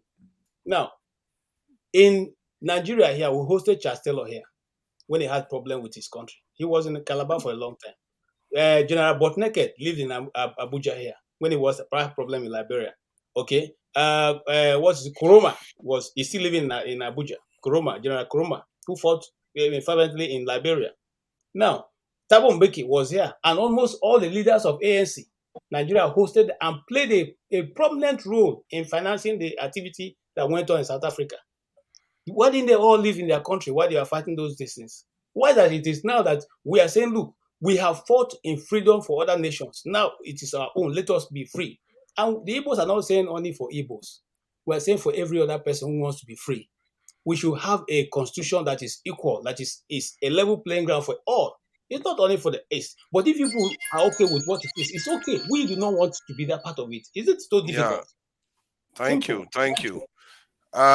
So, Foparas, let me respond to Ngozika, please. Let other people talk if they don't want to talk. I thought you agreed after KJ, I will go next. Okay, you know what? I'm going to give you 1 minute to respond to her, and okay, I don't want to go on these cycles. Thank you for giving us the history of sit at home, but we weren't actually talking about the history of sit at home because I know that very, very well, right? But this is it. Nobody likes what is going on. I, for one, I don't like what is going on, the sit at home or whatever crisis that is going on in the Southeast. I detest that because one way or the other, it affects me directly, right? But this is it. We all know why the sit at home is necessary or was necessary, right? But this is it. If Nnamdi Kanu was given bail, if Nnamdi Kanu was discharged from the court, why still holding him in detention? So if you really want the sit at home to stop, instead of attacking whomever that is calling for the continuation of the sit at home, why not attack? Please, now when you were talking, I did not interject. You see now. So why not attack those that continually keep him in the detention? Why not ask them to release Nnamdi Kanu so that the sit at home will be put to end? But this is it here. Some of us, the Igbos, are not getting it. We allow politicians to scam us. We allow politicians to continue to deceive us, right? If truly these politicians or Haneze and our political leaders truly want peace in the Southeast, they can do this. They can go to Abuja and ask for the release of Nnamdi Kanu, but they don't want to do that because they know the continual keeping of Nnamdi Kanu in that detention is for their own good. So what they will now do is to begin to instigate our people against one another using Ohaneze, using the DOS, the EOS, the IPOB DOS that has compromised his position. They are using them now to instigate our people against the real person that really wants Nnamdi Kanu to come out of detention. That real person is Simon Ekpa. Thank you. Think about this. Thank you. See, some of all the discussion, what really almost drives me mad sometimes, that if I had the power in Nigeria, a lot of people are not going to like me at all. We are not honest with ourselves. I don't know what is happening. I really don't know how we do this. But if we carry on like this, God help us. I'm telling you, there is going to be a young leader that is going to show up, and people that are doing these things, they are going to have their reckoning. That just want to lie and lie and lie and pretend as if things are not happening to everybody else in that country. If you want to do well, I believe if you support the nation, everybody is going to do better. This idea that it's only one side that is suffering, I don't get it. I really don't. Maybe not my generation, but the next generation will be fed up of this. And they will do away with a lot of all these people that are causing all these problems. Ovie has been very quiet for a long time. Forefather, what is the problem now? When I wanted to speak, you said Igbo Basic should respond to Kenyan. Long time. Then, sorry, Forefather, let Master speak. Then we'll continue. You know all these top level people that like to officiate. Maska, yeah. After Maska, no, it's local. Local is the worst of them all. Yeah, you are doing me shaky. Okay, it's all right. Maska, please go ahead. Well, like I was saying before, KJ seized my mic. I said I feel it's a national problem, and the earlier people make it and approach it as a national problem, the better for everybody.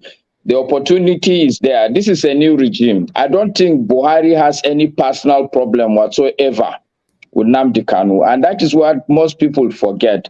Half of the time, these are personal issues. When they say war, go and check it. At the end of the day, it's some personal issue that people are dying for. I can relate to Buhari when he was very firm on Nnamdi Kanu, because you are saying that I'm not even the person. They brought me from, I don't remember what country.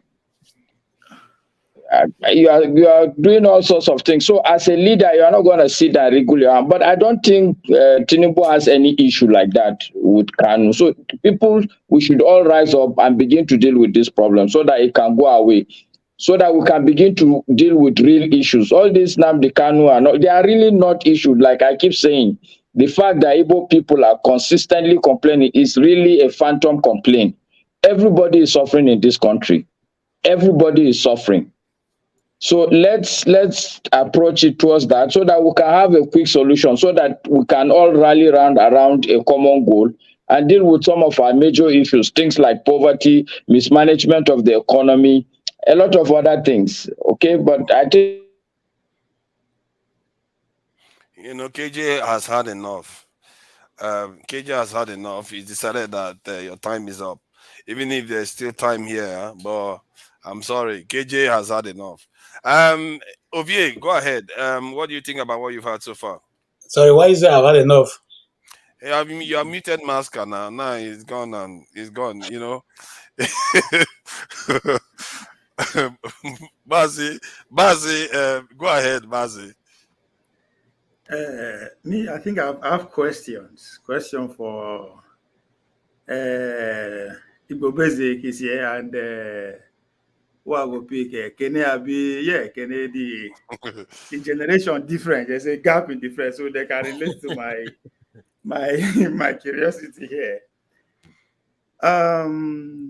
The Southeast as a zone are known for two things, right? Education and entrepreneurship. And they've proven it over. If you go to Harvard, they talk about it, the excellence at it. That's what makes them special. That's what makes them thick.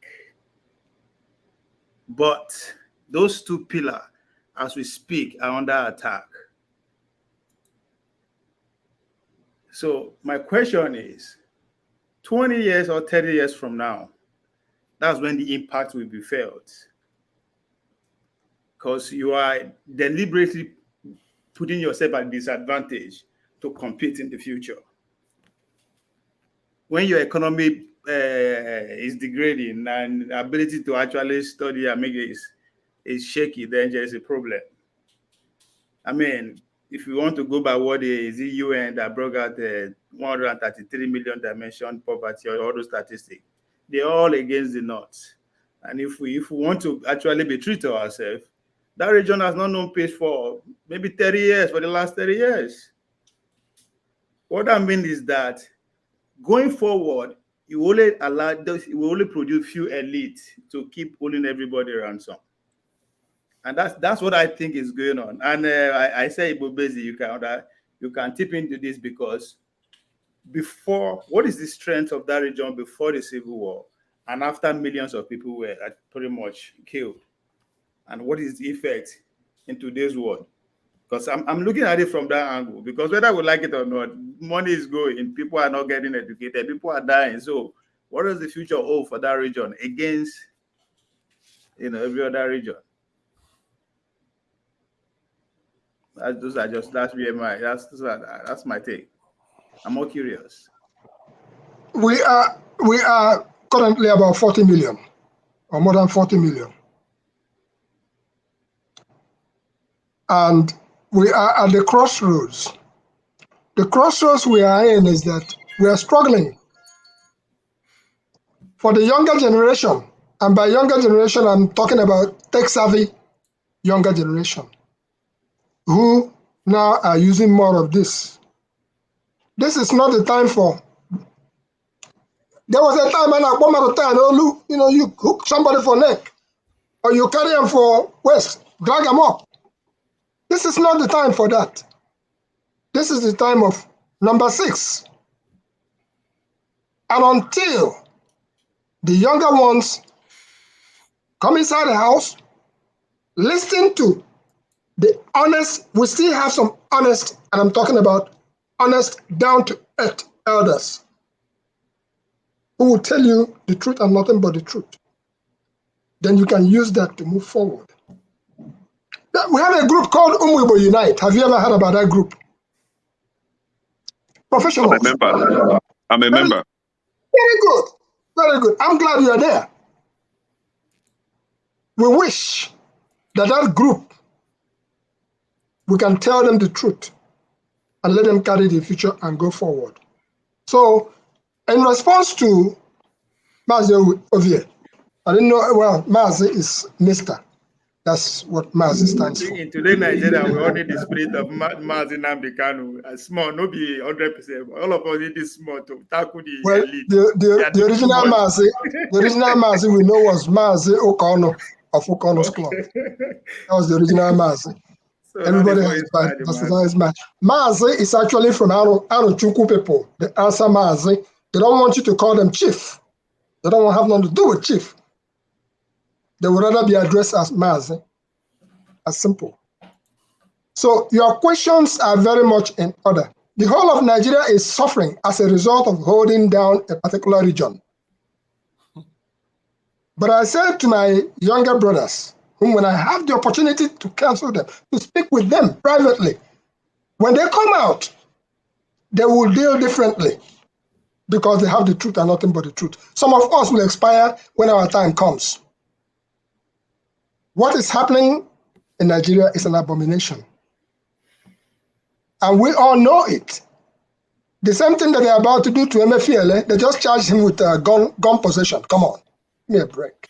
They know what they're doing. But the bottom line is this, the people are listening to, and this goes to Ngozika, the people who are on the ground, the person where we are shoe, know where they pitch. Since this so-called new government came into power, how many people are driving their SUVs? The people who were well off before. People are not driving on the streets. I calculated for me to go from Port Harcourt to Enugu now. I beg, no, I no go. People are seriously calculating. Even the rich ones, they are calculating. So for those who are on the ground, when I want to find some things out, I go directly to them and they will tell me exactly what is at play.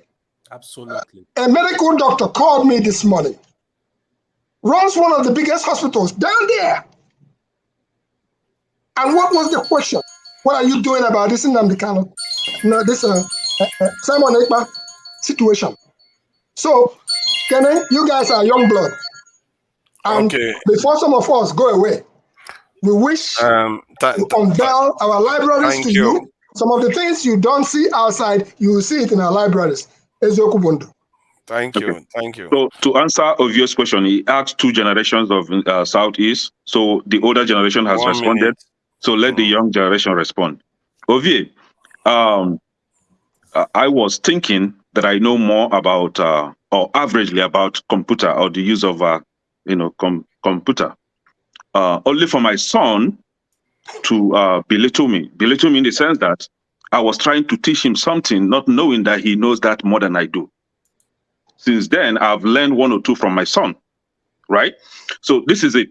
When it comes to what is happening, my father here said that the population of South is about 40 million. I don't know where we got that number because we don't have true population number or census in Nigeria. So whoever that is giving you a number in Nigeria is just, I don't know where they're getting that from. Right? They have the number of the have yeah. No, I don't know where he got that from. But to answer your question, the way forward, 5 seconds. yeah. So the way forward for the people of Southeast is to provide a working seaport in the Southeast, provide international airport for the people of the Southeast, and stop killing our people. Let there be ban on open grazing, secure our people. That is the only way forward. If you allow open grazing and these Fulani herdsmen keep killing our women in the farm, we are going to protect ourselves.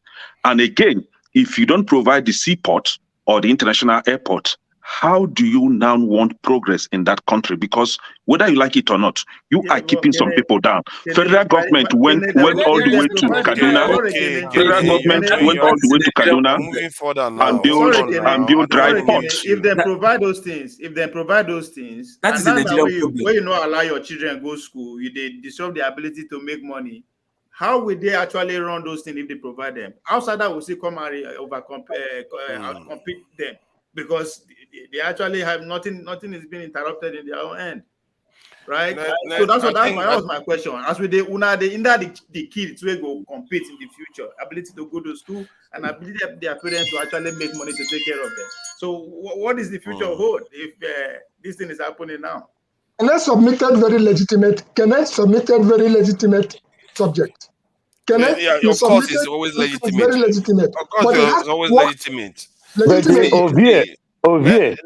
do this. Hold on. Let's say this. Let me just say this. I think if we look at Nigeria, we have 6 regions, and every time we have discussion here, it degenerates into only one region constantly, and it's not exactly very educational when we are trying to understand our nation. We have to get out of ourselves sometimes and say, okay, let's talk about other people. Let's find out what is going on with our neighbors.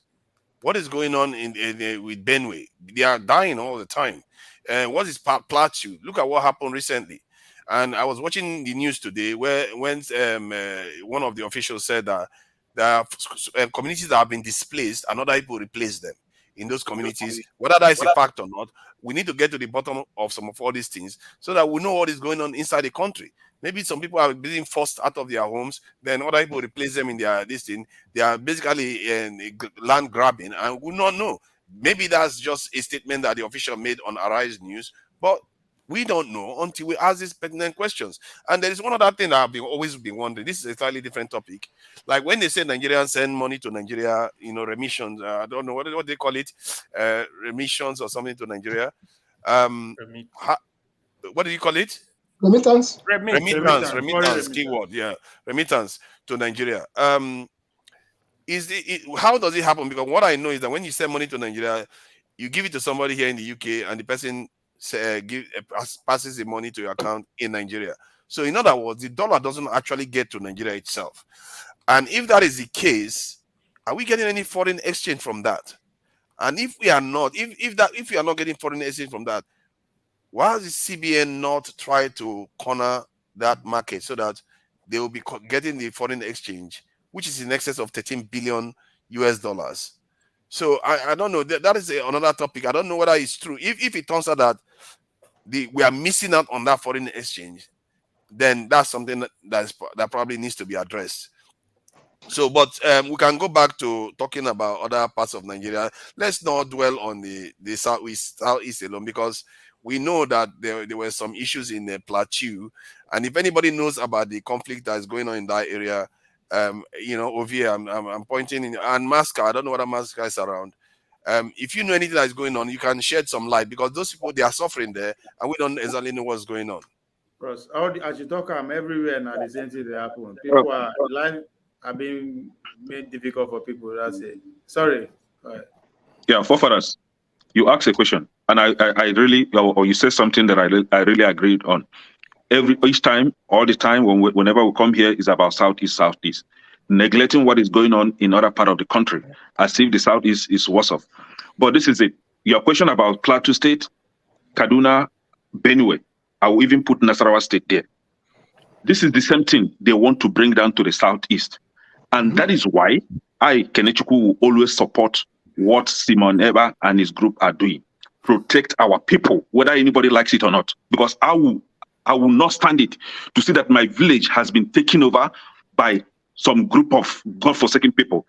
In Plateau State, for example, I would name names. The places like Kwampan, Shandam, Lantan, and even part of Mangu local government. Some interior part of this area has been taken over by Fulani S-men. The villages, some of these villages, wiped off completely. The people were wiped off. The name of the village changed to a Fulani name, and they are occupying it today. All these things, why are we not bringing proofs of all? Hold on now. Hold on. Forefathers, hold on. Forefathers. I'm going to give you proof. Forefathers, hold on. I'm going to give you proof. You do send proof in Kaduna, come down to Kaduna State. In Kaduna, part of Kaduna South, these villages has been taken over by Fulani headsmen, and the name of that community changed, and even they instituted or crowned their whatever they call it village leaders in Kaduna State. Now, when you come down to Nasarawa, that has been achieved long time ago. Nasarawa State, they've taken over part of these places long time ago. Now we come down to Benue. That is what is happening in Benue State, in Benue today. Are we not here, or were we not here when part of Enugu State, almost half of the village nearly wiped off with the help of Nigerian military? With the help of Nigerian military, and you want us to fold our hands, and it will now come down to the southeast. Remember, it was happening. It was happening far away, Borno State, and everybody was quiet. Now it's coming down gradually. Gradually, it has happened in other countries. So we've seen what happened in other countries, and the southeast people are not going to allow that happen. Can I quick question for you? They've not taken over Borno State. Borno State, the people still remain where they are. Please, I have a quick question for you, In Borno State, where they are paying taxes to them, where the citizens are paying taxes to the Boko Haram, and you're saying that they've not taken over? They have not. Can I hold on? I have a question for you. I have a question for you. Go ahead. So, my question is, when you measure all these states in the north, why do you always cut out Zamfara and Katsina? They are facing the same crisis. Zamfara case is even worse than some of these states. Why do you always cut it off? You know why I'm cutting it off? Because when you are talking here, you have to be very fast. If not, forefathers is going to mute you. Fair point. That excuse, I don't take that excuse. But what you say is right. So I'm forgetting those because I'm trying to cover up, as fast as possible. You know why I'm saying it? Let me tell you this. The last time I heard Senator Yerima talking nonsense online, look at in Zamfara State. I served in Zamfara State for over 10 years ago. Before you hear all this killing, they've been killing people in the villages already. These politicians were aware. You see now. If you doubt it, if you know somebody that live in those states in Sokoto, ask them. Fathers, are you hearing it? Now. It's not just now. They started this crisis long ago. That is what people don't know. The Plateau case is over 20 years old. It's not even now. It's just that when this problem started, they did like take urgent step to stop all this crisis. But now the thing, man, Nigeria, I don't know, man. Okay, thank you, AY. For the first time, we are agreeing on something today. Thank you. I don't know what the agreement is, but Ngozika, please go ahead. Okay, so it's past 12 a.m. here. I'll soon be turning in for the night. You get lights. Just now lights with this now. Sorry. I want to yap my country. Na generator. No be generator. No be generator. I've said it several times that just, Nigeria. Let me say there is power in no Nigeria. now, no better now. be fast. I've said it You several better times. talk I've said it several fast, times on this show that special. Enugu State has. I know my sister lives in Anambra, so I can tell you that Enugu State has more electricity supply than most places. I've lived in 3 different parts of Enugu State, and light is, it's not that it's 24 hours, but I know on average every day we get more than 10-12 hours. Maybe because battery energy is from there. Maybe, I don't know, but that's 10 hours of electricity. Averagely, I said averagely. Wow, that's great. If you are going to go confrontational and tell me that the first world countries are enjoying 24 hours, I will now tell you that even in your village, if they don't provide 24 hours, they are not trying. It must be 24 hours. I want this generator. Oh, you know deal. So I was going to say this. See, me and you want the same thing. Should you know that on this very platform, I have been one of those people that have been amplifying the marauding herdsmen attacks on people in parts of Enugu State. Our former governor, we used to use it and yabbing that whenever they finish killing his people, because it is mostly people from his axis, communities from his axis that suffered the worst kind of attacks. I have said it several times on this platform, the videos are there. Injustice to one is injustice to all. It doesn't matter if it's happening in Borno. It doesn't matter if it's happening in Zamfara. It doesn't matter if it's happening in Benue. It doesn't matter if it's happening in my own Enugu. Injustice to one is, and if they're killing people anywhere, I do not like us to politicize it. I like us to treat human life with the sacredness it deserves. Human lives are sacred. Whether it is one person or 100 people that are killed, they shouldn't be. Nobody should be killed. And my problem with you is you went from telling me that we should sit at home for our own security to telling me the cousin that the gun is used. I don't even know where you stand. But that aside, do you people now know that while we are arguing Southeast and whatnot, Seychelles, ordinary Seychelles, have banned Nigerians from coming to their country? Oh, I saw that news today. Seychelles, it's been confirmed. East I waited Africa. till I could confirm. East Africa. Yeah, Seychelles Very is a tiny, tiny small, land. small island country. Insulting us now. I was surprised I saw it. I was surprised, like, hey, God die. You see, when we measure in the minor and minor in the major, these are the issues. We can sit here from now till tomorrow and point fingers. Oh, you are playing victim. Oh, you people every time you're shouting marginalization. Oh, it is Simone Ekpa that. Oh, it is Nanda.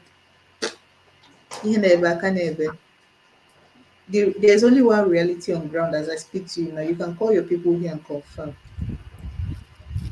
The Shege has moved up. It is not yet Pro Max. So for those that are saying it's Shege Pro Max, they should calm down. The Shege is still boiling. You know when water wants to boil, it's still gathering momentum. That is the That's the level renewed we're shaky, in right? now. Yeah, the renewed part of the shege. It is now gathering momentum. And it is not going to affect one part. That is what I keep saying. It is not one particular people that will face it. So forgive me when I say that I will not use my hand to spoil my own. The shege is already there. They are telling me to add the shege to add extra shege to the shege that they are showing me from the center with my own hands. Make it make sense. I know you deliberately did not comment on those children who were flogged. They were from Enugu West. I am from Enugu West. That primary school is in Enugu West. I had to confirm it. Brought out of their classrooms, flogged, and told that they were speaking Igbo in that video. I will interpret it for you. But so also, as soon as they were school, they were flogging children for coming to school to write their first school living certificate. And that was the question Ovie was asking you. And when we go back, and our contemporaries. KJ said the video was not real. Oh. KJ It's a lie. It's a lie. That video is as real as that's what he anything else. said. It's a He said we should lie. put it on a big screen and check it very well. KJ, a journalist. All this propaganda. Who said it's not real? He said it's a videographer. So me, I know. Hate that I have to. I hate that. Astute journalist KJ. See, I hate that I have to say this here because it's embarrassing. It's shameful. I hate that I have to say it here, but it is true. I am not one that will see evil and cover my eyes. This thing degenerated to where it is now because people will say, "No, don't talk. Oh. If you talk, they will hurt you. Hey, don't say anything. Oh. You don't know these people." That is why we're where we are now. We weren't allowed to question. We weren't allowed to have a discourse around it. And on this show, I'll keep saying it. On this very show, somebody told me I was exaggerating when I was shouting these things from the beginning. So these are the issues. Let's sometimes touch. I'll say it again. Sometimes, come outside, touch the ground. If there's no grass, touch gravel. Feel it so that you can come back to it. Because I hate to say this, so some of you are living in an utopia you created in your mind, completely detached from reality. They say, who say? It is like this before. It is, Sarah. I beg. With what I just heard now, if I enable you, let me put it that way, is there a way you can actually find out for me that principal or those people where they lie down for ground? Is there a way you can reach? School. Yeah, if you can reach any of them, because I will believe everything you said to me. I asked for the name of the school. Let me tell you how I confirmed the video. So I got the video from a source I know personally, and I refuse to believe it because these days I don't know. It is difficult to tell reality from propaganda. So when I got the video, then I kept seeing the video. No videos like that circulate real quickly. Then I took it to a group from my place. This group, I don't want to mention what the group is about, and I asked that it be confirmed. Is this video real? And somebody said yes. They refused to give me the name of the school. He doesn't know whether I refused or not, but he did confirm that yes, it happened. So that is to the extent I can tell you.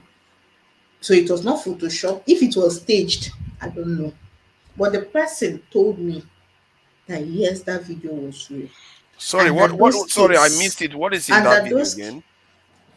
Apparently, it was a bunch of kids and their students and their teachers. They were under the sun. They were laying under the sun, and some men were flogging them or doing as if they were yes, I flogging saw them. it. It's authentic. Yeah, Yes. I took my time. And the person told me that the children had come to school to write their first school living certificate.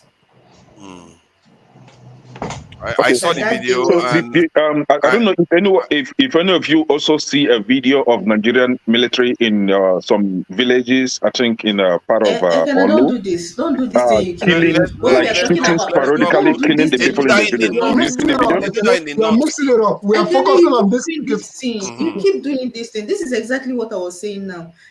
Evil happened here. Condemn the evil. Trash. Don't say I hate this evil happened here, but another evil happened there. Now, See, when I saw that video, I didn't, somebody gave me the link. I thought it was At just least it going to was be. flogging, not shooting them. Hold on, now you don't understand. When I saw it, oh, at least it was flogging. I thought it was Children just Not were flogging. shooting, not And prevented killing. from writing their can Like I the first school Nigerian explain? army leaving did. certificate. Hold on now, let me just explain how I felt when I saw that video. At first, I thought it was just flogging, and that would be it. Then, yeah, when you look at the flogging, by the flogging that I got in Nigeria, that's not really significant. But what gets to you is seeing teachers lying down with young children, lying down on the floor, Wasn't the it young so children, Father, and sorry, it then the wasn't way they even were the teachers. talking, with Those fear in their children, voice. Father, sorry to cut you short. Those children were writing their first school leaving certificate exam. Does that not ring any bell to anybody here? They were Imagine, and writing an they exam. need to qualify. No, And my They need first to commentary on qualify. that, It was can be that postponed. those who made the video Their are mates have cowards. finished writing Ekene. Their mates In don't a write Those are village, finish. some They cowards. won't be villages given in special Olo, Nigerian treatment. military went there and level out everybody in the village. Did we not Well, see the that's video? a different subject that we will deal with. No, The let's deal with same the thing main happened. subject. This is the main subject. That's That not the main subject subject. They're talking about necessitated this very lockdown. one. It was because of They're the talking killing about that all these things are coming up. no. See. Let me tell you something. Let me say this. We are Yeah, trying to thank protect you. our people. That is why See, we are sitting at home calling for the release of Nnamdi Kanu. Abiola was arrested. He stayed in prison for how many years? And people protested on his behalf. And they were free to protest and free to go on their businesses. But what these people are doing now is basically holding Nigerian citizens hostage. I don't even know how the Nigerian government allowed that to happen. Where they will tell Nigerian citizens, hold on.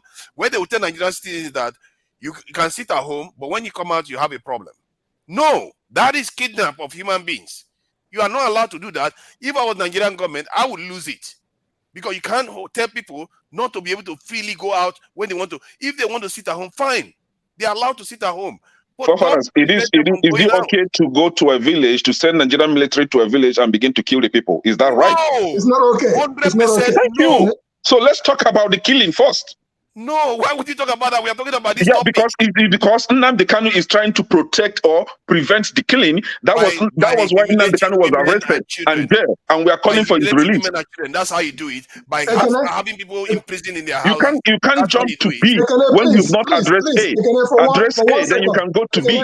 How can you justify imprisoning the whole towns? No, for 1 second. You justify killing the Just whole for 1 town. second. 1 second, Ekene. One second, Ekene. I agree with you with all your submissions earlier on.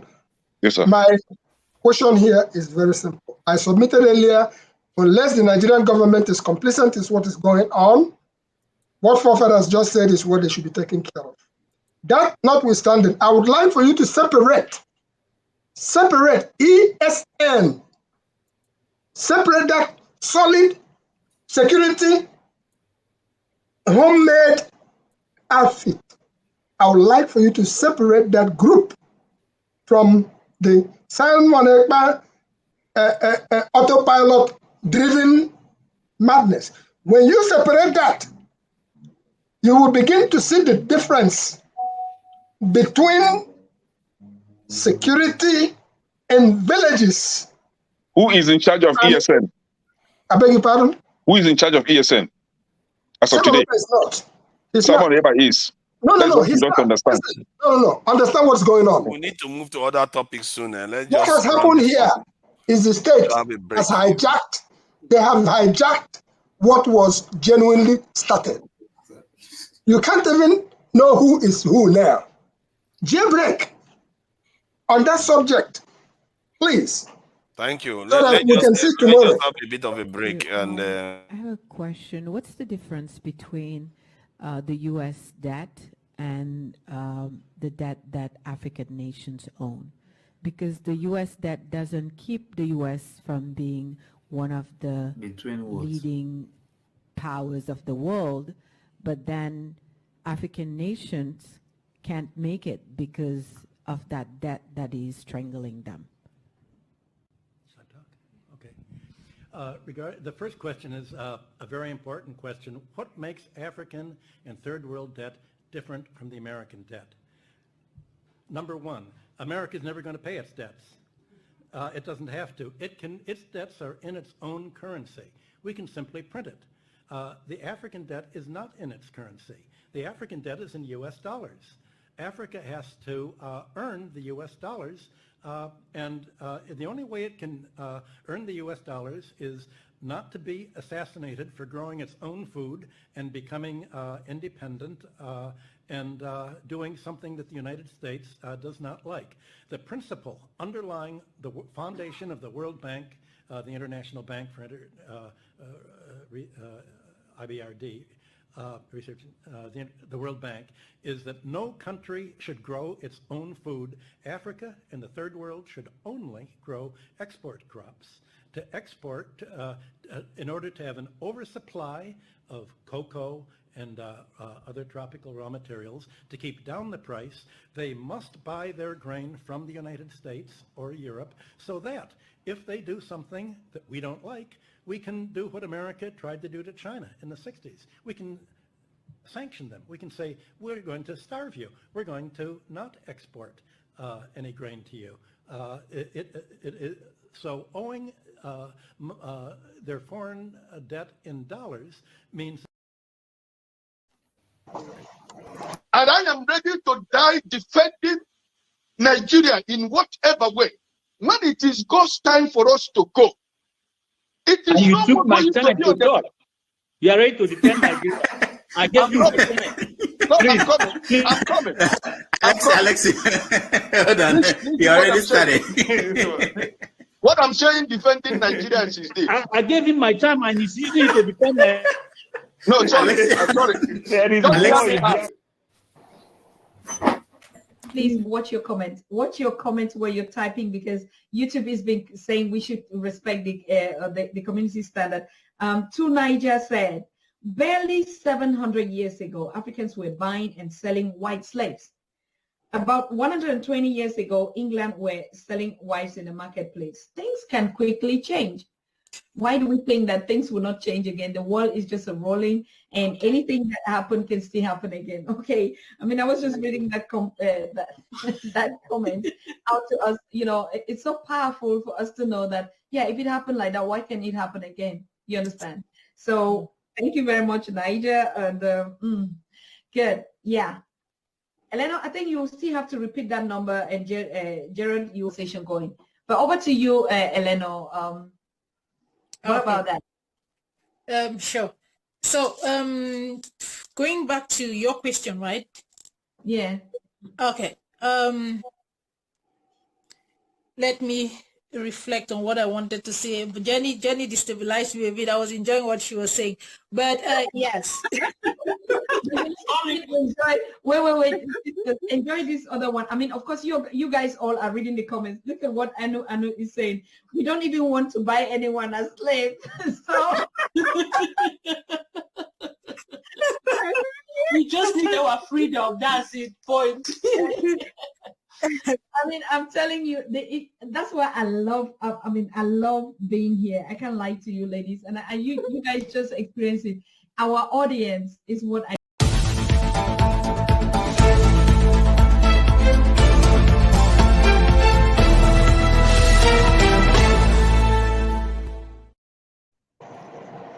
All right. We are back.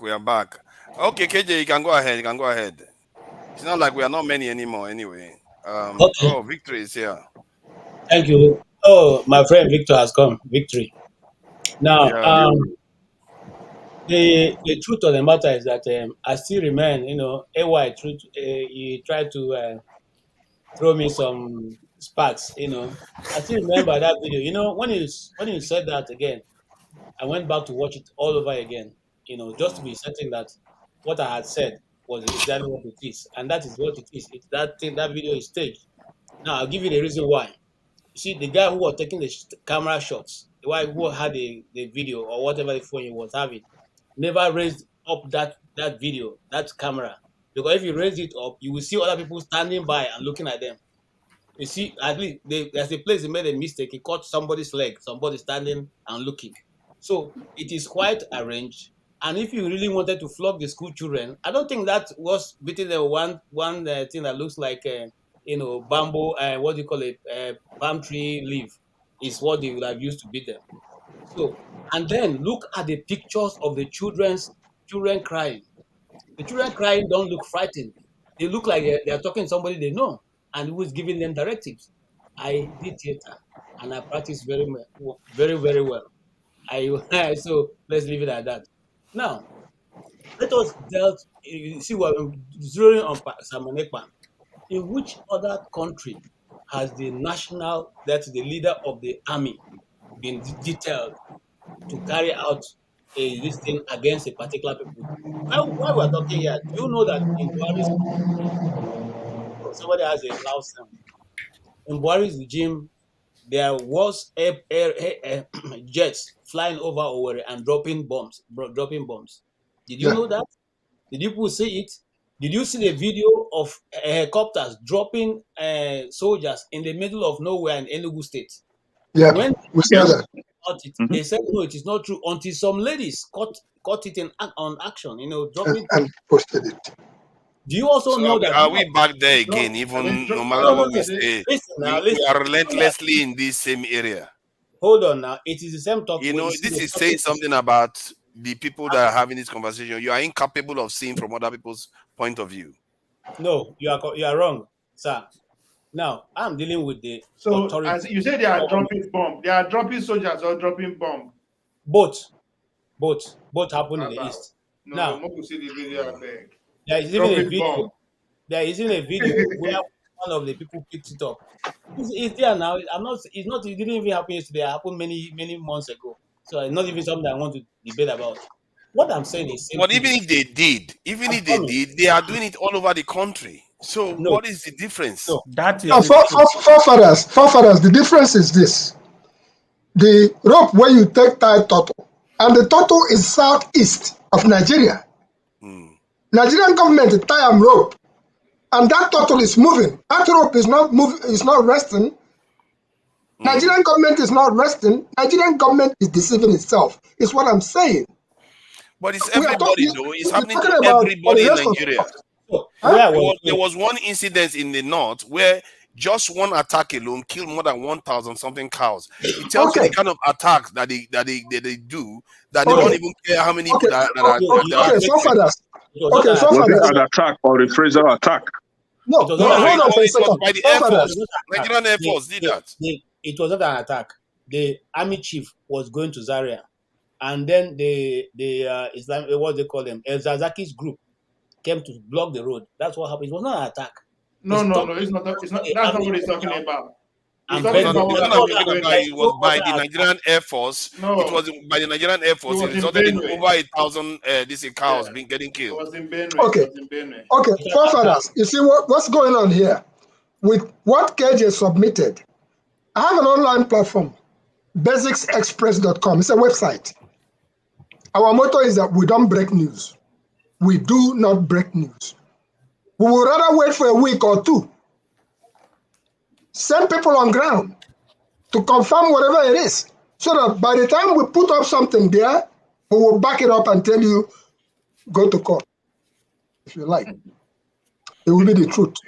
So, okay, let's go to this topic that I've been curious about. And if anybody confirms it to me, then, I was wondering about this remittance issue.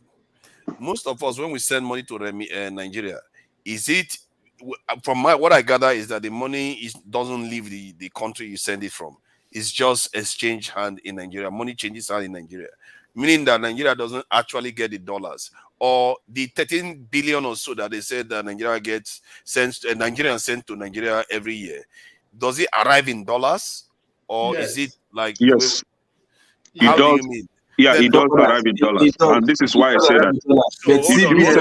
Hold on. Let me ask one other question. Banks to give them cash, naira. But the foreign currency arrives in Nigeria, but the CBN doesn't want you to have that currency. But the thing is, you are missing my question. Oh my God! Let me make the point. We are missing the point. What I'm saying is that these people, when you give somebody money in the UK, they don't necessarily send the currency down to Nigeria. They exchange money in Nigeria. That's what I'm talking about. No. So they don't count that one. They don't count that one. No. Okay, it means that we are actually sending more than 18 If you billion to send Nigeria money, then. if you send money to Nigeria, if Forefathers. you want dollars, if you want them in pounds, they'll Oh, give it to Victory you. is here. Thank God, Victory is here. He's going to know about Yeah, this. forefathers. He's a money man. Forefathers. I will talk about the one I know. I don't know much about it, but the little knowledge that I have about this is what I will say here. When you send money to Nigeria, for example, you send $100 to Nigeria, they are going to get that $100 cash and then go and exchange it wherever they want to exchange it. However, if you send $99, right? Banks are not going to give them that $99. They want to give them less than $99. In their own explanation, that it has to be bulk. It has to be either in hundreds or 50s, right? But this is it. The question that you ask, why is it that in Nigeria you have to get the dollars and exchange? Comparing it to what is happening in the UK, in Nigeria, if they have multiple exchange rate, for example, I know that other countries do have that, but this is it. The difference here is that I think you are missing my point. When you said transfer money to Nigeria, which medium are you referring to? Because the ones that I tend to know is that you give them money here and somebody passes the money in Nigeria. The currency doesn't actually leave like the UK now. It doesn't leave the UK.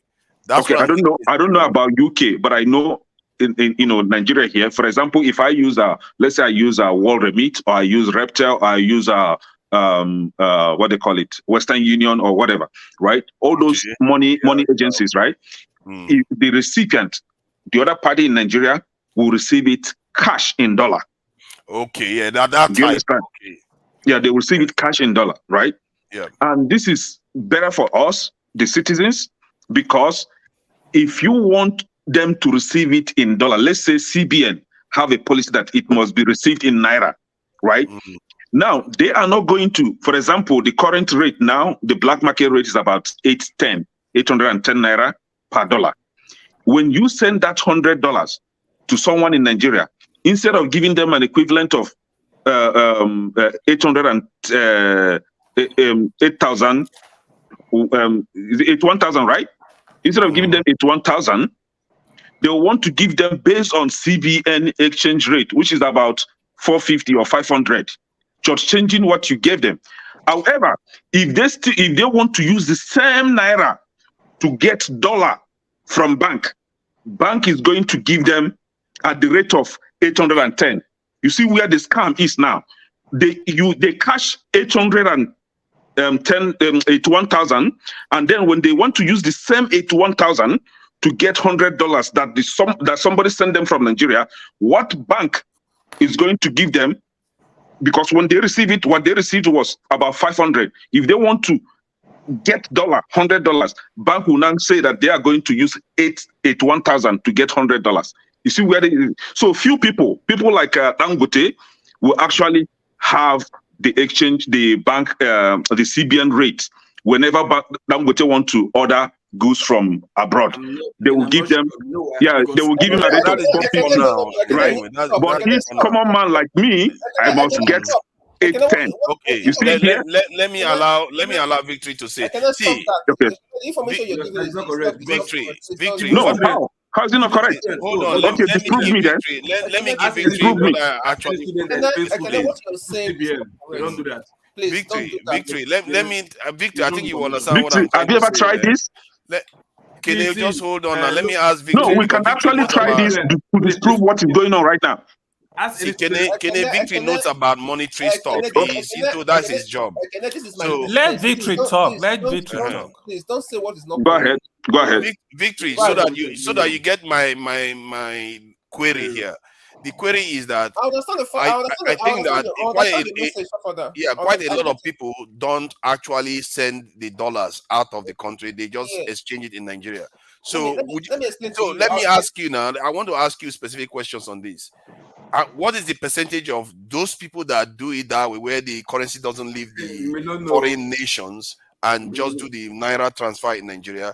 What is that percentage versus the ones that actually send it through Western Union and people in Nigeria actually get the foreign currency?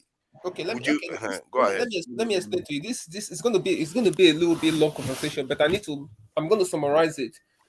In December 2020, the CBN governor said that listen, that all the remittance company overseas, like Western Union, MoneyGram, RIA, those the bigger ones that have license, that they will give you license to trade exchange currency in Nigeria, that they should stop changing the dollar and paying out people in naira in Nigeria, that they should remit that dollar back to Nigeria. Then CBN needed the dollar because do you know what he was doing? Emefiele was literally giving the dollars, right, to some cronies in Buhari's government, right? They drained Nigeria's foreign reserve. They literally finished it, right? So they didn't have dollar anymore, and they needed dollar. So Emefiele look and say, what will I do now? That's why he now said he was not. He came up with that policy that if you send, is it like $100? They give you like, is it 1%? I'll be 1 many percent. They will give you 1%, something like that, on top of your money. No, each dollar they give you 5 naira. Something like that, yeah. So that the remittance company should bring the dollar back into Nigeria, or the pound sterling that we're selling from the UK back into Nigeria, into the CBN. Then when you send the money, when they pay the money back into Nigeria, the bank, normally when you go to the bank to collect that money, the bank, within the bank, they will tell you that, listen, you know that it's up to you, we can give you the money, but if you take it outside, you know, there's security and all that. Let's just change the money for you here. So the rate they will give you, for example, if the black market was like 700, they might say, okay, they will change it for you for like 680, which is like maybe 10 naira different or 10 naira different. Most people will say, okay, just give me the naira, because there's no point of me taking the dollar outside of the bank, because anything can happen. And that is a lot of profit for doing absolutely nothing. Yeah, yeah. But if at that is, it's not, that's still okay anyway. That you can still manage that. 20 naira. So now what they did now, they said he has now reversed the policy. Like this Tinubu government has reversed the policy. It's not telling people that you are not allowed to. It's not telling the remittance company that they are not allowed to pay naira back into Nigeria. Do you know what that's going to happen? Nobody wants your naira. Your naira is a dirty money. Nobody wants your naira. So speculators will drive. Listen, for that, we've not seen anything yet. That money you're seeing. What Tinubu is doing, Victor, I want you to disprove what I say. Disprove what I say. Hold on. I think what from what I understand, what Tinubu has done now is now cut off Nigeria from the dollars that people send from overseas. Because what these companies do is that they will have naira in reserve in Nigeria, and when people send money, they just exchange it and pay them the money into their account. That's like it was before. And that is not good, because we need the foreign currency coming into the country. Wait, let me explain to you. That's what I'm saying to you, that even the dollar that they were bringing back, that you and I, or pound sterling that we're sending back to Nigeria, Emefiele was still giving them to the Buhari's cabal. But they still have to pay the this thing, what they call it. Victory, you said that what I said was not true or was wrong. I want you to disprove me. You said something that if you take the dollar there and you want to convert it, they will give you at official CBN rate. That's not correct. Yeah. What rate are they going to give you? Victor? For example, if the black market was 700, they will tell you that, I will sell you for like 680. Not CBN rate. No. You've not addressed what I just said. I made a two-way case. This is what I said. Yeah. If you were giving $100, let's say I send $100 to someone in Nigeria, right? If they go to the bank, there is, and the black market. I say that the black market is 800. Let me use 800, right? And the CBN rate is 500. If they go to the bank, the bankers, though I did not address this, but because you come up with it, let me address it now. Because the bankers also transact dollar business. They will now want to tell you, see, instead of giving you that $100 cash for you to go outside, that they will give you $750. You are even very, good with the 680. They will say they will give you $750. They will cut off $50 naira. Now, in that case, you will now compare cutting off 50 naira or going outside to get more. So people will prefer to go outside and get more. Now this is it. When if you take the other option of going outside to exchange it, what you are going to get outside is 800 per dollar, right? Now, if you have that 800 and you come back to bank and say, see, I want to send money to somebody in the US and I have this 800. Yeah. Please, how much are you going to send? They will, first and foremost, They don't have the dollar. They don't have hold on now, hold on.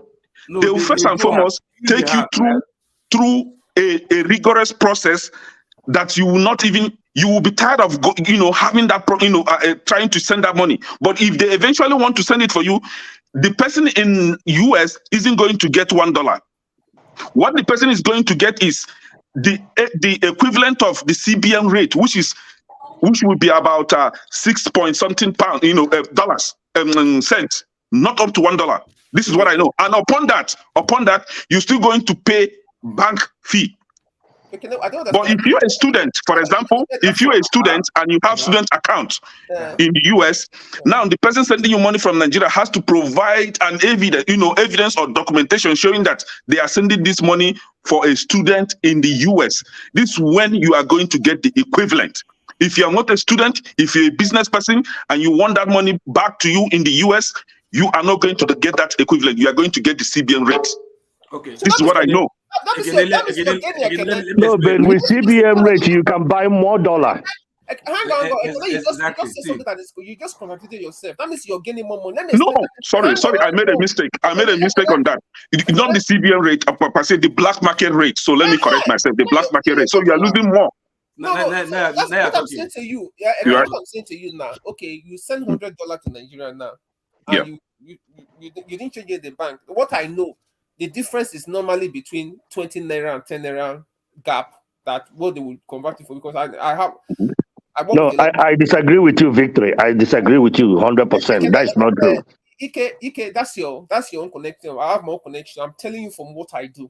So I don't know. What do you do, Victor? Can you repeat that? I didn't get that. Sorry. I said when you send, for example, you send $100 to Nigeria, right? If the black market rate was like 800, the bank will tell you that within that bank they will normally change it for you for within 780 to 790. It depends on where you go.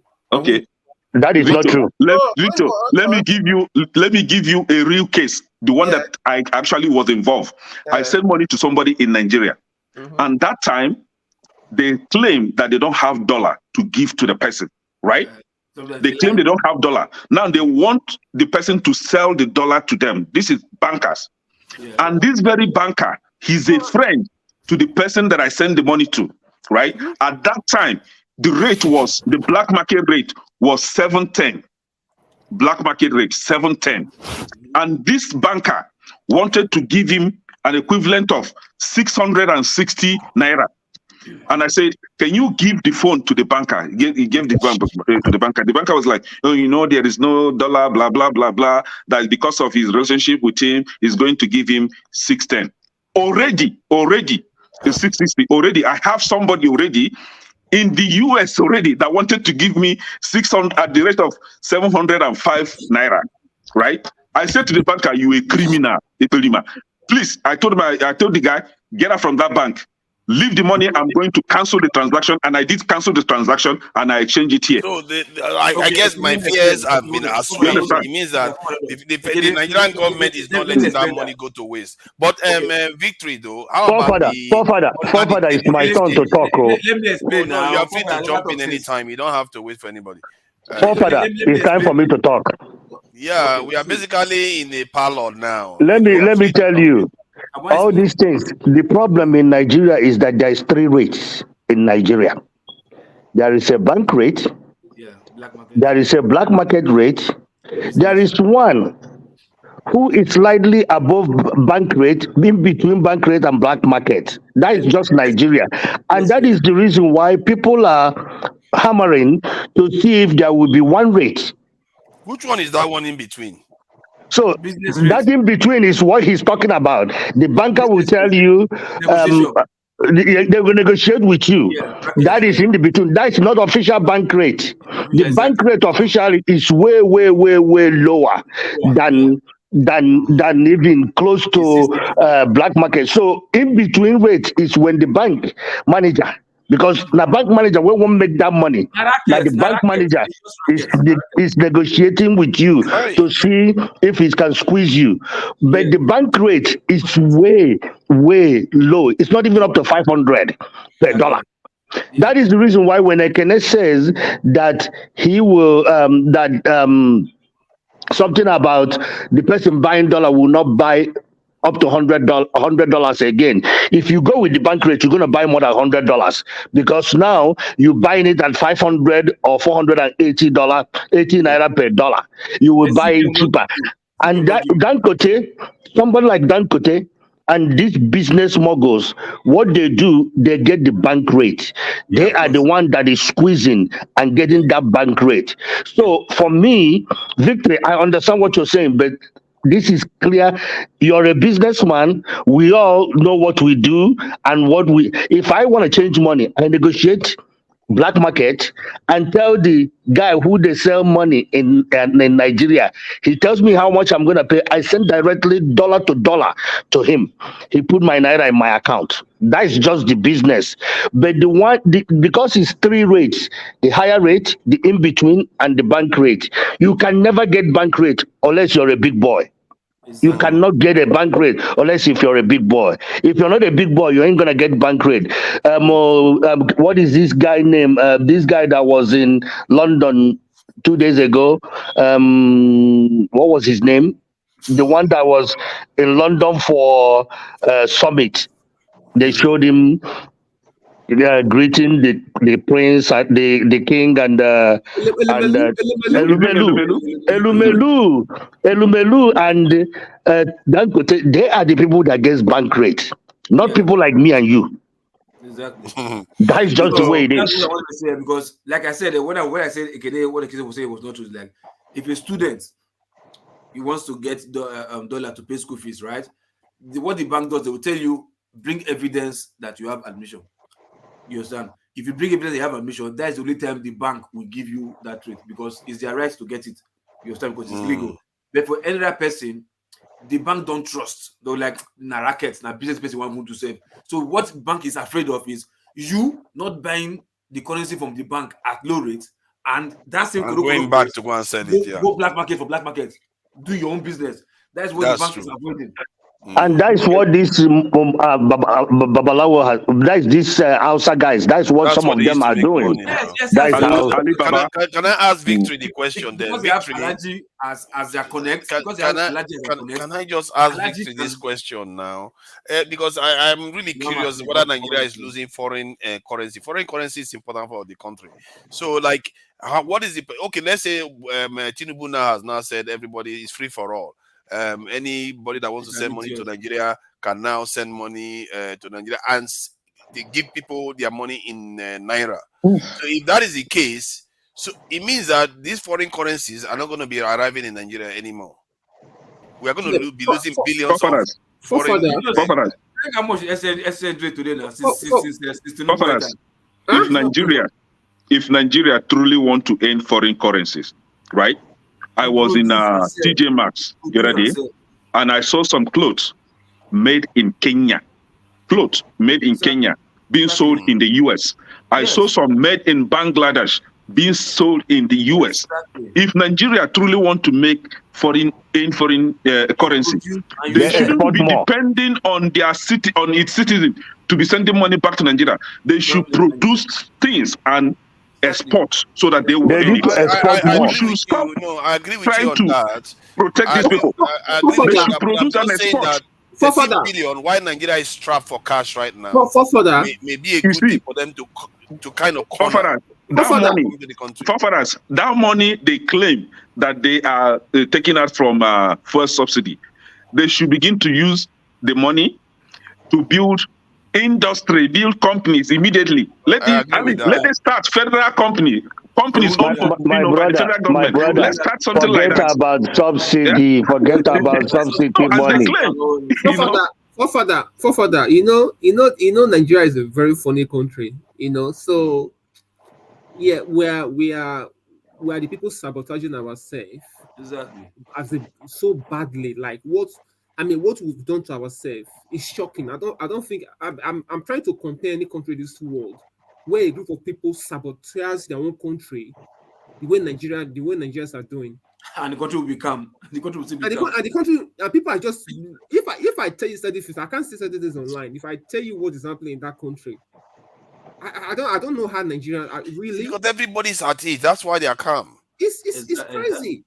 So what you were saying for that, like I was explaining before, the whole idea of Emefiele bringing that solution was for the remittance company to bring in a hard currency because they ran out of hard currency. Yeah. And when they were bringing it in, about $28 billion a year, Emefiele was still giving this money back to the same people. Okay. So that money did not actually help the average Nigerian. The money was going back to the cabals, to the few selected people.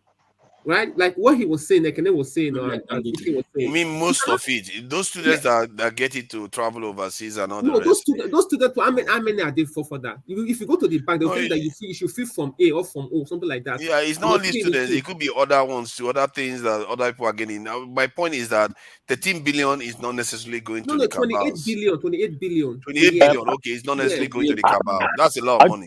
Actually, small father, the amount of money that diaspora is remitting to Nigeria is more than 50 billion. You know why? Yes. Because me and you can sit over here and call our guy and say, okay, how much you... One of my friend, all he does is ship striped cars to Nigeria. When he finish, he leave the money in Nigeria. Then he sit over here. He sit over here. If you need dollar, he give you maybe 20 naira difference. And you will do 20 naira difference in a heartbeat because you don't need to pay the fee to send to Nigeria to your domestic account and stuff like that. And that is, those ones does not count because the reason why it's not counted is that you're not tracking that. Because it's working in between Nigeria. Exactly. It's working in between Nigeria. When I started my project in Nigeria, I negotiate direct to the guy that's selling money that's doing exchange. I send the naira direct to him. We negotiate today. If I send it with Chase Bank in 48 hours, he will be in Nigeria and he collect his money and put my naira account. You see, that one will count in that amount that you're talking about because it's domestic. It's going to domestic. But the one that they can never track is the one that all of us are doing in America, in England, all that. Those are not counted. And that is the reason why there's a gap. There's a very big difference from, and that is why P2B idea resonate with a lot of people, because P2B believe that he can take all this nyama money that government are wasting, put it in local manufacturers. And if you go to Aba and pump money into Aba, and Aba will export their shoe to other African countries, and that money will go. Mr. Ike, I know somebody in Dubai. What he does is that whenever he goes to Nigeria or he has somebody coming from Nigeria, he will go to Aba and buy a lot of Aba-made shoes and belts. Exactly. Go to Dubai and make a lot of money from it. And you know what they will write on it? Exactly. Italy, made in Italy. So, but see, from my calculations, let me ask Victory this. This is made in Aba. Okay, this outfit is made in Aba. Exactly. So Aba is all. That is not it. Aba has been doing great stuff for a very long time. It's just a shame that. But why is it that federal government don't want to concentrate and boost this kind of production? And second of all, why don't they put seaport for this? Why can't they put seaport in East to ship all these things? It's not only about they are standing Nigeria down. They are standing everybody down. But I want to ask Victory another question. I think it's regarding. It is a game plan to make all of us poor. Can I respond to you quickly? Let me tell you something. I'm not. Oh, KJ wanted to say something. I think he had his hand up a moment ago. So I will just make my point that KJ can come in. Let me tell you for that. I'll be honest. KJ, you know you can interject. I'm not. You know you can interject. For that, I'm not Igbo person, right? I have to be honest with you. The reason why Nigeria is what it is, there are people that are deliberately scared of the Igbos, right? Because, and I'm sorry to say this, because there's nothing you can do to hold them back, because those people, they are, it's like somebody that is gifted. What are you going to do to stop them? They are good at making things. So if Nigeria was sincere with themselves, Nigeria should have keyed into that entrepreneurship to turn around that country. But on the other hand, there are certain people in that Nigeria that are scared of them. That if they have that huge economic power, it's going to be a problem, right? Because listen, I've been to Aba several times and I've seen what people are doing in Aba, right? I went to one guy's shop. The guy used to make shoes and is exporting all over Africa, right? If I tell you how much that guy is making, that guy is not up to 30 years. If they tell you that guy controls that kind of money, you will not believe. He's sitting in Aba there. You know, the funniest thing. I wanted to ask a question now. Can I ask the question? I don't know if this has happened to anybody here, but when I came to this country, right? Hold on now. Let me ask my question. I have a question. This will be very funny. Victory. This is very funny to hear. No, don't worry. You ask your question. Let me ask the question to Victory. Regarding or anybody really. The federal government is about to spend this 80,000 for 12 million people for about 6 months, and then from my calculation is around 8,000, not 8,000. 8,000. Yeah. For my calculation, it should be around 600, 700 something million dollars. So if the government wanted to found industries with that money, how many industries could they possibly found, like medium-sized distinct industries? More than 10. Do you need? More than 10. More than 10. And they should first and foremost, that 8.5% of that money they are giving to the House of Rep, they shouldn't do that. They should take it back. I don't see the reason. That's why I said to you that our people, Nigerians, I don't want to say this, but it seems like Nigerians are one of the worst people in this world. Right? Let me tell you something. 10 industries, and they wouldn't even put it down, and they just want to spend it. Do you know that if Nigeria was able to share that money, if they split it, let's say $30 million, and that will go to, if you divide 30 by 600, what do you get? About maybe 18 states, right? In every state, there are certain natural resources that you can convert. You can create a factory, right? Yeah, for manufacturing. Making those stuff, and then we export it abroad. Look at Nigeria that has gold. And we are traveling to Dubai. There are even people from Dubai coming to Nigeria to buy our gold and take it to Dubai and make it. Imagine we having a factory that can make the gold there, the watch, the necklace, everything, right? And you have a gold market, let's say somewhere in Lagos, where foreigners can come in there and buy gold. Do you know how much that will create for the country? And to build the manufacturer is not going to cost you up to $100 million. Victory, you are talking about gold. I think for you to make the gold or whatever into finished product, you have to it will require a big machine, right? But go to places like there's one place in Ebonyi State, there is one in Lokoja, and I think there's one in somewhere in southwest where they have these they call it shippings, that stone they use for building, right? If you go to this place, if you go to these places, right, the people in charge of that quarry are Chinese people. Everything is written in China. When you buy, they will write it in the receipt. In the invoice they're going to give you is written in Chinese language. So Chinese will make the money here and take it back to China. See, whenever I'm calling out our Nigerian politicians, that all of them, I'm not sparing anybody, all of them are stupid idiots. They don't have common sense. You guys will think I'm just insulting these people. I have zero respect, zero, for these people. They don't have common sense. Just imagine a nation, a country like Nigeria. You said that you are poor, that things are not working, and you are not willing to help yourself to come out of poverty because you want to continue to subjugate a group or ethnic group, the Igbos precisely. You don't want them to move forward, but you don't know that invariably you are not moving forward. For you to move forward, you have to release them. They are blessings to that country. They move forward, everybody move forward. Continue to keep them. Let's see how you're going to move forward. my own take is this, right? My own You know. take is this. See, I don't believe this idea of saying Nigerians are scared of Igbo people or some people. I don't believe that. No, the talent is everywhere, right? Yeah, I know Igbo people. Yeah, because about this and that they can do more. Because I've seen several times where people from even the north they do electric cars, solar power, whatever cars. You understand?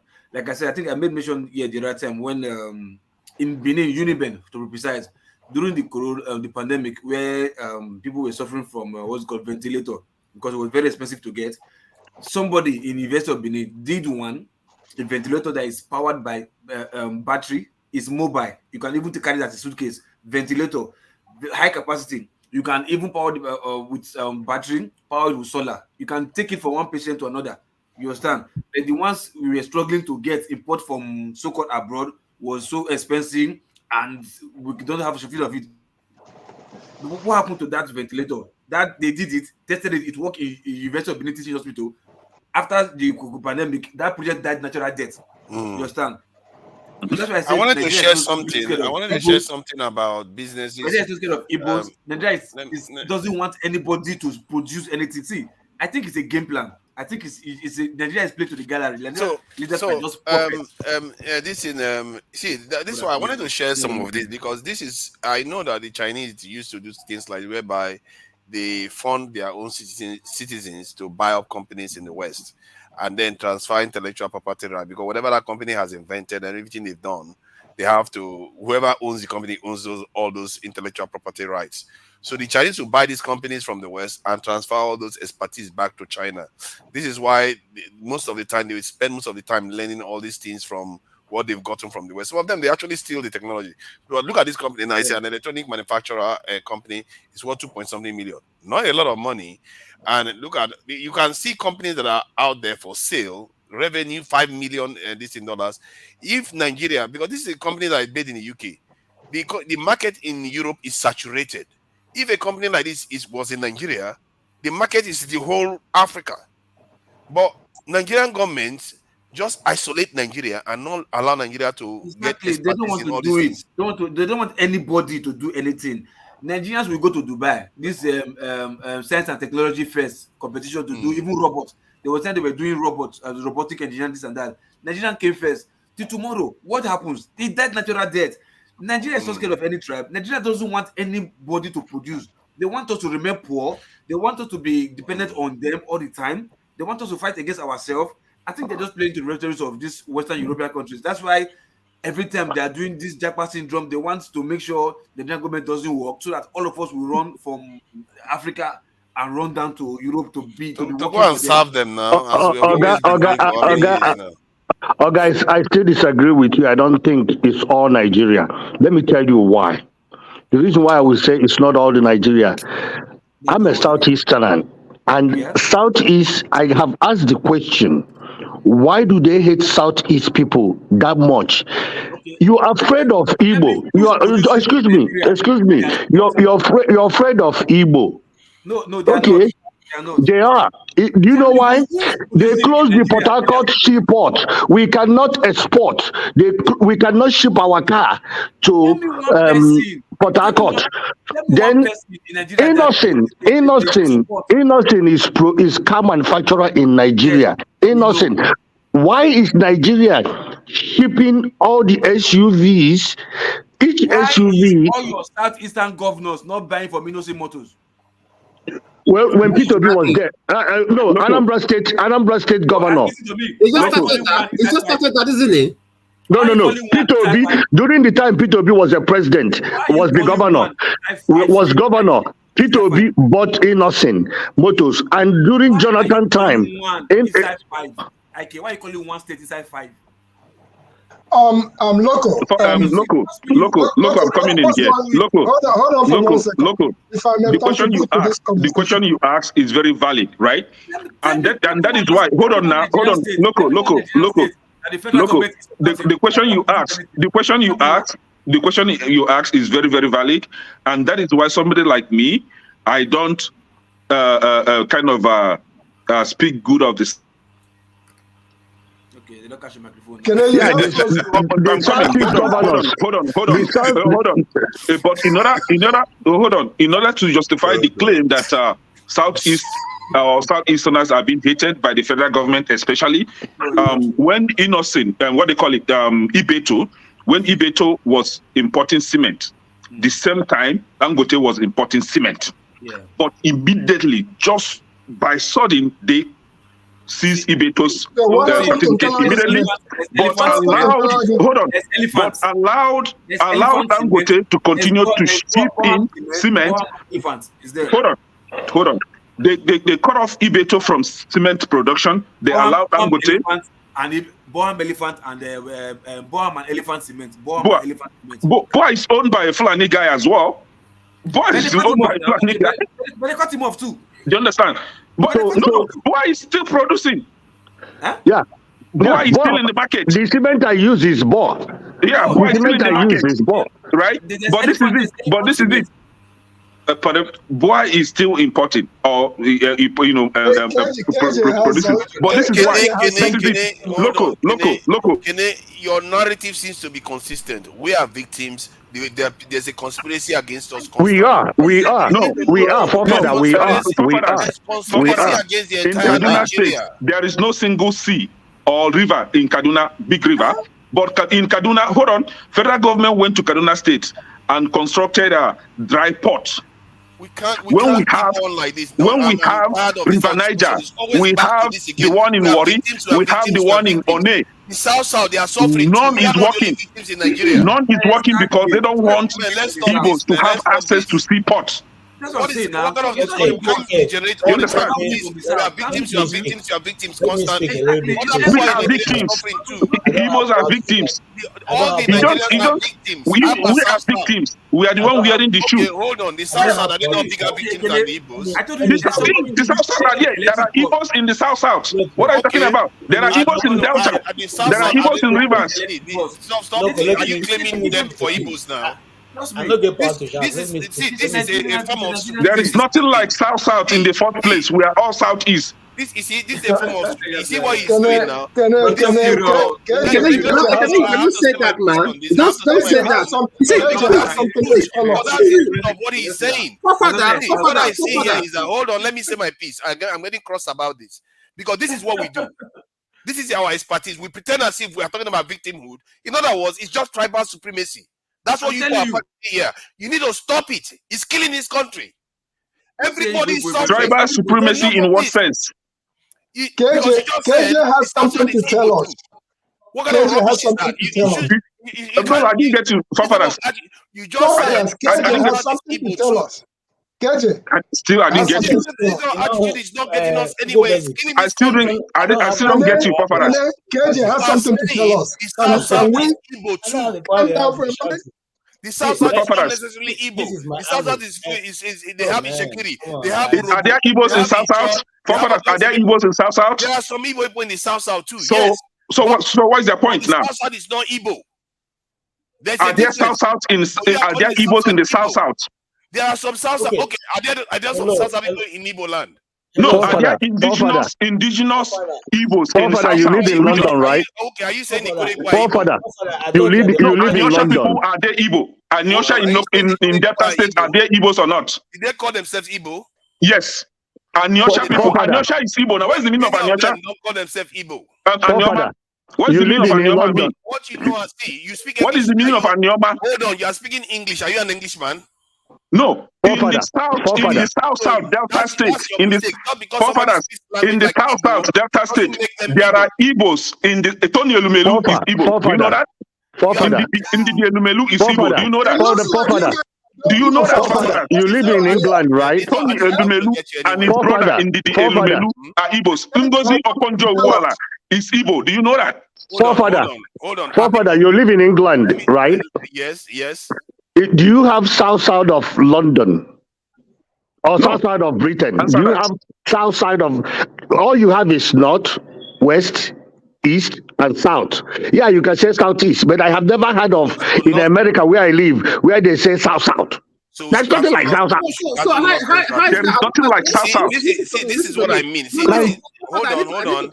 Remember, hold on. Let me just mute this mic first. This is about political boundaries. It has nothing to do with geographical notations. This is political boundaries. So when the reason why they put those things there is because the people in those regions are overall not necessarily Southeasterners. If they were, they would have been part of the Southeast already.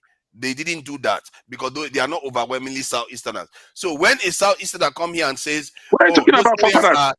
What are you talking about? In the north, northwest, are they all outsiders? Northwest, are they all outsiders? Let me spell something out for you. I think you said something about that. Was it Victory that saying people are afraid of the Southeast? No, it's not afraid. Is this attitude you have? No, forefathers. No, answer this question. Northwest, northeast, are they all outsiders? If you want to hear the truth, no, no, forefathers, you should be the one to hear the truth here. Northwest, and you are not listening. Victory said it himself that why is it people hate them and that people hate them? I'm telling you now, the reason why is the same attitude that Kene is portraying right now. They dismiss other people. Hear this. Go and read the speech of Isaac Adakaboro. Can we have west and north? Oh, go and read the speech of Isaac Adakaboro. No, can we have north? Since we have south, can we have north and have west? And I think KJ has something. KJ has something to tell us. Forefather, please, let's have organization here. No, I've said we should leave this topic. One person cannot be talking every time. This is I have to talk. People have been talking about this for a long time. We're going on about this and repeating the same thing over and over. We are victims, we are victims. Other people are also victims in Nigeria. Forefathers, we are victims. We are speaking for ourselves. Speak for yourself. We are victims, and we are saying that we are victims. You don't shut us down because we are. You don't shut us down for speaking out. Over and over again. The Igbos are victims. You cannot speak for your people. Enriching the country, even in the southeast, too, you are making it about victimhood constantly. We are. Let me make my point, please. If you are a victim, you are going to remain a victim. You have to take control. And we are fighting so that we don't remain victims. And that is what we are fighting for, against it. Stop talking about victimhood and focus we have to talk before it's addressed. If it's not addressed, we have to speak up. Not by complaining. Talk about what you want to do. Let me make my point. To build. We have to speak up. If not, it will never be addressed. Forefather, you said something here today. Forefather, you said something here today that you said about tribal dominance. That's what you said, right? And that's what it is.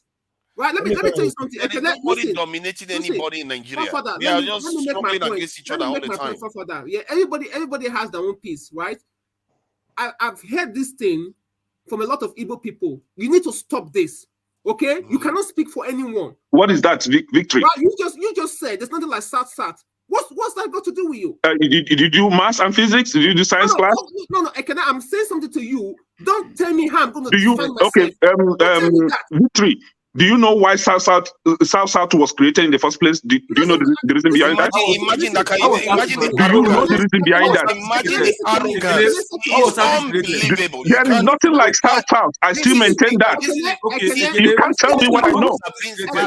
If there is nothing like North, there shouldn't be anything like South. If there is nothing like North, there shouldn't be anything like South. You need to respect me for that. You have to respect my own view. What's a view? If there is nothing like North, there shouldn't be anything like South. If there is nothing like West, there shouldn't be South. I did well in math and physics. I know these things. I know my geography. You are okay with North Central. You are okay with North Central. You are speaking for me. That's what you're doing. Do you know There's nothing like North Central. There is middle belt. No, what I'm saying to you, this is what I said to people. There's no middle belt. You cannot speak to me. You cannot speak for me. I have a man. Let me speak. I'm not speaking. Forefather, you live in the UK. If you go to anywhere, they will say speak, right? Anything that is I want to you need to respect me. How about that? Can we make traction? If I say to you, listen. No, let Victory I've heard a lot of people say this thing, right? I'm saying this to you, like anybody here. I hear people say, "Oh, there's nothing like sat." If I say to you, I want to be identified as sat, you need to respect me. People are allowed to self-identify. You cannot speak for me. Imposing your own identity on them. Can you allow us to identify with Biafra? Forefathers.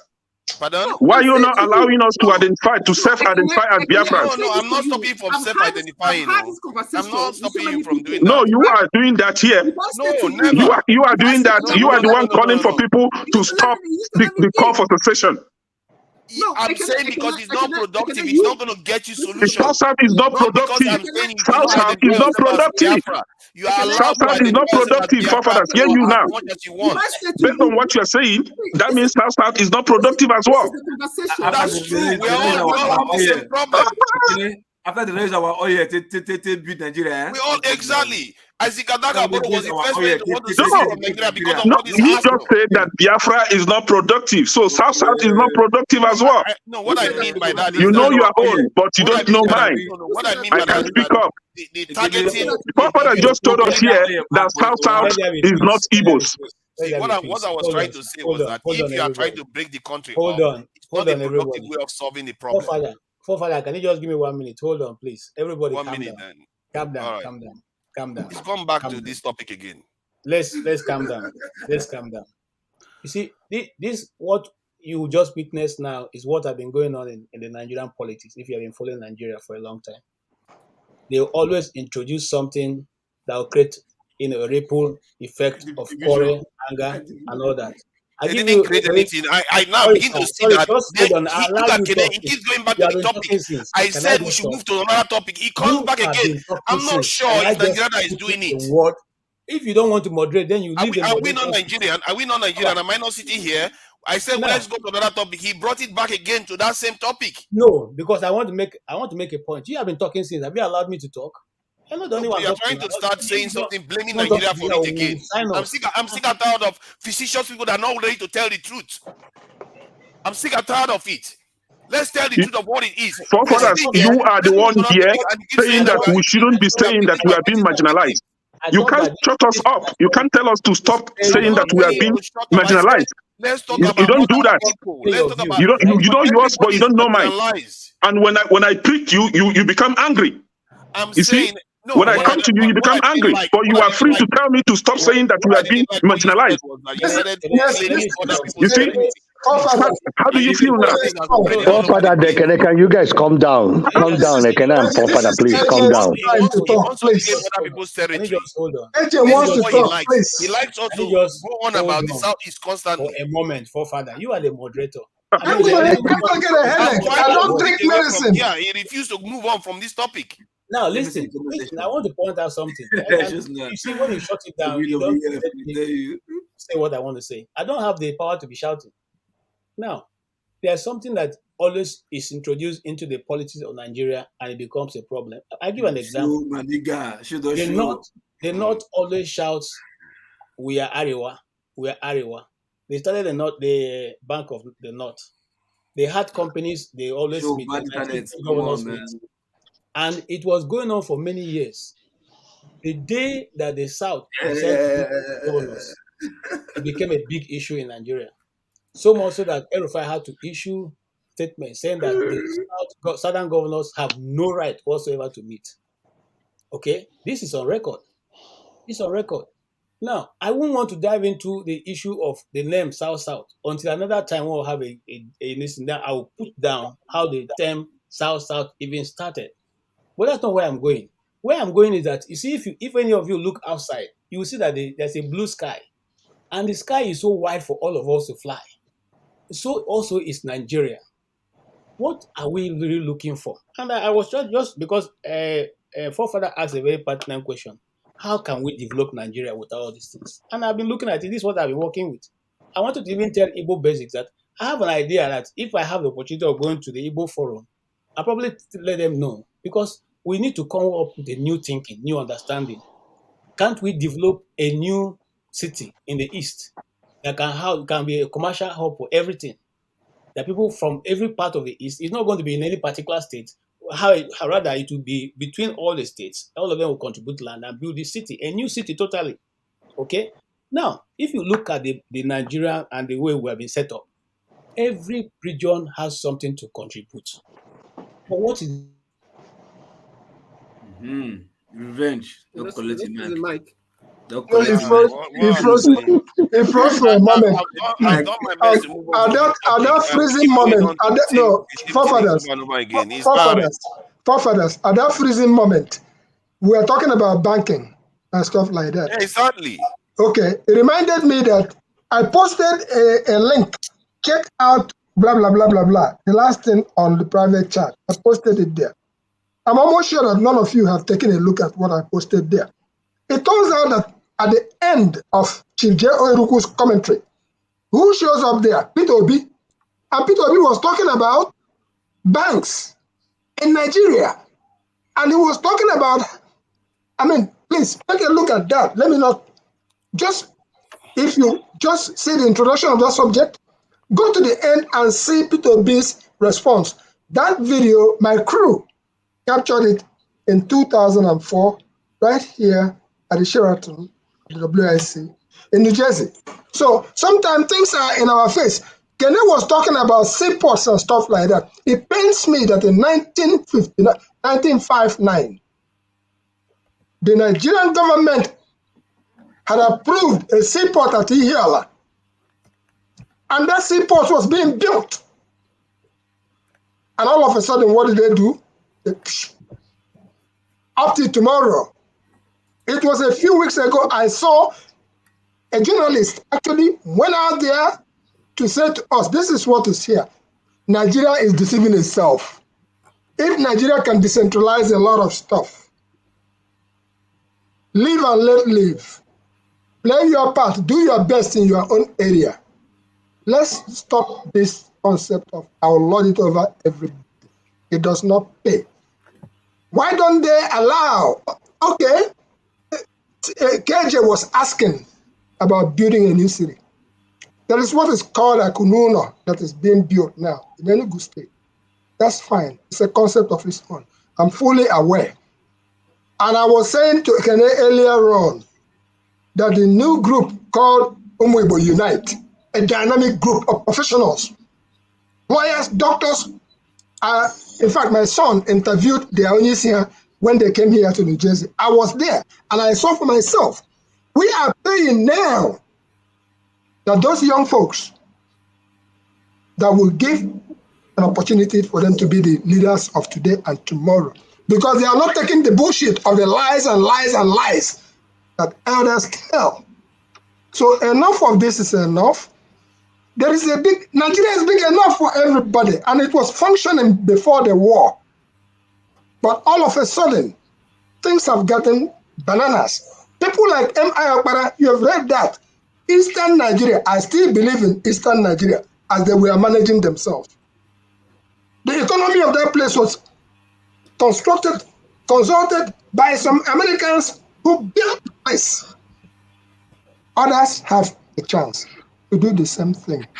All we are saying is this: let people express. It doesn't matter whether you're South or whatever you want to call yourself. I was having a conversation yesterday in Ibogadi, Senefna, a group of think tankers. And one thing I said to them is this: next tomorrow, an Anambra man will say, Onye Jekebe will say, I'm not Igbo. Watch, these things have been going on. It didn't start today. Ikwere man who is from Ukwere tells you he's not Igbo. My good friend, who is Commissioner of Lands and Survey in Rivers State, with his Igbo name, with his complete Igbo language, tells you he's not Igbo. What are we? You can't run away from your shadow. If care is not taken, if you trace forefathers' roots, my people from Ibere might have a relationship right there. Maybe we originated from there. There is a king in one of the riverine areas whose name is Ibere, spelled exactly.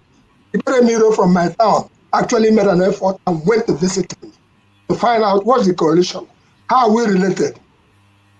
But people will continue to, whether you like it or not, split and split and split until the end of the world. How can we hold the center? Good. How can we hold the center? If I see any of you tomorrow, you are still my brother for one reason. Victory. Because you're a Nigerian. 1,010 naira. You're a Nigerian. That is why. So please, I draw your attention to what I posted there. Take a look at Obi's speech talking about banking and then tell us what you think about what he submitted there. He was talking about who writes a check All I was trying to say is this. All I was trying to say is this.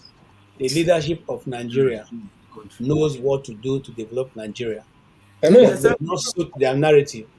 Because if that development comes, the kind of life lived in the north will no longer be livable, because the Talakawas will become become equal The with Nigerians. yes, okay. But like a friend of mine told me in the north, we can never be like Igbos, because in our own culture, the Talakawas we cannot remain the Talakawas. Why the leadership we cannot remain leadership. So if you are born as a slave or as a helper or as a shoemaker or whatever, you cannot remain that way. So now, if development comes, then the eyes of every Nigerian will be open. You see, let me give you an example. If it was a place where people are deliberate in development, okay, and I talk about Benue, because Benue, even if you put yam behind your backyard, it will grow. It will grow. They will have turned that place to, in fact, anything, even palm trees grow in Benue. They will have turned that place to a farm that of some sort, where everybody will be farming. Now, oranges and mangoes Mango. grow so much in Benue. In fact, after a while, it is thrown away because they're not able to harness and keep. Exactly. People who are deliberate in development will have gone there and put fruit factories. And Thank these you, my people will brother. be making everything. We don't have to import orange juice that we don't even know how it's made from China. Nearness to raw material. Okay? We will have done that. Okay. It's not a Now, Southeastern thing. we will not do that. We No. rather have those things thrown away. We rather have. I once told a story here how one minister of agri went to tell the governor of Benedict, do a research into how yam can be preserved. Here in the United States, people are the yams we buy are from Ghana, and the yams Yep. are not good as our own. Yep. What stop a deliberate government by saying, okay, you know what? This is the tons of yam we need for you people. Make it conducive for Benue people to export yam. Make it conducive for you people to preserve their mangoes and export. Make it conducive for them to preserve their cashews and all their oranges and export. What stop a people from doing that? They What stop don't a want people to from doing do that? it. If They they're don't really want. serious in developing a nation, So okay? it's a Nigerian thing, not a Southeastern thing. You see, local, Even local, common palm we are saying oil, the same thing. Victory, common palm victory. oil that is We now all are saying the same thing. resonating in America. Palm But this oil is it. can be exported. Nobi, where Rufus came from, they have land for massive cashew nut, massive in their area. Those are the things that we could have tapped into, but because this regionalization of Nigeria, and it's not individuals that are doing it. They stuck it in our head. The politicians put it in our head, and that is the reason why we come in this platform and we argue about rubbish, because they embedded it in our brain. Embedded it in our brain. Back in the day when I was young, they said that Yorubas create cocoa, make cocoa. Cocoa grow in their area. They export cocoa. As Those are rubber. the things that are no longer happening in Nigeria. We always suckered into this oil. Put $20 billion in our in Nigeria. That's the money that we're sharing. But Mr. Loco, just go to Ghana now. Do you know that one of the states have signed contract with Ghana? They process tickets for them. Ticket that was written in America is processed in Ghana, and Ghana is tapping into Western world, creating jobs for their people. But we, Nigeria, my niece, they just won debate in Abuja to represent Nigeria in Dubai. They came second, and another group came first. They will represent in Singapore, and these ones will represent all this competition. We have talent, but guess what? The first thing that came out of my mind, she's in SS2. The first thing that came out of my mind, I called the mom. I said, look, I want you to put her in SAT. She need to take SAT. I need to see what her score is, because her talent is not good enough for Nigeria. Because for me, I want to bring her to US where she will excel. Because I saw a kid. The first time the dad went to US, I was coming back from Nigeria. The dad was going to US to go and pay school fees for the son. So he says, where are you going? I say, I'm going to Texas. He says, oh, my son got admission in Texas. The kid was 17, scored almost 1590 in SAT. And one school gave him scholarship here in Texas. That boy is doing intern now in Google. He's so talented. The two siblings just arrived at Texas Tech. What do you call it? No, not Texas Tech. Texas A&M. Texas A&M. This thing. Two of them scored the same, close to the same thing in SAT, and they got admission to come over here. That is the talent that we're exporting out of the country, because Nigeria have decided that we cannot make our country. Some fools that are not visionaries, they don't have vision for anything. Rather, they want to go and suck money and suck money. I don't know how much money you can suck that is enough that you decided to give them how many billion each of them. If you divide the billion they give them, each of them will get almost 200 million naira. For what? What do? They don't do anything. They don't do anything. See, we can complain all Mr. we Loco want. and Victory, All right? we want. Let me I don't finish know what why I'm we saying. try to misunderstand Can you ourselves hold here. on? Can you hold Okay. on, please? See, we can complain all we want. If we carry on the way we are carrying on, nothing will ever change. We have to make a deliberate choice to be transparent with each other and try to work to fix that country. This fork tongue that we talk with, we say we want to fix something, but we lie to ourselves and lie to our fellow Nigerians. It's not going to get us anywhere, and our children will keep suffering and suffering until we fix it. This is a natural cause that if we don't fix it, because this is self-inflicted though. This is not Oyibo people that is doing it to us. We are refusing to even talk to our own fellow Africans that we've lived here with for thousands of years. Honestly, we refuse because we think that we have some kind of glory we are going to inherit somewhere. No, it doesn't exist. We don't control our land right now until we figure out how to be honest and work together and fix this mess we are in. And that is if it's not already too late. What we are facing right now, you guys don't even, sometimes you don't even know how far it is, how far behind we are. This is really bad. I really want to. I want to have my own monologue. Then I'll play the video. Igbo Basic. I was reviewing it about what P2B said years ago. See, we have a country of 5 million people. 5 million people, just like every one of us. You would try if I put him on this. If I put those people on this stage with you, Kenny, you probably shout them down. But these same 5 million people owe 1.2 trillion, 1.2 or 1.7 trillion dollars in debt, and their country is still functional, and they are kicking the backside out of Nigeria. 5 million, and they have almost the same level of GDP as Nigeria. 5 million people have as much GDP as a country of 200 million people. These are men that are shorter than us. How did they pull that one off? Because they figured out, you know what? We have to figure. They don't have natural resources, so God didn't give them everything that they gave us. So this is disgraceful. Our behavior. We've run our own land to the ground because of all these petty arguments. We can't even focus on one discussion to even when we're talking about money. We come back again and start talking about. We have to get out of this mindset. If we don't, that 5 million. You remember, there's another one that is 1.4 billion there. Those ones, the Chinese, they are going like they are not looking back at all. The whole world is moving on. India just sent their own moon mission to space just yesterday or just this morning. They sent it to space. And what are we doing? If we don't get ourselves, our children are not going to thank us. So that's how I'm going to leave it.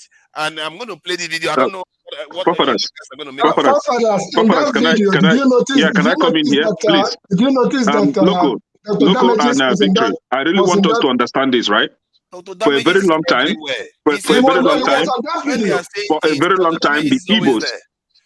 the Igbos have been speaking about the reopening of One Port and Warri Port. One Port is not in Igbo land, neither is Warri Port. But we have been calling, open this port. Who is it going to benefit directly? The people there, the people of River State and the people of Warri area. I think Warri is in Delta State, right? Hold on. We've been calling for that. They refuse to do that. who refused the federal government. And even the people that owns the Oneo port is host in their place. The Warri people and the River State people, they are not even speaking up. We've been speaking up. Hold on. Hold on now, let me finish. Let me finish. Hold on. They have oil. If you are They saying have that, oil. They are using oil. See now, I've been quiet. Everybody has been talking. You allow me to talk. I just want to ask you a question. And you're going to carry on. I'm not going to stop you. I'm not stopping you from talking. I'm just saying that if you are genuine about asking for this seaport, why is it that you are not working with the South to ask for that seaport? Why are you the one demanding for seaport over their head? Okay, I will answer that question.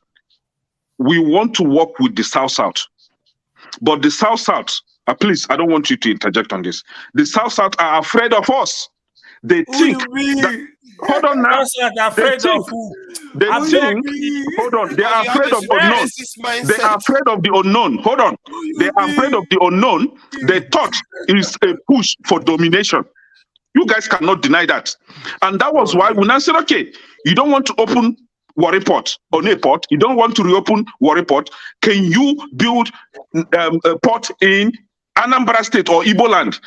In 2019 election, before the election, the campaign, remember, the campaign was that the Onitsha seaport is under construction, that by January, that is after the election, by April, after the election, that the port will start working. Where is the port today? Where is the port? You see that? Hold on. Thank you. And that is why we've already figured out that divide and rule tactics that they are using. They are trying to divide us with our brothers, whether you like it or not. And we are not going to sit down and allow these people to continue to divide us in order to dominate us. Igbo Basics make mention of Igbo Unite here. Igbo Unite is a group in the United States where you have young Igbo professionals come together, for Igbo cause. When you go to Igbo Unite, you will see people, members from Ibanke. Ibanke is in Edo State. You will see people from Edo State, they are there. You see people from Delta State. You see people from River State. You see people from even Bayelsa State. They are members of Igbo Unite. Are you not going to say that since they are from Edo, they are no longer Igbo? Are you going to say that since they are from Delta, they are not Igbo? Or since they are from Bayelsa, they are not Igbo? And even Benue, you see members from Benue. Hold on. There are nations, all members of IOC is not Arab. All members of IOC are not Arab. Just because somebody joins an organization doesn't make them the same people. He doesn't seem to understand that. Where are you from? No, it doesn't matter. What language do you speak? No, what if I tell you that you are not from that place? How will you feel? Exactly, but you are the ones telling them, not them telling you. You are the one telling them where they are from. No, I didn't tell them. They are part of us. They identify already. No, they join the organization. What is their point here? They identify with their brothers, Umuibo. You know the meaning of Umuibo? Oh God, you don't understand. It's okay. See, no, you are not the one getting it. Today, even those from Benue State are members of Umuibo. You have made your point. They will never agree with your point. So let it go. Today, Egyptians call themselves Arab. He doesn't want to agree that. Today, the Egyptians call themselves Arab. Does that make them Arabs? Even if the Egyptians call themselves Arabs and they speak Arabic language. And yet, local. Let me give him a clear example. Egyptians today, they call themselves Arabs and they speak Arabic language. Does that make them Arabs? No, they are not. So what Kene doesn't seem to understand is that just because somebody speaks the language and even calls themselves Igbo, you have not gone back in history to understand how that came about. That makes some of them say, you know what, we are not exactly the same as the ones in the Southeast. You refuse to accept that. Even if we have seen it happening right today in our own time. Can I make my point there? Go ahead. Can I make my point? So this issue have been going on. I've been on different platforms where people have said this, and I will go back. I will go back to history. It's just like what the Jews went through in Germany, right? How they were being treated, and then they moved them. They're now in Israel. Look at what they are doing to the Palestinian people. right? This is the same time I say to the Igbo people, you're going around speaking, you're speaking on my behalf. Who told you to speak for me? Yeah. I have math. Victory, are you Igbo? Can I speak? Can I speak? I didn't interject. Are you Igbo? I'm not. He doesn't see the Good supremacy and fine. attitude that he's Then displaying. Igbo people in your state are saying that they are Igbo, and you are telling them that they are not Igbos? I should be allowed to say, I should be allowed to tell you this is how I want to be identified. You need to respect that. No, hold on. Can I allow him to speak? Can I allow him to speak? Allow him to speak. You should be able to allow me to identify with whoever I want to identify with, how I want to be called. That is what, especially here in the UK, is called my own rights. And Kenneting's full and is bad. Right? If I say to you, this is what I want to be identified with, you need to respect that. And you made a statement. You said that people from the South are scared about Igbo dominance. Who told you that? Who told you that, Kenneth? I'm Robo. You asking me a question? Why do I need to be scared of any tribe in Nigeria? That's what I've always said. That's what I've always said. That's what I've always said to you. That's why the Nigeria project, I'm fed up of this. I want everybody to be released, that everybody can go and compete on an evil ground. Don't worry, a generation is going to come and do away with all these people that refuse to let Nigeria compete breathe. on an even ground, so that we can know that, oh, this one is not holding me back, this one is not holding me back. And that's what the Nigerian government don't want to do. And I'm saying this, whether they like it or not, the way they are going about doing things, they will end up scattering that country themselves. Those people that they think they have control. Unbelievable. With all our gifts, and this is what we get. Yeah, Victory. Victory. Let me Victory. Some minute. Let me speak. I know you have the right to identify with whatever you want to identify. I don't know the state where you come from, but let me use Delta State, for example. In Delta, there are different ethnic groups in Delta. They speak different languages, right? In the same Delta, there are Igbo people, indigenous Igbos in Delta. Now, they are saying that they are not South-South, that they are Igbos. They don't know the meaning of South-South, right? Yeah, that's fine. What you're saying is fine. We understand that. But allow them to be whoever they want to be. Can you allow people to speak too? You have speak enough. No, he called me out. He called me out, so I'm trying to respond to him. So if you are from Delta, you can say that you are not Igbo. That is fine. But there are indigenous people in Delta that are identifying to be Igbos. So what right do you have to say that they are not Igbos? Okay, see, that is my question. If you say that they are not Igbos, they will tell you that you are not South-South. Don't do that. Who have said that? They are everybody's allowed to self-identify. Can you play off the video? Maybe that will count them back. I need to come. Yeah, you are right. That's a very, very good one. A very good suggestion. Forefather, you dey cause wahala. Forefather, you dey cause wahala. No, they started it. I said, let's go to another topic. I started another topic. Kenneth brought us back again. I go away again. No. Kenneth did not. Forefather, leave Kenneth alone. Leave Kenneth alone. Forefather, leave Kenneth alone, please. I consciously went to another topic because of this. Stop forcing other people. You said that the Igbos in South-South are not Igbos. That's what you say. Period. Ekene, you don't do now. Ekene, you don't do. They were never Igbos. AY, allow them. You better stop saying that. You better stop saying it because this is provocative. You can't say that the people in the South, the indigenous Igbos in South. A question for AY. A question for AY. A question for AY. To Peter Obi. See, that's enough. Shut everybody down. A question for AY. A question for AY. Mute everybody. Mute everybody.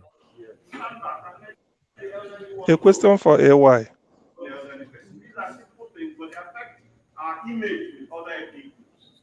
These are the kind of things that we A question. want our people. We have to teach the value of tact. We have to teach the value of diplomacy. These are things that soften the way for you. And we have to teach the value of good manners. And organizations should spearhead things like this. So I would like to conclude this opening address, i.e. the introduction of what I proposed to do when I speak last night, and when I speak later tonight on my keynote address, which will cover all these things. I'd like to conclude it to say that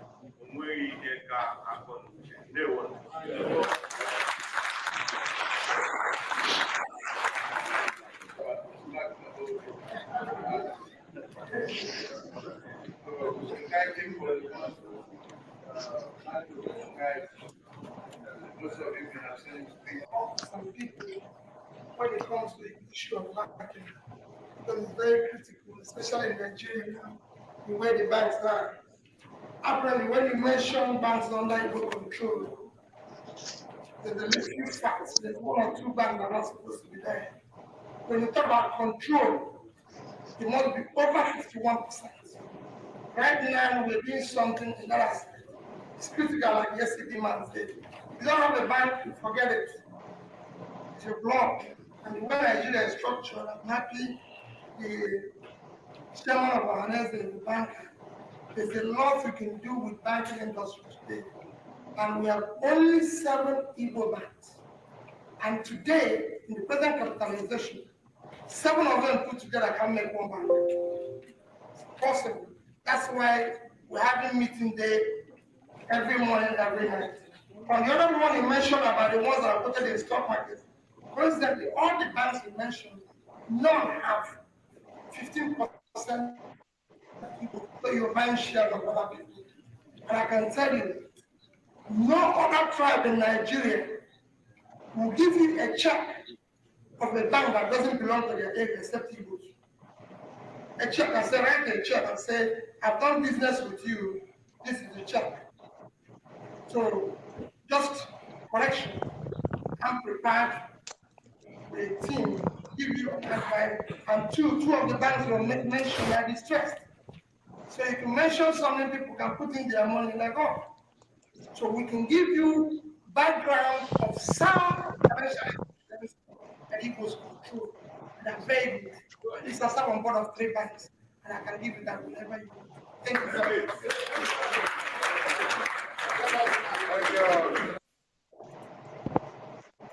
Hold on. Before we go there, let's just see what other people are doing while we are here tittle-tattling about stuff. This is India. India going to this thing is a moon mission. They are probably deploying a satellite to monitor the moon. So while we're here, just today or so, when are we going to even dream of getting here at this space? We have to have electricity first. Now. You do science without electricity. You should do the first thing to get first. there now. To get there, we need to you get do past, the get past yes. talking about each other. So in such a way, You do the basic thing. Tanzania is putting what is it called electric charging points all over Dar es Salaam. What they're trying to tell you is that they've got 24-hour electricity. That is the meaning. Where is Nigeria? We are talking of 4,000 megawatts. So we haven't started. You count 1 before you count 2. You don't just start going to the moon I when agree you. with that. Now my problem is that when we are having conversations that are considered relatively Yes. backward, when we should be That's leaning why forward and say, what are we exactly. building for our That's why children here? exactly. That's why Obi should enter so that we know whether Nigeria is moving forward or backwards. All these ones Tinubu is doing is a continuation of Buhari. You borrow money, you share. Oshibajo was sharing in the market. Now they are borrowing to. But what type of economy do you run? You go and borrow money and start to share. That is inflation. That is pure inflation. In economics, 2 things go together: productivity and income. If the productivity is rising, the income is not rising, the workers will go on strike because they will tell you that they are producing, you are not paying them commensurately, or some people of them will resign. If you increase the income so much without productivity, you are inviting inflation. That is what is happening in Nigeria today. How can you borrow money? Because you print money, so much money in circulation. Nigeria is not productive. It's as simple as that. We are not. That's why Obi said, forget about the dollar. If I come in, when we start exporting, you start having dollar. I think somebody said they bought something in America made in Kenya. That is dollar. We buy clothes in UK, go to Marks and Spencer, pay Marks. They are made in Bangladesh. So if you don't produce, you don't earn anything. Nigeria earns about $30 billion from crude oil for the whole country. Why Kenya exports more than $35 billion of coffee? Vietnam, more than 75 billion, according to the figure V was bringing up. So there are a lot to do. Peter B went to Taraba and told the governor of Taraba State, he said $30 billion for the whole country. and you want a portion of it. But tea, you can grow it in Taraba and you make more than 20 billion, only you Taraba state, $1 billion in a year. He say Kenya is making it. What it involves is you, the Taraba, we go to Kenya and tell them we have the same climate with you. They call the Rift Valley area of Kenya. That is the middle where the Kikuyu live. If you know the map of Kenya, that was what Malaysia did when they came to Nigeria by the Kakalo who advised them. He said, go to Nigeria, you have the same weather with southern part of Nigeria. They came there and took our oil palm from Bini, knife for the one along before you get to Uniben. He went there, they collected the thing. The Kakalo helped them, they planted it. Today they are leader. Malaysia is now making money from palm oil. They borrowed it from us. So why can't Taraba go to Kenya? Say you export coffee. The climate here can support coffee. You grow your coffee, make your $1 billion. You don't even wait for oil from Bayelsa. So that is the issue we are talking about. But the fact that everybody feel that we have to get money from crude oil, we do everything. Look at where Nigeria is now. It's in a mess. Today, somebody said 1050 for you for 1 pound for 1 naira. For one pound, 1,050 naira. By next week when we come here, it will be 1020 or 1025. Are we doubting it? So that is the issue. What's 1025? I mean, no, I'm saying by next week when we come here, look at somebody put on the chart here that one pound will give you 1 naira. 1 pound is 1,080 today. What are you saying? Okay. 1,080 on the app. On the app I use. Brother, what now? On the app I used to send money to Nigeria. WSL Remit. I'm using it for like 3 years. On the app I use. On the app I use every day. The money I sent to Nigeria yesterday was 1,075. This morning, when I say this morning, I mean Saturday. We are not in Sunday. Sure. Wait now. That's not exactly correct, too. I know. It's 1,080. I know. 1,080. WSL Remit. No. For show.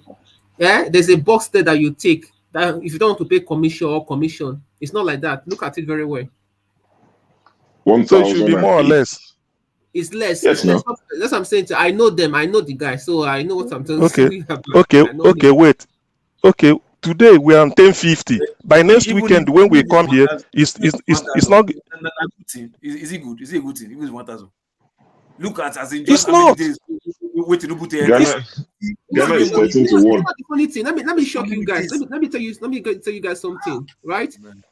That money, right this time today, if they don't reverse the policy of saying that we want to unify the exchange rate, they don't reverse it back to the way it was, that money will get to 1.5 in the next 2 months.